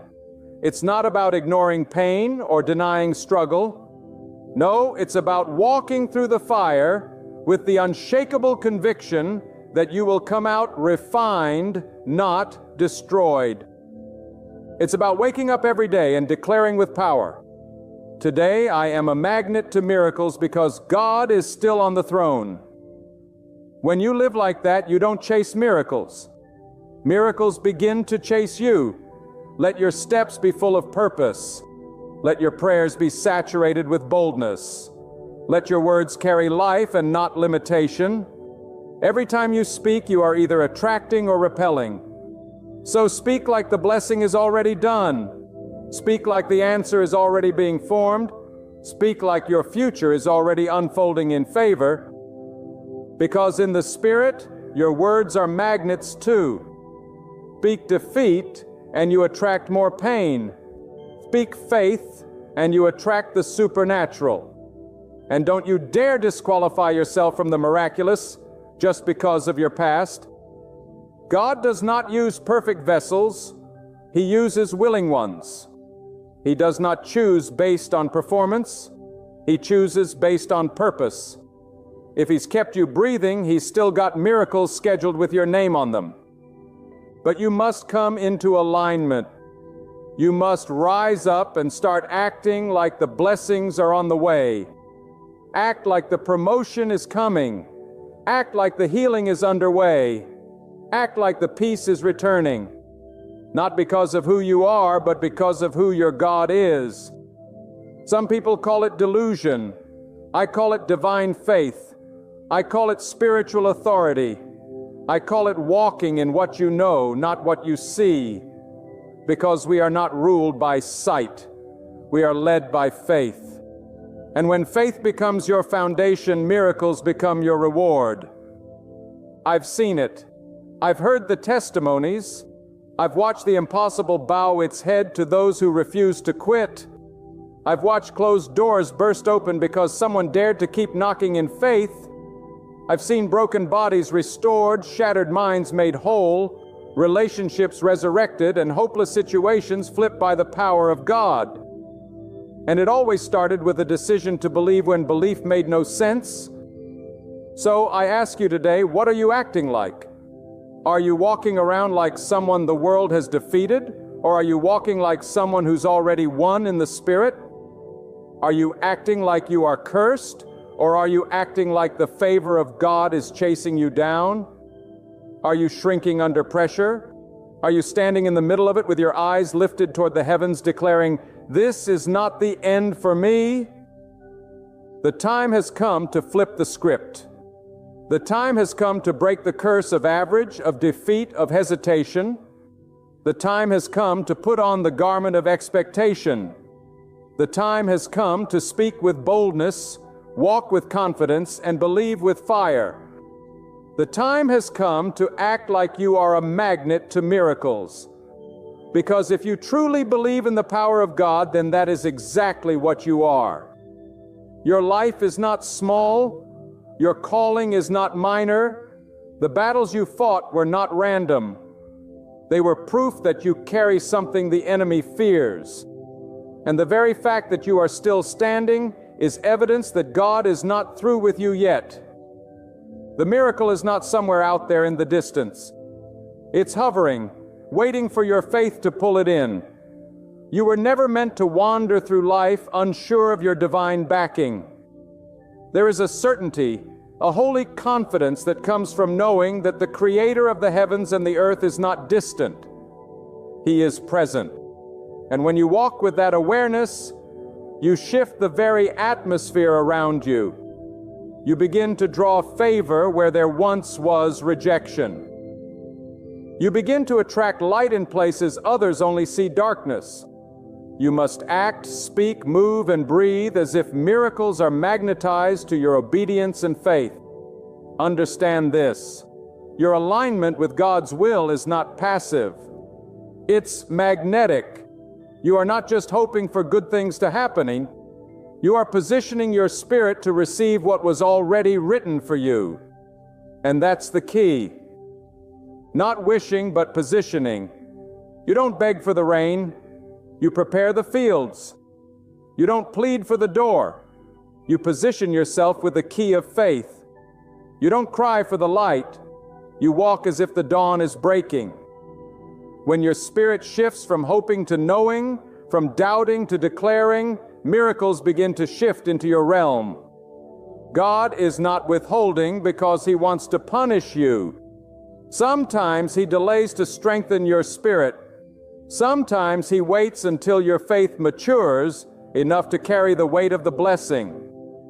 And when you act like a magnet to miracles, you are saying to God, "I am ready. I trust you. I believe." That belief sends a signal into the spiritual realm. It is the beacon that invites favor to find you. Even when you're lost in a crowd, it is the cry that calls blessings by name, the sound that shifts heaven to earth. Some of you have been sitting in silence too long. You've allowed life to mute your expectations. You've become numb to the possibility of the extraordinary. But today I speak life into your spirit. Wake up, rise up, shake off the rust of fear and stagnation. Begin again to walk with the audacity of one who knows that God is still writing their story. Speak like the mountain has already fallen. Praise like the answer is already here. Because the moment you act like a magnet to miracles, you will begin to attract what eyes have not seen and what hearts have not conceived. There is power in your posture. Not just physical posture, but spiritual posture. The posture of your heart, the stance of your soul. Are you bent over in fear, or are you standing in faith? Are you looking down in despair, or are your eyes lifted in divine expectation? God responds to those who rise in faith before the waters part. He responds to those who take the first step before the ground feels stable. When you posture yourself with confidence in God, you become a lightning rod for the supernatural. You may not know how, you may not know when, but you must know who. And when your faith is fixed on God alone, it creates a magnetic field of miracles around you. That's not religion. That's not ritual. That's revelation. You are a vessel designed to carry the impossible. You are a soul designed to walk in divine outcomes, and nothing, no setback, no betrayal, no delay can cancel what God has already appointed. All that's required is that you keep believing, keep walking, keep acting as if every breath is another step toward breakthrough. There is a mystery in how God works, and that mystery is not meant to confuse you. It is meant to deepen your faith. You are not called to understand every step, but you are called to trust the one who orders those steps. When you act as if you are a magnet to miracles, you are stepping into agreement with the unseen. You are declaring that God's promises are more real than the pain you feel, that His power is more true than the facts in front of you, and that His timing is always perfect, even when your heart grows weary. And here is the truth many overlook. Miracles are not always loud. Sometimes they come wrapped in silence. Sometimes the miracle is the endurance to wait one more day without falling apart. Sometimes it's the favor hidden in a rejection, the protection hidden in a delay. God is not obligated to explain Himself, but He is faithful to fulfill what He has spoken. And if you live with that revelation, you begin to walk with a power that cannot be fictitious, a strength that makes others ask, "How are you still standing?" And you will know it is not by might, not by strength, but by the presence of God surrounding your life. Acting like a magnet to miracles does not mean you walk in arrogance. It means you walk in alignment. You align your thoughts with truth, not trauma. You align your declarations with God's nature, not your emotions. You align your decisions with faith, not fear. And when you are in alignment with God, everything attached to your life begins to shift. Doors that were sealed begin to creak open. Hearts that were hardened begin to soften. Resources you couldn't reach begin to move toward you. Why? Because miracles are drawn to those who believe God is still in control. Do not underestimate the power of consistency. Many expect fireworks, but God often moves in the fire of quiet obedience. Miracles don't always begin with noise. They begin with the person who keeps showing up in prayer, the one who keeps forgiving, keeps serving, keeps trusting, even when the results are delayed. Every time you act with unwavering faith, you are creating space for the miraculous to take root. Like soil waiting for the rain, your consistency becomes the field in which God pours out His divine abundance.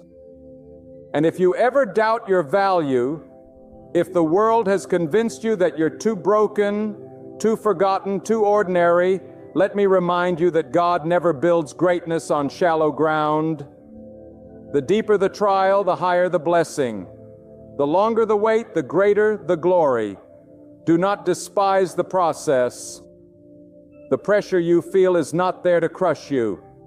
It's there to shape you into someone who can carry what God is about to release. Miracles don't just require power, they require preparation. And you right now, in this very moment, are being prepared. Do you know why the enemy attacks your identity? Because he knows if you ever realize who you truly are in God's sight, you will become unstoppable.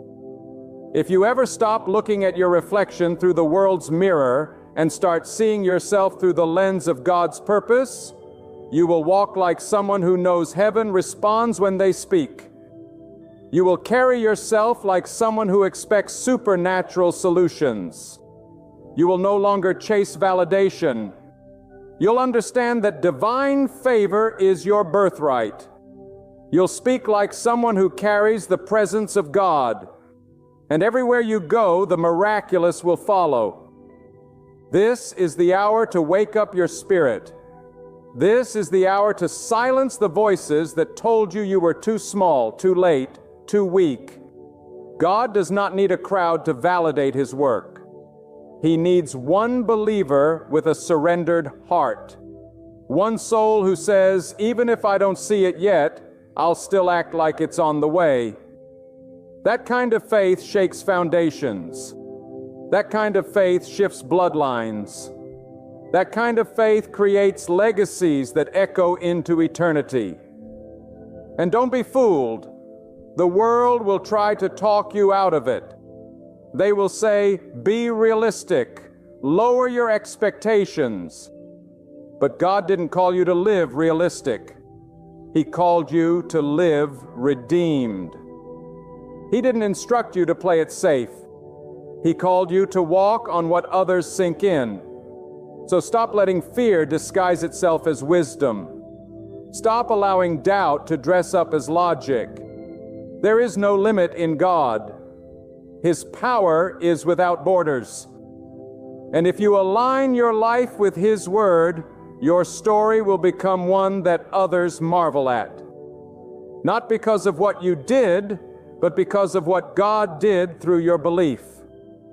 And let us never forget, gratitude is the gatekeeper of the miraculous. When you learn to thank God before the miracle arrives, you unlock a higher dimension of favor. Gratitude in the waiting season is proof that you trust the one who controls the outcome. Thank God not just for what He's done, but for what He's about to do. Praise Him like the doors are already open. Worship Him like the storm has already passed. Because God is drawn to the heart that celebrates before the blessing arrives. That is the heart of a magnet. That is the spirit of one who attracts the miraculous. And now hear this deep truth, one that few speak, but every soul must embrace. Acting like a magnet to miracles is not about pretending you have it all together. It's about standing in your weakness with the confidence that God's strength is sufficient. It is about being honest with your struggles, but not enslaved by them. It's about being real with your pain, yet not ruled by it. Faith is not the absence of difficulty.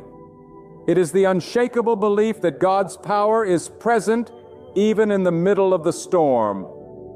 And when you carry that faith like fire in your bones, miracles cannot help but be drawn to your path. You must understand the spiritual law that governs this reality. Expectation sets the temperature of your atmosphere. If you expect defeat, life will echo your thoughts. If you expect stagnation, the world around you will comply. But if you dare to expect the hand of God, if you dare to rise each day with holy anticipation that something divine will intersect your ordinary, then you have aligned yourself with heaven's flow. God does not pour oil into vessels turned upside down. He looks for those who position themselves with open hands, open hearts, and eyes lifted upward. Let me speak to the one who feels invisible, to the one who thinks their prayers have gone unheard, their efforts unseen. God has not forgotten you. He is not blind to your tears, nor deaf to your cries. Sometimes the silence is the sacred space where God is shaping you. Sometimes the waiting is the womb where greatness is being formed. The blessing you are waiting on is not being denied. It is being developed. And when you act as if it's already in motion, you align your spirit with its arrival. You are never called to live reactive. You were created to live prophetic, to declare what is not yet visible as though it were already manifested. That is not fantasy. That is fate. That is not pride. It is trust. God honors those who build the ark before the rain, who prepare the table before the guests arrive, who speak life while walking through the valley of death. And every time you do, you are not just surviving. You are drawing divine movement to your life. There is a sound in the Spirit that only faith can make.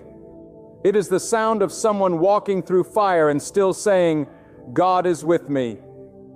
It is the echo of a voice that refuses to complain and instead whispers, I still believe. That sound shakes the unseen. That sound summons breakthroughs from the realm of the hidden into the light of the living. And when your soul produces that sound, not just in your prayers, but in your choices, you become a living invitation for God's power to be displayed. Do not let your current surroundings trick you into believing that this is the end. No pit is too deep, no night is too dark. God sees the fullness of your story, and He is not limited by the chapter you're in. Just because you haven't seen it yet doesn't mean it's not coming. Do not measure God's power by your present situation. Measure your situation by God's eternal power. When you do, you begin to act not from desperation, but from dominion. And that kind of faith becomes magnetic to transformation. Let me tell you, miracles don't arrive to entertain. They arrive to testify. They are not for show. They are for revelation. When God moves, it is to remind you and everyone watching that He is still supreme, still sovereign, still active. Your life is not just a personal journey. It is a platform for divine glory. The way you believe, the way you speak, the way you walk, it's all a signal to heaven and a message to the world. I know my God is able, and I'm living like it's already done. And hear me well, fear is a liar. Fear will tell you to wait until everything is certain. Fear will paralyze you in the presence of uncertainty. But faith is not the absence of uncertainty. It is the decision to trust God in the middle of it. Every step you take in faith silences fear. Every declaration you make in boldness exposes the lies of doubt. And every action you take as if the miracle is already yours ignites the path for it to arrive. This is your time to rise. This is your moment to shift the atmosphere, not by effort alone, but by faith, by your deep, unwavering, relentless trust in the God who cannot lie and cannot fail. Live as though God is already shifting everything in your favor, because in the unseen realm He is at work. Carry yourself as if provision is already on its way, because in the Spirit it's moving toward you. Stand as if healing has already been released, because God has spoken restoration over your life. Let your posture display the confidence of His promises. Let your steps reveal the strength of His presence. Let your voice declare the clarity of His direction. Live as one who is loved. Walk as one who is chosen. Wait as one who is appointed. And treat every single day as though miracles are not just possible. They are guaranteed. Not because of your strength, but because of God's unchanging nature. The world may label it confidence, but those who truly walk in faith know it is something far greater. It is conviction refined in the fire of prayer. It is certainty that doesn't come from comfort, but from deep communion with the living God. When you act like a magnet to miracles, it is not pride that carries you, it is surrender. A surrender so complete, so resolute that even when the earth trembles and doors close and voices around you falter, your soul remains fixed like a tree planted beside still waters. Because you know that the same God who parts seas and raises valleys is guiding your steps even in the silence.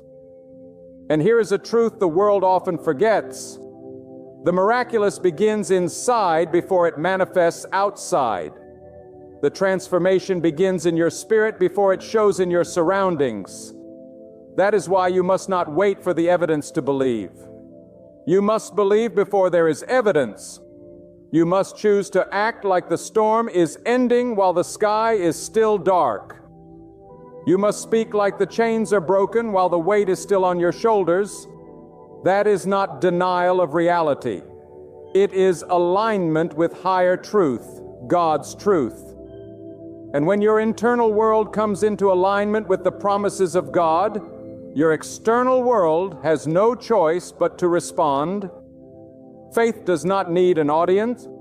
It only needs agreement with the will of God. Sometimes God will isolate you so He can prepare you. He will quiet the noise around you so you can hear His voice above all.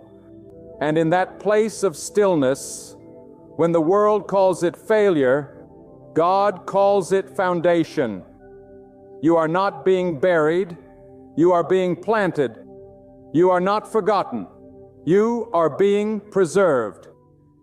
And the miracle that will rise from that soil will silence every doubt that tried to define your worth. You see, miracles are not always explosive moments. Sometimes they are gentle unfoldings. A door that opens softly but leads to a destiny you never imagined. A burden lifted slowly but surely until one day you realize you're free. Never despise the small beginnings. Never ignore the subtle signs, because what you call small, God calls sacred. And when you act like a magnet to miracles, you begin to see with new eyes. You no longer chase what is flashy. You follow what is faithful. And you recognize that sometimes the greatest miracle is peace in the middle of chaos, clarity in confusion, or strength when you thought you had nothing left. And listen, your miracle is not just for you. It's for those watching, for those wondering if hope is real, for those hanging on by a thread. Your faith becomes the evidence they need to believe that God still moves, that God still hears, that God still honors those who trust Him with everything. So carry your miracle with humility. Let your breakthrough preach louder than your word. Let your story become a beacon for others, because when you act as if you are a magnet to miracles, you give permission for others to believe. Again, there's power in movement, power in progress, even when it's slow, even when it's silent. Some of the most powerful faith is expressed not in shouting, but in simply not giving up. In choosing to get out of bed when despair tells you to stay down.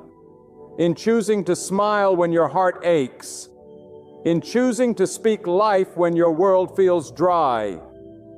Every time you choose faith over fear, you are sending a message into the atmosphere. I am still expecting God to do what only He can do, and that expectancy draws the miraculous closer. You do not have to force what God has already promised. You only have to believe and align. There is no striving in divinely surrender. And when your heart beats in rhythm with God's timing, what once seemed out of reach begins to come with ease. The favor that used to feel like a fight now feels like a fragrance that follows you. The doors you used to knock on now open before you arrive. This is the power of walking in the fullness of faith, living like you already carry the proof of what you've been praying for. But know this, your miracle may not look like you imagine, and that's the beauty of trusting God. Sometimes His yes is dressed in something unexpected. Sometimes His protection looks like a closed door. Sometimes His provision comes through people or paths you never considered, but every time it is perfect, every time it is purposeful, and every time it proves that God's wisdom far exceeds our understanding. So act not just as a magnet to blessings, but as a magnet to God's will. Because when you seek His will above all, the miracles that come will not just elevate your life, they will transform your soul. Faith is not passive, it is fierce. It is a fire that keeps burning when the winds of life try to blow it out. And when you act like a magnet to miracles, you are feeding that fire with every word you speak, every decision you make, every thought you choose to entertain. You are fanning the flame of belief that God is moving, God is speaking, God is answering. And the more you nurture that fire, the more clearly you will see the hand of God in every detail of your life. Listen closely, because this next truth will shake your soul awake. Miracles are not just events you witness, they are realities you walk in. You are not waiting on something magical to fall from the sky. You are carrying something divine inside you that is waiting to be unleashed by your faith. God has already placed the blueprint of breakthrough in your spirit. But it is your belief, your obedience, your alignment with God's voice that brings that breakthrough from the unseen into the visible. The miracle is not far, it is buried within your willingness to act as if God is already moving on your behalf. And if you think the delay is a denial, you don't yet understand the depth of how God works. God delays not to punish, but to prepare. Every moment you think is wasted is actually a moment He is using to stretch your faith, sharpen your focus, and break off what cannot go with you into the next season. The silence is sacred. The waiting is not avoided. It is a womb. The longer the wait, the deeper the root, and the stronger the fruit. So stand still when you must, but stand still with power. Stand still with purpose. Because even when nothing is changing around you, something is always shifting within you when you trust God. Let me tell you something powerful. The way you talk is either repelling or attracting what God has for you. Your words are containers of spiritual force. They either carry expectation or they carry doubt. When you speak defeat, you make a home for failure. When you speak worry, you give fear a seat at your table. But when you speak the promises of God over your life, even when you feel broken, even when you're unsure, you are building a runway for the miraculous to land. Speak as if the door is opening. Speak as if the favor is already flowing. Speak as if the breakthrough is already scheduled, because it is. And don't be fooled by the comfort of the crowd. Some of the greatest miracles happen in isolation. God will pull you out from what is familiar so He can form you into what is powerful. He will separate you not to punish you, but to prepare you. And in that space where you feel unseen and unheard, heaven is leaning in. God is doing His deepest work when you feel the most hidden. So do not despise your season of separation. That's where the oil is pressed. That's where the clarity is birthed. That's where the fire of real faith is lit. When you begin to act like a magnet to miracles, you stop chasing validation and start standing in your God-given value. You stop begging for attention and start walking in intention. You become less concerned with applause and more obsessed with alignment. Because when your life becomes about pleasing God, miracles become your new normal. Favor follows those who follow God, not those who follow the crowd. And let me tell you, when God's favor marks your life, no man, no force, no system, no setback can stand against you. Now, you may be thinking, but I've made mistakes. I've failed too many times. Listen to me. God is not looking for perfection. He's looking for submission. He's looking for surrender. He's looking for someone who will rise from the ashes and say, even now, I still believe there is no failure too final for God to redeem. There is no detour too far for God to reroute. When you act like a magnet to miracles, you are not ignoring your path. You are handing it over to the one who can transform it into testimony. And believe me, God can do more with your surrender than you could ever do with your control. Faith without action is dormant. It's time to walk like you believe what you say. It's time to move as if the door's already unlocked. It's time to build while others mock, to prepare while others doubt, to praise while others panic. Because when your actions match your declarations, miracles manifest. You're not just hoping anymore. You're hosting the supernatural by the way you live, think, and respond to life. That is what separates those who witness miracles from those who walk in them daily. And here's another truth. The size of your miracle is often tied to the size of your risk. Safe faith sees little. Bold faith sees the impossible. Are you willing to take the step when there's no visible support?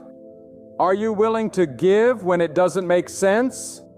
Are you willing to stay when it's easier to run or move, when it's easier to stay comfortable? That's when God moves. When you step out of the boat, when you stretch past the limits, when you walk toward the unknown because you trust the one who already sees the other side. So I ask you, what would your life look like if you truly believe God was orchestrating every detail? How would you carry yourself if you knew beyond doubt that the delay you hate is the very thing God is using to protect your destiny? How would you speak if you were fully convinced that the door you need is about to swing open at the appointed hour? I'll tell you how. You would speak with fire. You would walk with boldness. You would sleep in peace. And you would rise every day expecting something powerful to collide with your path. Your energy would shift.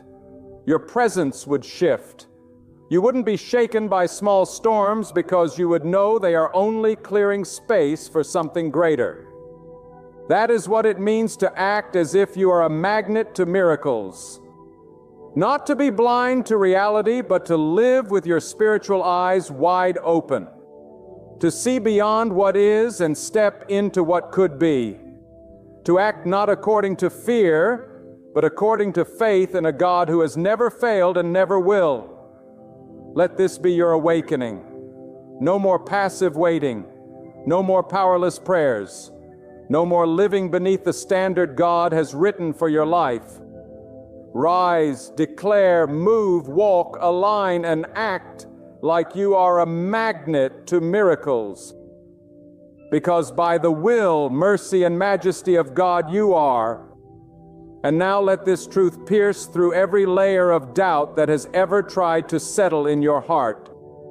When you act like a magnet to miracles, you are not relying on emotion. You are operating from revelation. You are stepping out not because you feel strong, but because you know God is stronger. You are declaring hope not because your situation is perfect, but because God is perfect in all His ways. When everything around you says it's over, faith looks to heaven and says, "My God is still writing."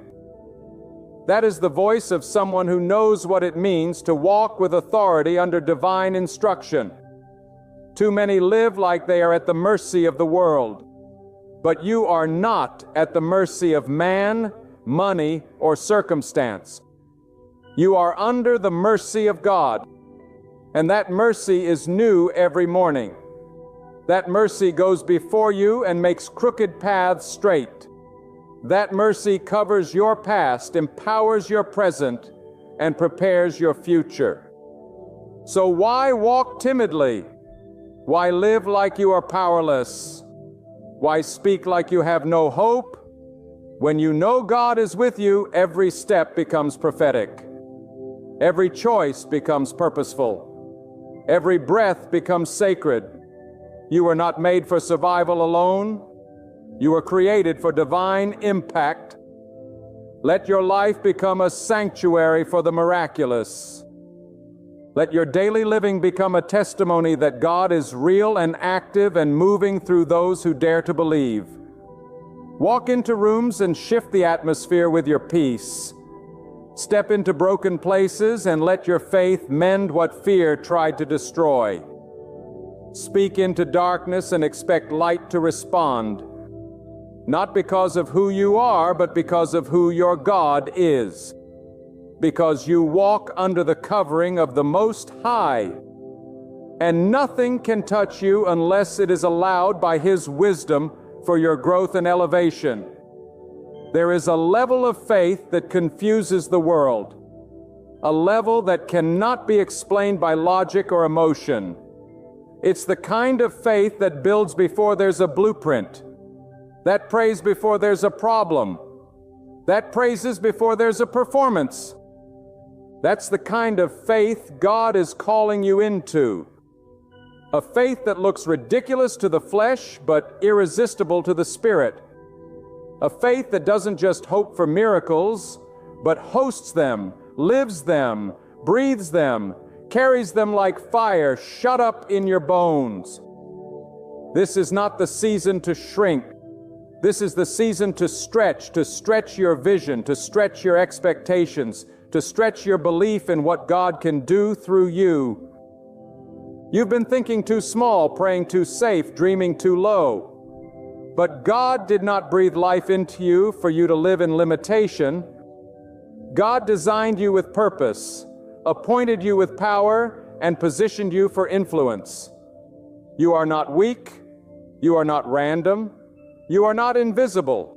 You are chosen, guided, watched over, and carried by the same force that holds the galaxies together. So, act like it. Stop begging for what God has already given you authority to walk in. Stop crying at closed doors when God is building a new one for you to open.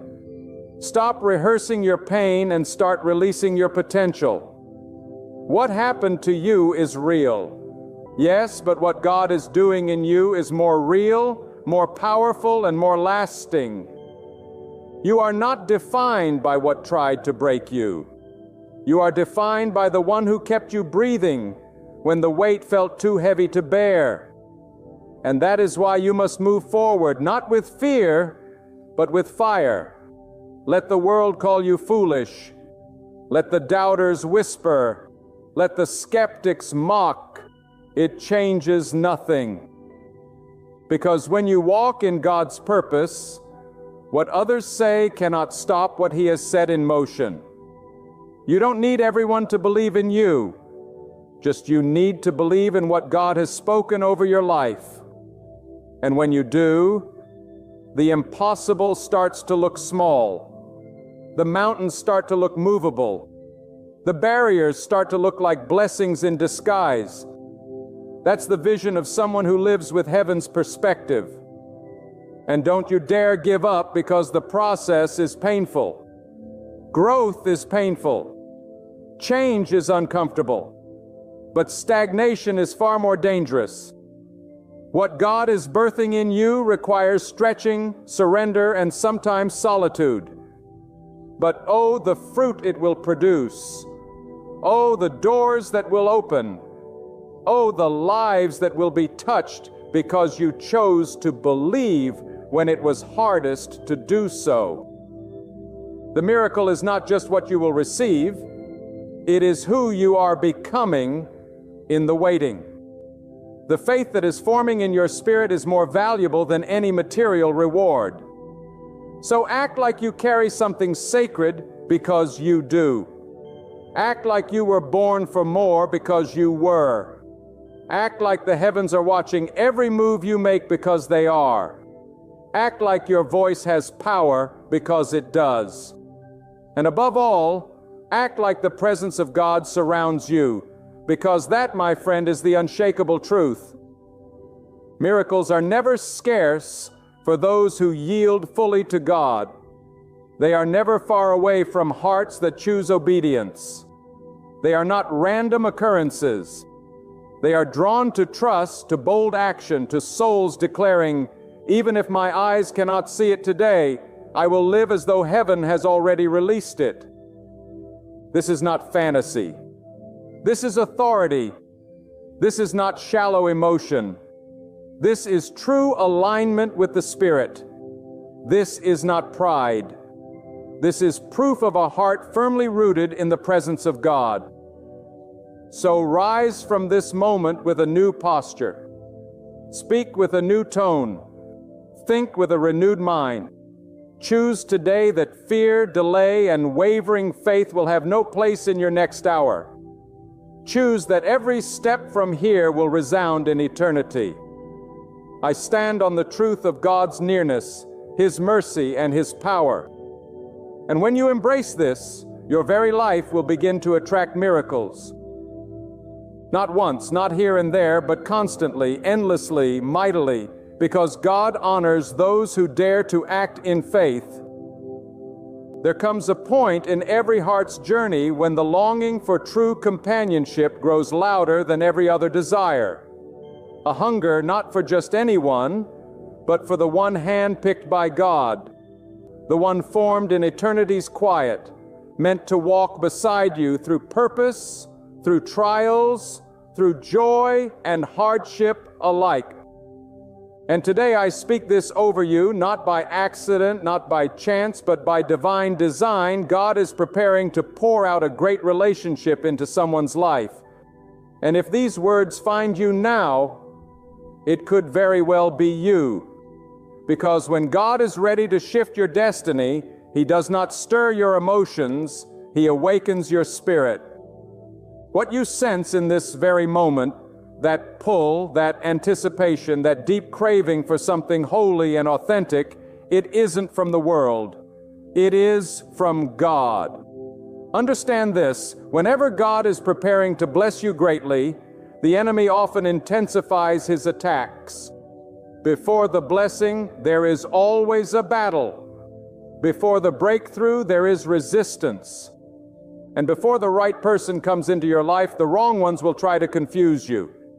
But don't be distracted. Don't be deceived, because there are unmistakable signs, divine whispers in the noise of life that tell you God is moving, God is aligning, God is preparing something greater than you asked for.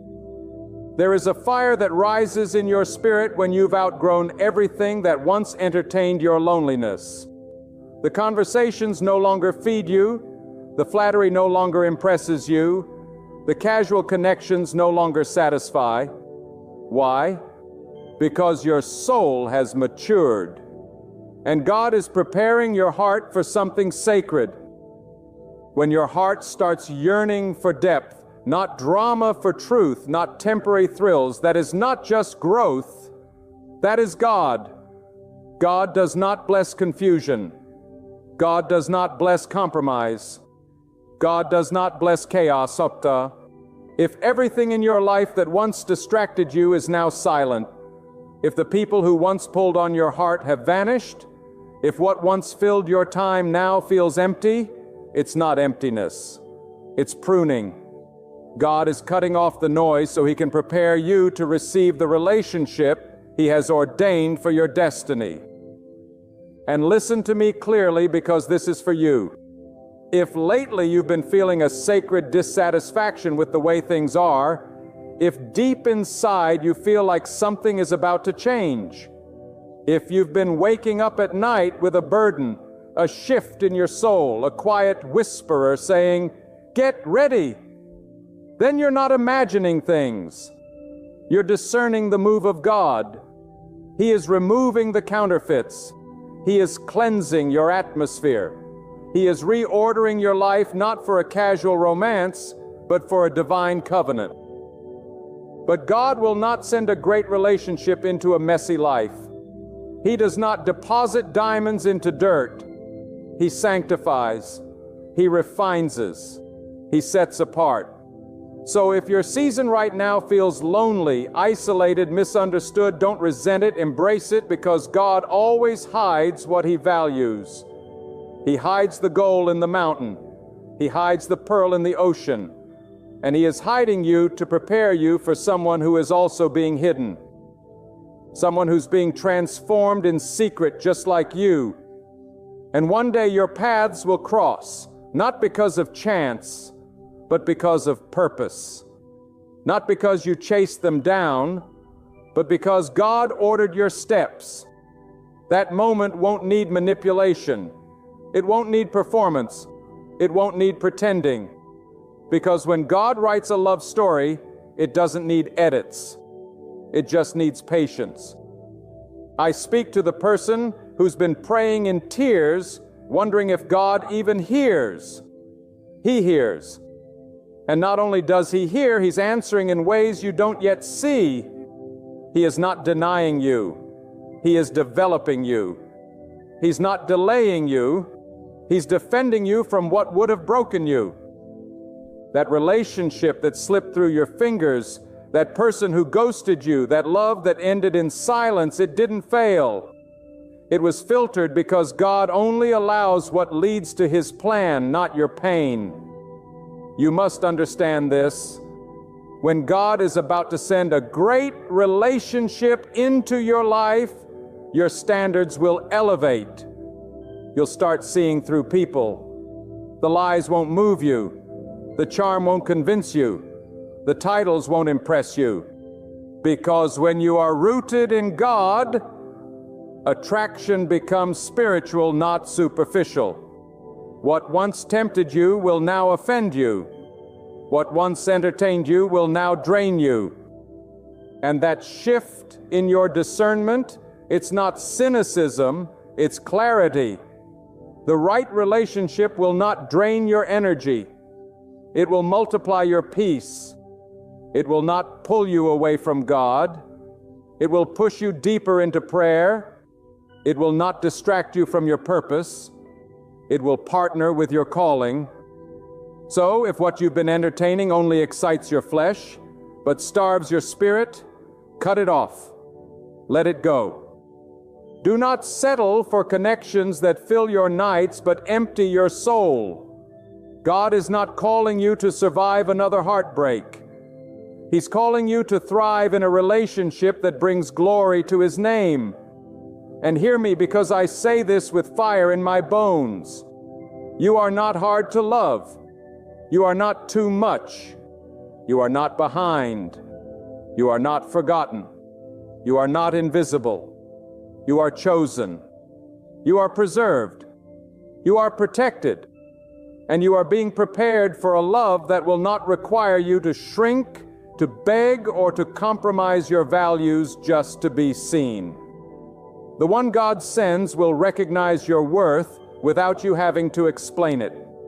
When God is about to bless you with a great relationship, He will give you peace that makes no sense. You will look at your life and say, I should be worried. I should be lonely. I should be panicking. But instead, your heart will be calm, because that is what God does. He gives you peace that surpasses understanding. Peace that anchors your soul. Peace that says God's timing is perfect, and I will not rush what is sacred. Sometimes that peace will come after pain. God allows heartbreak to build strength. He allows rejection to teach redirection. 6 is He allows loneliness to become the soil for intimacy with Him. Because the most beautiful relationships are not built on neediness, they are built on wholeness. And you cannot give someone what you don't yet carry within. So God is not just sending you someone to love. He is teaching you how to love yourself the way He sees you. Not through pride, but through divine identity. Some of you are in a season of weeping, a season of wondering. Why hasn't it happened yet?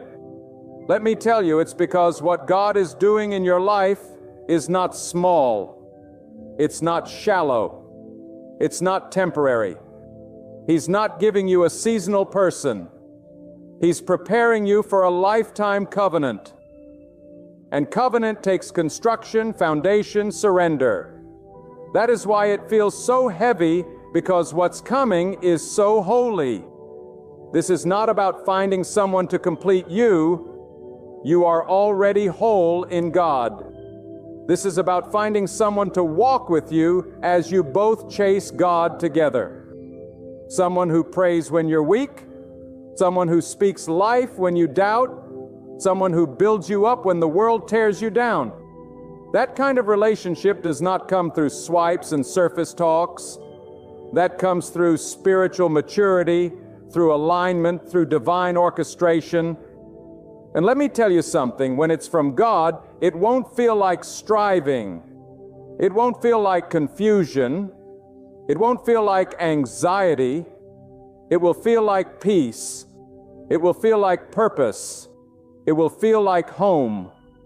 The right one won't compete with your calling. They will complement it. They will cover you in prayer, not in pressure. They will walk with you in storms, not abandon you in silence. And the only way to receive that kind of love is to let God lead. When God begins to prepare you for a great relationship, He will first teach you the art of waiting not with frustration, but with faith. Waiting on God is not wasting time. It is the holy space where He shapes your character, matures your mindset, and strengthens your spirit. Because a relationship that is rooted in purpose cannot be built on impatience. God knows the weight of the blessing He is about to release, and He must make sure your foundation can carry it. If God gave it to you too soon, it would crush you. But when you wait on God's timing, you receive not just what you desire, but what you are ready for. And while you wait, God is watching. He sees how you treat your solitude. He sees if you pursue purity or compromise. He watches whether you run to distractions or run to Him. Because how you manage your waiting season reveals what kind of steward you will be in your relationship season. If you cannot be faithful in silence, how will you be faithful in love? If you cannot seek God when you're alone, how will you lead or serve when you're united? The relationship you long for is not a reward, is a responsibility, and God will not release responsibility to someone who cannot manage self-discipline. You see, God never gives a blessing without first testing your ability to protect it. The great relationship you are praying for, it's not just about companionship, it is a calling. And if you are called to build with someone, to grow with someone, to glorify God with someone, then you must be pruned. You must be positioned. Then yes, you must be patient, because the higher the calling, the deeper the preparation. This is why some of you have experienced delay after delay, disappointment after disappointment, doors that seemed open only to close suddenly. It is not because God is cruel, it is because God is merciful. He would rather let your heart break now than watch your destiny shatter later. He would rather offend your comfort than allow you to bond with someone who does not honor your value. Every no you received was protection. Every rejection was redirection. Every goodbye was a divine act of love. And when God is about to bless you with a great relationship, He will refine your definition of love. The world teaches you that love is about convenience, about excitement, about chemistry. But God teaches that love is about covenant. It is about commitment in the dry seasons, loyalty in the storms, respect in the pressure. The world looks for compatibility in hobbies. God looks for compatibility in spirit. And when your spirit aligns with another whose heart is bowed before God, you don't just find romance, you find divine partnership. That's why you must stop chasing those who don't see you. Stop begging to be chosen by people who are blind to your value. If they couldn't love you when you had less, they won't know how to love you when God increases you. If they couldn't appreciate your prayers, they won't know how to stand with you in spiritual warfare. God is not sending someone who tolerates you. He is sending someone who treasures you. And how will you know when the right person comes? Because the presence of God will be undeniable. Not in emotion, but in alignment. Things will move smoothly, peace will reign, clarity will increase, drama will decrease. You will not feel like you are fighting to earn love. You will feel like you are resting in it. You won't need to perform, to shrink, to prove. The right one will see your light and match it, not dim it. But before that person comes, you must let God do the inner work. Some of you are still carrying the wounds of past heartbreaks, still haunted by betrayal, still holding bitterness against someone who walked away. And God is saying, let it go. Release it. I cannot bring new wine into old wineskins. The heart that God blesses with a great relationship must first be healed, whole, and humbled. You cannot enter something new, still bleeding from something old. Stop expecting someone to be your healer when healing only comes from God. Some of you must learn that love is not about possession. It is about purpose. It is not about finding someone to fill your void. It is about finding someone to walk with you as you fulfill your divine assignment. A great relationship is not a vacation from reality. It is a battlefield where two people stand back to back and fight for faith, for peace, for vision. And if you are not ready to fight for something greater than yourself, you are not ready for what God is about to give you. And let me speak to the men and women who have lowered their standards because of fear. Fear that no one godly exists anymore. Fear that time is running out. Fear that you will be alone forever. That fear is not from God. That desperation is not from heaven. That anxiety is not truth. That is torment. God has not forgotten you. God has not overlooked you. He is not late. He is preparing something so holy that you must be kept hidden until the right moment. Your value is too precious to be placed in the hands of someone who doesn't know what they're holding. God is not just preparing you, He is preparing them. That person is also being tested, refined, matured. God is working on their habits, healing their past, sharpening their purpose. Because when two prepared people meet, the blessing is unstoppable. So don't try to manipulate timing. Don't try to chase what God hasn't assigned. Stay in alignment. Because what is from God will not come through begging. It will come through obedience. And when that person comes, you will feel a divine confirmation.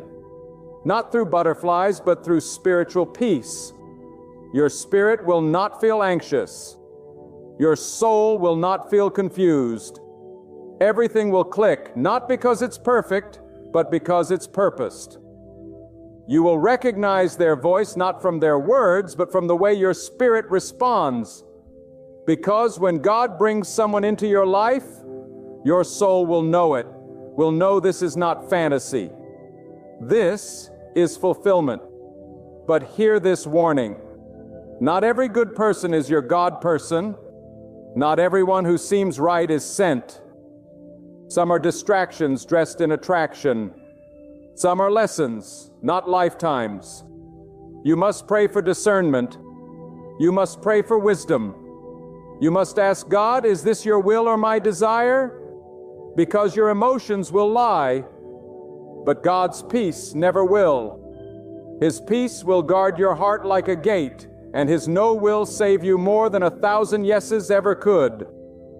If you're wondering why you keep encountering the same toxic patterns in relationships, it's because God is trying to teach you to stop choosing from your pain and start choosing from your purpose. You attract what you tolerate. You allow what you excuse. And God will keep allowing the lesson until you finally learn it. Don't settle just to fill time. Don't compromise just to avoid loneliness. Wait for what God has authored, because what God writes will never be erased. A great relationship is not a fantasy you chase, is a fulfillment you prepare for. It is the reward of those who choose purity over popularity, prayer over pressure, and purpose over pleasure. And when God is ready, nothing will stop it. No delay, no detour, no devil in hell can block what God has destined. So stay faithful, stay ready, stay in alignment, because your story is not over. It's just beginning. And when that door opens, you will understand that every tear, every test, every lonely night was worth it. And let me tell you this, with every fiber of truth burning inside me, when God prepares to bless you with a great relationship, He will first break every idol you have built in your heart. Because before God places someone beside you, He must be the one enthroned above you. If you've placed love on a pedestal higher than obedience, He will tear it down. If you've chased connection more than you've chased His presence, He will remove every distraction. Why? Because God is a jealous protector of your soul. He will not allow you to give the sacred away to someone who doesn't value it. This is why some of you feel like your life has been stripped bare. People left, doors closed, affections dried up. And it wasn't because you weren't worthy. It was because you were too precious. God removed what couldn't carry the weight of your calling. You were not abandoned. You were preserved. You were not rejected. You were protected. And that protection is the evidence of God's love, not its absence. Because God always prepares the soil before He plants the seed. And before He gives you someone to walk with, He will make sure you can walk alone with Him. And while the world is busy promoting surface-level love, momentary pleasures, and empty attractions, God is doing something deeper in your life. He is birthing a standard in you, a new awareness, a higher demand for authenticity, for mutual respect, for God-honoring love. You no longer crave attention. You crave alignment. You're no longer impressed by charm. You're looking for character. You've stopped being moved by compliments. You want commitment. That's not a personality change. That's spiritual growth. That's God preparing your eyes to see the difference between what looks good and what is sent by Him. And I declare this today. You will not settle, not because you're arrogant, but because you know your worth in God. You've cried too many tears. You've healed through too many nights. You've outgrown the shallow and the sinful. What once entertained you now offends your spirit. And that's how you know God is about to do something divine. He's separating you not to punish you, but to position you. He's disconnecting you not to hurt you, but to prepare space for someone who will speak to your soul the way only someone handpicked by God can. Don't miss what God is trying to reveal to you just because it's not arriving the way you expected. You thought the blessing would come in beauty, but God might send it in brokenness. You thought it would come through glamour, but it may come through humility. You imagine grand gestures, but God works in quiet obedience because the greatest relationships are not always found where the crowd is cheering. They are found in the still places where God is whispering. So don't confuse popularity with purpose. Don't confuse chemistry with calling. Don't confuse feelings with favor. God will never bless a relationship that pulls you away from Him.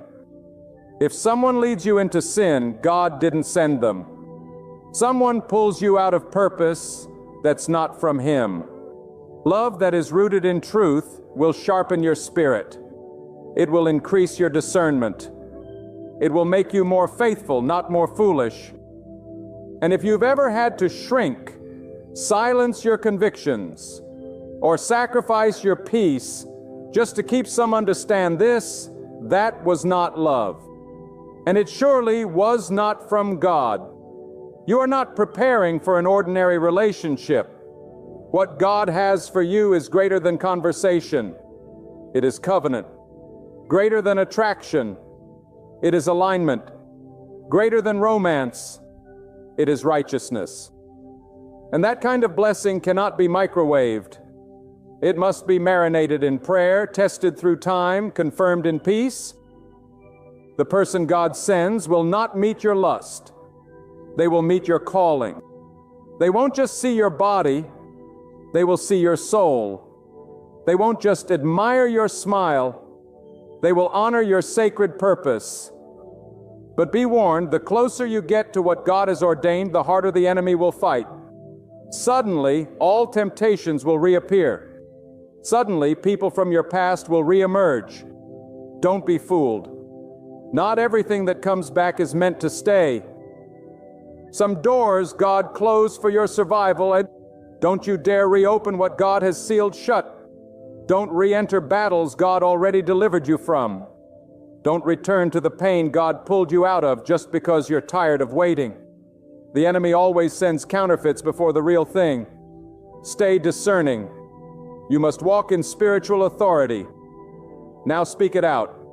I will not settle. I will not be deceived. I will wait on God. I will walk in purpose. I will guard my heart. I will trust His timing. I will be prepared for the one God sends. And when you begin to speak this way, when you begin to live this way, something in the atmosphere shifts. God starts to open unseen doors. He begins to whisper instructions in your midnight hour. He positions people around you who align with your future. And without you forcing anything, the one who is destined for you will step into your path at the appointed time. God does not operate in confusion. His will is not vague. When something is from Him, it will be confirmed over and over in peace, in wisdom, and in alignment. That relationship will not pull you off track. It will accelerate your purpose. You won't need to hide your faith. You'll build it together. You won't need to beg for love. It will be given freely, consistently, intentionally. And when storms come, you won't stand alone. And you'll stand together, covered under the protection of God. And one day, when you're walking hand in hand with the one God sent, you will look back at every tear, every trial, every silent night, every lonely prayer, and you will thank God. You will thank Him for every delay, for every closed door, for every time He said no, because all of it led to the yes that was written in His divine plan for your life. The pain was necessary. The pruning was holy. The process was ordained. There is a weight to divine love that cannot be counterfeited. It carries responsibility, integrity, and purpose. When God chooses to bless you with a great relationship, He doesn't just give you someone to make you smile. He gives you someone to sharpen your destiny. Someone who will not just stand beside you in public, but who will kneel with you in private prayer. Someone who understands that this is not a union built on lust or emotion, but a spiritual alignment ordained by the hand of God. This is not just love, it is leadership. It is loyalty. It is legacy. God is raising up a generation that is tired of pretending, tired of performing, tired of shallow interactions masked as intimacy. He is awakening hearts to desire what is real, what is holy, because a relationship that is from God will feel different. It won't bring chaos to your mind. It won't pull you into cycles of sin. It will not deceive, manipulate, or cause harm. Instead, it will carry a quiet strength, a steady assurance, a peace that stands without needing explanation. That is how you recognize it is from God, because His signature is upon it, gentle, unwavering, and holy. Yet before God entrusts what is sacred, He first examines the altar of your heart. Are your intentions pure? Are you prepared to give as much as you long to receive? Do your prayers for love come from a desire to escape loneliness? Or do they flow from readiness to walk in a covenant designed by heaven? These are the questions God poses to your soul before He draws another close. He does more than ready your hands to accept. He shapes your spirit to carry the blessing with honor. And there's something powerful that happens when you stop trying to find the right one and start becoming the right one. When you stop chasing connection and start cultivating your character. When your prayers shift from send them to shape me, that is when heaven begins to move. That is when the windows of favor open, because God always responds to surrender. And He will not give you someone who is whole, while you're still bleeding with bitterness. He will not send someone with a purpose while you're still entertaining distractions. So guard your heart not in fear, but in wisdom. Guard your eyes from lust, your ears from lies, and your spirit from environments that kill your faith. The blessing God has for you is far too valuable to be contaminated by counterfeit cravings. You cannot receive what is holy with hands full of compromise. You cannot carry God's best while clinging to what He's told you to release. Let go of the familiar. Let go of the toxic. Let go of the people who only know the broken version of you. Let them go with love. But don't let them stay with authority. Because when God begins to elevate you, not everyone can go, and you must understand this. The greatness of the relationship God has for you will require you to shed your former self. He will ask you to forgive those who never said sorry. He will ask you to stay pure in a world that rewards perversion. He will ask you to believe again even when your past screams doubt. Why? Because trust in God is the soil where great love grows. And if your trust is in timelines, appearances, or circumstances, you will be shaken. But if your trust is in God, no matter what happens, you will stand. Some of you are right at the threshold.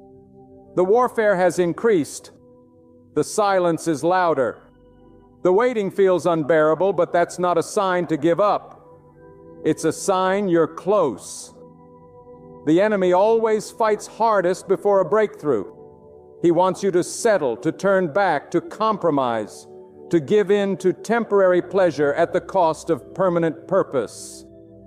But don't you dare lower your standard. Don't you dare quit now. You've come too far. You've healed too much. You've grown too strong.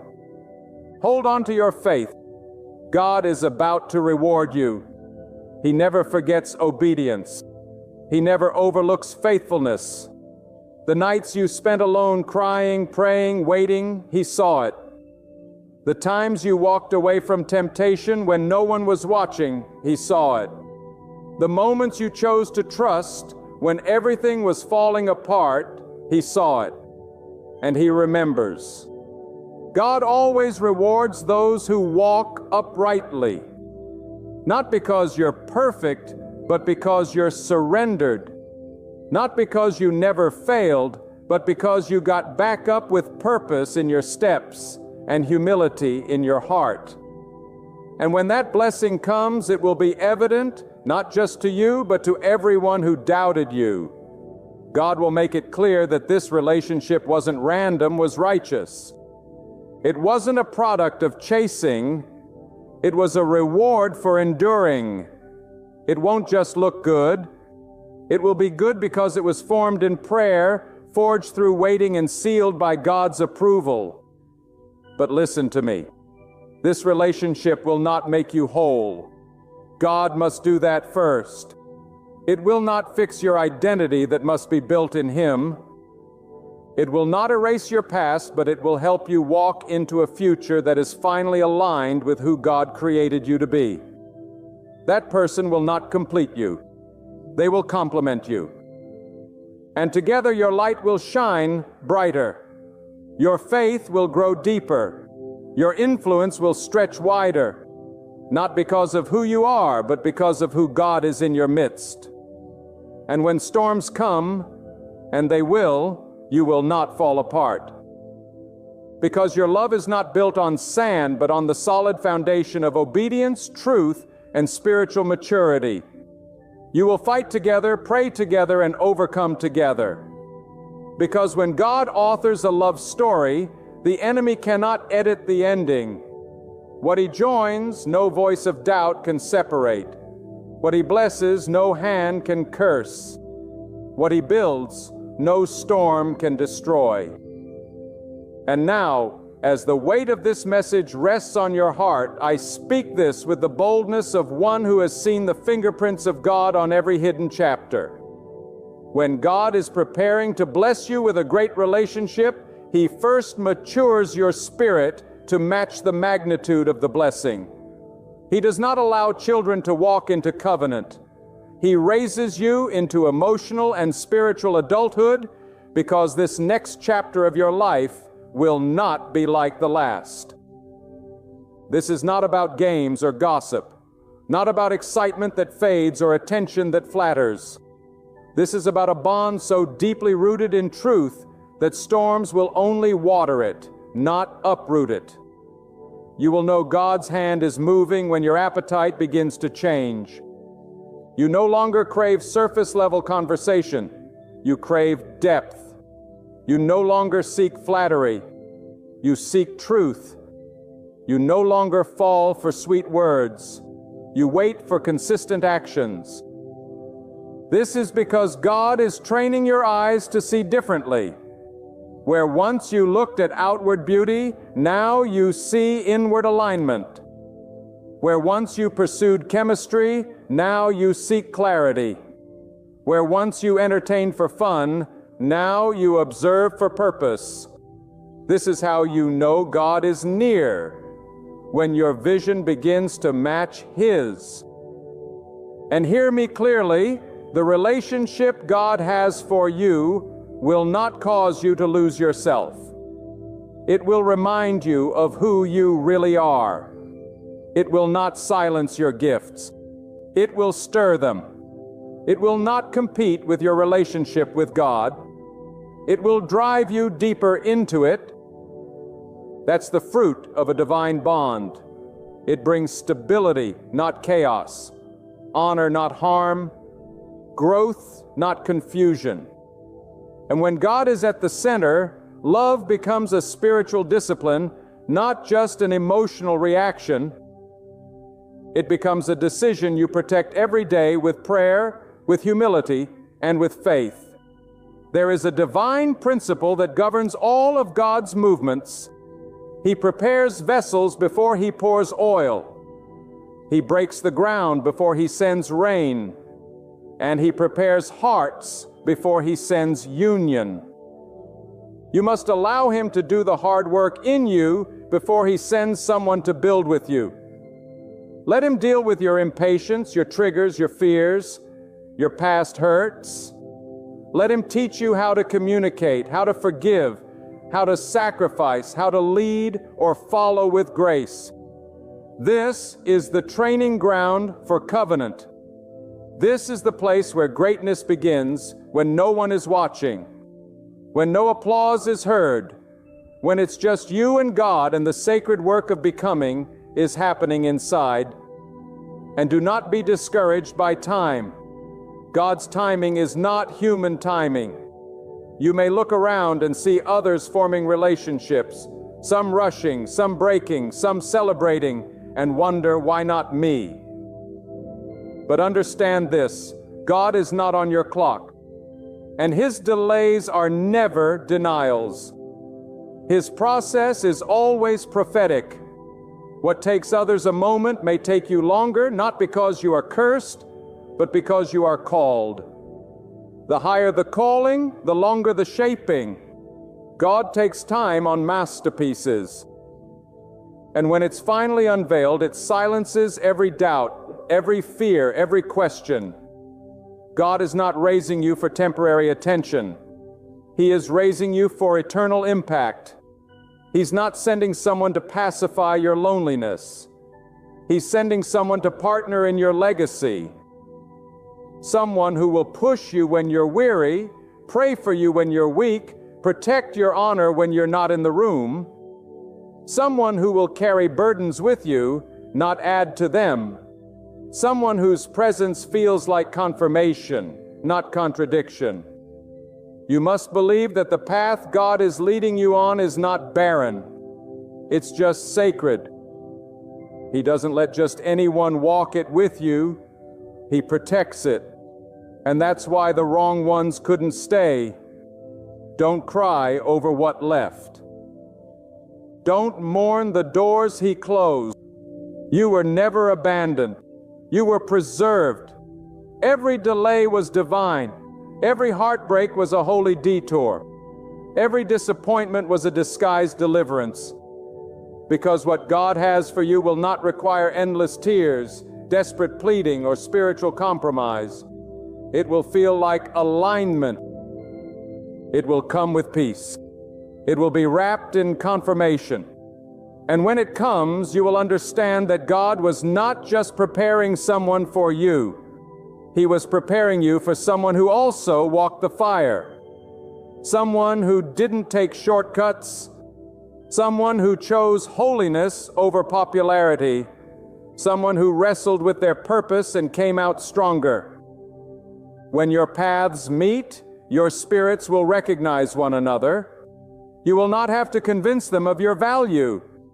They will already be praying for someone like you. This is what happens when two people are prepared separately by God. Their connection becomes a collision of destinies. But for now, stay in your process, stay in your knees, stay in the presence of God. Build what He told you to build. Serve where He placed you. Heal where He's touching you. Become who He's called you to be. Because love will come, and not when you're looking for it, but when you're walking in your assignment, love will find you in the field of obedience. And when it does, it won't interrupt your purpose. It will ignite it. And I want to speak to those who've been through betrayal. You trusted, you gave, you believed, and it still ended in pain. You've said in your heart, maybe I'm not meant for love. But I say to you, do not make a permanent conclusion out of temporary heartbreak. Do not allow a chapter of pain to rewrite the entire story God is writing. That person may have walked away, but the blessing did not. What you lost was not your future. It was a lesson, and the blessing still has your name on it. It's still coming, and it will make up for every tear you've cried in the dark. God is not only capable of restoring, He's capable of exceeding. He will not just give you what you asked for, He will give you better than what you imagined. Because while you were asking for a companion, He was preparing a covering. While you were asking for attraction, He was building alignment. While you were asking for someone to love you, He was preparing someone to lead you closer to Him. And now, as the weight of divine preparation settles more deeply into your heart, let this truth burn in your soul. When God is about to bless you with a great relationship, He will refine not only your vision, but your voice. He will teach you to speak not just from emotion, but from wisdom. He will train your tongue to build, not to break. Because the power of life and death lies in the tongue, and the kind of love He's about to send requires you to speak with care, with clarity, with spiritual maturity. A relationship born of God cannot survive in a house filled with reckless words. So God will first discipline your language that your love may flourish in truth. God is preparing your spirit to lead with grace and receive with humility. That means He may break your pride before He brings your person. He may humble your heart before He honors your desires.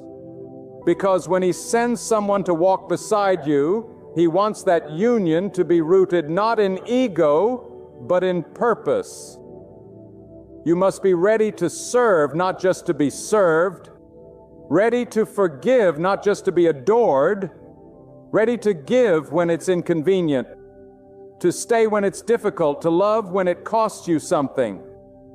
And that kind of love only flows from a heart that has been fully surrendered to God. You see, the world teaches us to enter relationships with selfish ambition. What can I get? How can I win? How can I be desired? But God asks, how can you reflect me? How can you serve? How can you make this covenant holy? Because love is not about taking. It's about giving without conditions. Not giving to be praised, not giving to manipulate, but giving because it is the very nature of someone who has been touched by the hand of God. And when two people enter a union with that mindset, the bond becomes unbreakable. Not because of perfection, but because of submission, not to one another, but to God. And let me speak to your hidden fears, the ones you never voice. The fear of choosing wrong again. The fear of being misled. Of investing your soul into someone who isn't worthy of it. The fear that maybe this blessing is too late, that too much time has passed, that your chance has slipped away. Hear this with conviction. Nothing God has ordained can be missed if you remain surrendered. You may feel delayed, but you are not denied. What belongs to you will not pass you. What God has designed for your life cannot be stolen, cannot be ruined, cannot be buried. The only way to miss it is to step outside of obedience. As long as you remain under His covering, the blessing will come out a second too soon and not a second too late. And when it comes, it will not just bless your emotions, it will bless your atmosphere. The presence of the right person chosen by God will bring peace into your home, strength to your mind, and clarity to your path. Their words will affirm your growth. Their spirit will match your fire. Their presence will feel like purpose, not pressure. It won't always be easy, but it will always be sacred. You will both carry each other's burdens and celebrate each other's victories. You will fast together, pray together, heal together, grow together, not because either of you is perfect, but because both of you are surrendered to the one who is. And yes, you must protect it. When God gives you something valuable, the enemy will try to attack it. Don't be surprised when distractions come, when old habits try to return, when doubts whisper again. That's a sign that you're walking in something worth fighting for. The more divine your union, the more intense the opposition. But don't fear, because what God joins, He defends. And as long as both of you stay anchored in His truth, no storm, no temptation, no voice of the enemy can tear it down. Let this settle deep in your spirit. God doesn't just want you in love, He wants you in alignment. Because love alone is not enough to sustain a relationship, but alignment will carry you through every season. When you are aligned in values, in vision, and spirit, you walk with purpose. You don't compete with each other. You complete the mission together. You become two individuals walking under one divine instruction. And that, my friend, is the kind of relationship that shakes generations and brings glory to God. God is not in a hurry, but He is intentional. Every delay is orchestrated for growth. Every pause is protection. Every not yet is a sacred invitation to go deeper with Him before you go forward with another. So if you're still waiting, don't despair. Use this season to become disciplined, become prayerful, become wise, become emotionally healed, become spiritually whole. Don't just prepare to meet someone, prepare to walk with them. Cover them, honor them, and walk the distance with resilience and faith. Because when you walk into that relationship, you're not just walking into love, you're walking into legacy. A covenant that impacts everything connected to you. A love that teaches your children how to honor. A bond that teaches your community what it means to wait on God. A union that speaks to the world. This is what happens when two people choose holiness over haste, surrender over self, and purpose over pleasure. You will not miss your moment. If God has written it, it will manifest. But you must stay faithful, stay watchful, keep your spirit open, your heart guarded, and your life aligned with heaven. Be the one who walks in purity when others fall into pressure. Be the one who chooses to wait when others chase. Be the one who trusts God even when emotions scream otherwise. Because that trust will lead you into a blessing no man can manipulate and no enemy can destroy. Your season is not barren. It's building something. Every day God is aligning steps, not just yours, but theirs. And when that destined moment arrives, you will step into a love story crafted not by human ideals or fleeting fantasies, but authored by the hand of the Almighty. A story designed with intention, from its first word to its final chapter. A relationship that will stand as a lifelong testimony. This is the work of God. So stand unshaken in your faith. Move forward with hope, not with haste. Believe that the same God who shaped you in the womb, who guided you through every season, will also bring the right soul into your life at the perfect time. Not to make you whole, but to strengthen the calling already within you. Wait with patience. Prepare with depth. And when that moment comes, the blessing won't simply appear in your life. It will change everything about it. For when God blesses, He leaves behind no uncertainty.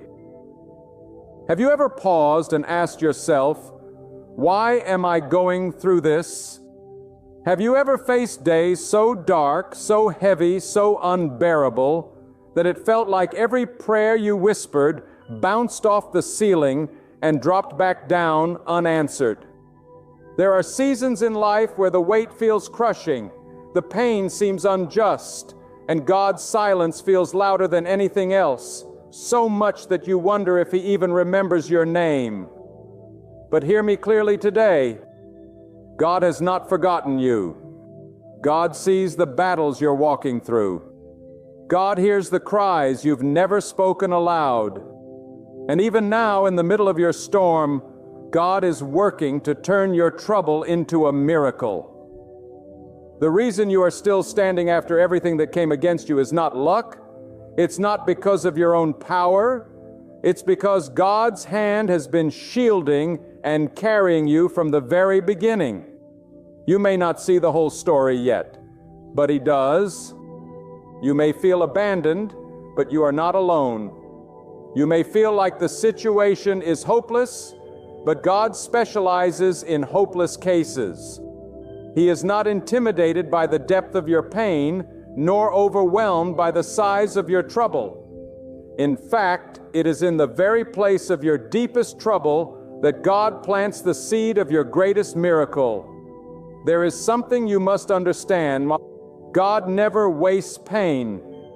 He never allows suffering without purpose. Every tear you've cried, every hardship you've endured, every betrayal you faced has been seen by the eyes of God. And what the enemy intended to use to break you, God is using to build you. What was meant to destroy your faith is being used to deepen it. What was meant to stop you has been transformed into the very fuel that will launch you into a new level of destiny. God is not sitting idle in heaven watching your struggles with indifference. No, He is working behind the scenes, orchestrating a divine turnaround. You may be in a pit today, but pits are temporary when God is involved. You may feel like you are surrounded by enemies, but when God steps into the battle, the enemy doesn't stand a chance. You may be walking through the fire, but you will not be consumed because God controls the flames. The trouble is real, yes, but so is the God who rules over it. Don't judge your life by this chapter because God is not finished with your story. The miracle is not at the beginning and it's not always at the end. It's in the middle, right where you think it's over. That's where God does His best work. Some of you are facing financial burdens that seem impossible. Bills are stacking up, opportunities are closing, and you feel like you're drowning in pressure. But God is not limited by your bank account. He owns everything. And when God decides to bless you, no man, no system, no economy can stop it. Others are facing betrayal and heartbreak. Friends turn to enemies, family turned cold, love turned to silence. But even in that, God is moving. Sometimes He removes people from your life, not because you did something wrong, but because your destiny can't afford the weight of their presence. Let them go. Because when God brings peace, He often starts by removing what disturbs it. I speak to the one who is weary in faith, the one who has prayed and fasted and waited, but nothing seems to change. Listen to me with your whole heart. Delays are not denials. God hears every word you speak in the secret place. God sees the sacrifices no one else sees. And just because you don't see the result yet doesn't mean the miracle isn't in motion. Sometimes the delay is preparation. Sometimes God is aligning other people in other places so that when He releases the blessing, it will not just meet your need, it will exceed it. You must understand trouble doesn't mean you're cursed. Trouble doesn't mean you're forgotten. In fact, when you're facing great resistance, it's often a sign that something great is on the way. Hell does not fight empty vessels. The attacks are proof that your life carries purpose. If you were not dangerous to the kingdom of darkness, the enemy wouldn't be trying so hard to stop you. But the fact that you've survived what should have taken you out is proof that the hand of God is on your life. You're not still breathing by accident. You are breathing because God still has plans for you. Let the storms rage. Let the winds howl. Let the nights grow long, because you're not alone in the storm. God is with you, and He is not standing by. He is working. Every time you pray, God moves. Every time you trust Him when it doesn't make sense, something shifts in the atmosphere. Your faith is the magnet that draws the miracle into your life. And you don't have to understand the how. Just trust the who. Trust God. Trust that He knows the way through the wilderness. Trust that He has already written the ending while you're still walking through the valley. Some of you have been mocked for your faith. They laughed when you said God would come through. They rolled their eyes when you said, I believe. But watch what happens when the same people who mocked you see you rise. Watch how God prepares a table in the presence of your enemies. Not to shame them, but to show them what He can do with someone who trusts Him fully. What they thought was your downfall will be your platform. What they thought was your ending will be your testimony. God is not finished. In fact, He's just getting started. And when God moves, He doesn't do small things. When God turns trouble into a miracle, it's not subtle. It's undeniable. The kind of miracle that leaves no doubt. The kind of breakthrough that silences the critics. The kind of blessing that causes people to say, surely this was the hand of God. That's what's coming for you. Not because you deserve it, but because God is faithful. He doesn't operate on your timeline, but He is never late. He may come at the last minute, but when He comes with power. There's someone listening to these words right now who's on the edge of giving up. You've cried yourself to sleep more nights than you can count. You've questioned your worth, your purpose, your future. But hear this clearly, and don't give up. God is not done with you. If He brought you to it, He will bring you through it. The trouble is not the end of your story. The pain is not the full picture. The fire you're walking through is forging something inside of you that is stronger than steel. The pressure you feel is birthing something greater than you've ever imagined. And soon, very soon, what you thought was a breakdown will be revealed as a breakthrough. Do not despise your valley, for that's where fruit grows. Do not curse your trial, for that's where strength is formed. Do not fear the storm, for it's only revealing how strong your foundation really is. And if your foundation is in God, nothing can shake you. You may bend, but you will not break. You may cry, but you will not quit. You may fall, but you will rise again, because the power that holds the universe is holding you. There is a shift coming, a holy reversal, a divine exchange.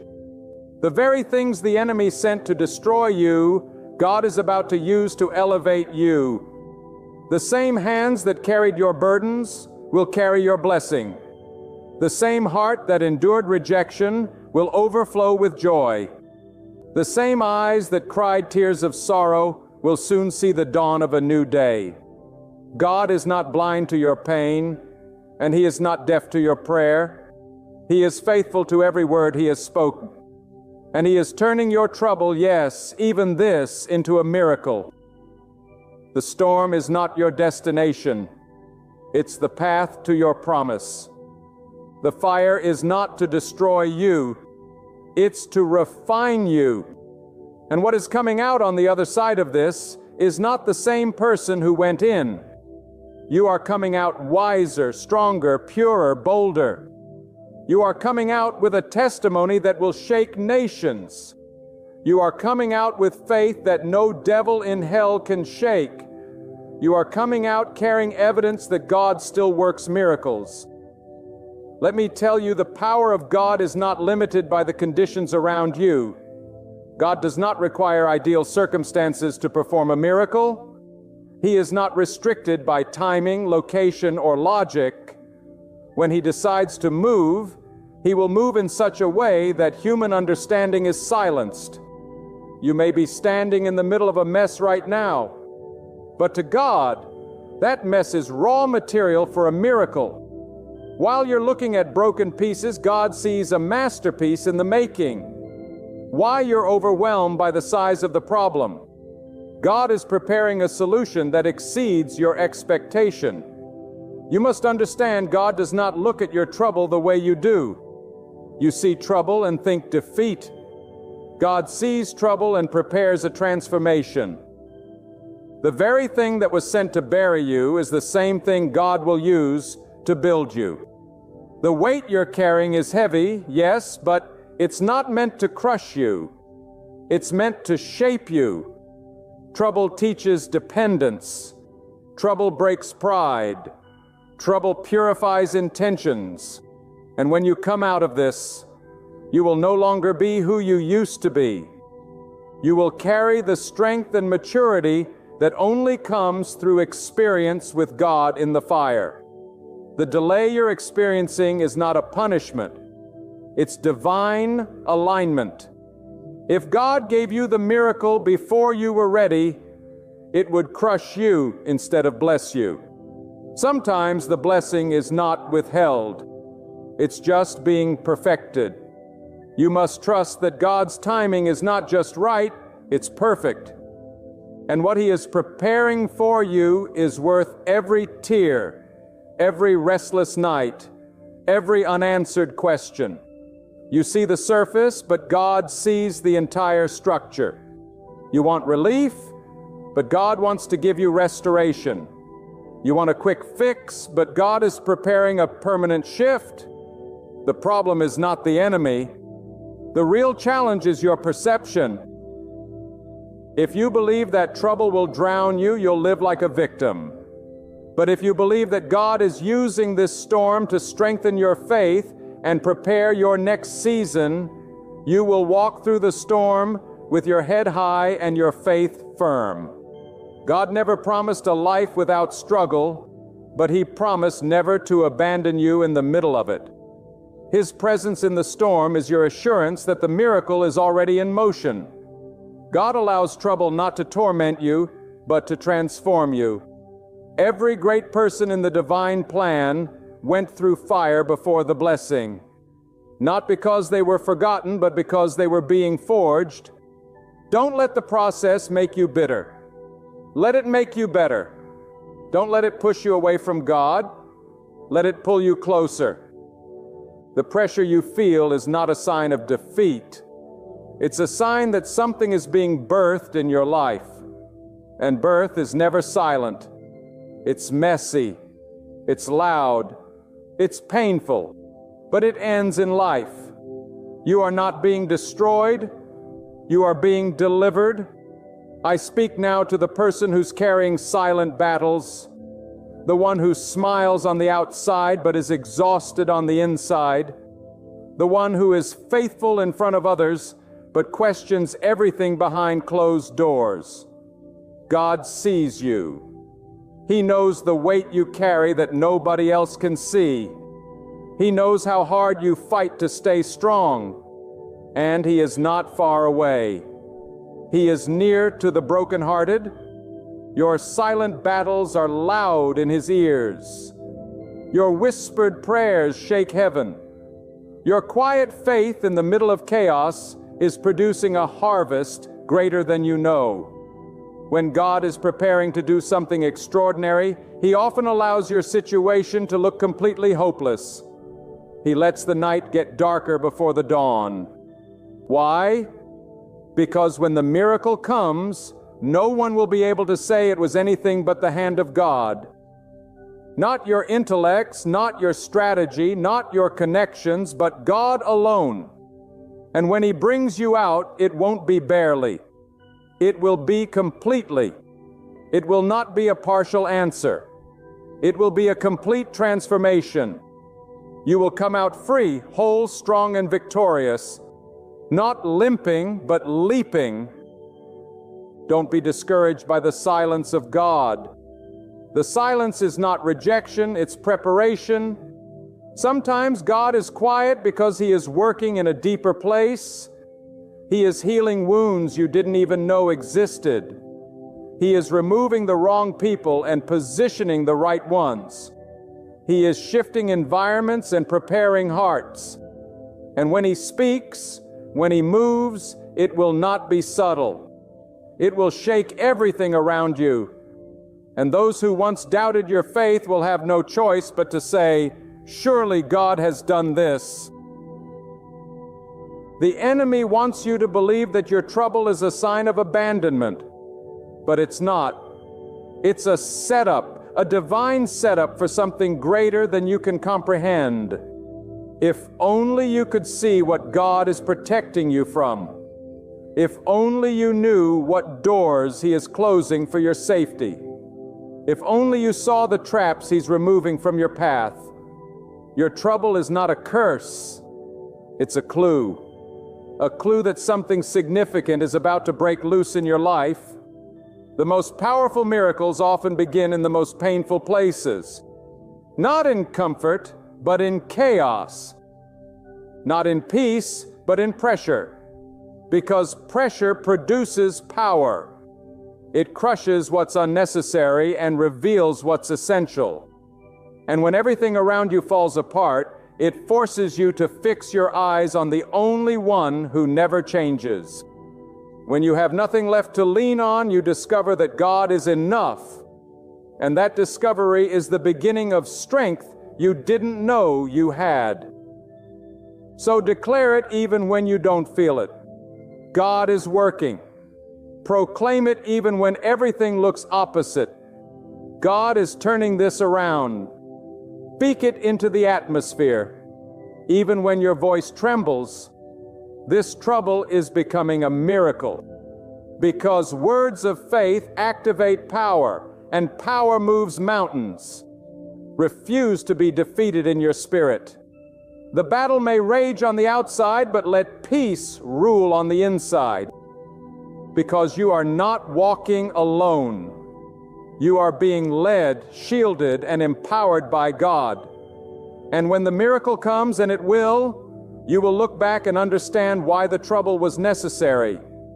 You will see how every closed door led you to the right one, how every heartbreak taught you to discern, how every delay protected you from danger, how every struggle prepared you for strength.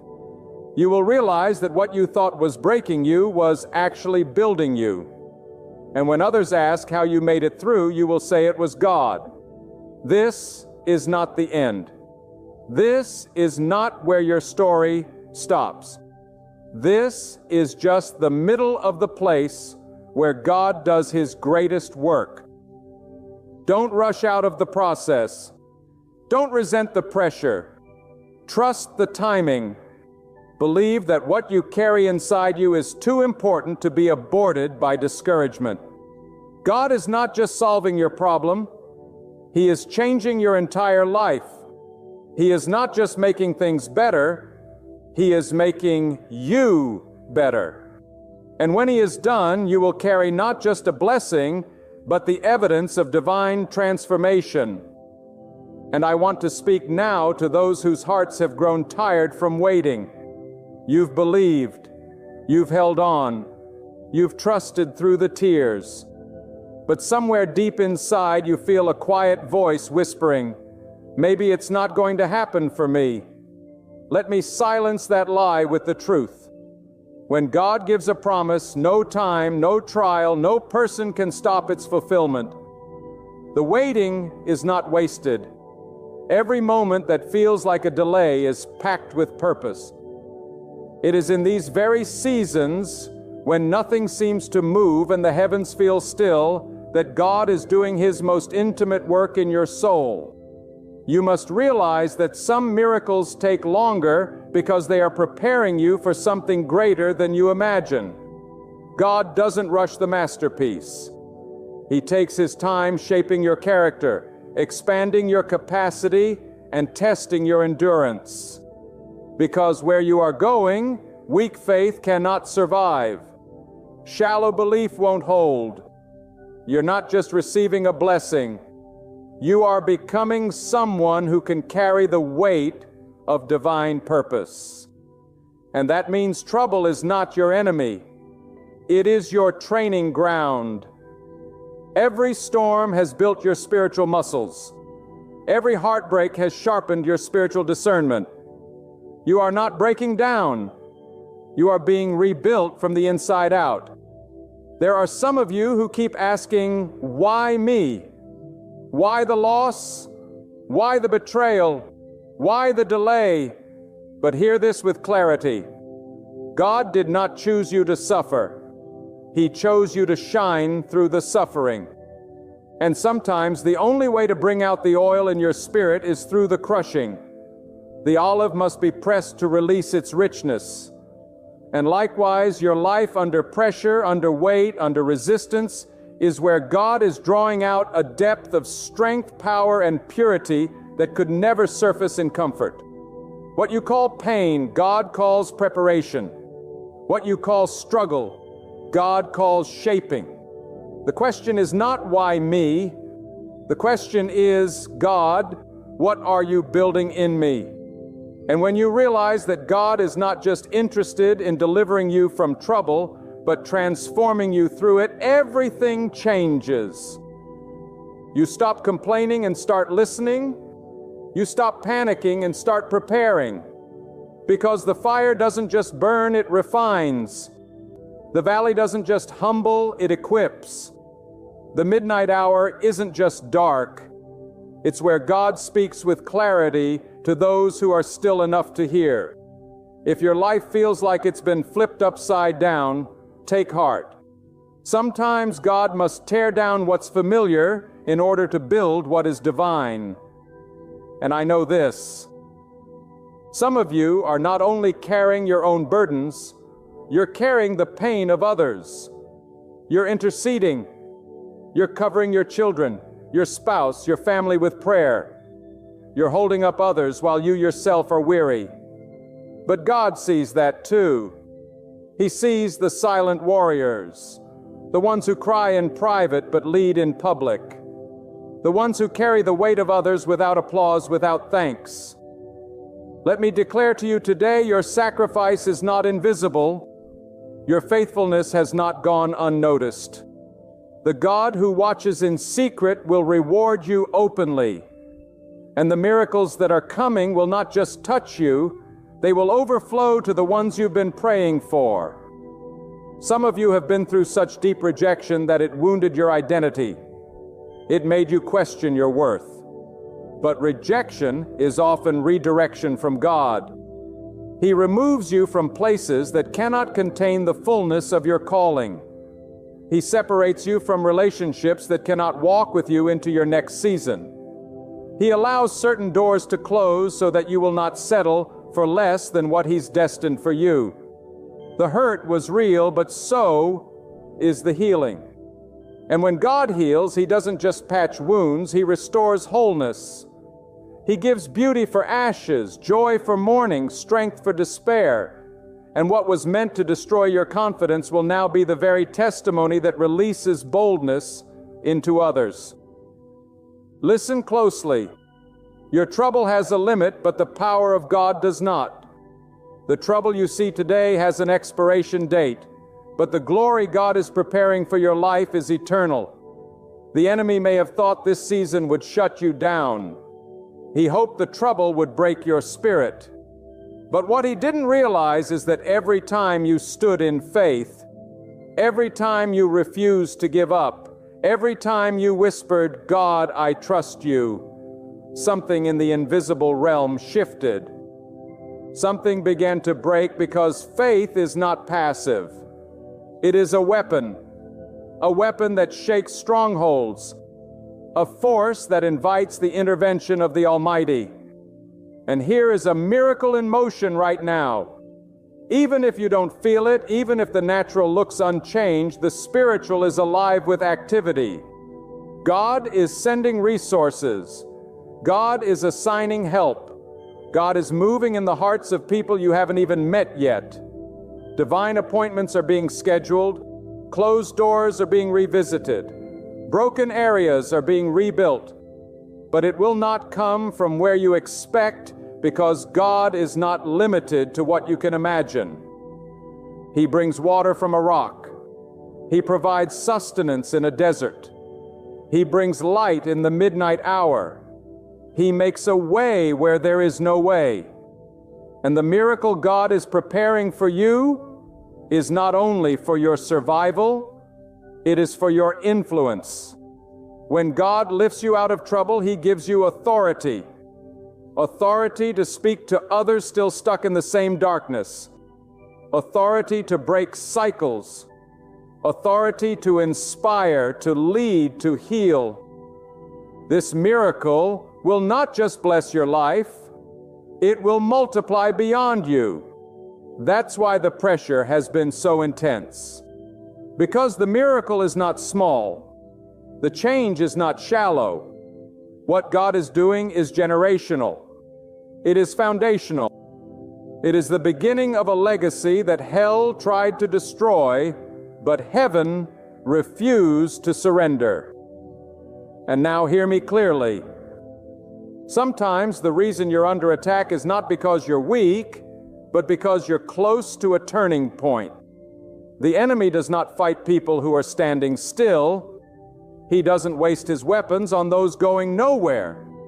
He strikes hardest when you're about to break through. That pressure you're feeling, that intensity in your soul, that sense that something is shifting, it's because you're nearing the threshold where trouble transforms into testimony.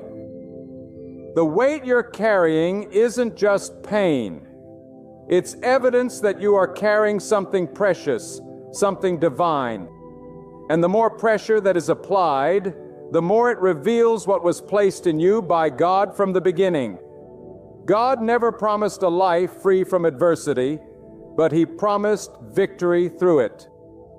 Not comfort without battle, but triumph after struggle. And the purpose of your life is not to simply exist or survive. God has designed you to reflect His greatness, His mercy, His strength, and His ability to lift the low and bless the broken. This is why the enemy has targeted you, because he fears what God is about to do through you. And God in His mercy allows the fire not to burn you, but to remove everything that doesn't belong in the next chapter of your life. God doesn't just prepare the blessing for you, He prepares you for the blessing. That's why the process has been intense. That's why you felt stripped, shaken, misunderstood. Because God is not in the business of giving premature elevation. He doesn't release miracles to those who haven't been molded to hold them. It is not the trouble that defines you. It's what you choose to believe about God in the middle of the trouble that defines your destiny. If you can lift your head in the darkness and still say, God is good, if you can stand in the ruins and declare God will restore, then your heart is ready to carry what others have collapsed under. You've been made strong not because you avoided trouble, but because you met trouble face to face and didn't surrender your faith. Let me speak to the hidden ones, the ones who have been overlooked, undervalued, underestimated. You've been praying in silence, sowing in secret, serving without recognition. But God sees. And when God rewards, He doesn't whisper. When He exalts, it will be in full view of those who once dismissed you. Not to embarrass them, but to magnify His ability to raise those who remain humble and faithful in the shadows. So don't be discouraged if no one claps for you now. Don't be disheartened if no one sees your worth. God has already determined your value. And what He has marked for promotion, no man can delay. At times, hardship comes to tune your ear to the voice of God. When life is crowded with too many opinions, too much noise, and endless distractions, God allows a season of shaking so you're drawn to listen to Him alone. And once you've learned to recognize His whisper in the chaos, the roar of the world will never deceive you again. Trouble brings clarity. Suffering sharpens discernment. And in your most desperate moments, you'll discover that only God's presence can truly satisfy. That's where transformation begins. That's where your identity becomes immovable. Not defined by success or human applause, but rooted in the steady hand of God. And some of you right now are not just fighting for yourselves. You are breaking chains that have held generations. You are stopping cycles of fear, defeat, addiction, and limitation. The battle you're in didn't begin with you, but it will end with you. You are standing in places your ancestors only longed for. You are lifting prayers your family never knew how to speak. You are walking roads your bloodline never dared to tread. And yes, the opposition is fierce because the breakthrough is generational. The miracle God is preparing is not just for your blessing, it is for your legacy. What begins in you will bless those who come after you. And that's why God is refining you so precisely, because He's not just changing your situation, He's shifting your lineage. There is no trouble so deep that God's mercy cannot reach it. No failure so severe that God's plan is canceled. No wound so hidden that God cannot heal. And no enemy so fierce that God cannot silence. His power is not limited by your past.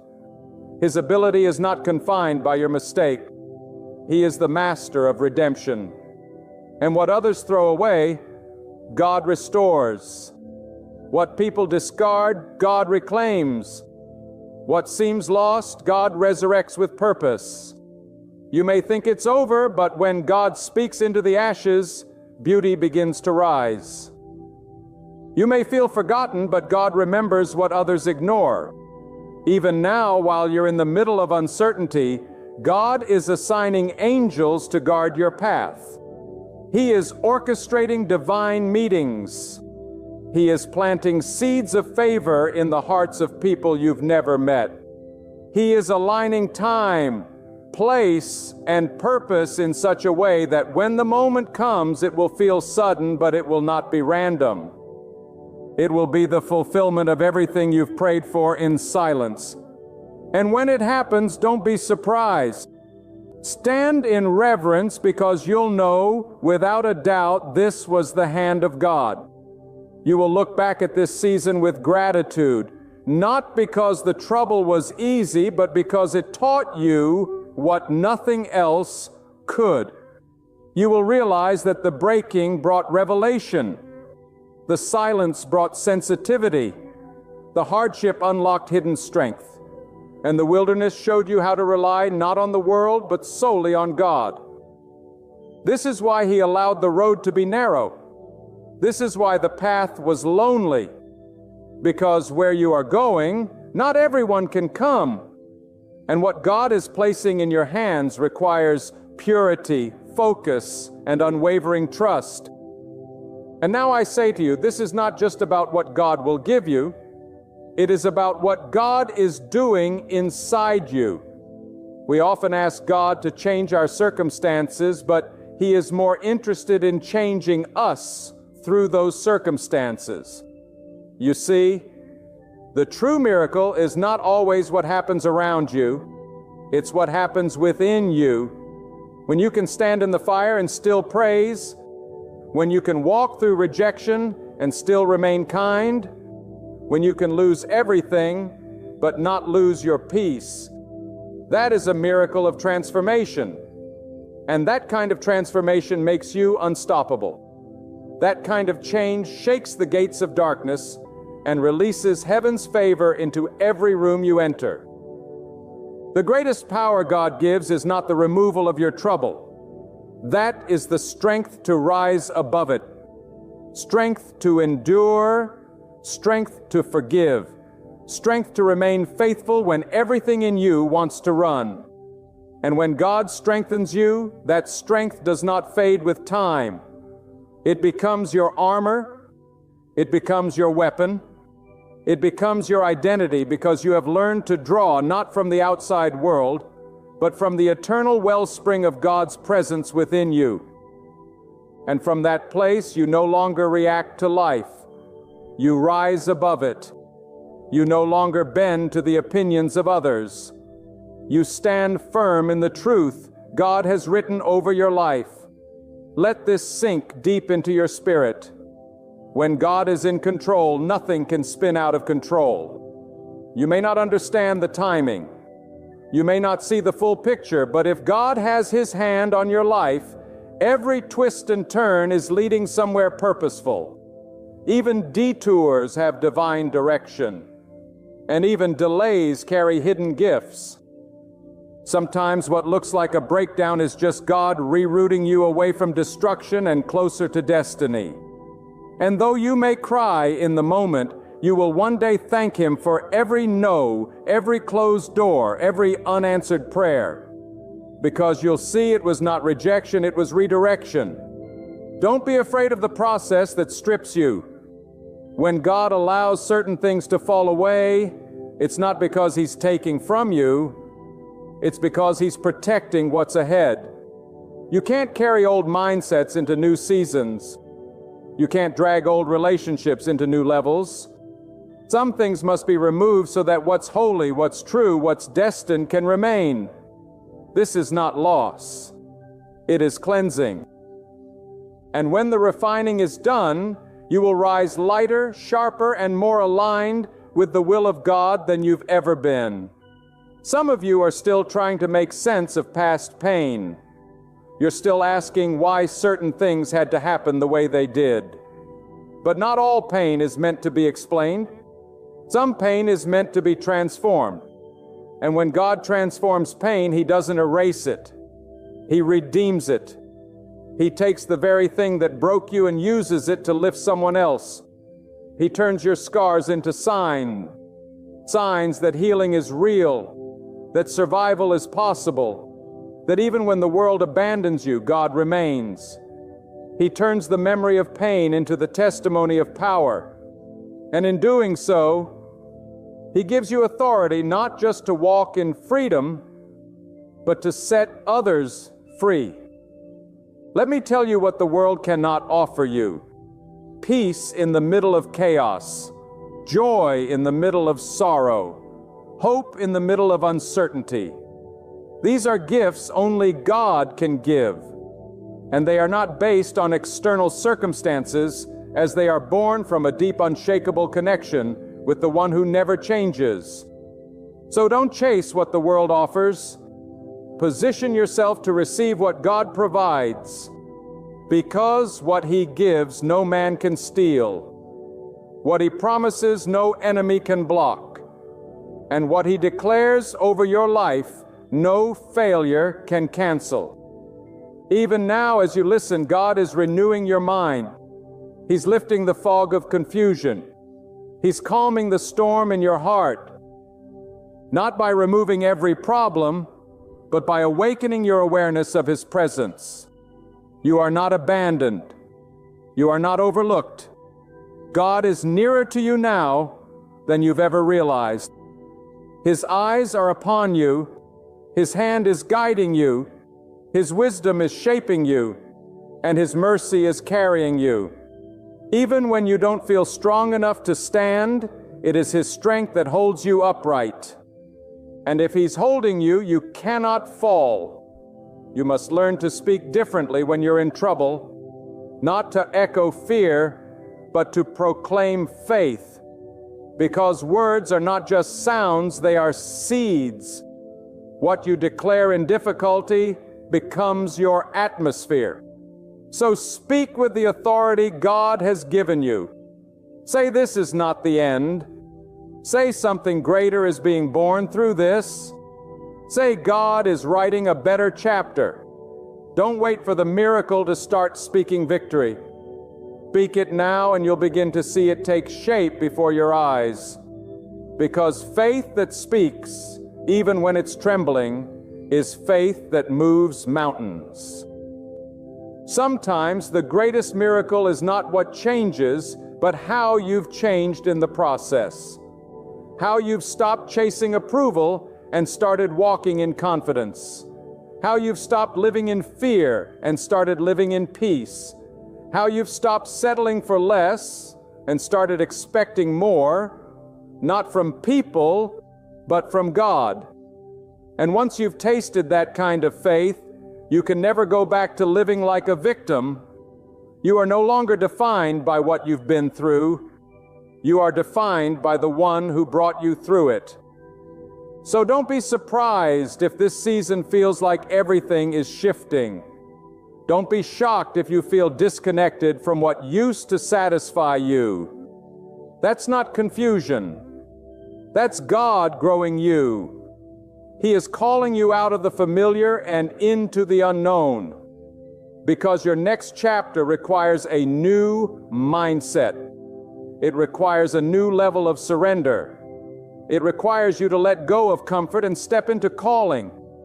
And that's where your miracle is, not in what you can control, but in what you are willing to trust God with completely. And when it happens, when God completes the work He began in you, your mouth will be filled with awe.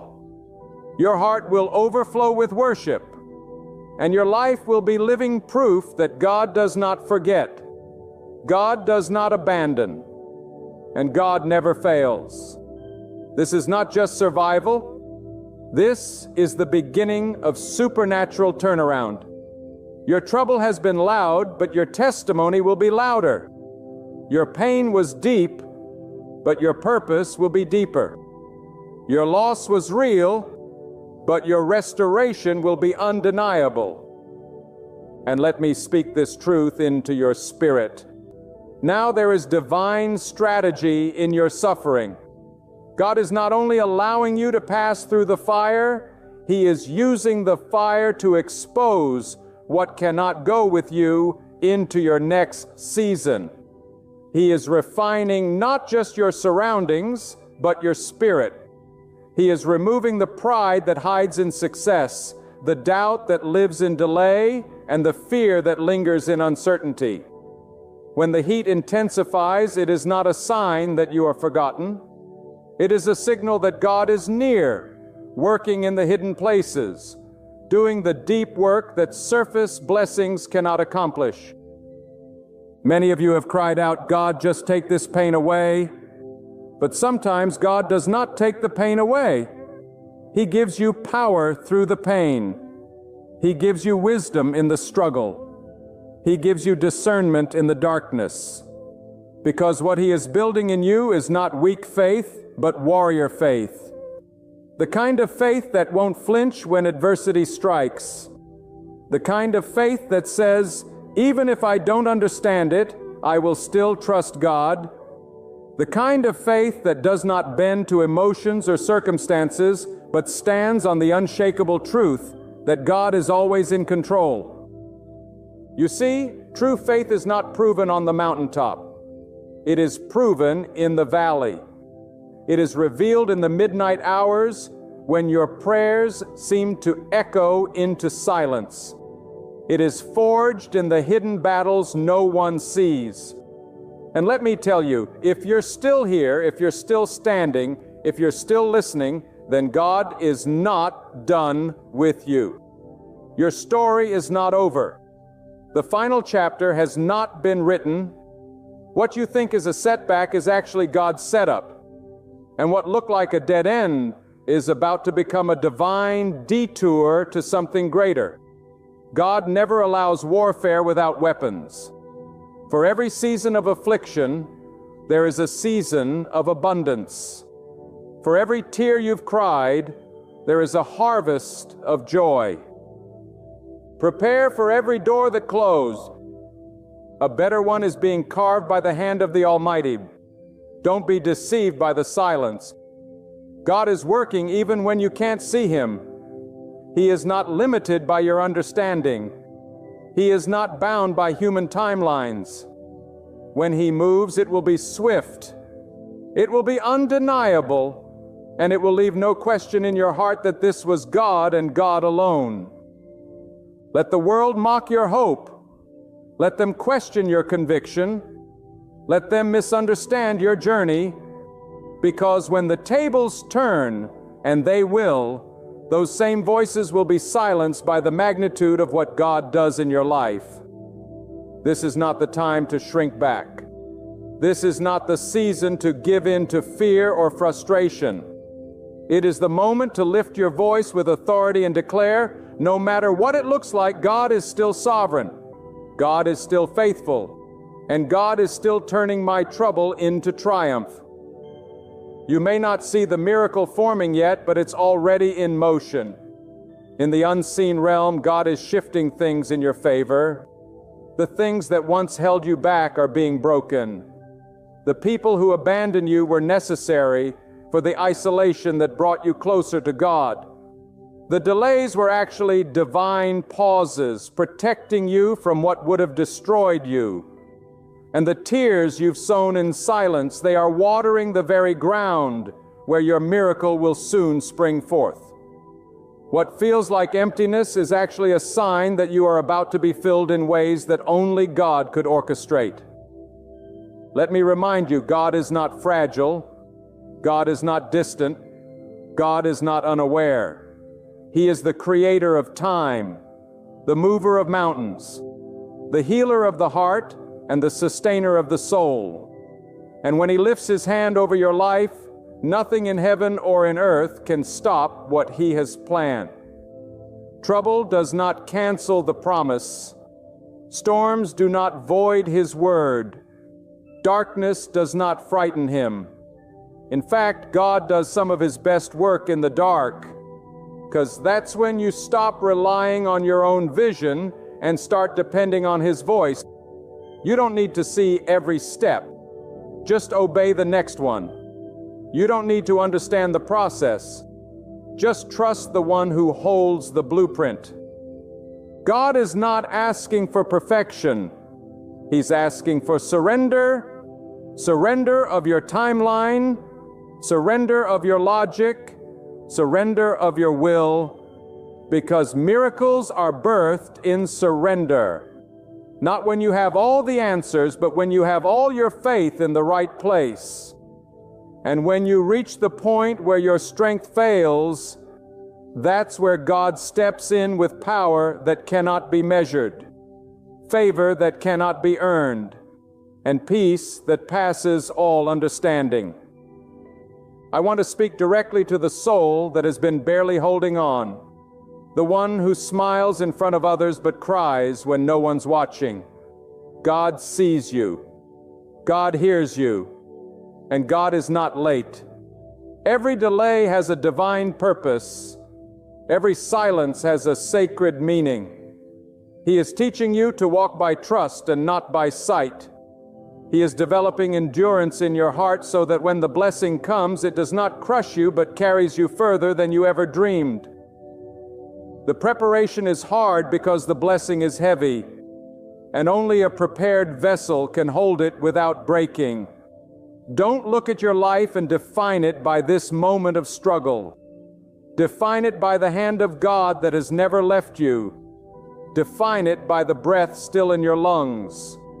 Define it by the grace that kept you from falling apart when everything around you did. You are not just surviving. You are maturing. You are growing into the person God knew you could become all along.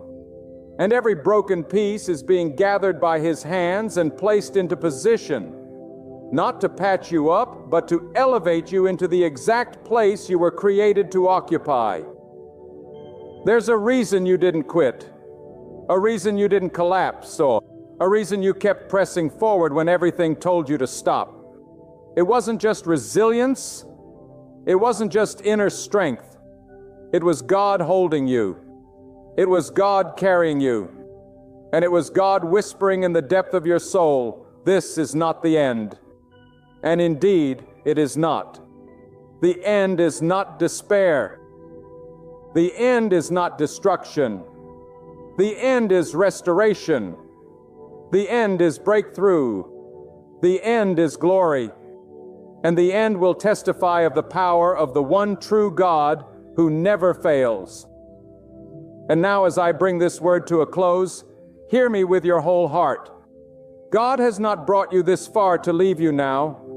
The same power that sustained you in the fire will lead you out of it.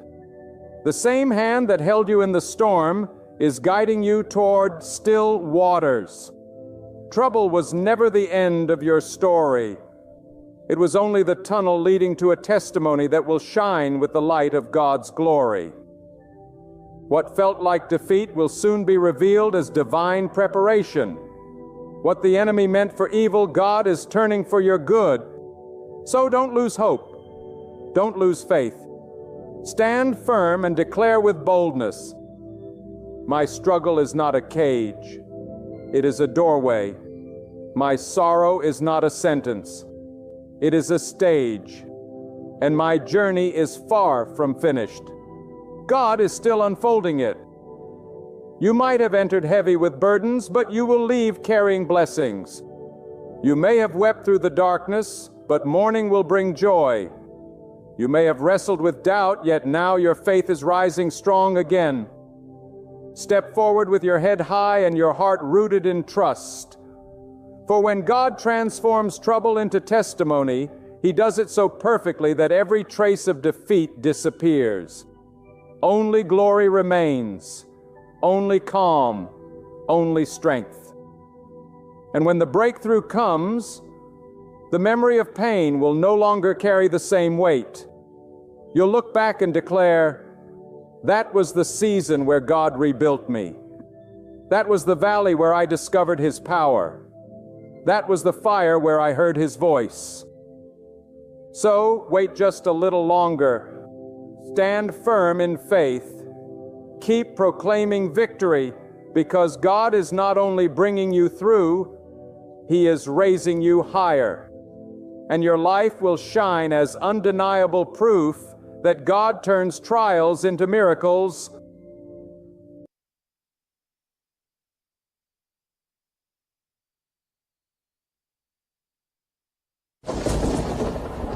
Hear me, friends, lean in, because what I'm about to declare is the pulse of hope itself, a burning proclamation meant to awaken your spirit and change you forever. Right now, in this very instant, God is stirring things on your behalf. If you feel trapped, battered by life's tempests, weighed down by worry, or entangled in doubt, listen up. God is poised to turn every circumstance in your favor. This isn't vain optimism or hollow reassurance. It is a deep, eternal reality that shakes the heavens and humbles the earth. God's arm is not too short to save you. His might is undiminished, able to liberate you from every chain and lift you from every valley that threatens to swallow your hope. This is a living, urgent promise streaming from the heart of eternity straight into your situation. A shift is coming, a reversal beyond natural explanation that will dismantle the barriers between you and the victory God intends for you. Do you feel this stirring? It is the wind of God's presence blowing into your situation, about to scatter every obstacle, about to tear down every stronghold of fear and frustration. You have endured long enough. You have prayed fervently, cried silently, even wondered if God heard your desperate cries. But believe this tonight: God has not forgotten you. Your story is not finished. Your breakthrough is not postponed. God's timing is perfect, and His plan surpasses the understanding of every human heart. The moment you have been waiting for is on the horizon, drawing near as the night yields to the dawn. This shift is not accidental. It is intentional, sovereign, and filled with divine purpose.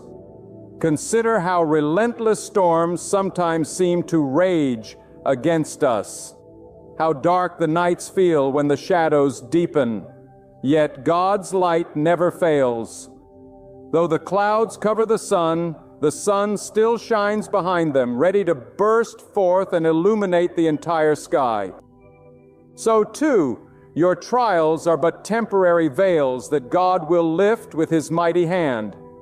He is the God of shifting circumstances, of turning what looks impossible into unmistakable victory. When you look back one day and see the valley you walked through, you will understand in a way that only faith can reveal the valley was the path for God's greater glory to move in your life. I want you to rise up with your eyes wide open, with a heart fully expectant, because God is not just rearranging things here and there. He is orchestrating a divine shift that will open doors no man can shut and close doors that must never be entered. This is the shift of divine favor, the floodgate of blessings, the miracle that defies logic and reason, because it is God Himself who moves on your behalf. You are not alone. In fact, God's eyes are running to and fro across the earth, searching for those whose hearts are fully committed, those who have not given up, those who are ready to receive His mighty deliverance. If that is you, then listen carefully. This moment demands faith. It requires that you stand firm on the promises of God, that you believe with more conviction than ever before, because what you believe will begin to form reality. You may have been betrayed, abandoned, misunderstood, and left in despair, but God's love does not fail. His love does not delay. God's love is the unshakable foundation upon which everything good is built. And when He decides to shift things in your favor, you will know it by the peace that surpasses all understanding, by the strength that rises within you that no enemy can overpower. You will see doors opening where walls stood, hear chains falling where bondage once ruled, and experience joy bubbling forth where there was once only sorrow. This is the power of God's favorite changes destinies. It rewrites history. It ushers in a new season of hope. Remember, God's shift is often quiet before it becomes loud. It is tender before it becomes triumphant, like the breaking of dawn that starts as a whisper of light before it bursts into brilliant day. God's work in your life begins in ways unseen but unmistakable to those who watch by faith. The waiting season is not wasted. It is the preparation ground for greatness. Every delay, every setback, every challenge is being used by God to perfect you, to refine your character, and to heighten your dependence on His unchanging power. Now listen carefully as I say this. No power in heaven or earth can stop the shift God is bringing. He is the Almighty One, the Eternal, the God of Abraham, Isaac, and Jacob. No circumstance, no opposition, no past failure can stand before His majesty. If you have trusted in Him, then you can boldly declare, God has turned my mourning into dancing. He will put off my sackcloth and clothe me with joy. This is not mere poetry. It is the living reality for those who embrace the shift God is carrying out. So, what must you do? Stand firm. Lift up your eyes and fix them on God who does the impossible. Strengthen your heart with faith, not fear. Declare with confidence that you will see the goodness of God in the land of the living. God is aligning circumstances, raising up helpers, pouring out wisdom and resources, all for your good. He has prepared victory in the heavens and tiptoes around the corner of your life, ready to unveil it. The shift you are praying for is also a shift within you. God will move in the depths of your soul, stirring courage where there was timidity, igniting passion where there was coldness, and rekindling hope where despair tried to set up camp. This inner transformation is the foundation for the outer blessing. You cannot receive the fullness of God's shift unless your heart is ready, unless you strip away bitterness, unforgiveness, and doubt. Choose today to embrace God's grace, to walk in obedience, to wait with patience and expectancy. When God shifts everything in your favor, it is not just fleeting luck or temporary success. You will carry the mark of divine empowerment for a lifetime. Gates that once led to dead ends will open wide toward your destiny. Your testimony will shine brilliantly to encourage others who are in the waiting room of life. You will understand that God's timing is perfect and that His love is relentless. Now, hear me again. This coming shift is not just about your circumstances. It is about God revealing His unmatched glory through your life. When God moves, He moves with a purpose far beyond our understanding. He is the master threading your trials and triumphs into an intricate tapestry of divine beauty. This is the moment where despair will bow before hope, where limitation will be swallowed by boundless possibility. Because God's power makes the weak strong, the small great, and the broken whole. Do you realize that no night is so dark that God cannot create day from it? No prison is so secure that God cannot break every chain and open every door. We often carry the weight of past failures and the sting of rejection. But God is about to change that narrative. He is the God who resurrects dry bones, who causes barren places to bloom, who breathes life where there was once only death. If your heart is weary, if your spirit feels crushed, know this. The God who created the stars and placed them in their courses is the very same God working on your behalf.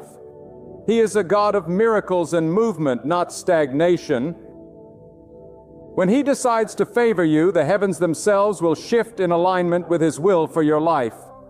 Your breakthrough will be so profound, so undeniable, that even the forces opposing you will have to acknowledge the hand of God at work. You must be ready to receive this shift with an open and willing heart. It is not enough to hope quietly or to pray half-heartedly. God's favor demands that you rise up with boldness and courage.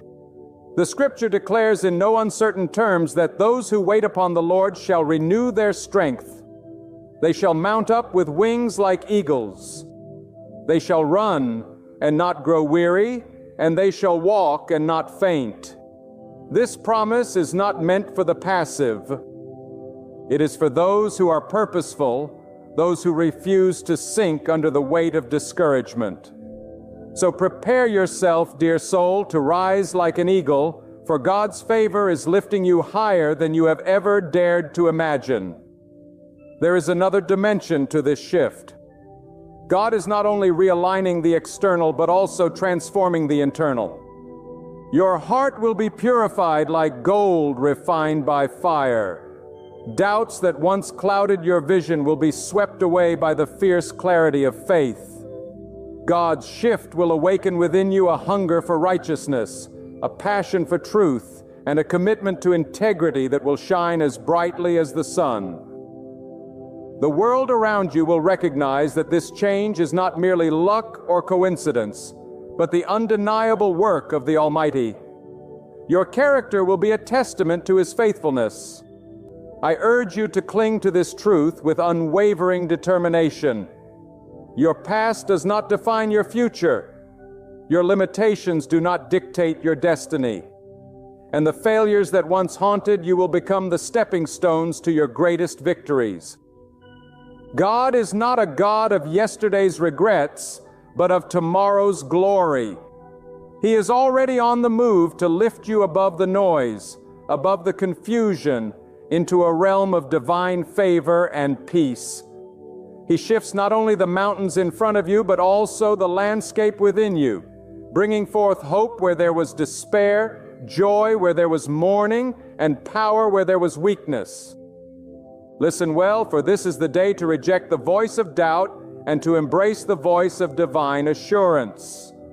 God's timing is perfect, and His plans for you are plans of prosperity, not of harm, to give you a future and a hope.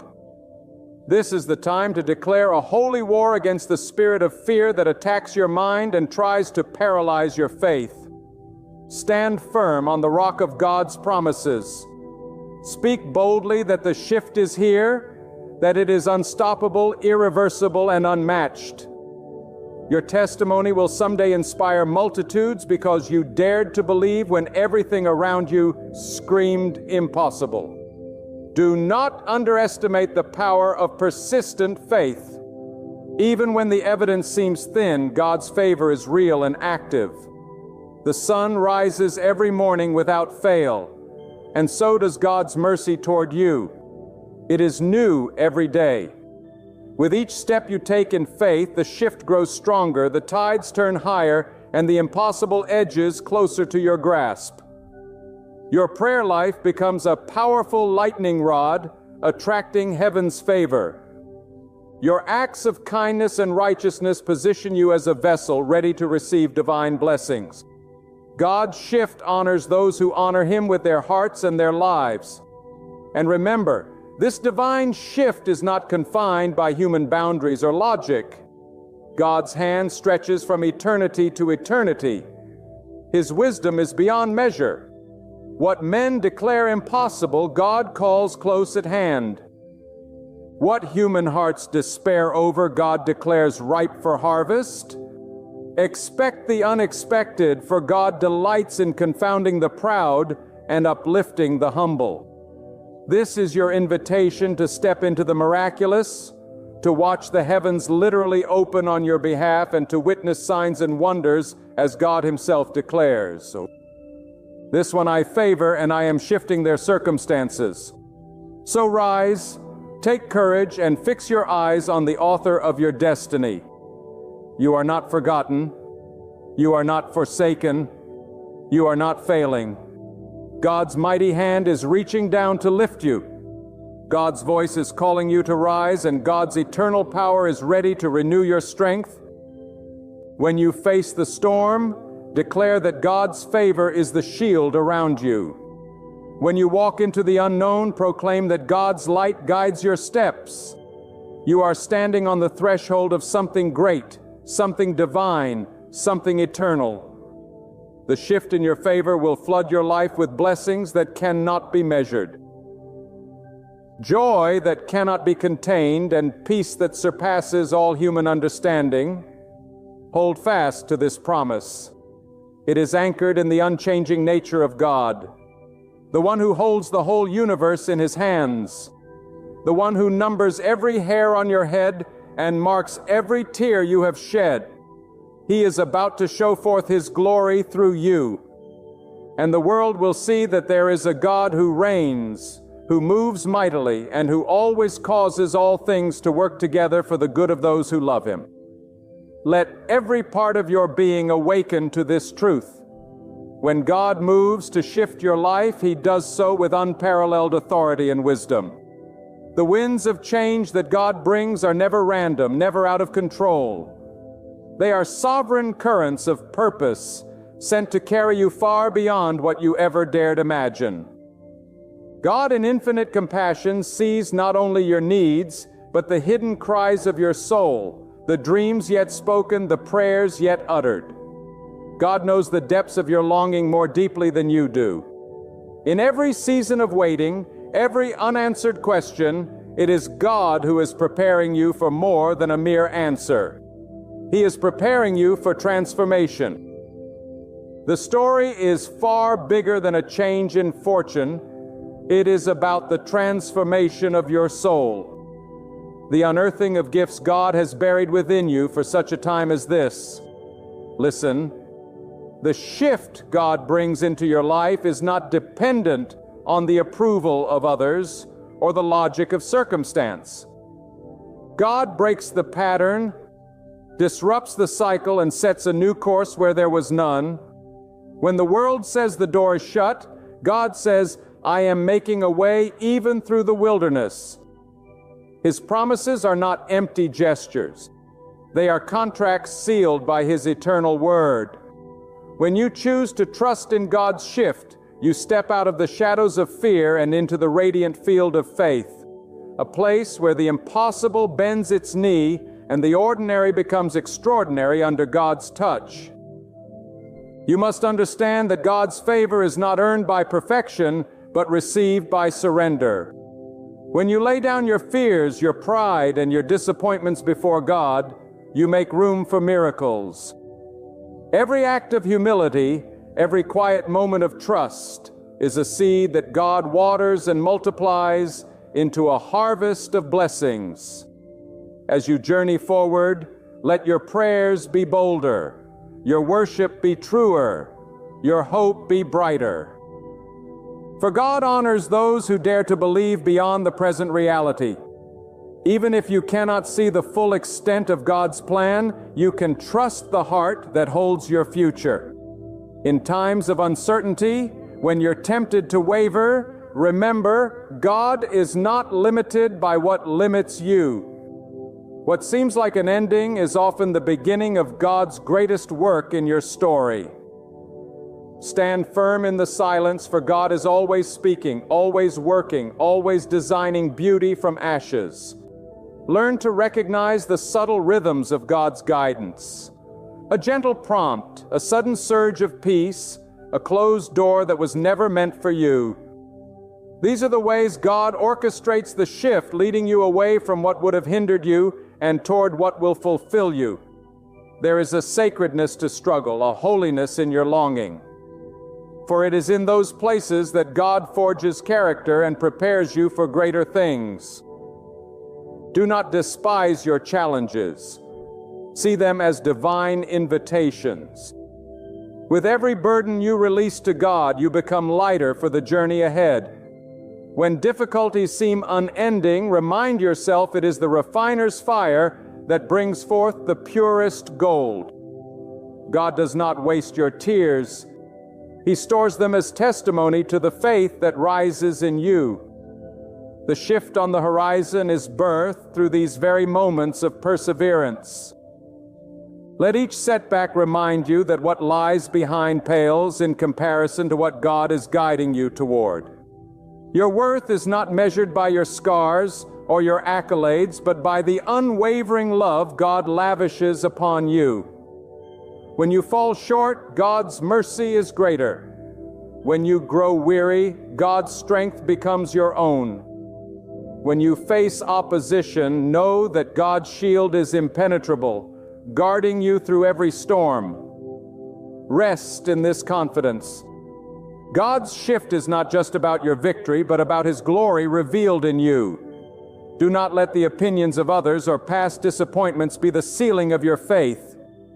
God alone has the final word over your destiny. Where others see limitations, God sees opportunity. Where they see a valley, God sees the mountain rising in the distance. Stay anchored to the hope that God's hand is moving even when you cannot track it.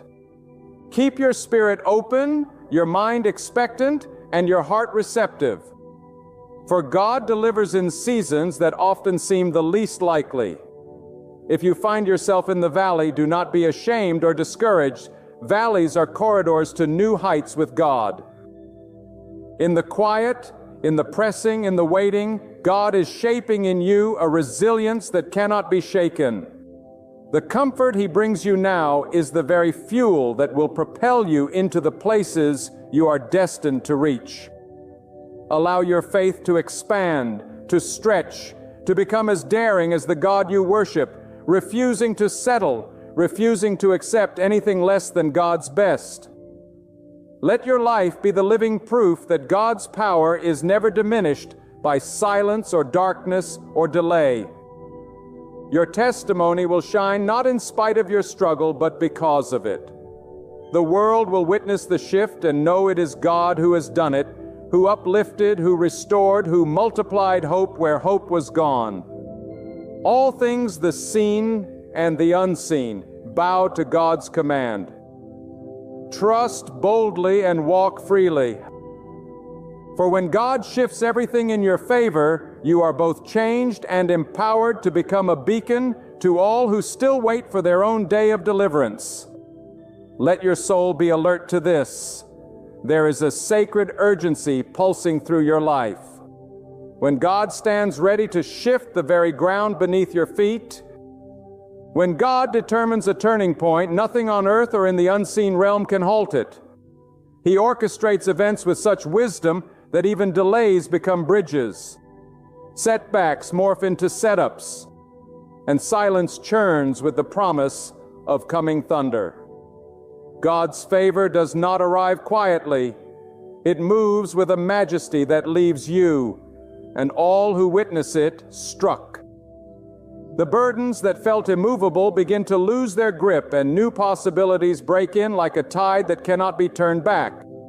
There is a profound humility in recognizing that every breath, every opportunity, and every day you wake to see the light is a gift lovingly extended by God. Let your gratitude become a wellspring river that flows through doubt, discontent, and disappointment. Nothing in your story is wasted. God uses every thread, every trial, every joy, and every tear to weave outcomes that far surpass human understanding. Rise in the confidence that even when the world discards or overlooks you, God's vision is vivid, God's plans precise, and His timing exact. Each moment is a note in a symphony that only God could compose for your ultimate good.